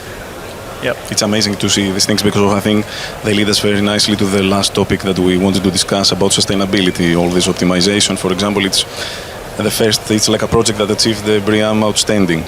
For a heritage building, it's quite the success for this. And Jason, from a client view, how did sustainability goals influence investment and decision? Yeah, so from day one, we were stressing sustainability. We wanted to be the most sustainable 5-star hotel in the world. So we're beating the drum, banging the drum constantly that we need to achieve that. And obviously, you have to pay as a client a lot more money to achieve that. But we were willing to spend that extra money just to realize something that had just been a dream. So just only recently, we received a certificate for BREEAM Outstanding. And we're the first 5-star hotel in the world to ever achieve that BREEAM Outstanding rating. So again, another big success story. As I mentioned, we wanted to reduce our carbon footprint, and by doing so, by retaining so much of the original facade and original structure there in level 1, we were able to achieve that. And just one last point that I wanted to make, since we're at the end of it, is you have seen in this image here the American eagle, which is on top of the roof. We had to, as part of the planning consent, retain the American elements, which again makes for a great story. As you're entering the building, you're greeted by Ronald Reagan on one side and greeted by Eisenhower on the other side. And they stood outside the original embassy. There's a small piece of the Berlin Wall that's still within our public realm that was given to the embassy back at the end of the Cold War. And then lastly, the American eagle, which is on top of the building, still kind of is the guardian of the entrance. And this was made by a Polish-American sculptor, and it was welded together from reclaimed parts of a B-52 bomber. Allegedly. So again, allegedly. But he was the artist, sculptor, was working for the military and was welding these B-52 bombers together during the war. So we think these actually came from the bomber's wings that have been recycled. So pretty much from every aspect, we think about sustainability, reclaiming as much of the original building fabric as possible. A lot of things that we couldn't reuse that were part of the original embassy, like the screens around the lift shafts, we repurposed those into decorative screens at the main entrance. So all throughout the building, we tried to reclaim as much as possible. Amazing. We are a bit short of time. Just 10 seconds from everyone. If we can start with you, Ian, to give us, let's say, an insight from the project, from your experience. Lessons learned for me is when you're working with an existing building to really take the time and the care to understand how it's working, how it's moving, how it's behaving, will allow you to make smart, effective interventions and retain as much as you possibly can. Thank you. Jason? I've said my closing remarks, so for speed, on to Ryan. So I think it's good to roll with the project, to collaborate and really work together as a team. And I think that's the strength of this project. There was a really fantastic engineering support from the client, good architects, obviously, and then there was a good contractor. And all the subcontractors that helped us along the way. Nice, it's a collaboration. It takes a village. Yeah, I mean, look, there's not many buildings like this, to be honest with you, around. It has complexity, engineering, all that kind of good stuff. So yeah, one of a lifetime. Amazing. Thank you all for sharing your expertise, and thanks to everyone here for joining us today. The facade of 30 Grosvenor Square is a story of respect for heritage, innovation in engineering and collaboration across every discipline. Thank you very much, and please let's give an applause to the panelists for this. Thank you. I was going to say, as an American myself, very impressed with the Eagle. Can you talk a bit about the refurbishment of the Eagle? Yep. Still live? Is it still working? Yeah.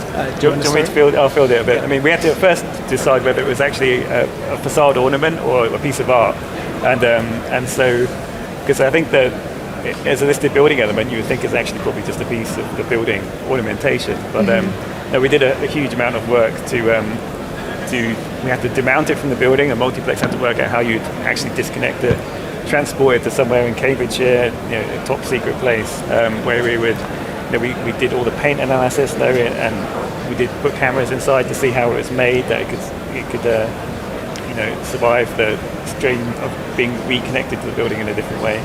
And I think probably for us, like, one of the most interesting bits. So when it was taken off the building, because at the time we didn't know the strength of the eagle, we had to build. Carey's built this cage to lift it down. When we had it off-site, we actually realised it was very strong still. So when it was brought back to site, we used the tower crane, and actually we lifted up with the wings on it. So you can see that's where when it was taken off, and then that's when it was taken back on. So it was quite an amazing site. I remember it was my Saturday shift. I was incredibly nervous. I had a full audience in Grosvenor Square, and luckily it landed safely. Yeah, great. Thank you very much, guys. Great.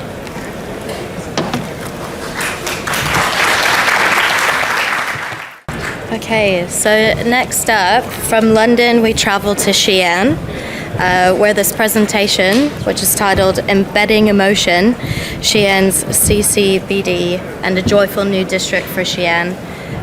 This invites us to consider how ceramic facades were realized through advanced technology and digital detailing, and also how emotion was embedded not just in the concept but also in execution. So I'd like to welcome to the stage Alexis Harrison from Arup, Mela Gretti from Arup as well, and Nick Ling from Heatherwick Studios. Okay, can everyone hear us? Yes, okay. So my name's Nick Ling. I'm from a partner at Heatherwick Studio, and I'm joined with Mela Elgaretti and Lex Harrison from Arup Façades, and we're going to be talking about a very different project than you've already listened to today. A lot of UK projects being talked about.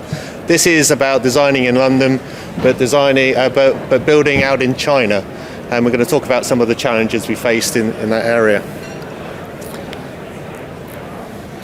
So in the pandemic, we won a competition to design a new CCBD in Xi'an, a city in China, for CR Land, who are one of China's largest developers.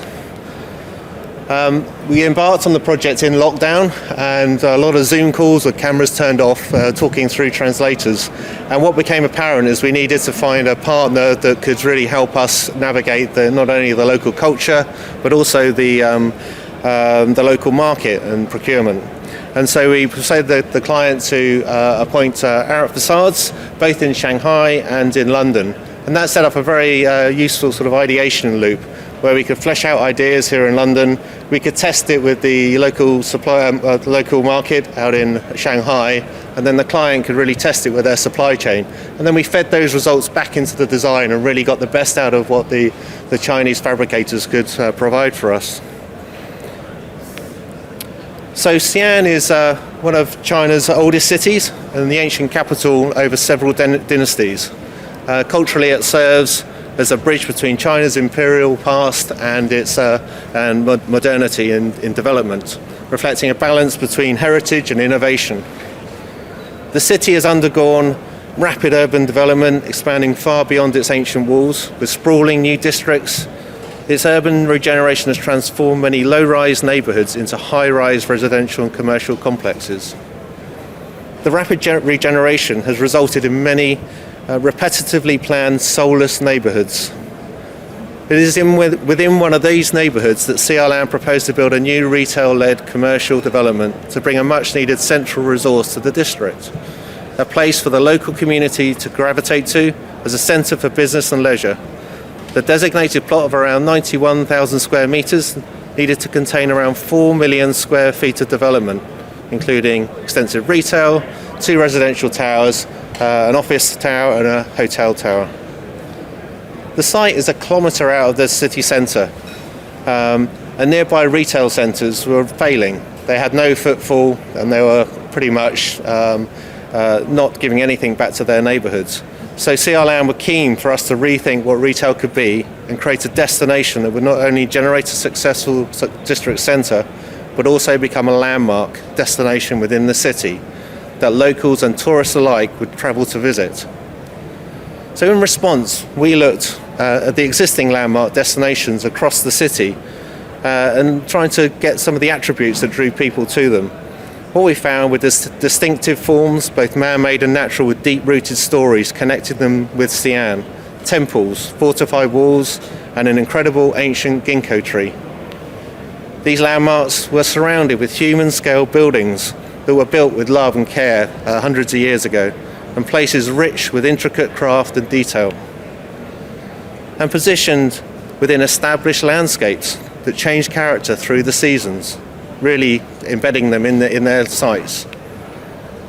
These landmarks seem to act as the catalyst for the development of vibrant and active streets around them, a mix of attributes that draws people from across the globe to visit and creates active and well-loved civic centres at the heart of the district. So we really set ourselves some problems to solve. We had no site context to draw from. So how do we give character and interest to a peripheral area of the city? How do we connect with the historic legacy of Xi'an to propose an extraordinary piece of urban heritage? And how do we create new human-scale district that brings people together? And how do we bring nature to the heart of the district? So at the studio, and we talked about this a lot today in some of the talks, we believe that as an industry we radically underestimate the impact our buildings have on the passerby. There's only a few people inside the building, but really the impact is the thousands of people passing by outside. Many modern buildings are boring. They are too flat, too plain, too straight, too shiny, or too monotonous. And boring isn't actually subjective. We can measure it scientifically. Boring is actually harmful. Humans are hardwired to live in nature and the complexity that nature brings to our brains. And we actually concentrate better and are calmer when we're around that visual complexity. And a similar effect is seen in urban settings with varied architecture, both in the silhouettes of buildings and in their surface details. And the emergent science shows that people's emotions are directly affected by specific visual aspects of buildings. For example, specific visual, people walk past buildings that are plain, angular, flat and characterless, and they spike stress. But this isn't just a mental and societal challenge. Basically, we have a carbon issue to solve. There's no avoiding it. Commercially available steel and concrete are still terrible for the environment, no matter what kind of structure they are used in, boring or not. So once we have spent the carbon to put a building up, it's crucial it stays up for as long as humanly possible. That is why boring buildings are often much worse for the environment than interesting ones, because as we've discovered, they're unpopular and are often knocked down and replaced with another, no less boring building. In China, it's no different. It's following a much documented cycle of demolish and rebuild, with whole city blocks regularly being demolished and rebuilt in as little as 10 to 20 years. There is one simple way of demanding more nourishment from our buildings, the humanised rule, that a building should hold your attention for the time it takes to pass by it. And in order to address this, we as a studio consider our projects from 3 different distances, from the city scale, from the street scale, and from the door. In Xi'an, we sought to explore some of these principles to embed 3-dimensionality at the city scale, varied human experiences at the street scale, and crafted detail and intrigue at the door scale to form emotional connections and create a joyful and cherished district. At a city scale, we wanted to break down the mass of the building and introduce more texture and variety. So rather than a monolithic podium, we used a series of interconnecting urban blocks. These blocks were envisaged as nesting tables that slide under each other.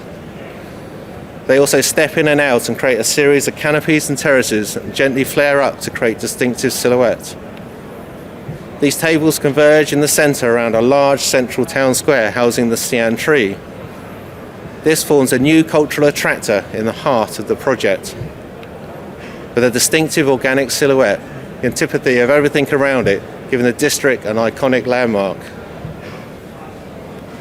At the street scale, the tables step down and peel up to create canopies over entrances, or they separate to flank inner retail streets.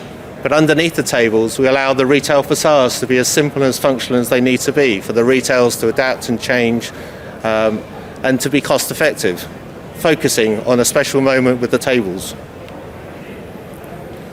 And then what's important with these facades is more how people move around and how we create spaces where people can have food and drink out on terraces and look out onto the tree that we've created. Surrounding the tree in the centre is a series of landscape tables which cascade down and allow visitors to ascend the structure to a large roof garden above. The roof garden meanders amongst the roof lights to the concourse below and is flanked with the tops of the tables which accommodate the cooling plant. The roof garden provides amenity terraces for the residential, hotel and office towers, as well as event spaces. At night, the roof garden can be activated with events and create spill out from the food and beverage along its edges. As you approach the tree, it reveals stairs that descend down into the basement. You can also take the opportunity to ascend the stairs, which corkscrew around the tree through a series of gardens that represent the differing biomes of the Silk Route, which historically connected Europe and Asia and terminated in Xi'an. These gardens contain rooftop terraces that allow you to look out over the development and out to the city beyond. The tree was envisaged as a gift to the city, not only as a sculptural landmark, but also as an explorable, elevated park with cultural significance and a seasonal palette. Thanks, Nick. Hi, everyone. I'm Maela. As Nick mentioned, our role in the project was to bridge the gap between the architecture being conceived here in London and the engineering happening in Shanghai by our team in Arup. That sadly they can't be here today. So instead, I'm going to attempt at telling you some of the stories behind the making of this incredible tree. We saw some amazing pictures shared by Nick of the tree completed, but let's try to put things into perspective from an engineering point of view. This is an incredible big object, which is 50 meters tall, which is equivalent to roughly a 12-story building. It's also very wide in its footprint, with the leaves or pots changing in sizes and varying between the biggest with an 11-meter side and the smaller with a 6-meter side. It's also a habitable object, so as Nick said, people can go up to it via stairs or lift, they can get close and touch it, and equally it's full of flourishing greenery. Therefore the dynamic and static load that the tree needs to take are quite large and complex, and a lot of effort has been made in balancing out the flexion limit, stiffness and strength of the structure to take those. Integrating also all these components in a relatively slim elements was a challenge. We have parapet, stairs, lift, planters, also the drainage system within the cladding system. And last, people can get very close to it. So obviously the impact load and the possibility of damage had to be taken into account when designing this. Our first idea was to try and combine the structure and the cladding into one single element. But we soon realized that this was too much of a challenge for such a complex object, especially because allocation of responsibility between the different contractors would have been challenging, and generally supply chain wasn't ready for this approach. Primary structure contractors are not used to tight tolerances and the level of finish that we would expect from a cladding panel, and equally a cladding contractor is not really used to the large load that apply to a primary structure. So we quickly shifted away and went into a sort of split approach where we separated the primary structure from the cladding. As you can see, when we talk about cladding, we not only have the variation between the different tables and sizes of the lifts, but also the variation of the cladding from the tip of the pot to the stem with different curvature and different radius, so a lot of complexity. We looked into different materials. Obviously, it's very important here to stay lightweight, and we wanted to minimize carbon. At first, we were very excited by fabric or a mesh solution, but it quickly became evident that because people can get very close to it, they can either see it inside the cavity or touch it and damage it if it was a fabric. So it was an approach too risky and on a short term. We also looked at timber. We were excited by this, being a tree, but as you saw from the image, the fact that we have different planes interfacing in different ways, planters, a lot of water draining, we thought it was too challenging to control the potential differential weathering of the timber and its long-term performance. So we landed on something that we felt was robust, that the supply chain could provide, which was solid metal. We obviously looked in terms of carbon and buildability at different options, different materials. We looked at smaller components as well as larger components like shingles or pipes, and while they could be very efficient, they generated an increase in the substructure needed to support them, increased the fabrication and installation time, and it just didn't feel the right thing to do with such a large object.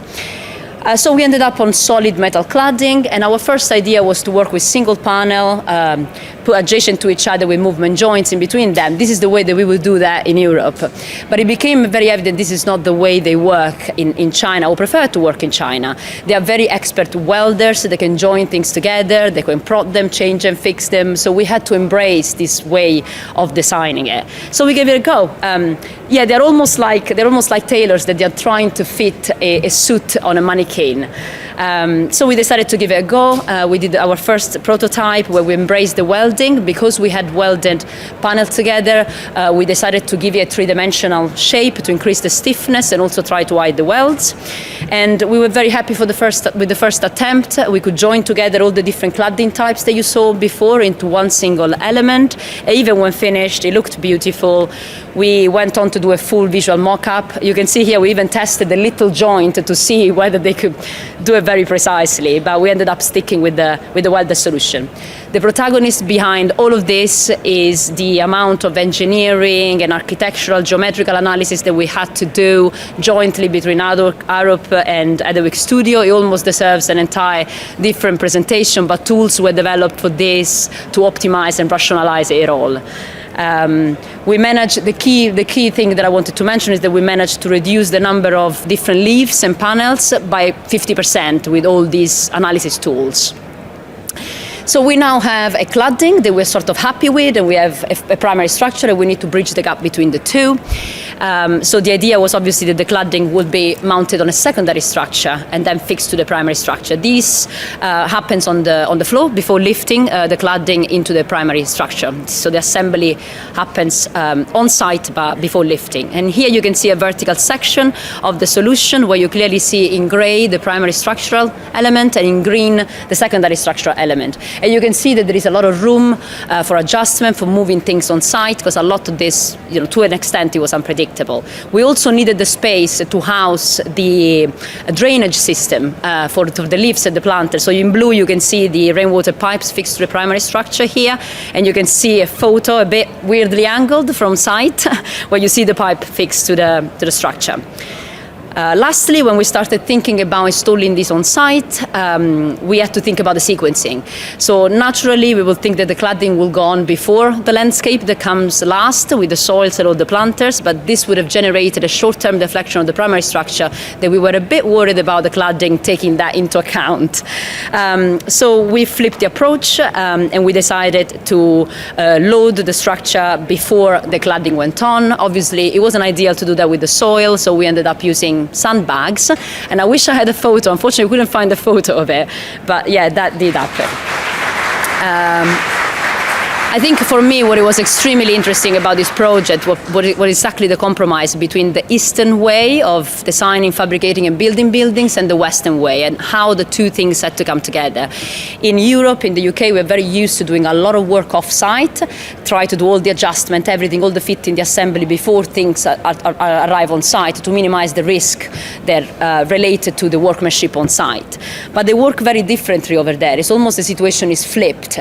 Their fabrication capability are growing, and we're very proud that we contributed to upskilling in some of these fabricators that contributed to the project.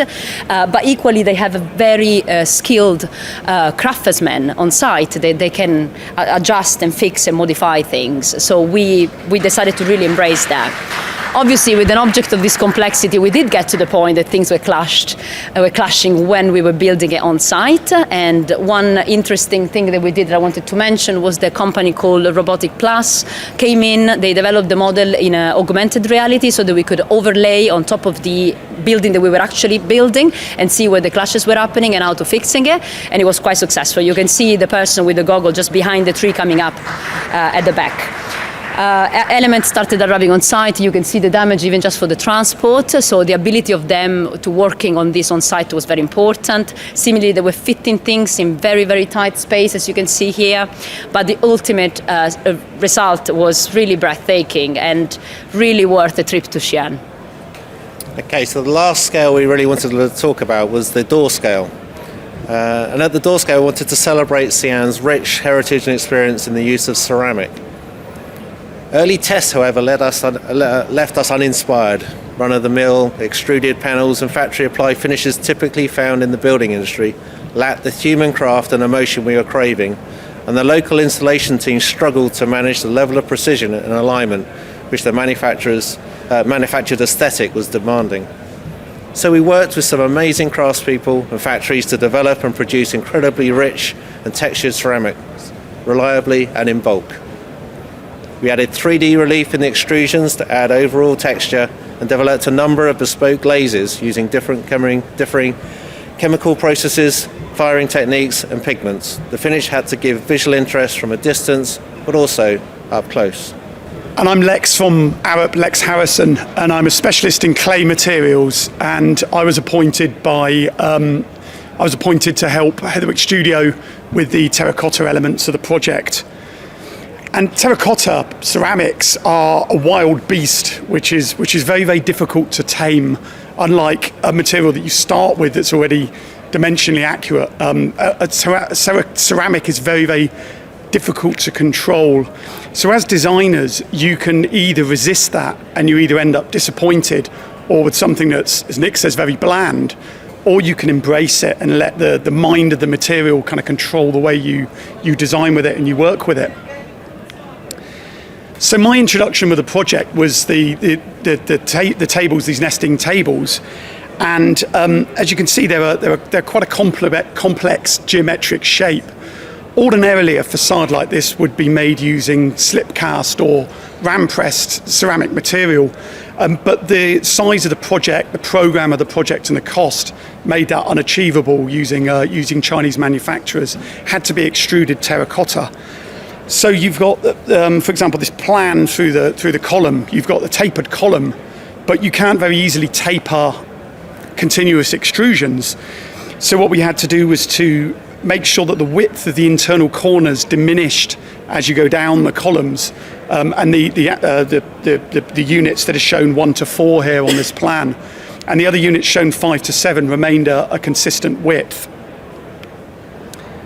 A similar approach was taken to other aspects of the project, such as the trapezoidal panels that were on the horizontal elements of the tables. They again were sort of size was played around with for many weeks until a sweet spot could be found where they could be rectangular with a reasonably acceptable joint.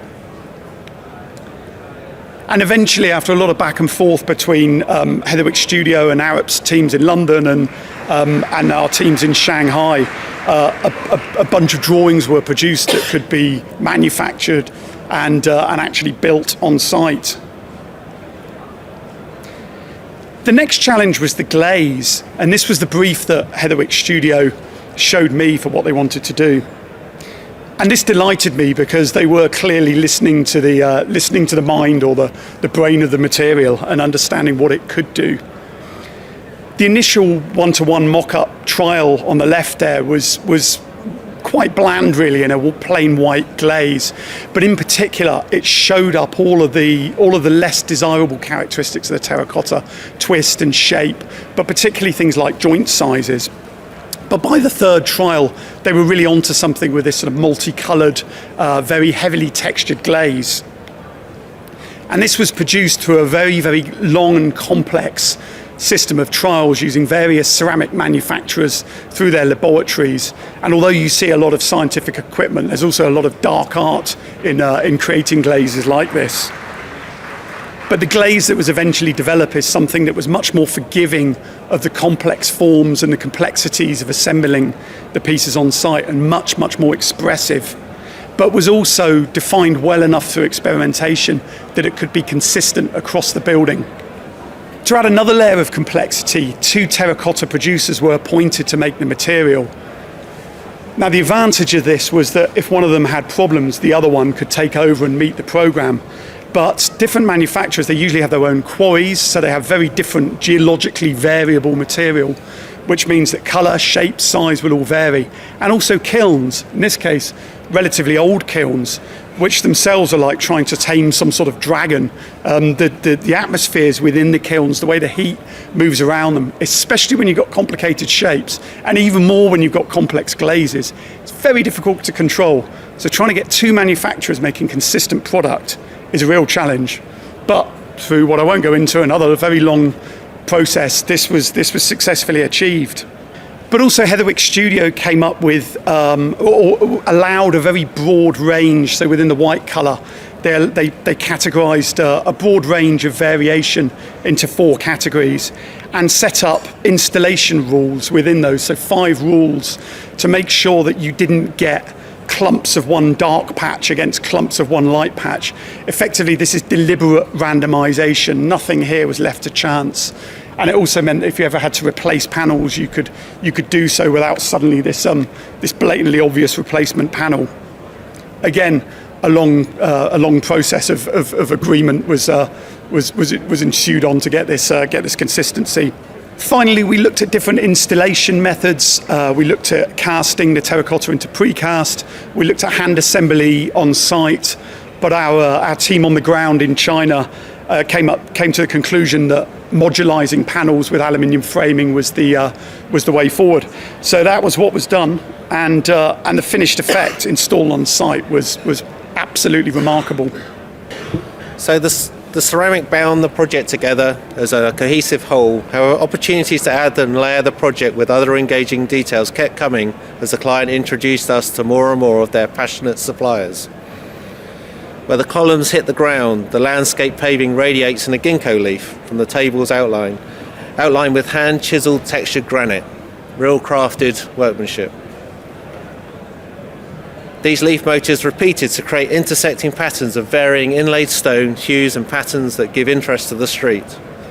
The project also contains some particularly bespoke moments when the users touch the building, from door handles to lift buttons. The lift buttons utilised recycled ceramic waste that was 3D printed to create expressive and robust fittings, allowing limitless configurations that were cost effective and created objects to show off amazing hand-painted glazes.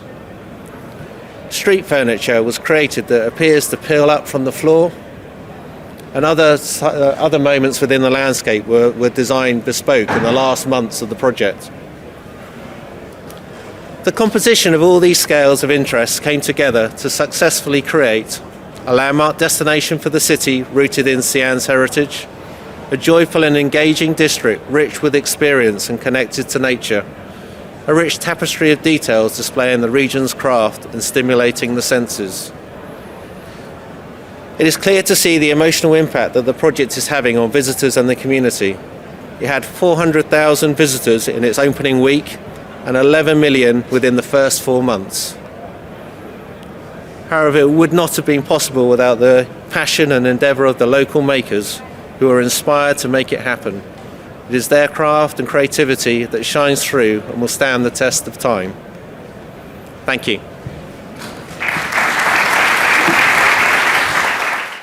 I mean, that's one incredible project, if I can say the least, and the most beautiful lift buttons I've ever seen. I would want one myself if anyone, or if there was an extra at all. I think you could really see the hard work that, and also the careful detailing that's really paid off. There were so many intricate features as well that really connected back to the culture. So from early pictures I could see maybe some snakes kind of featured within the landscaping. Those roof lights almost looked like, you know, the dragon scale to its spine. So very impressive project. Up next we explore kinetic, where we have facade elements that are adapting to light, temperature and airflow.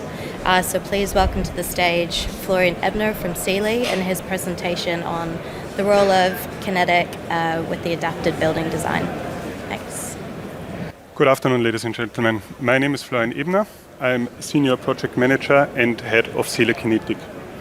I'm since 20 years with Sealy, and today I can truly tell you Sealy Kinetic is the next big thing. Facades are not longer static anymore. They move in accordance to user wishes or environmental requirements.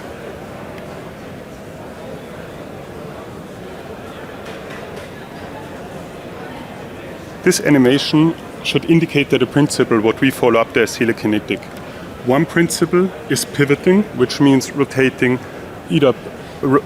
around fixed axis, so pivot vertically or pivot horizontally. And on the other principle is linear movement, following a specific path or direction. for example, sliding, shifting, lifting up, or dropping down. The two principles form the foundation for most of the telekinetic concepts in order to allow the building to adapt dynamically in accordance to light, temperature, or users' interaction.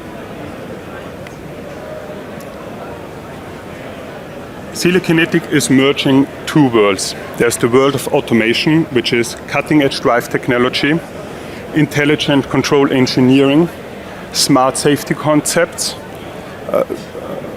intuitive usability and interfaces, and even sound performance. On the other side, there's the world of classical facade construction, which considers outstanding design, structural precision, glass, materials and surfaces quality, and high functional performance. Telekinetic is specialized for unique solutions, pushing the architecture to the next level, truly to the motto of this presentation, moving architecture forward. Telekinetic follows the above principles there in accordance to concept design development jointly with the client's team, over to design considering all applicable standards, in-house or third-party testing, up to the manufacturer, the design and manufacturer of the mechanical, but also the control elements, considering also and carrying out their regular quality control, up to installation and commissioning of the mechanical, but also the control elements in order to make it a telekinetic movable roof or facade. Even prior telekinetic was funded, Tele has made experience with movable facade elements already in the past. The first project in this category are the restaurant doors of the Apple Park in Cupertino, California, USA. Designed by Foster & Partner and built back in 2017, Tele has realized there two radially movable wings in the restaurant area. Each door leaf is running down a curved track, opening the entire restaurant area to the surrounding landscaping. Each leaf got a width of 28 meters and a height of 16 meters, and each leaf weighs 180 ton. It takes 12 minutes to open or close the doors. And recently, we have received the reconfirmation from our maintenance team, who is visiting site 2 times a year, that even the doors are almost getting opened daily. They're running as smooth and quietly as on day one after installation. Probably some of you will think of is what is when there is a power cut and the battery backup does not work. Even as a kind of a fun fact, those doors could theoretically be opened or closed with a cordless drill.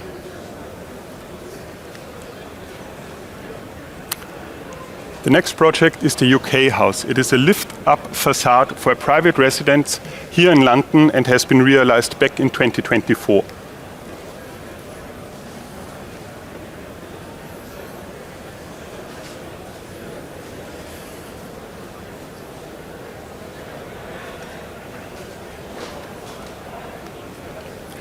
The nearly 11 meter wide and more than 2 meter high window opens vertically and merges the inside of the residence with the outside terrace area.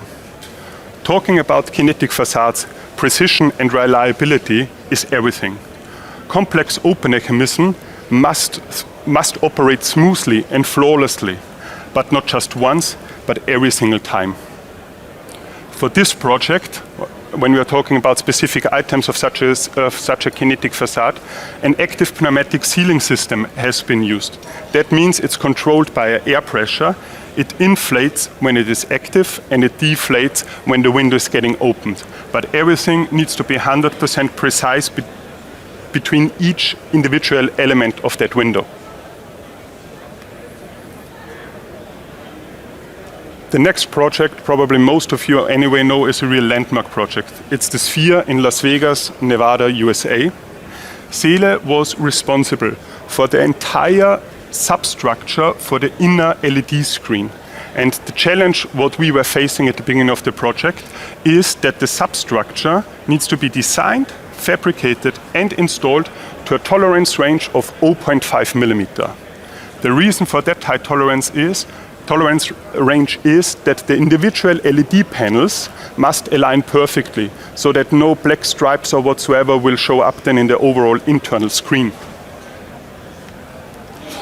What only few people know is that Seele was also awarded with one package of the entire sphere, which is called the proscenium screen. The proscenium screen is a basketball court size opening within the stage area and is one part of the inner screen which is fully demountable in order to allow trucks and other access equipment there to get into the stage area and getting material in and out.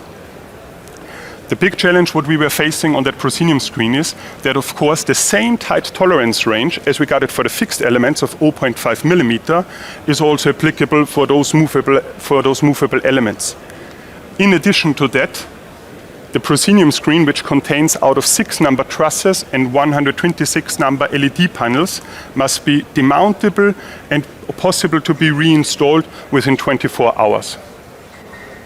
In addition to the proscenium screen, Seele has also followed up with in total 225 number rigging hatches.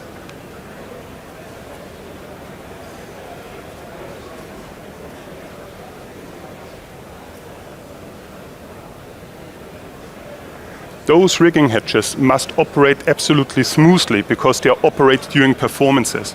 And as you have seen there on that video, in addition to that, they must not cause any visual effect within the overall screen appearance.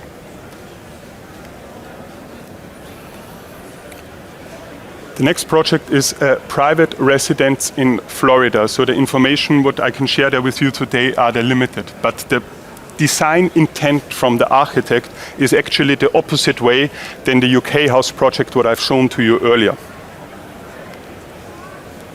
Seele has developed a drop-down facade system. That means when the facade is getting lowered there, it completely disappears into the ground.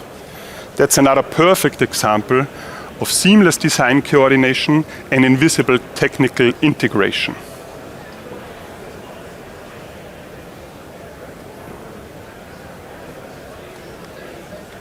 Probably you remember I was mentioning testing there earlier. That project is taking testing to the next level. In total, 7 number performance mock-ups have been designed, fabricated and installed in the in-house testing facility in order to carry out all required testing in accordance to all the applicable standards. That is, for example, air testing, weather tightness testing, but also wind testing up to hurricane strength, considering the location of the project. In order also to better understand the behavior of the open-able facade, also cycle tests have been carried out. Seele Kinetic is now taking the next step from facade elements to entire building envelopes. The first project is the Ellison Institute of Technology in Oxford, UK. Based on a Foster & Partner design for Larry Ellison, the founder from Oracle, Seele Kinetic designs, fabricates, tests and will install in 2026 a double-skin grid shell dome.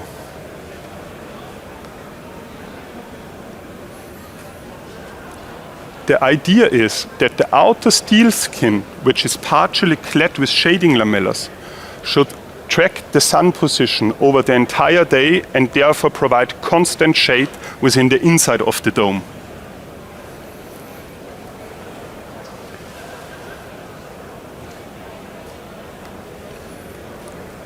Theoretically, the outer steel structure skin could rotate around the glazed inner wooden grid shell skin within 10 minutes. However, Seele developed their concept that due to the different times within the year and subsequently the different positions of the sun, the outer steel skin rotates every 30 minutes and tracks the sun throughout the whole day. In addition to that, a further challenge which is on that outer steel dome is that there is a beam U which can move by itself but which is attached to the outer steel skin.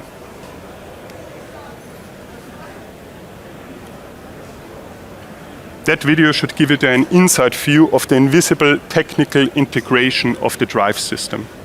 The outer skin will be powered by 4-number synchronized drive units.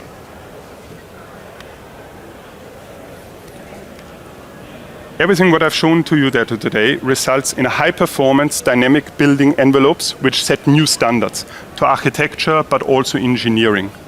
Each new project is a challenge on its own, as the repetition factor is more or less zero. Every solution is pushing the boundaries, what is possible, and defines the future of facade design. So therefore I did come to my end of my presentation, and I want to thank all of you for having me here today and to let me introduce Seele Kinetic to you today. Thank you. Thank you, Florian. I mean, I think that just shows the scale and the precision of what Seele are doing is actually quite impressive. So very exciting things to come from Seele. Now we turn to our next presentation, which is titled Hybrid Steel Curtain Walls, Mastering the Demands and the Complexities of Today's Facade.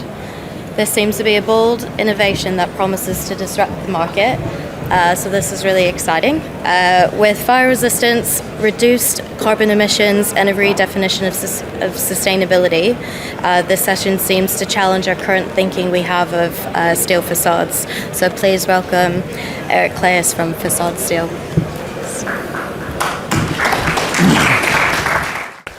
Good afternoon.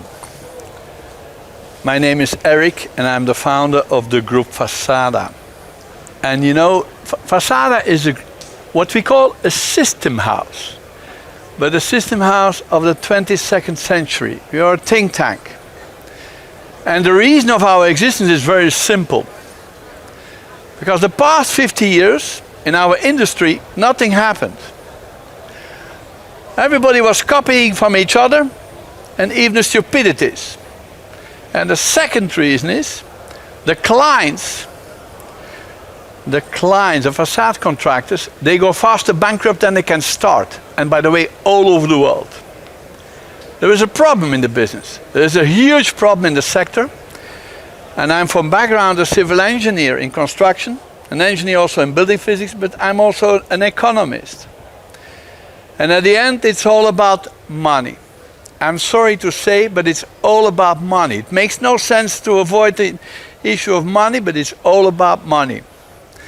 I'm going to try in 10 minutes to give you a bit of an overview about what is totally going wrong in this business. Starting from, let's say, a workshop which is organized in an archaic way from the 15th century, which should be replaced by a dark factory. We are constructing dark factories for facade construction. Can you imagine? So no people unemployed anymore. This results in a consistent quality. This is key. But I'm not here for that. I'm trying to talk to you, I should talk to you about a steel curtain wall. By the way, for the simple reason we were not allowed to speak about our aluminium ones because we have some sponsors. But what you're going to show, we have exactly the same in aluminium as in steel. And what we do is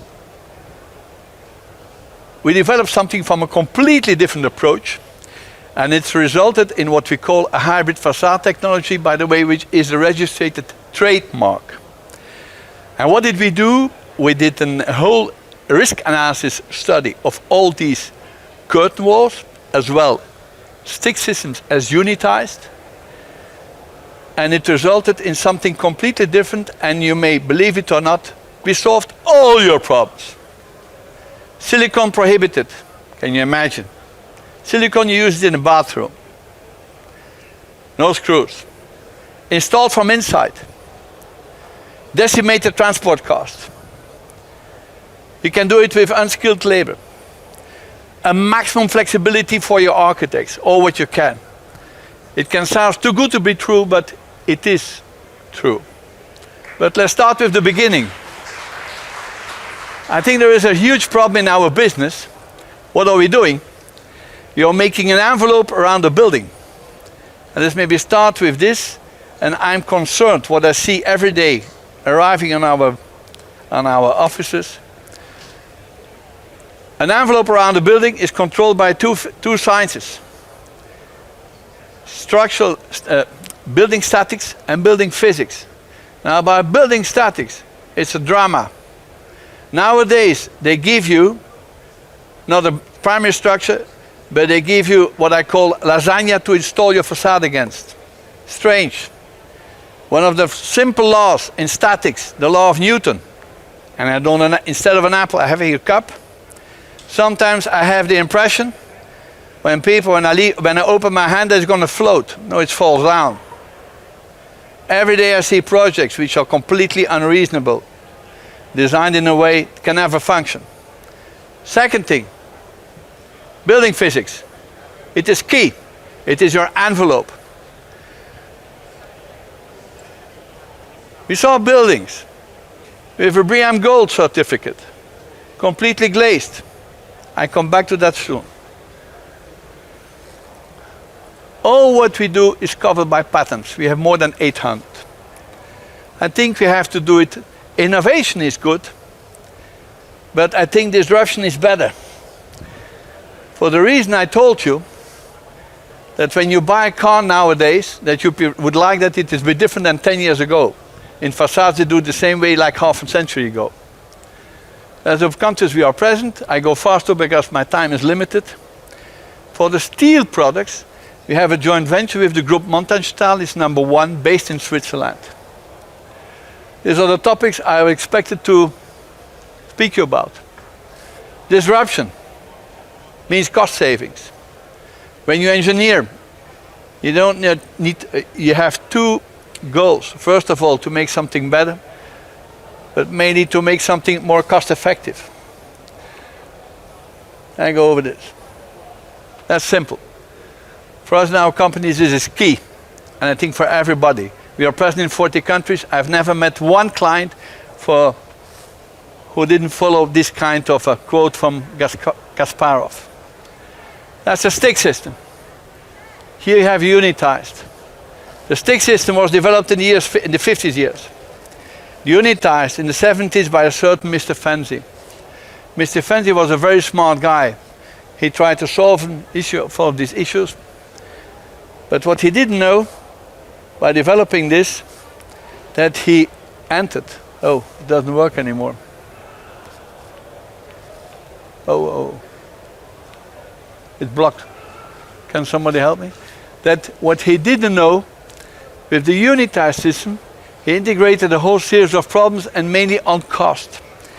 You have a huge material cost, you have a huge fabrication cost, you have an enormous lead time, you have an enormous transport cost nobody has something about. So this resulted in what we call a hybrid technology, which combines best of both, and we added a series of features. Okay, it is blocked, whatever. Important to know about steel and aluminium.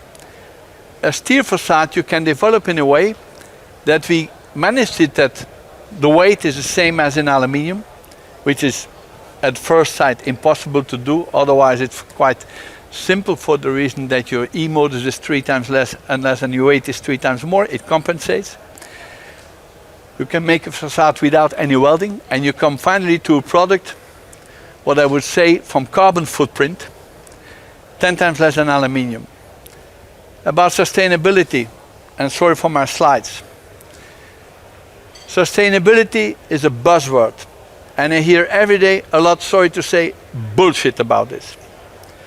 The embedded carbon in a building is only 20%. The operational carbon is 80%. How the hell you can speak about a sustainable building when you only look into the embedded carbon?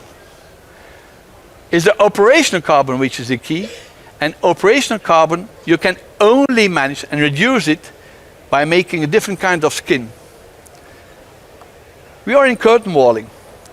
Glazed facades are per definition not sustainable. So what all here, sorry, it is not right. You need to keep your sun out. And to give you an idea, when you do it with proper shading devices, you can reduce your capacity for cooling about 50%, which means also your carbon footprint by 50%. And not by a few percent, by a debate in the margin about the profiles. Circularity. The best circularity is no circularity. It is a problem invented by the people themselves. I'm going to compare it to cars. Let's take a Porsche 911. It's the best sustainable car you can imagine. The first car came to market on the market in '63, and now they are more than 74% still in use. Same with a building. A building is not a throwaway product. What are we breaking our heads with circular products? They should be at least for 40, 50 years. What is key? That unitized systems, from the perspective of circularity and structurally glazed facades, are exactly the opposite what we need. And for what reason?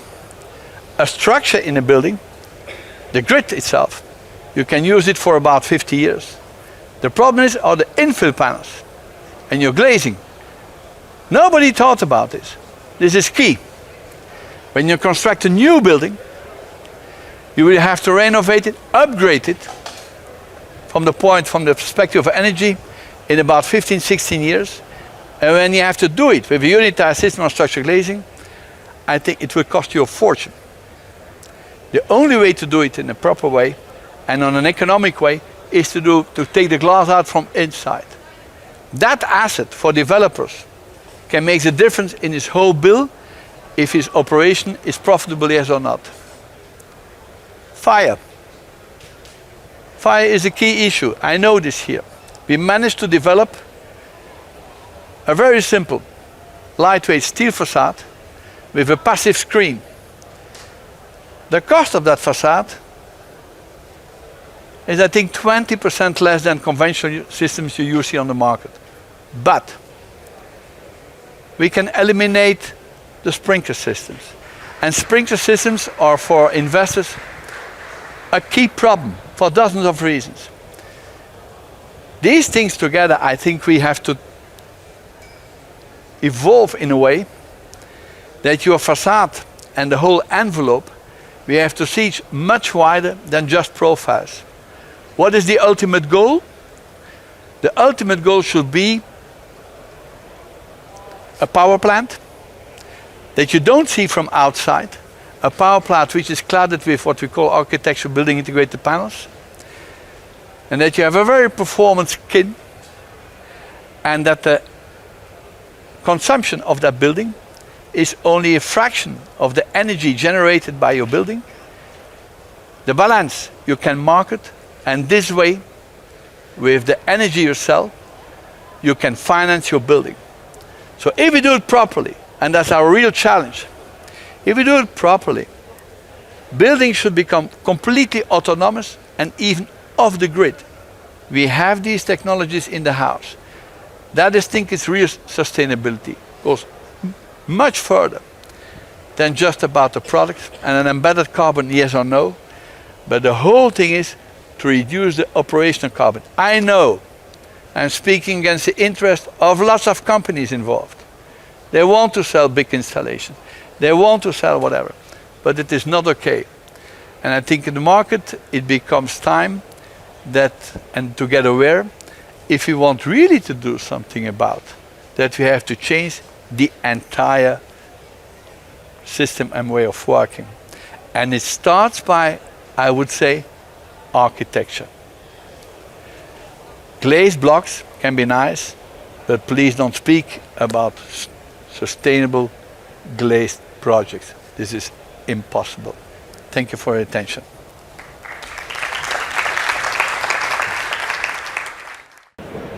Thank you, Eric. That was really interesting.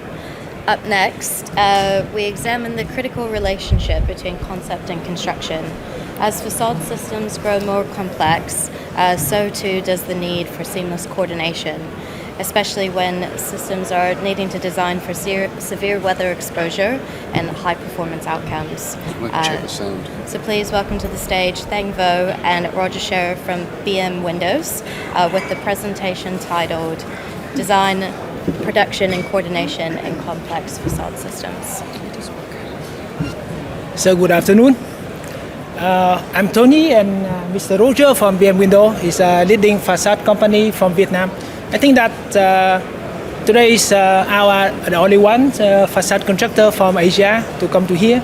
So when we were to show you how we cooperate in the design to the production for several projects, then after that we will show up one of the products that we want to promote in the near future. So we have the small clip to show the project that we want to show.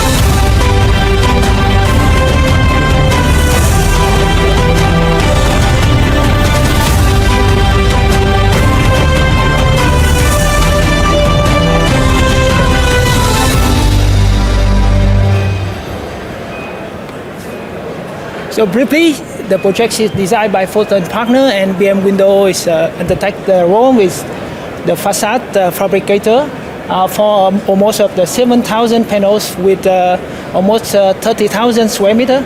And we just completed this project in June this year. So you can see some shareholder for the projects.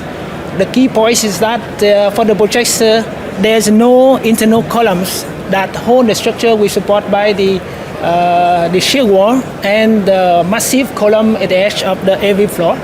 Then you can see that we need to create fabrication for the facade that cover whole of the structure.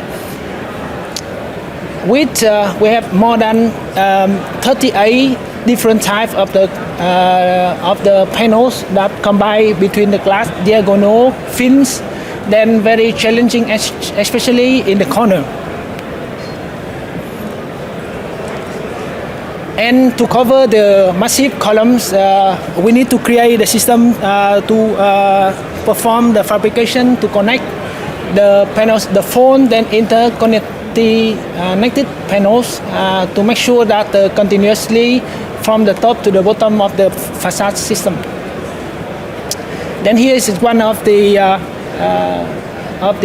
special design of this building is that the overhang glazing design we combine with the inner glass and inner corrugated panels not only create the drip of the facade but also creates the high quality of the water type. Then we within 3 months we already passed whole the test with the water tightness up to 720 pascal and wind load resist up to 4 kilopascal. Then to do that, in BM Window, we need to input all the fixture in our 3D model by using some software like Inventor or Logico, and we have some other software like Elutech or Flashes to check and to put into factor into our design for a consistent model from the fabrication to assembly drawings. Then we follow that, we create the SOP and we train our labor and following consistent super checking during the fabrication. You can see that whole of the step that we follow in our factory need to be checked, follow on the very strict system of QA/QC. Then the finishing by the sending out nearly more than 300 containers and 100% following the order of the installation. For that project, within 20 months from the first panel, and we send out the last shipment in June 2025. We have through all the projects that we applied the same system to control our fabrication sequence. One is the Viettel headquarters in Ho Chi Minh City is that we just received the one award, that Vitruvian award in 2025. Whole of that material will come from the G7 and the longest glass is 11.7 meter. Another one is a very complicated facade. We need to connect whole of the Zak panel, and the shape is changing from floor to floor, and the set out is totally changing. During the fabrications, we need to set up the model and the whole of the fabrication drawing in every step. And if you can pass our booth over there, we have the symbol of this project. It's 55 Street. That projects in the center of the Sydney next to the Opera House. That the combine between the terracotta, the bending shape of and the glass. Then for sure that for this one, the fabrication model need to be tested and checked one by one. That's all for the projects, and the next step is Mr. Roger comes up with the. Thank you, Mr. Tony.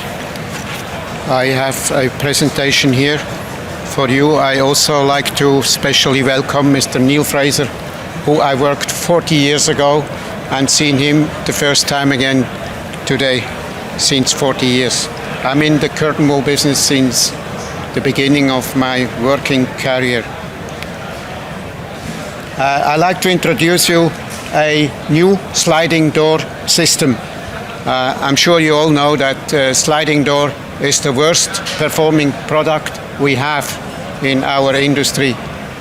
And we have made some great stride to overcome this issue. The frequency of the bad weather is increasing, and we have hurricanes and typhoons coming in. In fact, at the moment, right now, there's another typhoon coming into Vietnam, and sliding doors are just not the right product to keep out the water and the wind. So we developed a high-performance sliding door by BM Window, and we call it the new generation of sliding door. The issue is the weather and the current long-term weather changes, and in order to improve in-house comfort level, very important, our products need to be adapted accordingly, which is what we did. These are, for example, pictures of the recent hurricanes we have, and they're getting worse and worse every year.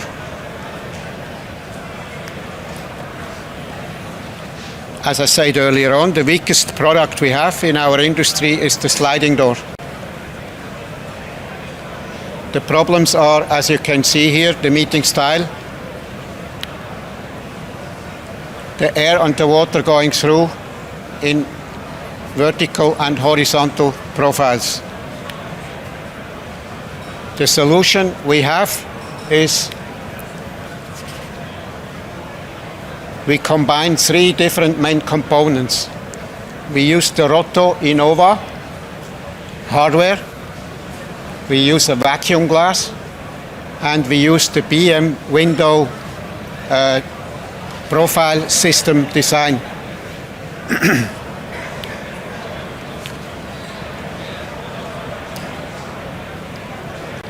The hardware concept, which is very important, is from Roto Innova, and you can see what's happening is the slider compresses itself against the mainframe, actually acting like a casement window, achieving over 1000 Pascal air and water infiltration resistance.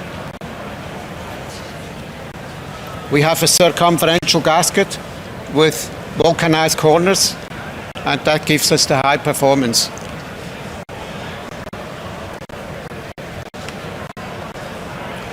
Such sliding doors, of course, can be applied in high-rise buildings The height is no more limit. Then we introduce vacuum glass, which has a very, very high performance also. The U value of the vacuum glass is about 50% less than a normal glass.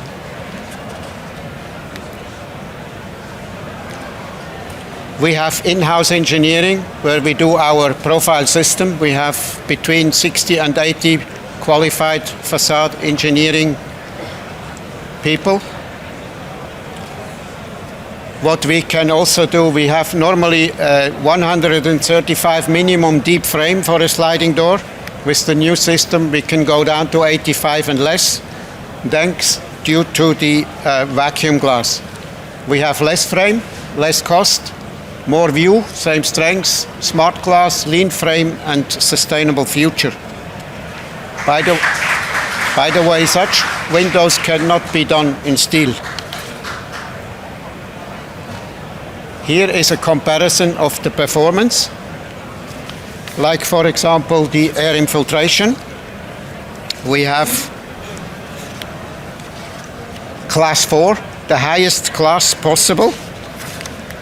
We have a water penetration. We get 1000 Pascal or more, which with ordinary sliding window is not possible. We have a thermal U value of 0.4. That is possible with the vacuum glass. Vacuum glass can also be combined with other glasses which have a high shading coefficient and so forth. And we have a very, very good sound attenuation up to 54 decibel. Also a little bit comparing with the glasses you need or you apply. There are many, many different possibilities.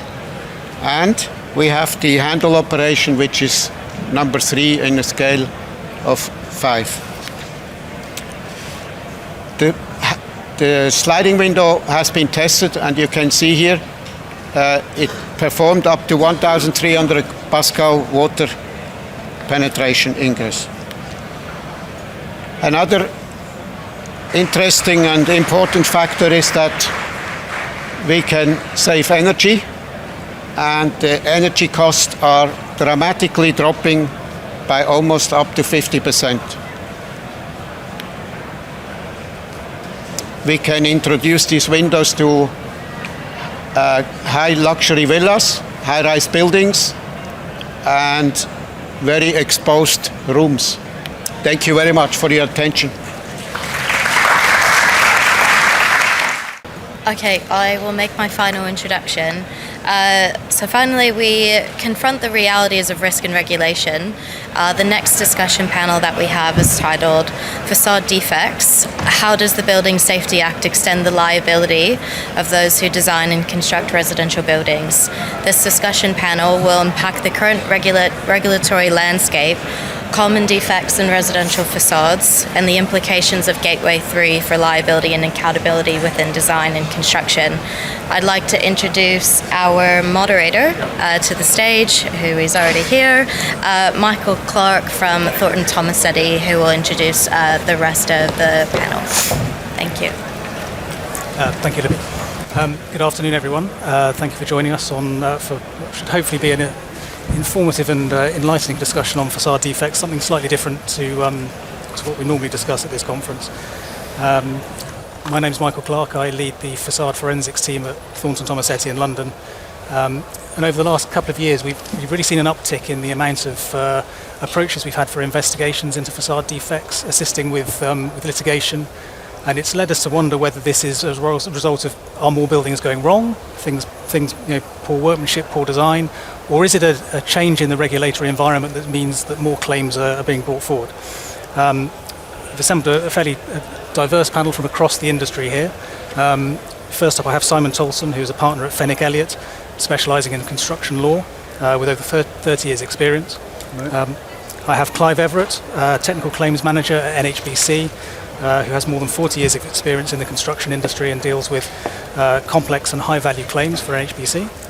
And then Gabriele Pierazzini from Kier Group, head of technical and facade building envelope, who has more than 40 years experience in the design, procurement and delivery of complex facades. So first up, Simon, I wonder if you could just give us a brief intro to where we sit with the current regulatory environment. There's been a lot of changes. We've heard a lot about the Building Safety Act today. Where are liabilities for designers changing? Well, I think it's been nothing short of a revolution, really, in terms of regulation for our industry, really, not just for the facade industry. A massive statutory intervention, obviously as a result of a disastrous fire at Grenfell, has been the catalyst for probably the most regulation being imposed on an industry in a very short space of time, really from 2017 to the Act coming into force in 2020. But to answer the question in terms of the regulatory side, I could be here for about an hour and a half, 2 hours quite comfortably. But the principal areas are, I suppose, the regulation in the sense of the fact that we have a Building Safety Act with a considerable quantity of delegated legislation in it, which has fundamentally changed the landscape in terms of liability and therefore risk, and therefore the potential repercussions of actions being run against architects, engineers and professionals and developers responsible for delivering buildings. It has increased statutorily limitation, I think, to the 30-year rule retrospective and 15 prospective was a remarkable imposition. And I think from my personal view of looking at the debates in Hansard at the time when the Act was being drafted, or the bill was passing through the House, I don't think there was enough oversight in the impact of that on an industry and the implications of dragging back architects and engineers who are long retired, which I've had to do on 2 or 3 occasions now, to effectively talk about what they did in 1994, which is quite a difficult thing. But to get back to the point, obviously what we've had in relation to the amendments to the Defective Premises Act, in both increasing the scope of liability in relation to buildings, both existing structures, refurbishments, renovations, and the whole question about anyone involved with the provision of in the provision of a dwelling that ends up being uninhabitable or not fit for habitation, has opened a huge opening of potential liability. And then of course you've got the gateway process, which this audience will be very familiar with, but the 3 gateways, and principally gateway 2 and 3, which we'll talk about a bit later on in this session, have had a huge impact in terms of the nature of liability involved with if one doesn't actually get one's design and regulatory compliance, building regulation conformity, which is now essentially strict liability for contractors and professional obligations of skill and care on design teams, which has really changed the landscape. But in addition to that, we've got a first-tier tribunal that is now empowered to take cases on building safety breaches that go to, obviously largely we're talking about HRBs, high-rise buildings, but we've got a regulatory framework that sits around what the legislation has brought in, which means that there are now causes of action against developers and participants in projects which pierce the corporate veil.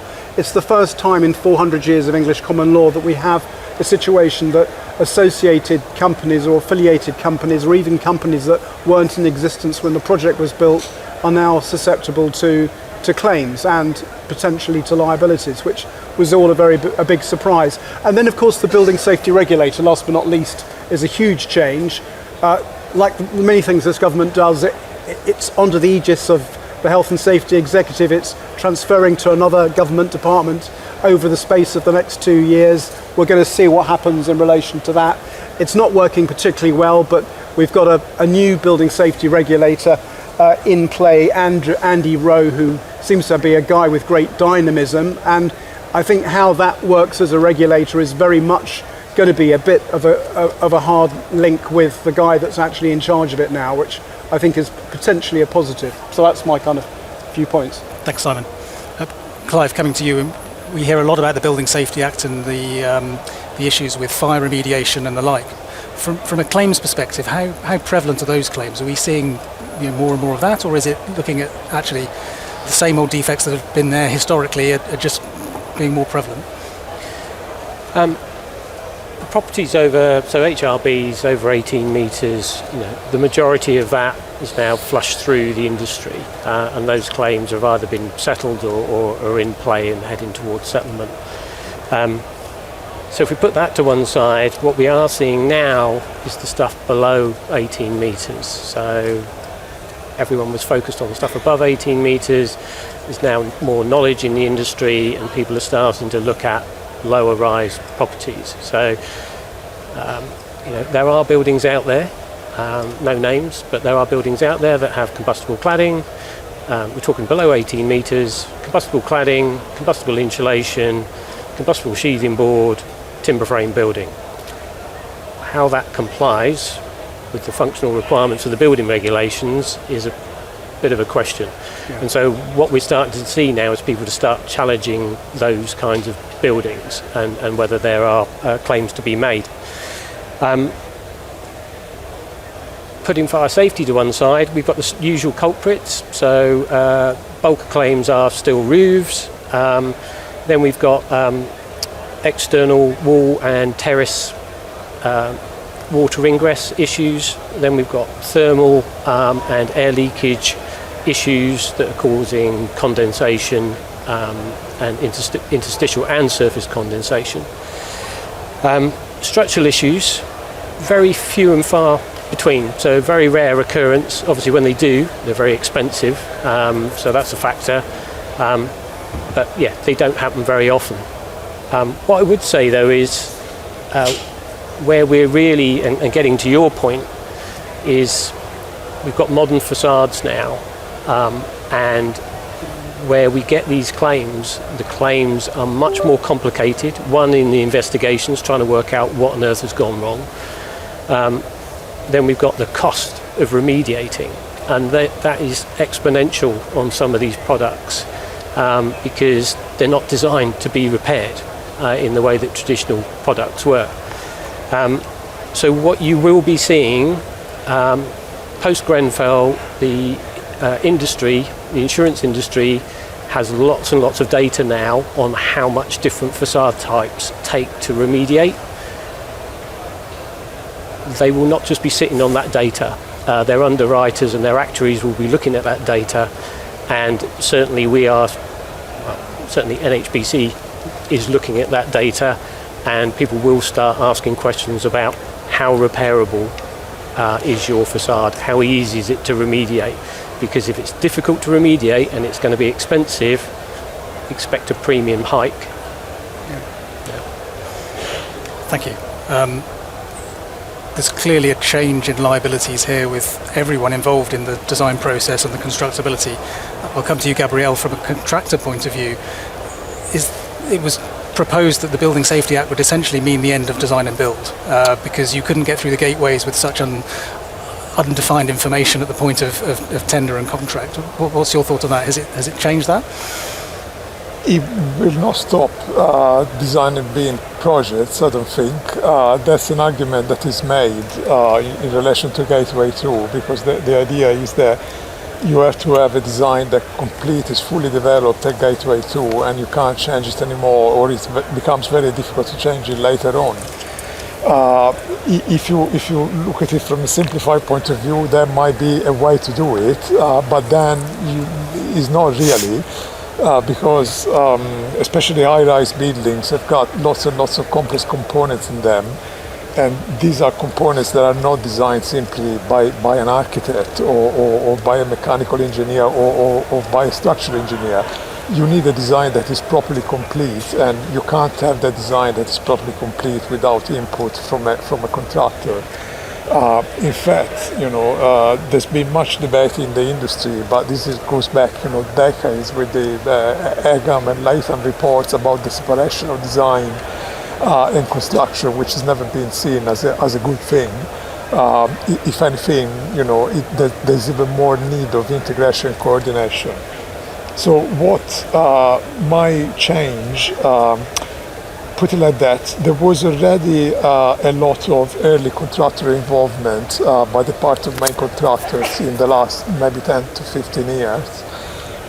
this is going to increase even more. And to be honest, in the last few years, all design and build contractors, they tend to be 2 stages where you appoint a contractor in a pre-construction service agreement to develop the design at stage 3, and when it gets to stage 4 is almost complete. And the sub-supply chain is also being brought into it a lot. I mean, personally, I am a specialist in facades, and what is changing and it's becoming a bit more complicated is that, especially for high-rise building, the facade design is so specialistic, and it's not, each facade contractor has got their own system. And once that system is adopted, it's not easy to change. So the challenge is about, obtaining fixity of supply chain pre-stage 2, and this is not always easy to do. But that doesn't mean that because it's too difficult, you throw the baby out with the bathwater. In short. Yeah. So we're saying early contractor engagement rather than a change of procurement method? I think there's going to be, there is a further development of early contractor engagement from the part of main contractors, so the primary supply chain, and there will be more development in the sub-supply chain. At this point of time, although you might have had early subcontractor involvement, it would have happened more like between stage 3 and 4, and there would have been a competitive process, at a certain stage. Now it becomes more complicated because by stage 4 architectural design, you need to have a complete design of the subcontracted facades. Before, you could say, oh, we got stage 4 design, although the facade design detailing was done more in stage 5. Now you almost have to, you bring one step, the design stage 5 to stage 4, and it makes it more complicated from a procurement point of view, from a competitiveness point of view. But that's the way it is. It's not something that you can dream about, oh, well, but if we stop designing and build, this is going to go away. It just doesn't work that way. Sure.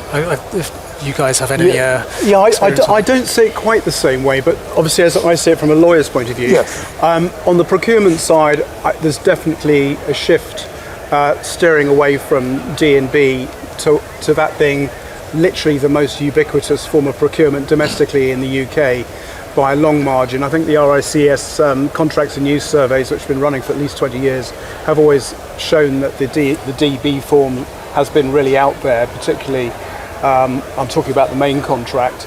I think that I completely accept and agree, and this conference kind of illustrates it fantastically well, is that if you just look at one building element like the facade, there is an element of federated design because other professionals and other specialist subcontractors are involved.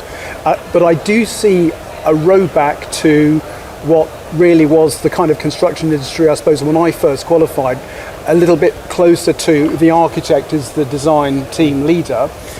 That practice isn't doing all of the architectural design by any means and won't have the competencies to do it.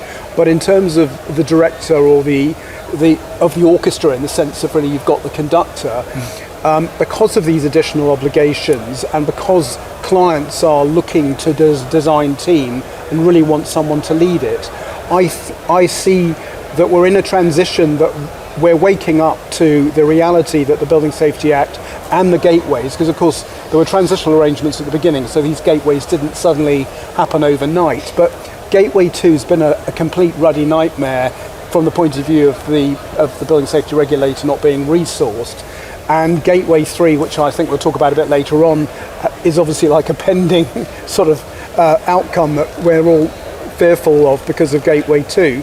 But getting back to the point, I think a full design brief is necessary now for Gateway 2 with all of your design, all your ducks in a row, and that means that yes, early contractor involvement has a key role in terms of you're never going to go back to single stages. 2 stages are definitely there, but the design development I see as being at a much higher level.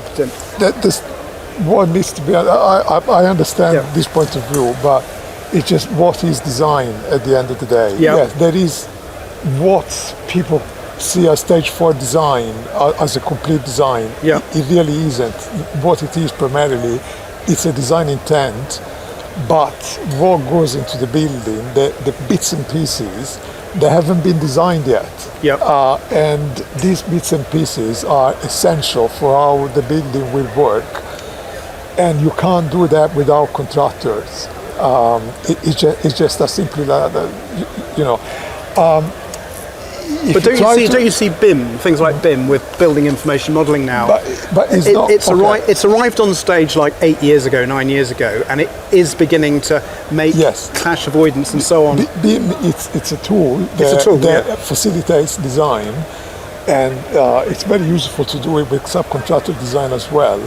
But the thing is that an architect, someone, if you talk about facades, okay, if you have a complex facades, the designers, all they can do is to design the way it looks like.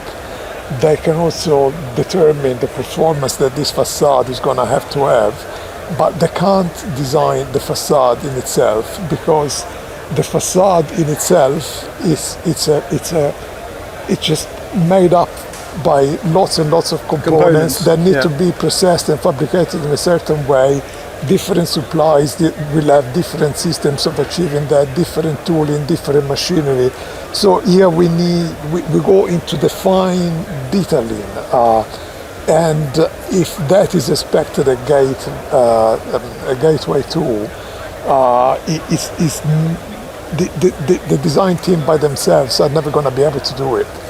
That's the main, and I understand that sometimes some people struggle to understand the difference that there is between what is a design team design and the real design that you implement. You know, just for a curtain wall package, there might be tens of thousands of drawings, you know, because every little bit, every bracket, every bolt, every notch in every gasket, that's not something that an architect is ever going to be able to do.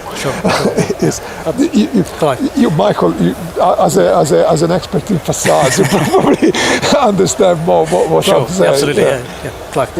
I take both points and don't disagree with either, but I think there is, you've only got to look at the way that the Building Safety Act has been laid out. It's effectively designing a pyramid, and it's saying the person at the top of this pyramid is ultimately responsible for everything that happens beneath it, because the first job of a client is to ensure that the people that they engage are capable and competent of doing that work. The next tier down then have a responsibility to make sure that the next tier down have those competencies and capability, but they also have a duty to make sure that the client is aware of their duties and responsibilities. So you've got this perfect pyramid going down. And for me, whilst I absolutely get the point that Gabrielle's making, going back to traditional contracts is not going to happen, certainly not in any short time frame. But some kind of hybrid, I'm sure, is going to come out of this, because as soon as you start getting into D&B, you've got fireworks going off all over the place, which means that people are going, well, I'm not responsible for this and I'm responsible for that.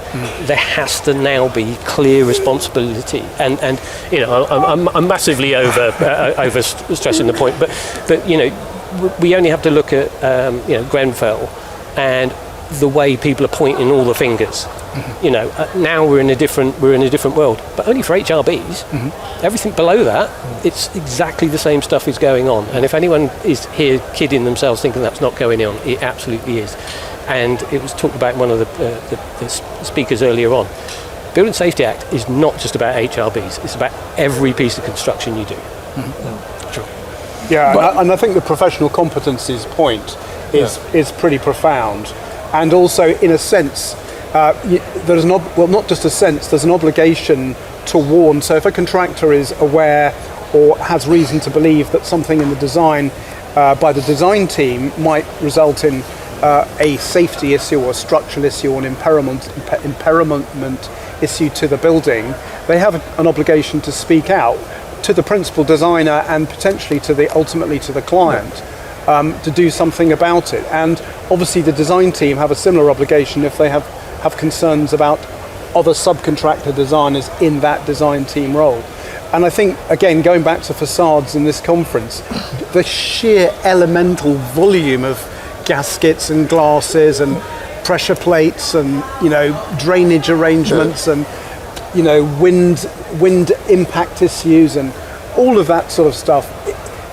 I think what it kind of begs the question, we haven't got stats from the Building Safety Regulator at the moment, but on the gateway refusals so far, there's a high rate of refusals. I think it's only 25%, 28% going through, is in more complex buildings where you've got difficult... I know, but the fact is that they expect stage 5 design detailing, but normally by the time that you got to stage 5 detailing, it means that you have appointed all your contractors. Otherwise, you just can't do it.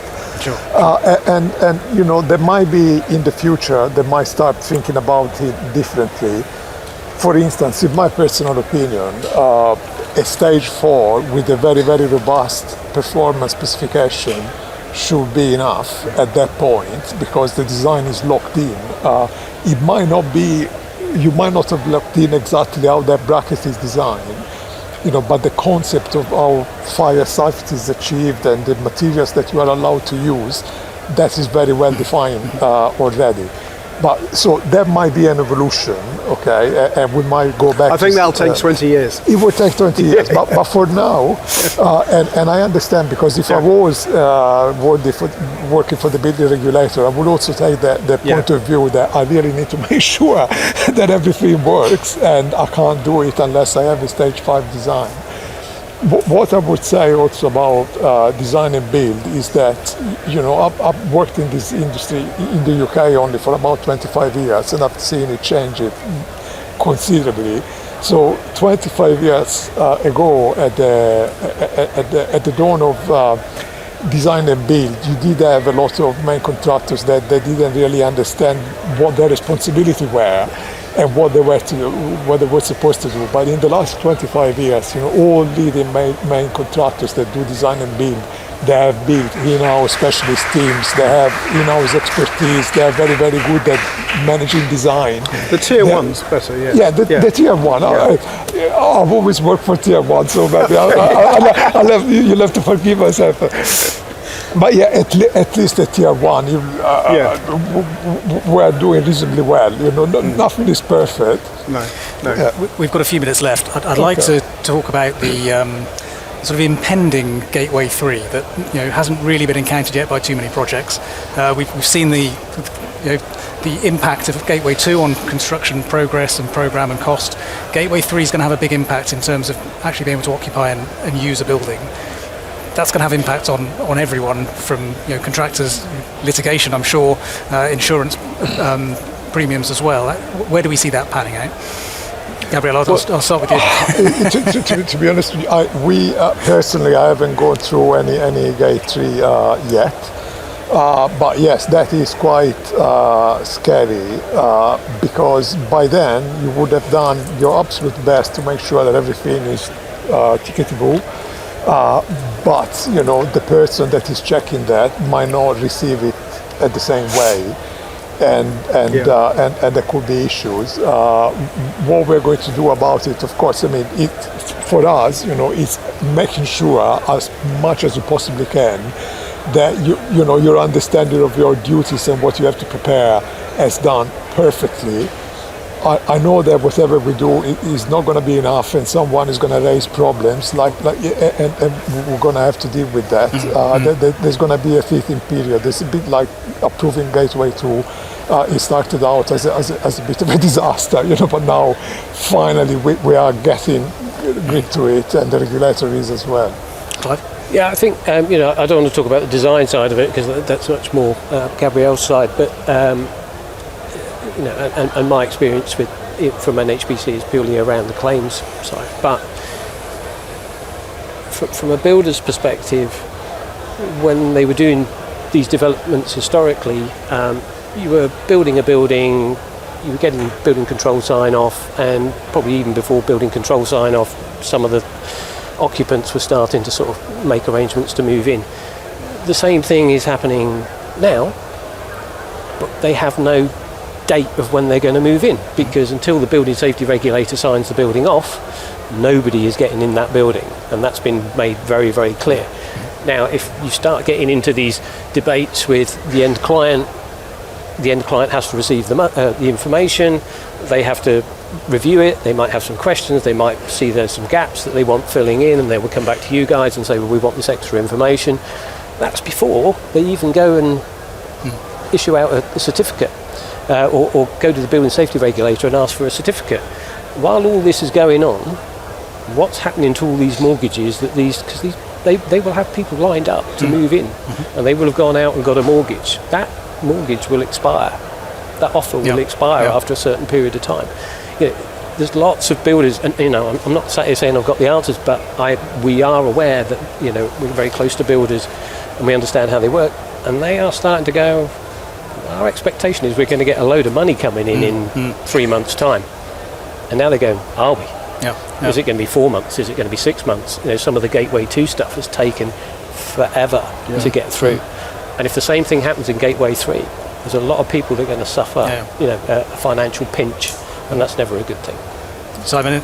Well, yeah, I think we've already seen this autumn with University Hall's residents not being ready and Gateway 3 problems, that means delayed projects until probably the next term date, and funding costs obviously being incurred by the developers, and where contractors have been arguably in breach in some way in terms of maybe that Gateway 3 not getting cleared for a reason to do with the construction, claims are already being threatened now against contractors and design teams, or both, for those reasons. And I think that is a considerable concern, really.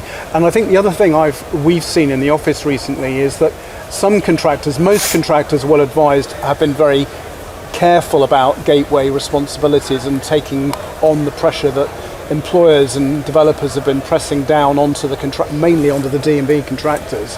And some of that's coming home to roost now, where they've accepted some liability for getting it over the line. And if it's a lot of money, and we've talked about money on these slides in earlier things today, it's always about money, and those claims are going to come. We've just about reached the end of our time. I'd like to thank all three panelists for their insight, and thank everyone for listening and your attention. Thank you. Okay, we're going to kick off our final session for today. It's an absolute pleasure to have them with us, although I am a little bit confused by Sean's title. The title is When Technology Plateaus, How Systems Thinking Unlocks Higher Performance.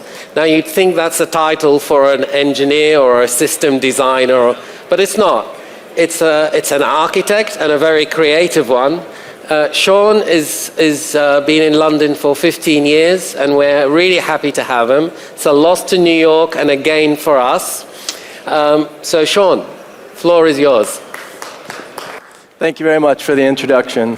And thank you everyone for joining me towards the end of this full day of talks. Really appreciate it, and it's great to be here. My name is Sean Duffy, and I'm a technical design principal at KPF. And I'd have to say over my 30 years of my career, I would say generally speaking, for the most part, for each new design of a building, we've been able to achieve the evolving performance requirements from the regulations, and we've been able to meet the increasingly complex client briefs and the tightening budgets by squeezing the performance out of the various components of a project. And the incremental sort of innovations of those components kept us just ahead of the curve. But what I came to realize at the turn of the decade is I don't think that works for us anymore. This sort of fragmented approach where we focus on developing each component of the building in isolation can no longer get us even to the minimum London requirements for performance. And it's definitely not going to give us a cost-effective building that can beat the competition. So what are we going to do? So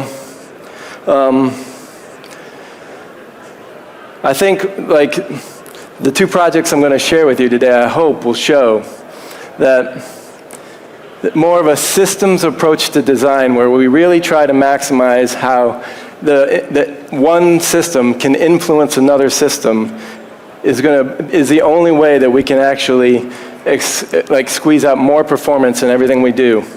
And the first project I'm going to share is One North Quay. Oh, and I was going to say one of the examples of like the previous way of working was, you know, we could maintain the big glazing panels of our office buildings. Because you know, when it got a little bit more difficult, we introduced triple silver coating. And then closed cavity facade gave us more range where we could continue to do that. Destination control and double-decker lifts, and then the promise of twin lifts, you know, allowed us to build taller and allowed us to build more complicated mixed-use towers where the amenity is scattered all over the stack. And we could always count on engineers, especially the structural ones, you know, to find a few more centimeters in the building structure so that we could eke one more floor out of the stack and make all the numbers stack up. But that just doesn't work anymore. So the first project I'm going to share is One North Quay. It's currently under construction at Canary Wharf. And Canary Wharf and their JV partner Cadans tasked the design team to make this the largest lab building in Europe challenge office buildings of the same size when it comes to sustainability. And to make the task even harder, this was the first building that we were designing under the new 2021 building regulations. Unfortunately, the site had other things in mind. The site here in blue has a DLR running along the entire western side of the site, and it actually encroaches on the site in one aspect. And this was going to prove to be the number one risk for us trying to achieve the isolation for the vibration that we needed to achieve for the scientific equipment in the lab building. The south side of the building had to span over a listed banana wall dock and rest on very expensive marine piles that had to be installed directly next to the asset. And then somehow a 15-meter ramp and utility tunnel that serviced the entire rest of the master plan had to bisect our site. The nitrogen yard had to be squeezed in a very constrained point, and to top it all off, we had a 4-meter difference in height from one side of the site to the other. So all combined, it seemed like the least likely site for a building, a lab building, and especially a tall lab building, where it wants regular, repeatable space, tight grids, and very stiff construction. So what we first did is we pulled the edge of the building away from the DLR as much as we could, and we added that area to the top of the building. And then lab spaces don't like odd floor shapes, so we took the triangular, carved that away and put that on top of the building. And at least for a diagram now, we had a very efficient lab building, barbell, labs on both sides, and a nice communal space on each side. And a variety of lab types could be accommodated within this structure. It became a floor plan, and we didn't stop there. Along with Ramble, a fantastic structural engineer group, we tried to push it a bit further. We started with a regular 7.2 grid for lab buildings. You know, that's where you start. We had the perimeter columns, and it was working fine. It was getting the vibration control we needed. But we tweaked it a bit more. We pulled the columns on the east and the west in. And that 2.5-meter cantilever gave us a backspan now that made the floor extremely more rigid, and we were able to reduce the thickness by 25 millimeters and delete an entire row of columns the length of the building. Moving those columns in from the edge also meant they landed within inside the foundation. And that foundation wall provided us an excellent barrier to the vibration being created by the foundations of the DLR. The ramp and the utility tunnel proved to be much more difficult, but we managed to somehow stack both of them on top of each other, route them around the north of the site, and then you can see the listed banana wall. And somehow, miraculously, we ended up with a symmetrical building and a symmetrical cantilevered structure that cleared both of these constraints on the site, which again further reduced the work that the structure had to do on the lateral stability for the building. So a building that was completely designed from the inside out, but the architectural concept was still very strong and evident in the building. 3 sets of lab sort of neighborhoods stacked along a spine of communal space, and then we took the all-electric plant and dispersed it on 3 floors to the outside, which still allowed us to take advantage of those 6-meter high floors to create specialty lab and maker space zones along that spine. So there was a feasibility study done before we started that said that a building on this site was going to be roughly around 450 kg carbon dioxide per meter squared.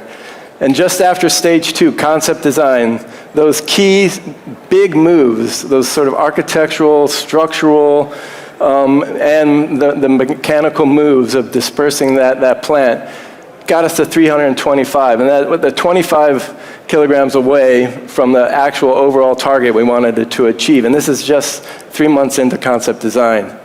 Stage 3 and 4, this is when we started relying on that innovation, that incremental innovation that I talk about, the recycled aggregate, vegetable oil for fuel instead of diesel, and reclaimed steelwork. That got us another 75K and got us below the target, but it was clear that that holistic approach to thinking about the massing and the structure and the mechanical is what really set the stage for the success. And overall, that we're targeted to reduce the embodied structural carbon by 45%. So now the facade. We didn't forget about the facade. But being the first building on the North Quay and outside the main estate, it needed to break visually from the glass box sort of the main estate and those office buildings. It also needed to embody the industrial history of the North Quay. So the lab spaces are wrapped in this gradient of terracotta vertical panels. Now the biggest challenge we all face, and you've probably heard in every single lecture so far on facades these days, is how do you achieve the solar gain? And less than 40 watts per square meter. And if you're dealing with a DGU like we are, you're starting with 60% solidity. And then on top of that, we had to add horizontal fins on all sides, 350 millimeters deep. And then we had to add 350 millimeter vertical fins on the east and west. And we really suffered that the main whole length of this building faced east and west. So that's a lot of material and a lot of carbon all of a sudden to make this work. So we could have stopped there, but we asked ourselves, why can't these fins that are doing the shading do more than just one thing? So working with WSP and KFK, we inverted the facade. The fins that you're looking at here are actually the mullions for the curtain wall. So this is your traditional facade with your 250 millimeter deep mullion on the inside, and then those fins on the outside doing the shading. And this is where we ended up. The large vertical and horizontal fins became the structure, and we were able to significantly reduce the aluminum on the inside of the building and create a completely different feel on the inside as well. Overall, that reduced 20% of the aluminum in that facade type, and in that central spine that we have going up the middle, the reduction was even greater. So I think the team really rose to the challenge. We're all very excited to see this thing coming out of the ground. And we basically took what we learned from this experience to the next project I want to talk about, also at Canary Wharf. And it's the very ambitious transformation of the HSBC headquarter building, which they'll be moving out of in 2027. So KPF won an international competition in 24 to come up with a new vision for the project, and one that would exceed the expectations of the modern occupiers, but also we really needed to minimize the extremely high costs and program risks when you're dealing with a transformation, especially the CapEx costs of something of this scale, something that probably hasn't been actually done yet. So we really took that to heart. And one of the things for KPF, what we see when we work around the globe, we're seeing that the districts that are really rebounding after the pandemic are the ones that are imbued with a real diverse set of uses. And we're referring to these as central social districts. And Canary Wharf is really evolving into one of these dynamic sort of neighborhoods. And this 8 Canada Square project provides a very unique opportunity to really sort of amplify that narrative and drive and progress the evolution. So this is something, before we even were invited to the competition, because I've been working at Canary Wharf for 20 some years. I'm on my 13th building there, that I was thinking about how are we going to do this. It kept me up at night all the time. And fortunately, we were invited.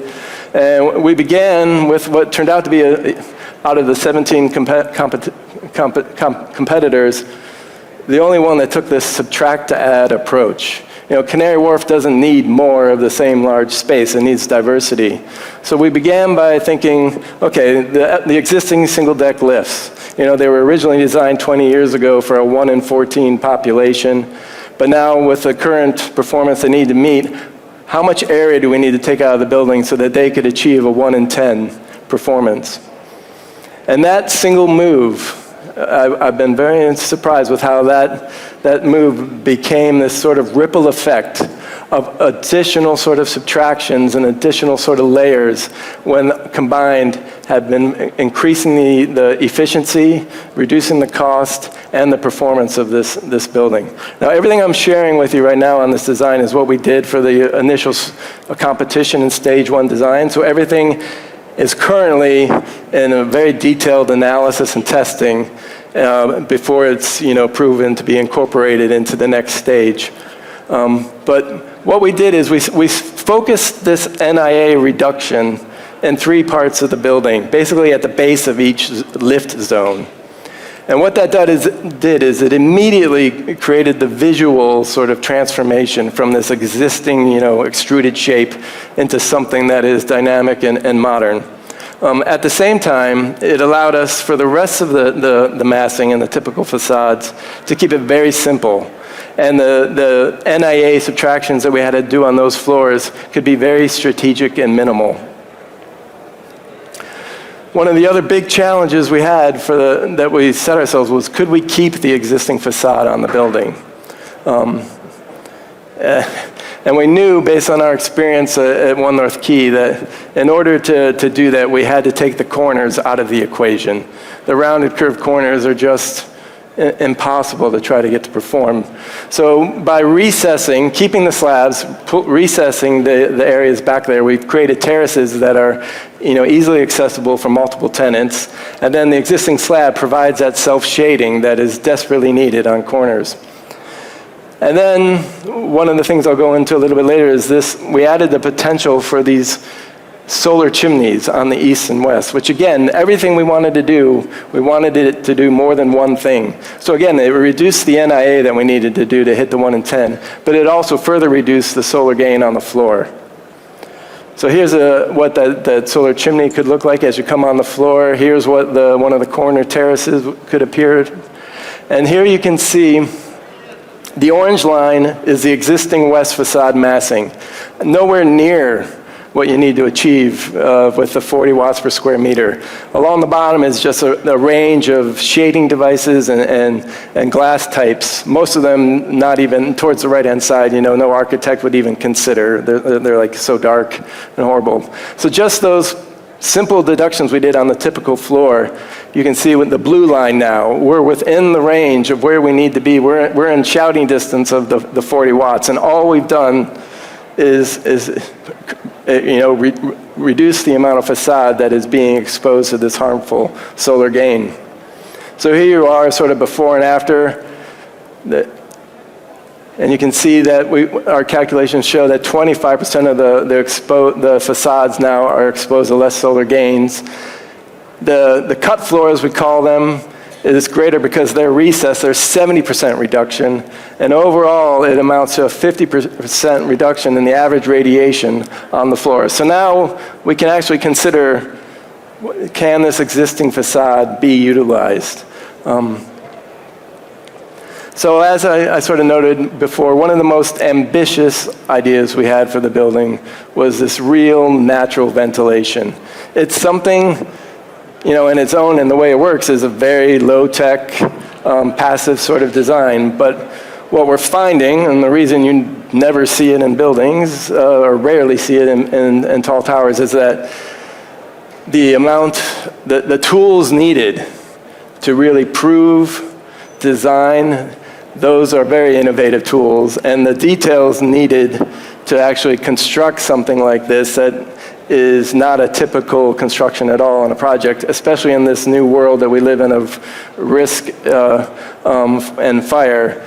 We've got a long ways to go to prove that this can actually be feasible. But everything that we've seen so far in the testing shows that if we can overcome those hurdles, it's definitely viable. So the way it works is that each 8-story section has its outlet point 10 floors up. So that creates the natural stack effect that you need to start pulling the air in from the corners and up the chimneys.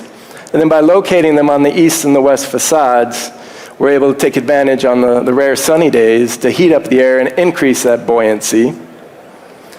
And then, incredibly, the wind at Canary Wharf is extremely consistent. It's 70% of the time it's coming from the west. So again, we could utilize those cut floors that we have every 8 floors and allow the wind to travel through the center of the core there.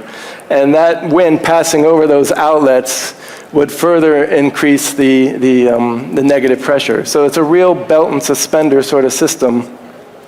And the analysis that we've done showed that the occupiers of the building could benefit from natural ventilation 50% of their working hours. I mean, this is something you just haven't seen. We all are talking about operable panels and windows and being able to open and the sort of mixed mode use, but something to this level would be incredible if we can overcome the sort of challenges on proving it to work. And then in the winter, just with the assistance of some local fans, you can actually reverse the system and introduce passive heating into the building. So then again, we get to the facades. So it's a very unique facade. It's an early sort of permastellisa facade where the glazed panels are actually unitized and can be taken off the framing behind, which is also itself unitized. And the 300 millimeter deep frame is extreme, like everything was sort of done in Canary Wharf in those days, over-designed. And that's one of the things that we're taking advantage, and everything in this transformation is that mining that sort of over-designing of the systems. And it's something to sort of consider when we're thinking about the buildings we're doing now, 20 years from now. You know, why aren't we designing facades that we can actually take, the technology for the mullions behind hasn't really changed. It's all happening in the glazed panels in the front. So why aren't we designing more curtain walls where 20 years from now you can easily deglaze and then put on a higher performing sort of facade on the front? The other thing is these fixed blinds that are currently there. They're always down 100% of the time. They can be easily removed.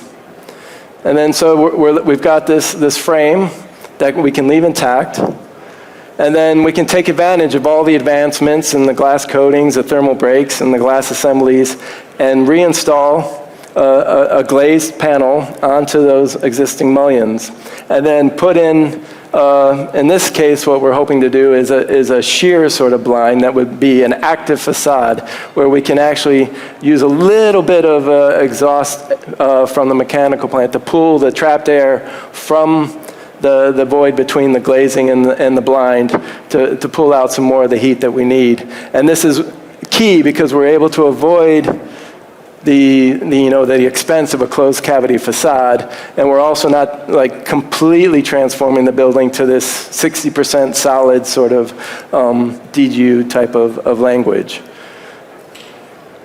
So this is where we're currently hoping the sort of new facade direction will go, and this has been worked on with FMDC and again KFK helping us out with this. They've done a really fantastic job. And then I'm an architect, but one of the things I really do, like another thing I'm preaching to the choir all the time, is the way that we can design to actually improve the construction of the buildings. It's something that we don't actually spend enough time on. And if we propose the traditional sort of additive approach where we wanted to add area and as much NIA as we can and could in the building. The sequence would have been the typical, very linear sort of sequence. Remove the facade, add in all the structure, go back, install the facade, and fit out.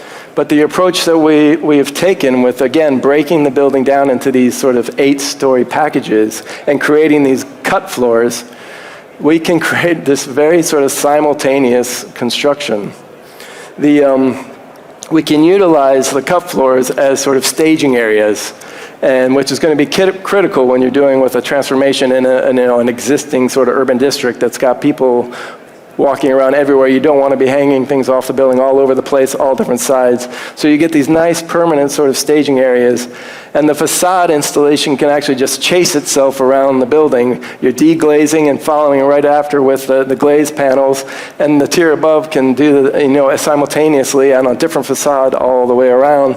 So essentially the building's never like open to the elements, and you can get the interior sort of fit out going much quicker. And because, again, we're thinking about going with decentralized plant, there's even the possibility that the Tier 1 could be occupied while Tier 2 and Tier 3 are still under construction. So those sort of thinkings that can happen that incredibly shorten the construction sort of sequence. And I'm hoping the North Quay project, much like our Wood Wharf project, will show that everything that has been incorporated into this sort of systems thinking will improve the construction sequence, and then maybe we can actually nibble a little bit back of it from the clients on the design end of sides. I know we would all appreciate that, to have a few more weeks in concept design, and we would all benefit from that sort of thinking. And again, an incredibly robust team.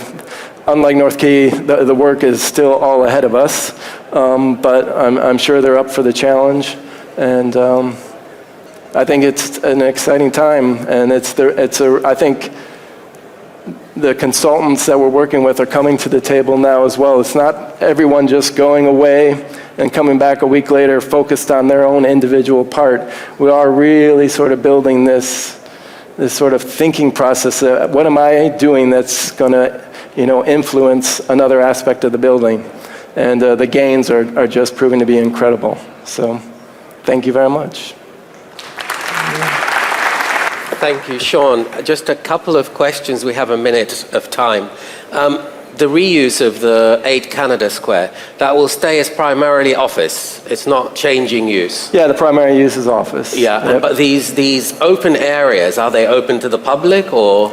No, those will be intended mainly for amenities for the occupants. For the occupants office, yeah. of the building. Yeah. And the lower part of the podium area, the big trading floors and those first sort of 5 floors, we are thinking that could be something much more of a diverse use, like we're talking about in the social sort of central districts, where it could be a cultural aspect, that sort of thing. Okay, great. And you mentioned HSBC is in there till 2027. Yep. Is the plan then to immediately start when they move out?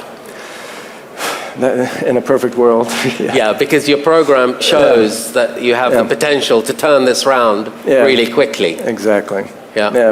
There's been a lot of great thinking done to date, and now we just need to approve it and then start implementing it. Yeah, and if I'm correct, North Quay is now on site and running. Yeah, there was a great photo in that sort of the embodied carbon for the structure. It's just really coming together quickly. Yeah. And the project before, Wood Wharf, where I haven't presented, but we did a similar sort of thinking. It topped out the structure, I think, 9 months ahead of schedule. I mean, when does that ever happen in construction? Yeah. And I think you've reinforced again what we've heard all day, this early engagement and collaborative working is such a key to deliver these kind of innovations. Yeah, I really believe it's like the first 2 months sets the whole stage for success, and you can't. It's really hard to get a good idea back into a building once the ship has sailed. So you've really got to get the consultant team together at the beginning on board with this idea of moving quickly and testing things at the start. Terrific. Thank you so much. Thank you. We have another presentation before our panel discussion. Abdullah Qadri will talk to us about the upfront trade-offs and savings versus real cost efficiency. He is lead specification manager at Ephesus. Hello everyone. I know that I'm not the face that is in there, but because Abdullah couldn't make it. So my name is Rui Monteiro. I'm a civil engineer and I'm also part of the Ephesus team. As he mentioned, Abdullah is an architect, I'm an engineer. We can work together and this message will make sense during the presentation, okay? So, this theme that we brought is about what are we saving before the project starts with our choice against what do we see when the project really happens and when it is delivered. So I suppose on this room we can find architects, consultants, engineers, several roles that make the construction and the build envelope what it is today. So I have two questions, you don't need to answer them because I think they are self-explanatory questions. One is, who wants to start a project knowing that will go over the budget, that will miss or have some major defect in this project, or want to end up in court with the decisions that we'll take? I think no one here wants that. Second question is, even with these best intentions that we all have before the project starts, what happened in your last project that you have done? Maybe these good intentions for quality, maybe these best practices that we are used to see got eroded by compromising to get the project on time, by budget reasons. So what we want with this is bring you this scenario that maybe it's not a skill problem, because we are skilled, we know each other about what we are doing.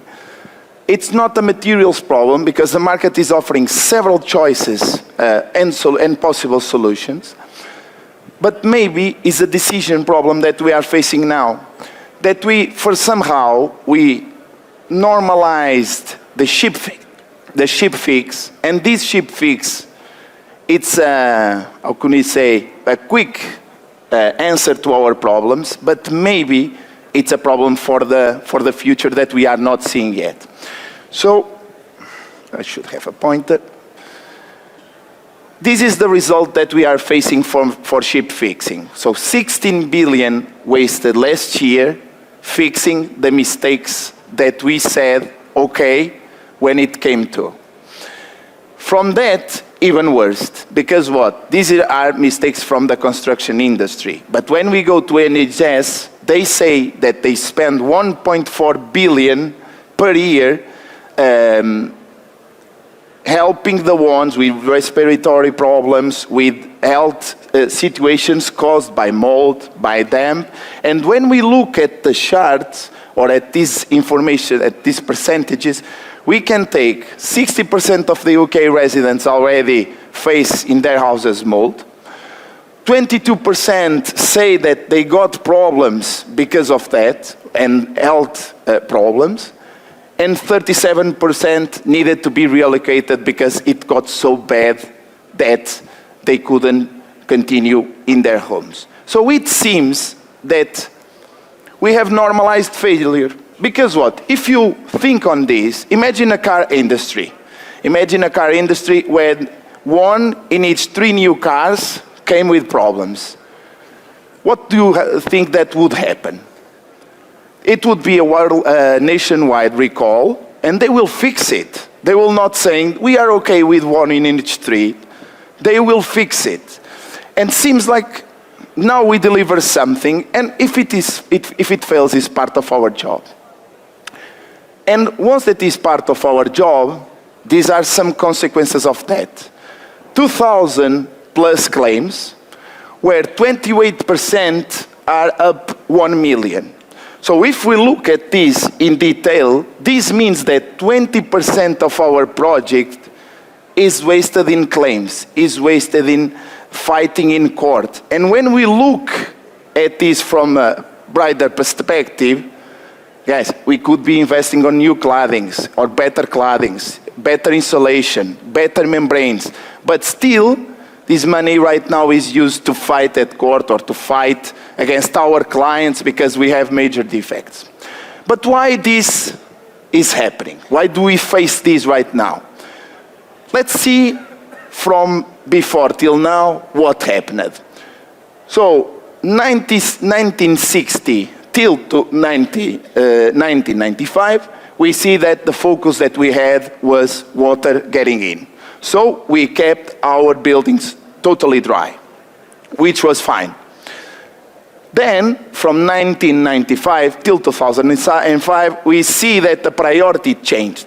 We changed for energy efficiency, air leakage. But again, it seems like we can take one problem of a time. And first we started with the water, then we moved for air and energy, but we forgot about the water. What's happening now? I think everyone in this room can understand. Now it's the fire part. So we are taking care of the fire. We say fire is top priority, but what about the water? What about the energy efficiency? What about the air leakages? Because right now, what we have is this. This is not an outline. This is the new normal. 1 in each 3 buildings have major defects. To repair them, we are wasting 1 billion. And where these faults come, if we look, the percentages from windows, from connections, from external doors, and from secondary and third fixes. So, what we are saying is, and most of the times we start a project by saying we cannot waste money, we need to focus, we need to do the best that we can. Between the middle, we lose ourselves. And then we went spending more than it should be. So, if I share with you this detail, it's a common detail. Everyone on this room can read it. This, let's imagine that was made on the design stage. So, it seems everything good. The only problem that we see here is the membrane is blocking the water from getting out, because the water will get out from here and couldn't get. But imagine now that for some reason this went through and some team revised it or reviewed it and brought us a different detail, engineering value. There was, imagine, to save time, to be quick on site, they change it. And they have done it like this. So what is the problem here? The problem here is that the water will go inside the wall and not outside. It complies. A small flaw of designing, a big problem in construction. Both of them complies. Let's look at a better scenario, where we have the weatherproofing membrane insulating here, and there where water will get drained outside. So this means that sometimes we design, what we design is not the reality that we face on site. But we can change that. And we can stop designing today to deliver on site something that they will not do. And how can we see this happening? So look at this curve. This is a cost curve according with the phase that we face in project. Final design, you can see the cost is way lower than change it in construction.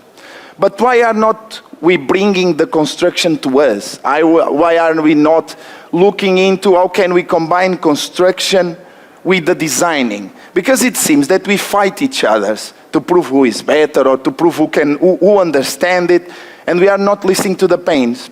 So we came up with this strategy, we call it EFS, and this strategy goes by engineering the invisible, fortify the interfaces, and systemize the execution. Or other option is drop the ball.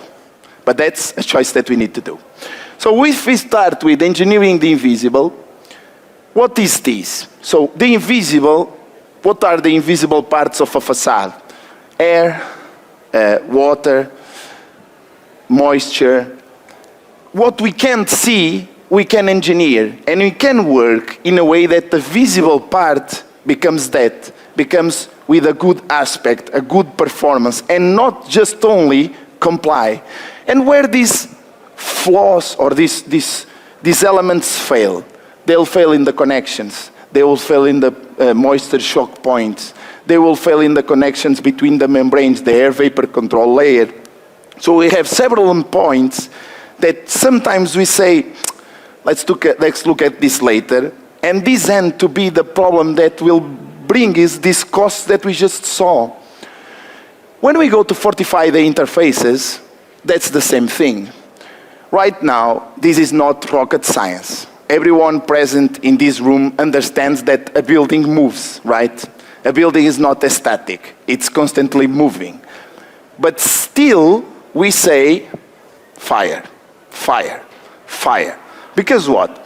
If I keep focus myself in fire, and I still have connections on balconies, connections on windows, connections with the rooftop, connections between floors, and I keep speaking about fire, and I totally forget water, we could have the result that we were seeing. 16 billions, 1 billion per year. But why? Because fire complies. The thing is, right now, we want the checkbox to say we are complying. This is not our fault, we comply. But this go even further. The first ones working on this in 1960 brought us the EPDMs, brought us the membranes that could elongate. Why do we say now A1 fire rated is okay and it complies? And by bringing you this, it's just to bring the awareness that first we engineer the invisible part, then for sure he needs to comply, but he needs to perform as it was performing in the past. And we cannot treat isolated fire from water, from air leakage, from energy efficiency. It's impossible. We need to combine them. We need to bring everything as one. So when we look at the last step, this is an important one. That is systemize the execution. Because what? We know site conditions sometimes are not the better ones. We know human mistake is always present. We know that the environment and the weather could not help. So we have options. And the options are, we can combine this all, prepare this in the factory, assemble in a factory, deliver on the site, pre-cutted, is just place it on the right place. We can deliver the rolls on the sizes in a way that you have zero wasting. You know that by bringing this to the factory, you will be cut costs of installation in 30%. Wastes will be reduced on 60%. So sometimes we speak that this is expensive to get it from the factory, but indeed, it's better, because you will save in other things, then will be better than delivering mistakes and accept the failure part. So when we go, and I'm just ending, to this, we can have two options. One option, we keep spending 60 billions repairing buildings. We can continue using the 20% on our projects to fight claims to be in court. Or we can continue to accept, and 1 in 3 buildings will fail. Or then we can adapt this 3-step strategy, EFS, engineer the invisible and deliver better buildings to your clients, fortify the interfaces, use the 20% not to fight claims, but to have trust from your clients, and systemize the execution and deliver as it should be done. So the question is, this is not rocket science, knowledge is there, it's a question of should we do it or not. Thank you. I need you to stay for a minute. All right. So you're not Abdullah? I'm not Abdullah, sorry. What is your name? Rui. Okay. Rui, I have to congratulate you. Thank you. Because I think we've heard some absolutely great presentations today, but this has got to be one of them. It's got to be one of the best presentations today. Well done. Thank you. Great work, and I'm really, really hopeful when I hear messages like this that we start to reduce the number of buildings with defects. Yes. So Great work. Thank you so much. Just one thing. If you look for the literacy about EFS, just come by our stand. It means F is a strategy. Thank you. Thank you. Thank you. I think we have to draw the bingo. So we're just going to draw the bingo cards. But before that, do we have the bingo partners here? Siobhan? Is there anybody from Parklex, Prodima, CCL, Fibrobeton or FSI Promat here? Running out of time. Right. I think we're going to give the answers right. So one of the questions was, where is, I'm not going to talk about what is EPD, what is the answer for the UK test method. I'm sure you guys are well experienced in that. Just going to give the answers for our partners who've sponsored this and this lovely, remarkable tablet version 1, version 2. Where is Parklex Prodima based? The answer is Spain. They are based in Spain. What material does CCL deal in? The answer is concrete. We have Fibrobeton, Benny here. Benny, can I have you here? Can we have you here? So your question, the question which we selected for you was, Fibrobeton's Central Bank of Iraq was designed by whom? So maybe you can give that answer. Thank you. For Zaha Hadid Architects. Okay, do we have FSI Promat? Are you guys here? Their question was, what products does FSI Promat deal in? It's pacifier protection. So these were the answers. Of course, the other ones are interesting. People who have attended at least 3 Zak World of Façades, there are a lot of people over here. The one with 7, there are many people in this hall who have attended actually 7 events globally. So all these were easy ones. So I'd like Stephen Tanno to draw. So I think we will draw for the third prize if you can shuffle. The third prize is £100. Okay, so it's £100, not $100. My team made a mistake copy pasting our New York one. It's £100. So if you could, the winner must be in the room. So if you could just, Stephen's. So the third prize is going to Jyoti Joshi. Jyoti Joshi. Is Jyoti Joshi there from Fortis Facades?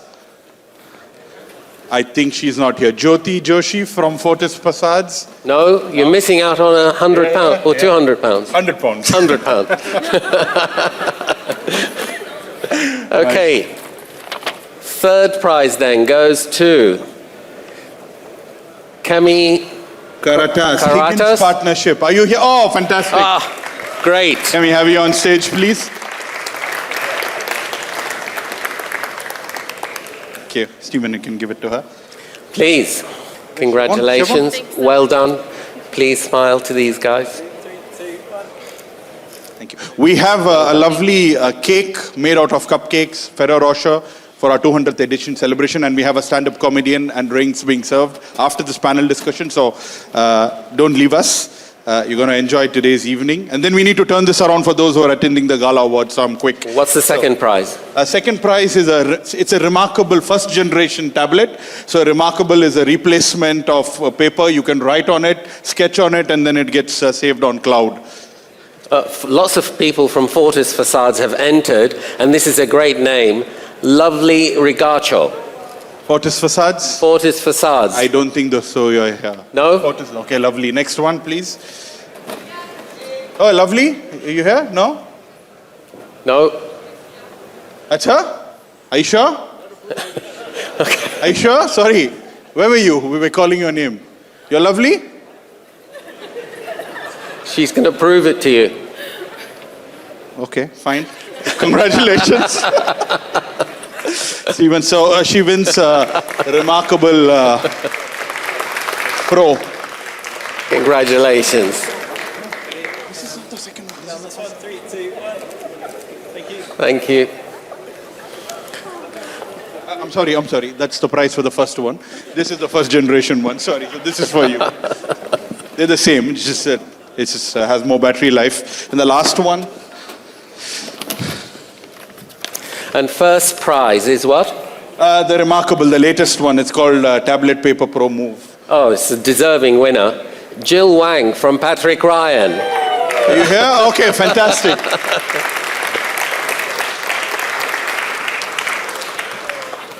Well done, Jill. You earned this. Congratulations. Please look at these guys. Next year, we're going to have the Meta glasses as a gift. So that's the next game changer, the Meta glasses, the Meta display. Thank you. Right, so let's move on swiftly to our last activity of the day, which is a fantastic discussion on the Building Safety Act, entitled The Building Safety Act in Action, Lessons Learned on the Ground. And I'm really delighted that I have a co-moderator for this session in the shape of Peter Goff from Bureau Happold, director at Bureau Happold, and a really distinguished panel with us. Peter, do you want to quickly introduce the panel? Actually, their names and faces are on the screen. Yeah, thanks, Stephen. I've not had to follow a bingo call before, so it's a new experience for me. And thanks, everyone, for staying. I know it's been a long day, and we have the tough job of preventing you from going to the pub, so thanks for staying. But the Building Safety Act, as we've heard today, is such a big topic for our industry. It really is a real challenge that we're all having to embrace, and it's been great to hear a number of speakers talking really positively about how we're addressing it and how we're tackling it. It's impacting all of our work here in the UK, as we've heard many times, not only high-risk buildings and residential projects, but all building work. And really, we are in a process of adaptation. It is a new thing for all of us. It is a bumpy road at the moment, but I think I can speak for all of our panel in saying that we really see the huge benefits the Building Safety Act will bring. And I'm really pleased for us to have been able to form a panel of people who have really embraced the challenge, jumped straight in, and within their different businesses have really proactively engaged with the Act and have developed new methods of working to address its complexities. I'm going to ask the panelists to introduce themselves, I think, and so maybe if you could introduce yourself, say a little bit of who you are and your experience of the Building Safety Act. So Leslie. Good afternoon. My name is Leslie Lawson. I am working for a developer called Fairview New Homes.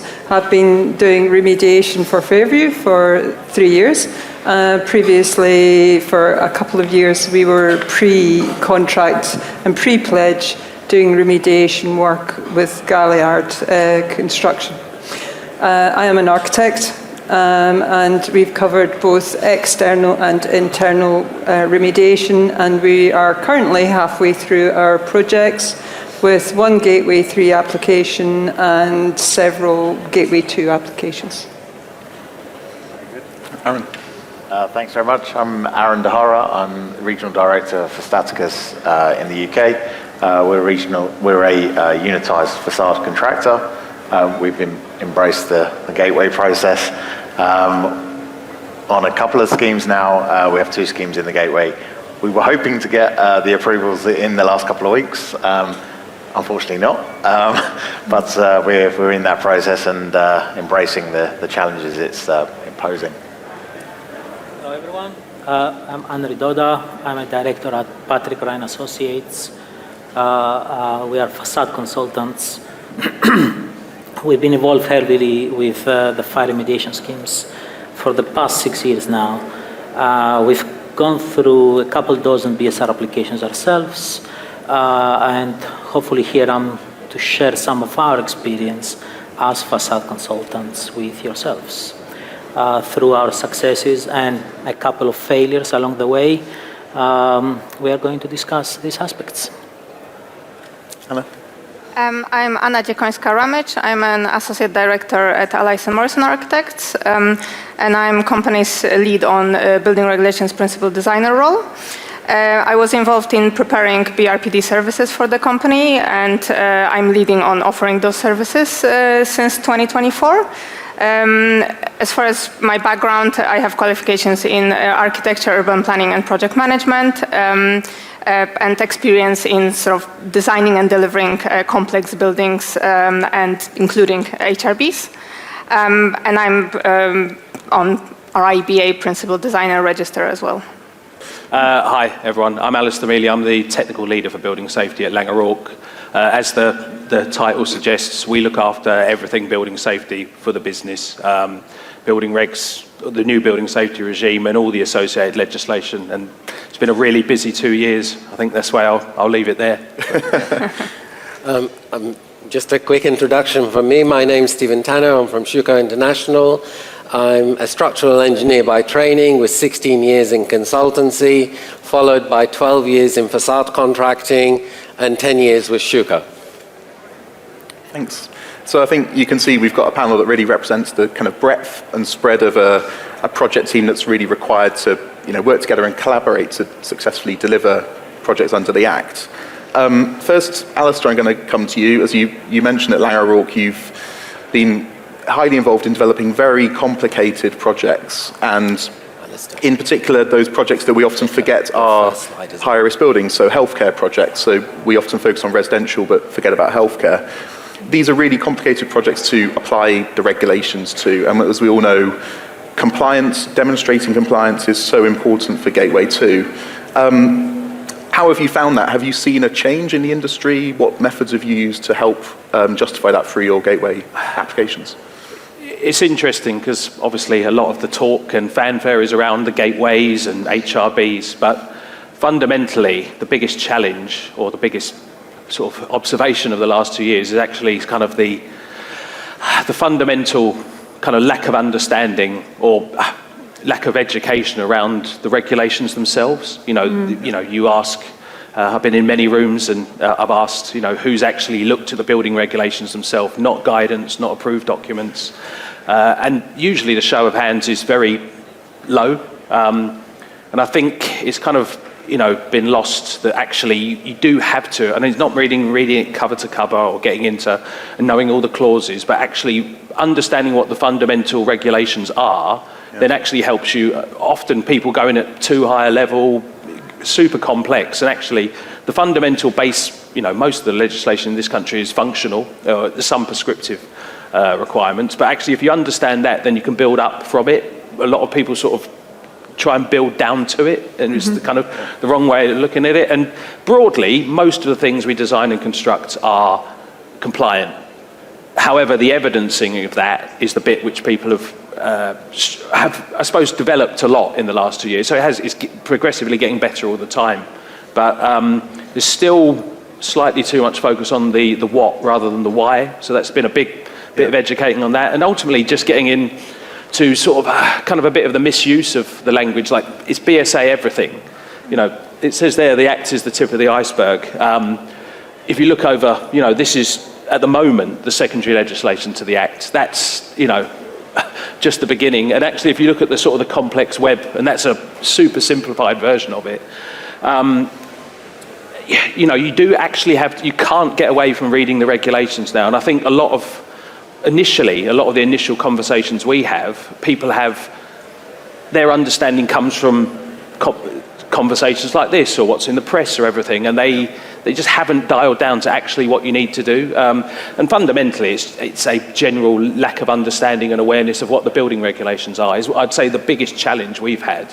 And I spend genuinely 50% of my time educating on that in some form or another, whether it's a direct talk or training, effectively, internal and external, or just actually the conversations you have on projects, trying to explain about the duty holder applicability and everything has been a huge challenge. Why do you read the building regs? One of the reasons is actually it tells you what building work is. That's one of the biggest things. And understanding what building work is actually tells you how, the building regulations applicability and whether you need controllable works and building control, which then opens up, well, if it is an HRB, then you might need to go through the gateways. But actually, some things you don't. But if you understand what building work is, i.e. you've read the regulations, and a very small bit of it, mind you, Regulation 3 for everyone, then it actually really lets you know what you're doing. You've got to stand on the base, and basically you have to start with the law rather than the guidance, and too many people start with the guidance. But, tucked in the regulations, and I wish they'd put this more prominently, but since the changes due to the second legislation, there is now a definition of designer in building regs, and I don't think there'll be a single person in this room who isn't a designer. And if you don't think you are a designer, you probably are. Go and read the regs. Yeah, exactly. and as a consequence, then if you're a designer, go and read Part 2A, then understand what guidance is out there around Part 2A, and just that for me has been the biggest challenge. Actually, the kind of gateways, and we've been through, and some of there's all the problems and timing and everything has happened.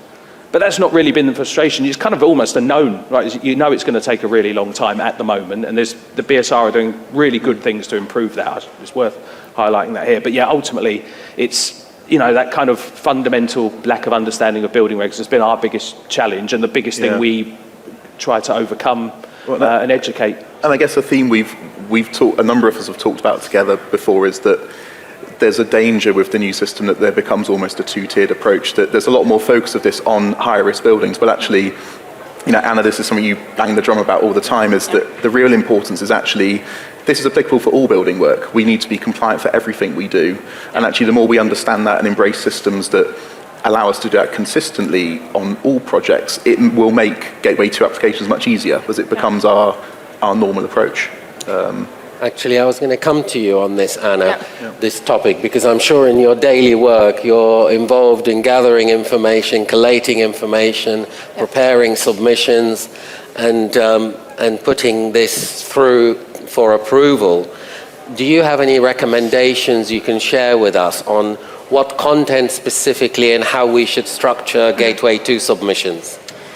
Yes, I'll start, I think, with the note picking on Peter's comment that in Allies and Morrison we approach the BRPD process and the process of sort of collating the evidence of compliance sort of in a similar manner. Doesn't matter if this is Gateway 2 for high-risk buildings or it's a non-HRB application, because not to forget, every sort of building work needs to go through the building control. And at the same time, I think it's really important to remember that although the sort of golden thread principle, so the legal term of golden thread applies to high-risk buildings only, but the good information management is important for all the projects. And I mean, it's absolutely essential to keep buildings safe in occupation as well. But proving compliance, it's important to sort of, again, all buildings, like we said. So I just wanted to say, a few, in a way, reflections from the processes that we use in Allies and Morrison. We try to, we developed this sort of suite of documents and tools that we use to sort of plan and, manage this compliance evidencing process. And we try to be very organized and sort of methodical about that. And it is all about this information management. All these processes and tools are based on the good information management principles. And it's going back to sort of basics, like you mentioned, so what you actually need to do. Like first you need to know the guidance like that you're following. So that's absolutely essential to meet the sort of requirements of the building regs. The second step, well, are you actually fully following that guidance? Are you maybe slightly deviating for it, and what the reason for it is? Because the reason may be absolutely justifiable. And as the last step before the building control, show how you've done it. So the evidence of the compliance. And in our sort of trackers, we're trying to sort of, I guess, express like a few of this absolutely key, in my opinion, sort of points of, and sort of characteristics of a good application, in our opinion, which is one granular approach. So we don't think it's enough just to sort of list the requirements and just vaguely say that we're complying. We are sort of drilling down to a bit more detail. So we're going through the sort of guidance sections, and actually it's almost like an exam question to designers, like, have we actually followed this guidance? If you have not followed it, like why you have not followed, please explain the alternative approach. We are trying to make the information sort of digestible in a way and easy to navigate, so even using sort of graphic, like if it's alternative approach, we're trying to use different colors so it sort of stands out. Black font, like you just are describing that you follow the guidance, but it's if you're describing something that deviates, you need to sort of see it immediately.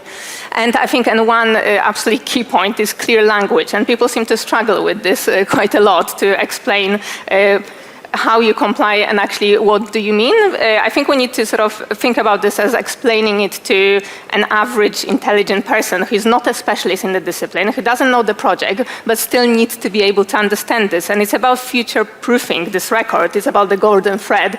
So sort of that information needs to be understood in the future as well. And understood by the approver, absolutely, because they need to make a decision.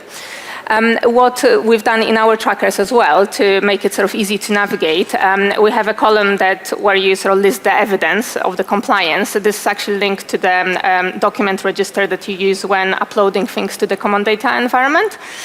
So during that process, when you upload things, you can sort of choose the right regulation and section that you want to use that drawing against, and this is automatically populated. So I think that helps with sort of not repeating the same sort of process of writing the sort of document numbers. And also, what helped me massively as a sort of BRPD reviewing that, we create links from the sort of document numbers. So when you go through this compliance justification, you can sort of click on the link and actually go directly to the PDF, review that. And we hope this is helping the approvers as well, because after all, on complex projects, you have hundreds or thousands of drawings. So yeah, I think these are sort of main points, but just to finish, I wanted to remind maybe obvious thing, but that golden thread and information management is important sort of through the entire life cycle of the project. So it's not only design, that's just a start. Yep. We think Gateway 2 is actually main milestone and the sort of reference point, because that's when designers actually confirm this is the design, which we think is compliant, this is our justification. Then contractor needs to refer to it and build actually to that design, which is compliant, and prove it at Gateway 3. So that's why it's such an important milestone. But then not to forget, then there is occupation, which is the longest period of the building life cycle, and it's absolutely crucial that principal accountable person keeps that information up to date, keeps it available, and just to keep buildings safe. And obviously you may need to do the loop and go back to the design if you need to do changes. But I think that sort of encompasses the sort of information management aspect. So beautifully explained. It is a full circle. So thank you. It's sort of linear in a way, the golden thread and how you collate the information, but in a way you do the cycles of the processes. Thank you. I might, Steve, I might change our order, because Leslie was nodding along a lot there, and it's one of the themes we talked about was, I think as facade engineers or designers, we often talk very technically, but actually we need to explain how our facades work to the end user of a building and the end client. Peter, can I just suggest that the slides are in a certain order? And we'll come back to the order is not that easy. I saw Leslie was nodding along, but thank you. This is why I'm not allowed to moderate on my own. Okay, so let's keep back on track. Aaron, so you're representing specialist contractors here in the room, and we've seen a lot here that, we've heard a lot of threads through the day of it's really important to get contractors on board much earlier to input into the design for Gateway 2, and that is changing the way that the stage at which you're getting engaged, and it's changing the role of both consultants and contractors. And how do you feel what's the importance of clear kind of accountability or clarity of roles, and how have you sort of explored that through your Gateway 2 applications? Thanks. I mean, the first thing I would say is, wow, it's big. It's big. The first thing I would say is definitely the PCSA. We're quite familiar with PCSA approaches in our line within the industry. However, it's just elaborating on that PCSA approach, and really, I think having an honest conversation and before rushing into a PCSA and having your first DTM. Actually, what we found was very useful is the first DTM is more just about the rules of the game and thinking about actually who is responsible for doing what in this environment that we now found ourselves in. Because as a specialist subcontractor, many times you're expected to come in and tell everyone, okay, the design was something, but this is where we want it to go, and develop that design out. And I think it's very clear, the first thing I would always say is the DRM is a good place to start, because it clearly defines who is accountable and who is responsible for the individual design. And I think that's something that is often overlooked actually at a subcontractor level, because we just try to be as helpful as we can to every party. Perhaps beyond that, we also started to rewrite some of our tech subs. Again, most of our tech subs were written to prove what we're doing is right, but we were perhaps using a lot of language which was was more industry language rather than layman's language. And I think here what we started to do was develop some of our the ways we're communicating that information. Firstly, through our like IRS documents, our deliverables lists, and making sure that they actually link back to the approved documents specifically. That then allowed us to have clearer conversations with the BRP PD involved, and actually help support their applications and bundle information according to the approved documents, which is actually how our BRPD was submitting information into the gateway.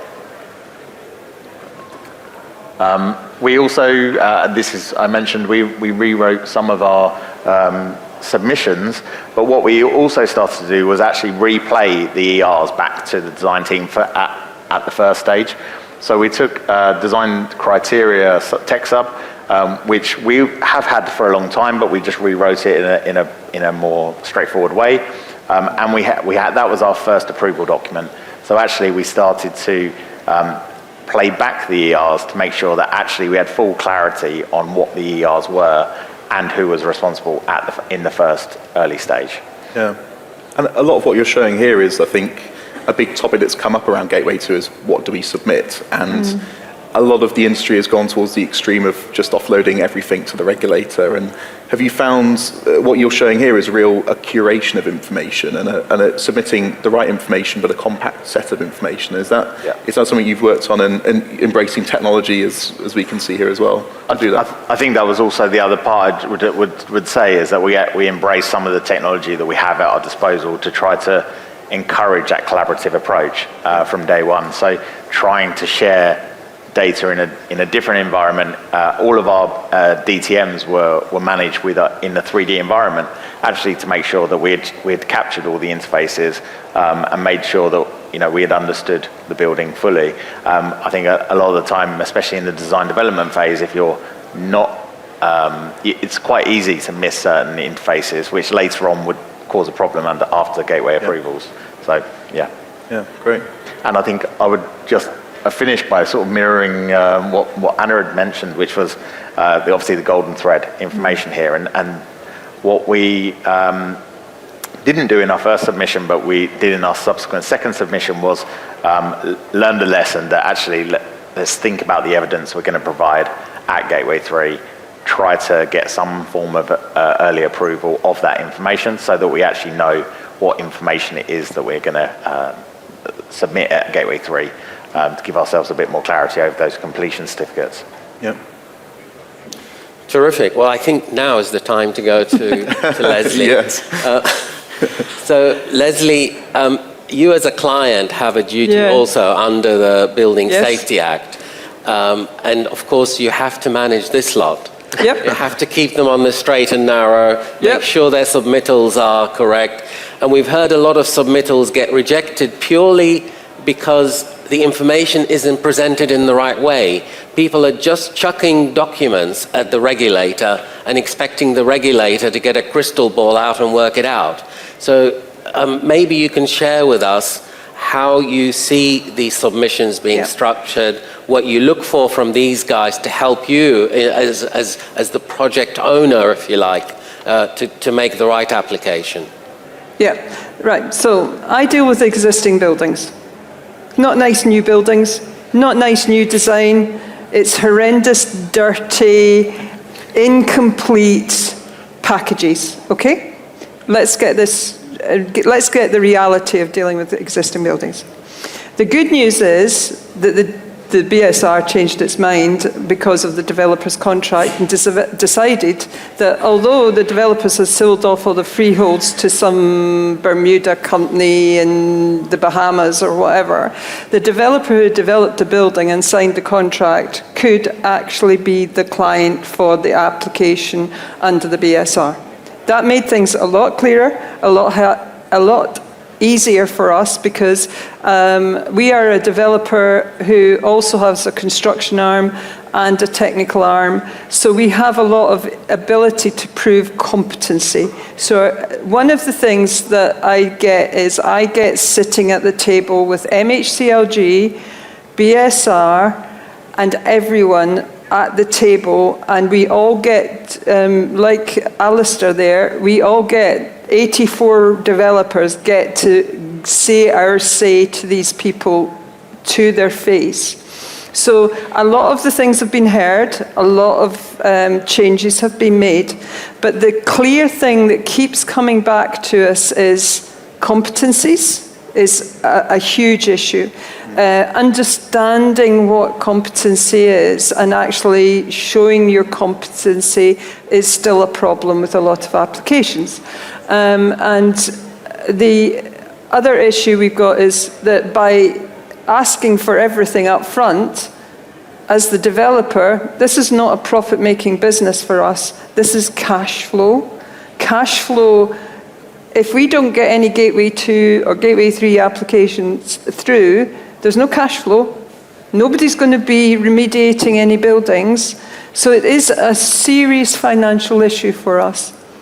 So the thing that we've been getting strongly from the messages we've been getting over and getting back from the BSR are, tell us the real story of what you're trying to achieve.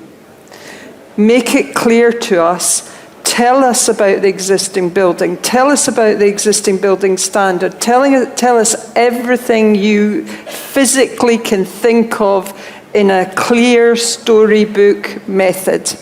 Because they haven't got a clue what you're trying to achieve. And they're trying to post-box it out to the building inspectors at that point. So that was one of the things. The law. Always remember, when you're going to make your application, refer to the correct piece of law in the Building Act. So we need consultants who have the ability to give good, clear presentations on, this is my existing building, it was built in the 60s, we reclad it, this is the problem, this is how we pull it apart. It's a bit like the gentleman earlier about Canary Wharf. You know, that sort of storybook is required badly by the BSR at the moment, particularly in existing buildings, particularly explaining what we're taking off the building and putting back on and why we're doing it. To do that, you need experience and breadth and depth in your team, and you need, as Anna said, good procedures, good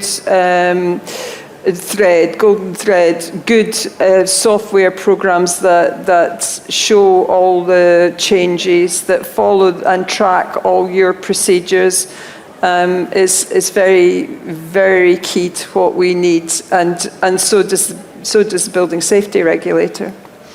And that's really the story that's coming back from the building safety regulator at the moment. At the moment, we're very upset because everybody wants to just get rid of the new builds. And there's a whole load of legacy stuff out there that is the problem. And it's not going to get any better for the legacy stuff.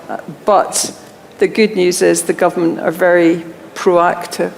Now, some of the stuff I'm going to say is a bit controversial, so take it as read, but this is what's happening.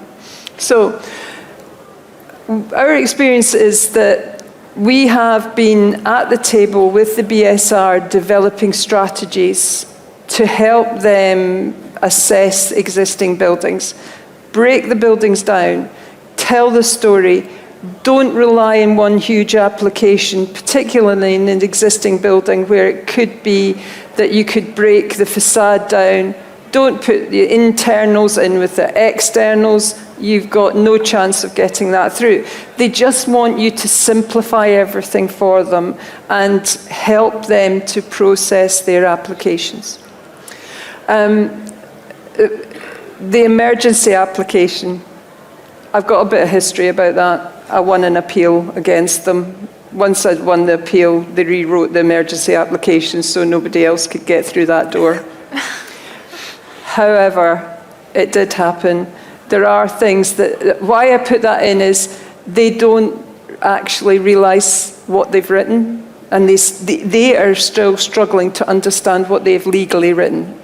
So that's why it keeps changing. That's why they'll keep coming up with new guidance, new guidelines, new ways, new wording.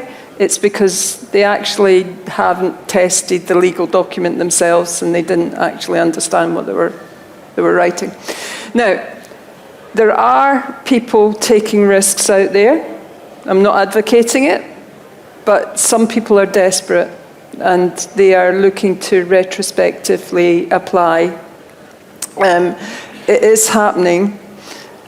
And to go back to what Alistair was saying, I think some people exactly don't understand that there is clause and guidance in the building regulations which says you don't need building regulations in some cases where you're improving the situation, that it improves the situation, it's not detrimental.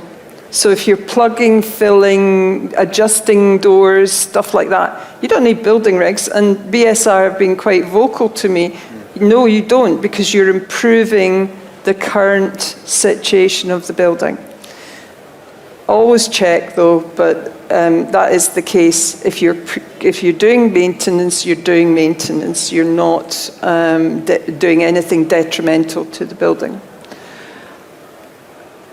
And the final piece is some updates really along the line, as I was saying to you earlier, that the BSR recently published the latest set of figures in the beginning of October. Everyone knows that the situation is bad. However, at a recent meeting with the BSR and MHCLG, the BSR came forward with industry ideas. So getting the window installers to get a fence agreement, to get all your doors, your windows, get a group agreement, get all of that done. And they're looking for the industries to come forward and get competent contractors agreements so that they don't have to approve everything. Okay, so that was one of the stories. The other one was rolling applications.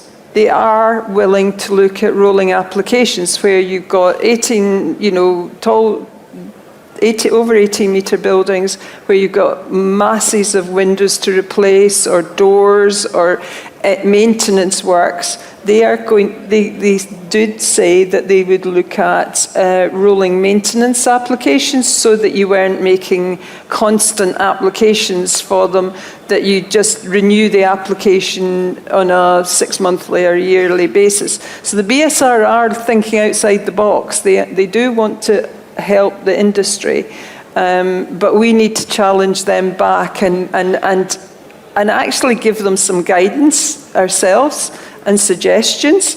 It's not a closed book. They are open to suggestions from anybody in the industry that can help them move these blockages and remove all the issues that we've created. Thank you, Leslie. That's really, really helpful stuff. I think you have one final question. Yeah. So finally, finishing with you, Anne-Marie, as a facade engineer, you've been really at the coalface of getting projects through Gateway 2, in particular a lot of complicated refurbishment projects. There's probably a lot of facade engineers in the room that have not been through a Gateway 2 yet. They're nervous of it. They're not sure what to do. What would your key recommendations be? What are your main lessons learned that you can share with the room for how to get through the process successfully? Yes. To discuss that and explain that question a little bit better, we need to look a little bit at numbers, because as engineers we love numbers. So we need to understand what is going on from the Building Safety Act perspective. Now, there are a lot of buildings out there that still need to be remediated, and this has created a backlog for the Building Safety Regulator. which is practically what is creating all the delays so far. Now, I've shared a table which you can find on the government website, which actually says how many buildings have started remediation, completed, or are still need to be remediated. Funnily enough, we've been tracking this diagram for a couple of years now, since last year, my apologies. And what we find out is that more and more buildings are being added in the pipeline than what we can actually complete, which means there is not enough people out there to design everything. And there are not too many officers that will approve or give the sign-off so that we can start. Now, the next table is just a summary that we've put together that briefly explains how our role as facade consultants has evolved and what we used to do before the BSA and what we are asked to do now. And our role has evolved. We are learning. We don't know everything. But we find out that this is the right way forward. And it should not be applied only to HRBs, but it should be applied on every single project out there. Yeah. Now, the main thing that we are being asked as consultants is design responsibility. Who is responsible? Yeah. And we find out that more and more clients, they want the facade consultant to take the design responsibility, because at the end of the day, architects and facade consultants are the competent people to design these sort of facades. That's how you can demonstrate competence. Let's discuss a little bit about what we have learned. I would say that first and foremost, the mentality has to change. How we used to do things in the past 20 years is not sufficient anymore. I'm not saying we used to do things wrong. I'm just saying it's not enough. Yeah. It is not the BSR who is going to tell us how we comply with building regulations. It's down to us to tell them how our design solution does. And you can prepare a drawing, you can prepare a calculation, but that is only 50% of the work. 50% of the work goes to the compliance statement. We have to describe to the BSR how my design solution or my calculation complies with building regulations. So that is a big one, actually. Then I think the RIBA stage 4 or the traditional RIBA stage 4 is not sufficient, it's not enough. When we deal with these projects, you need to start thinking about construction issue drawings. So I appreciate whether it's a new build or it's a recladding. If you want to submit something to the BSR, it needs to be at construction issue level, which means this is what I'm building, this is what I'm going to build, and that's all. Of course, dealing with recladding jobs, as Leslie said, we have a lot of missing information, meaning you don't have drawings, you don't have the information you need. So I will strongly advise a lot of initial investigations. Some of my clients, they don't want to spend money, and I appreciate that. But a simple FRA report or assessment is not enough for me to design and prepare a proper application. So I strongly advise initial investigations are a must. Yep. We need to go through the entire wall build-up. Mainly, we also need to check the situation of the SFS. What we get now from the BSR is, has that SFS been built correctly? Again. Some of the other items I would say is that a lot of collaboration. Facade consultants are only part of the team, and us together, we need to work to prepare a proper application. I would say that the PD role, it's perfect to coordinate all the consultants together and to put everything into one package ready for submission. They are the experts, they know what needs to go to the BSR and ready for submission. When you deal with recladding jobs, always bear in mind you will not be able to get everything right, but just aim at what you have available at a good level, and then whatever needs to change, it will change, because it is unavoidable. And changing control plan, it will happen. In my opinion, it will also happen with new buildings, which actually we are seeing recently, but it mainly happens with recladding jobs. Thanks, Henry. I think we've had the little reminder bell. That's why I stopped. We're only 3 minutes over. We can always, it's a topic we can keep really well about. said. Everything you said, I completely agree with. One more thing I want to say, Stephen, and I want to say to emphasize the collaboration. And we, as an industry, we need your feedback to provide to the BSR as they finally started talking to us. So I will strongly advise CWCT have prepared a great document where it's collecting all the feedback, and I would say please have a look at this document. Share your experience with the CWCT and with the SFE BSA committee, and we will revert back to the BSA, because it's through this collaboration that we can get things right. Perfect. Really good way to finish. I want to say thank you to all our 5 panelists and to my fantastic co-moderator. New talents all the time from you, Peter. Well done. Thank you. Forget the last slide. We were going to talk about competency building and through Schüco working with install. We don't have time for that. But thanks again for our panelists, and please let's show our appreciation.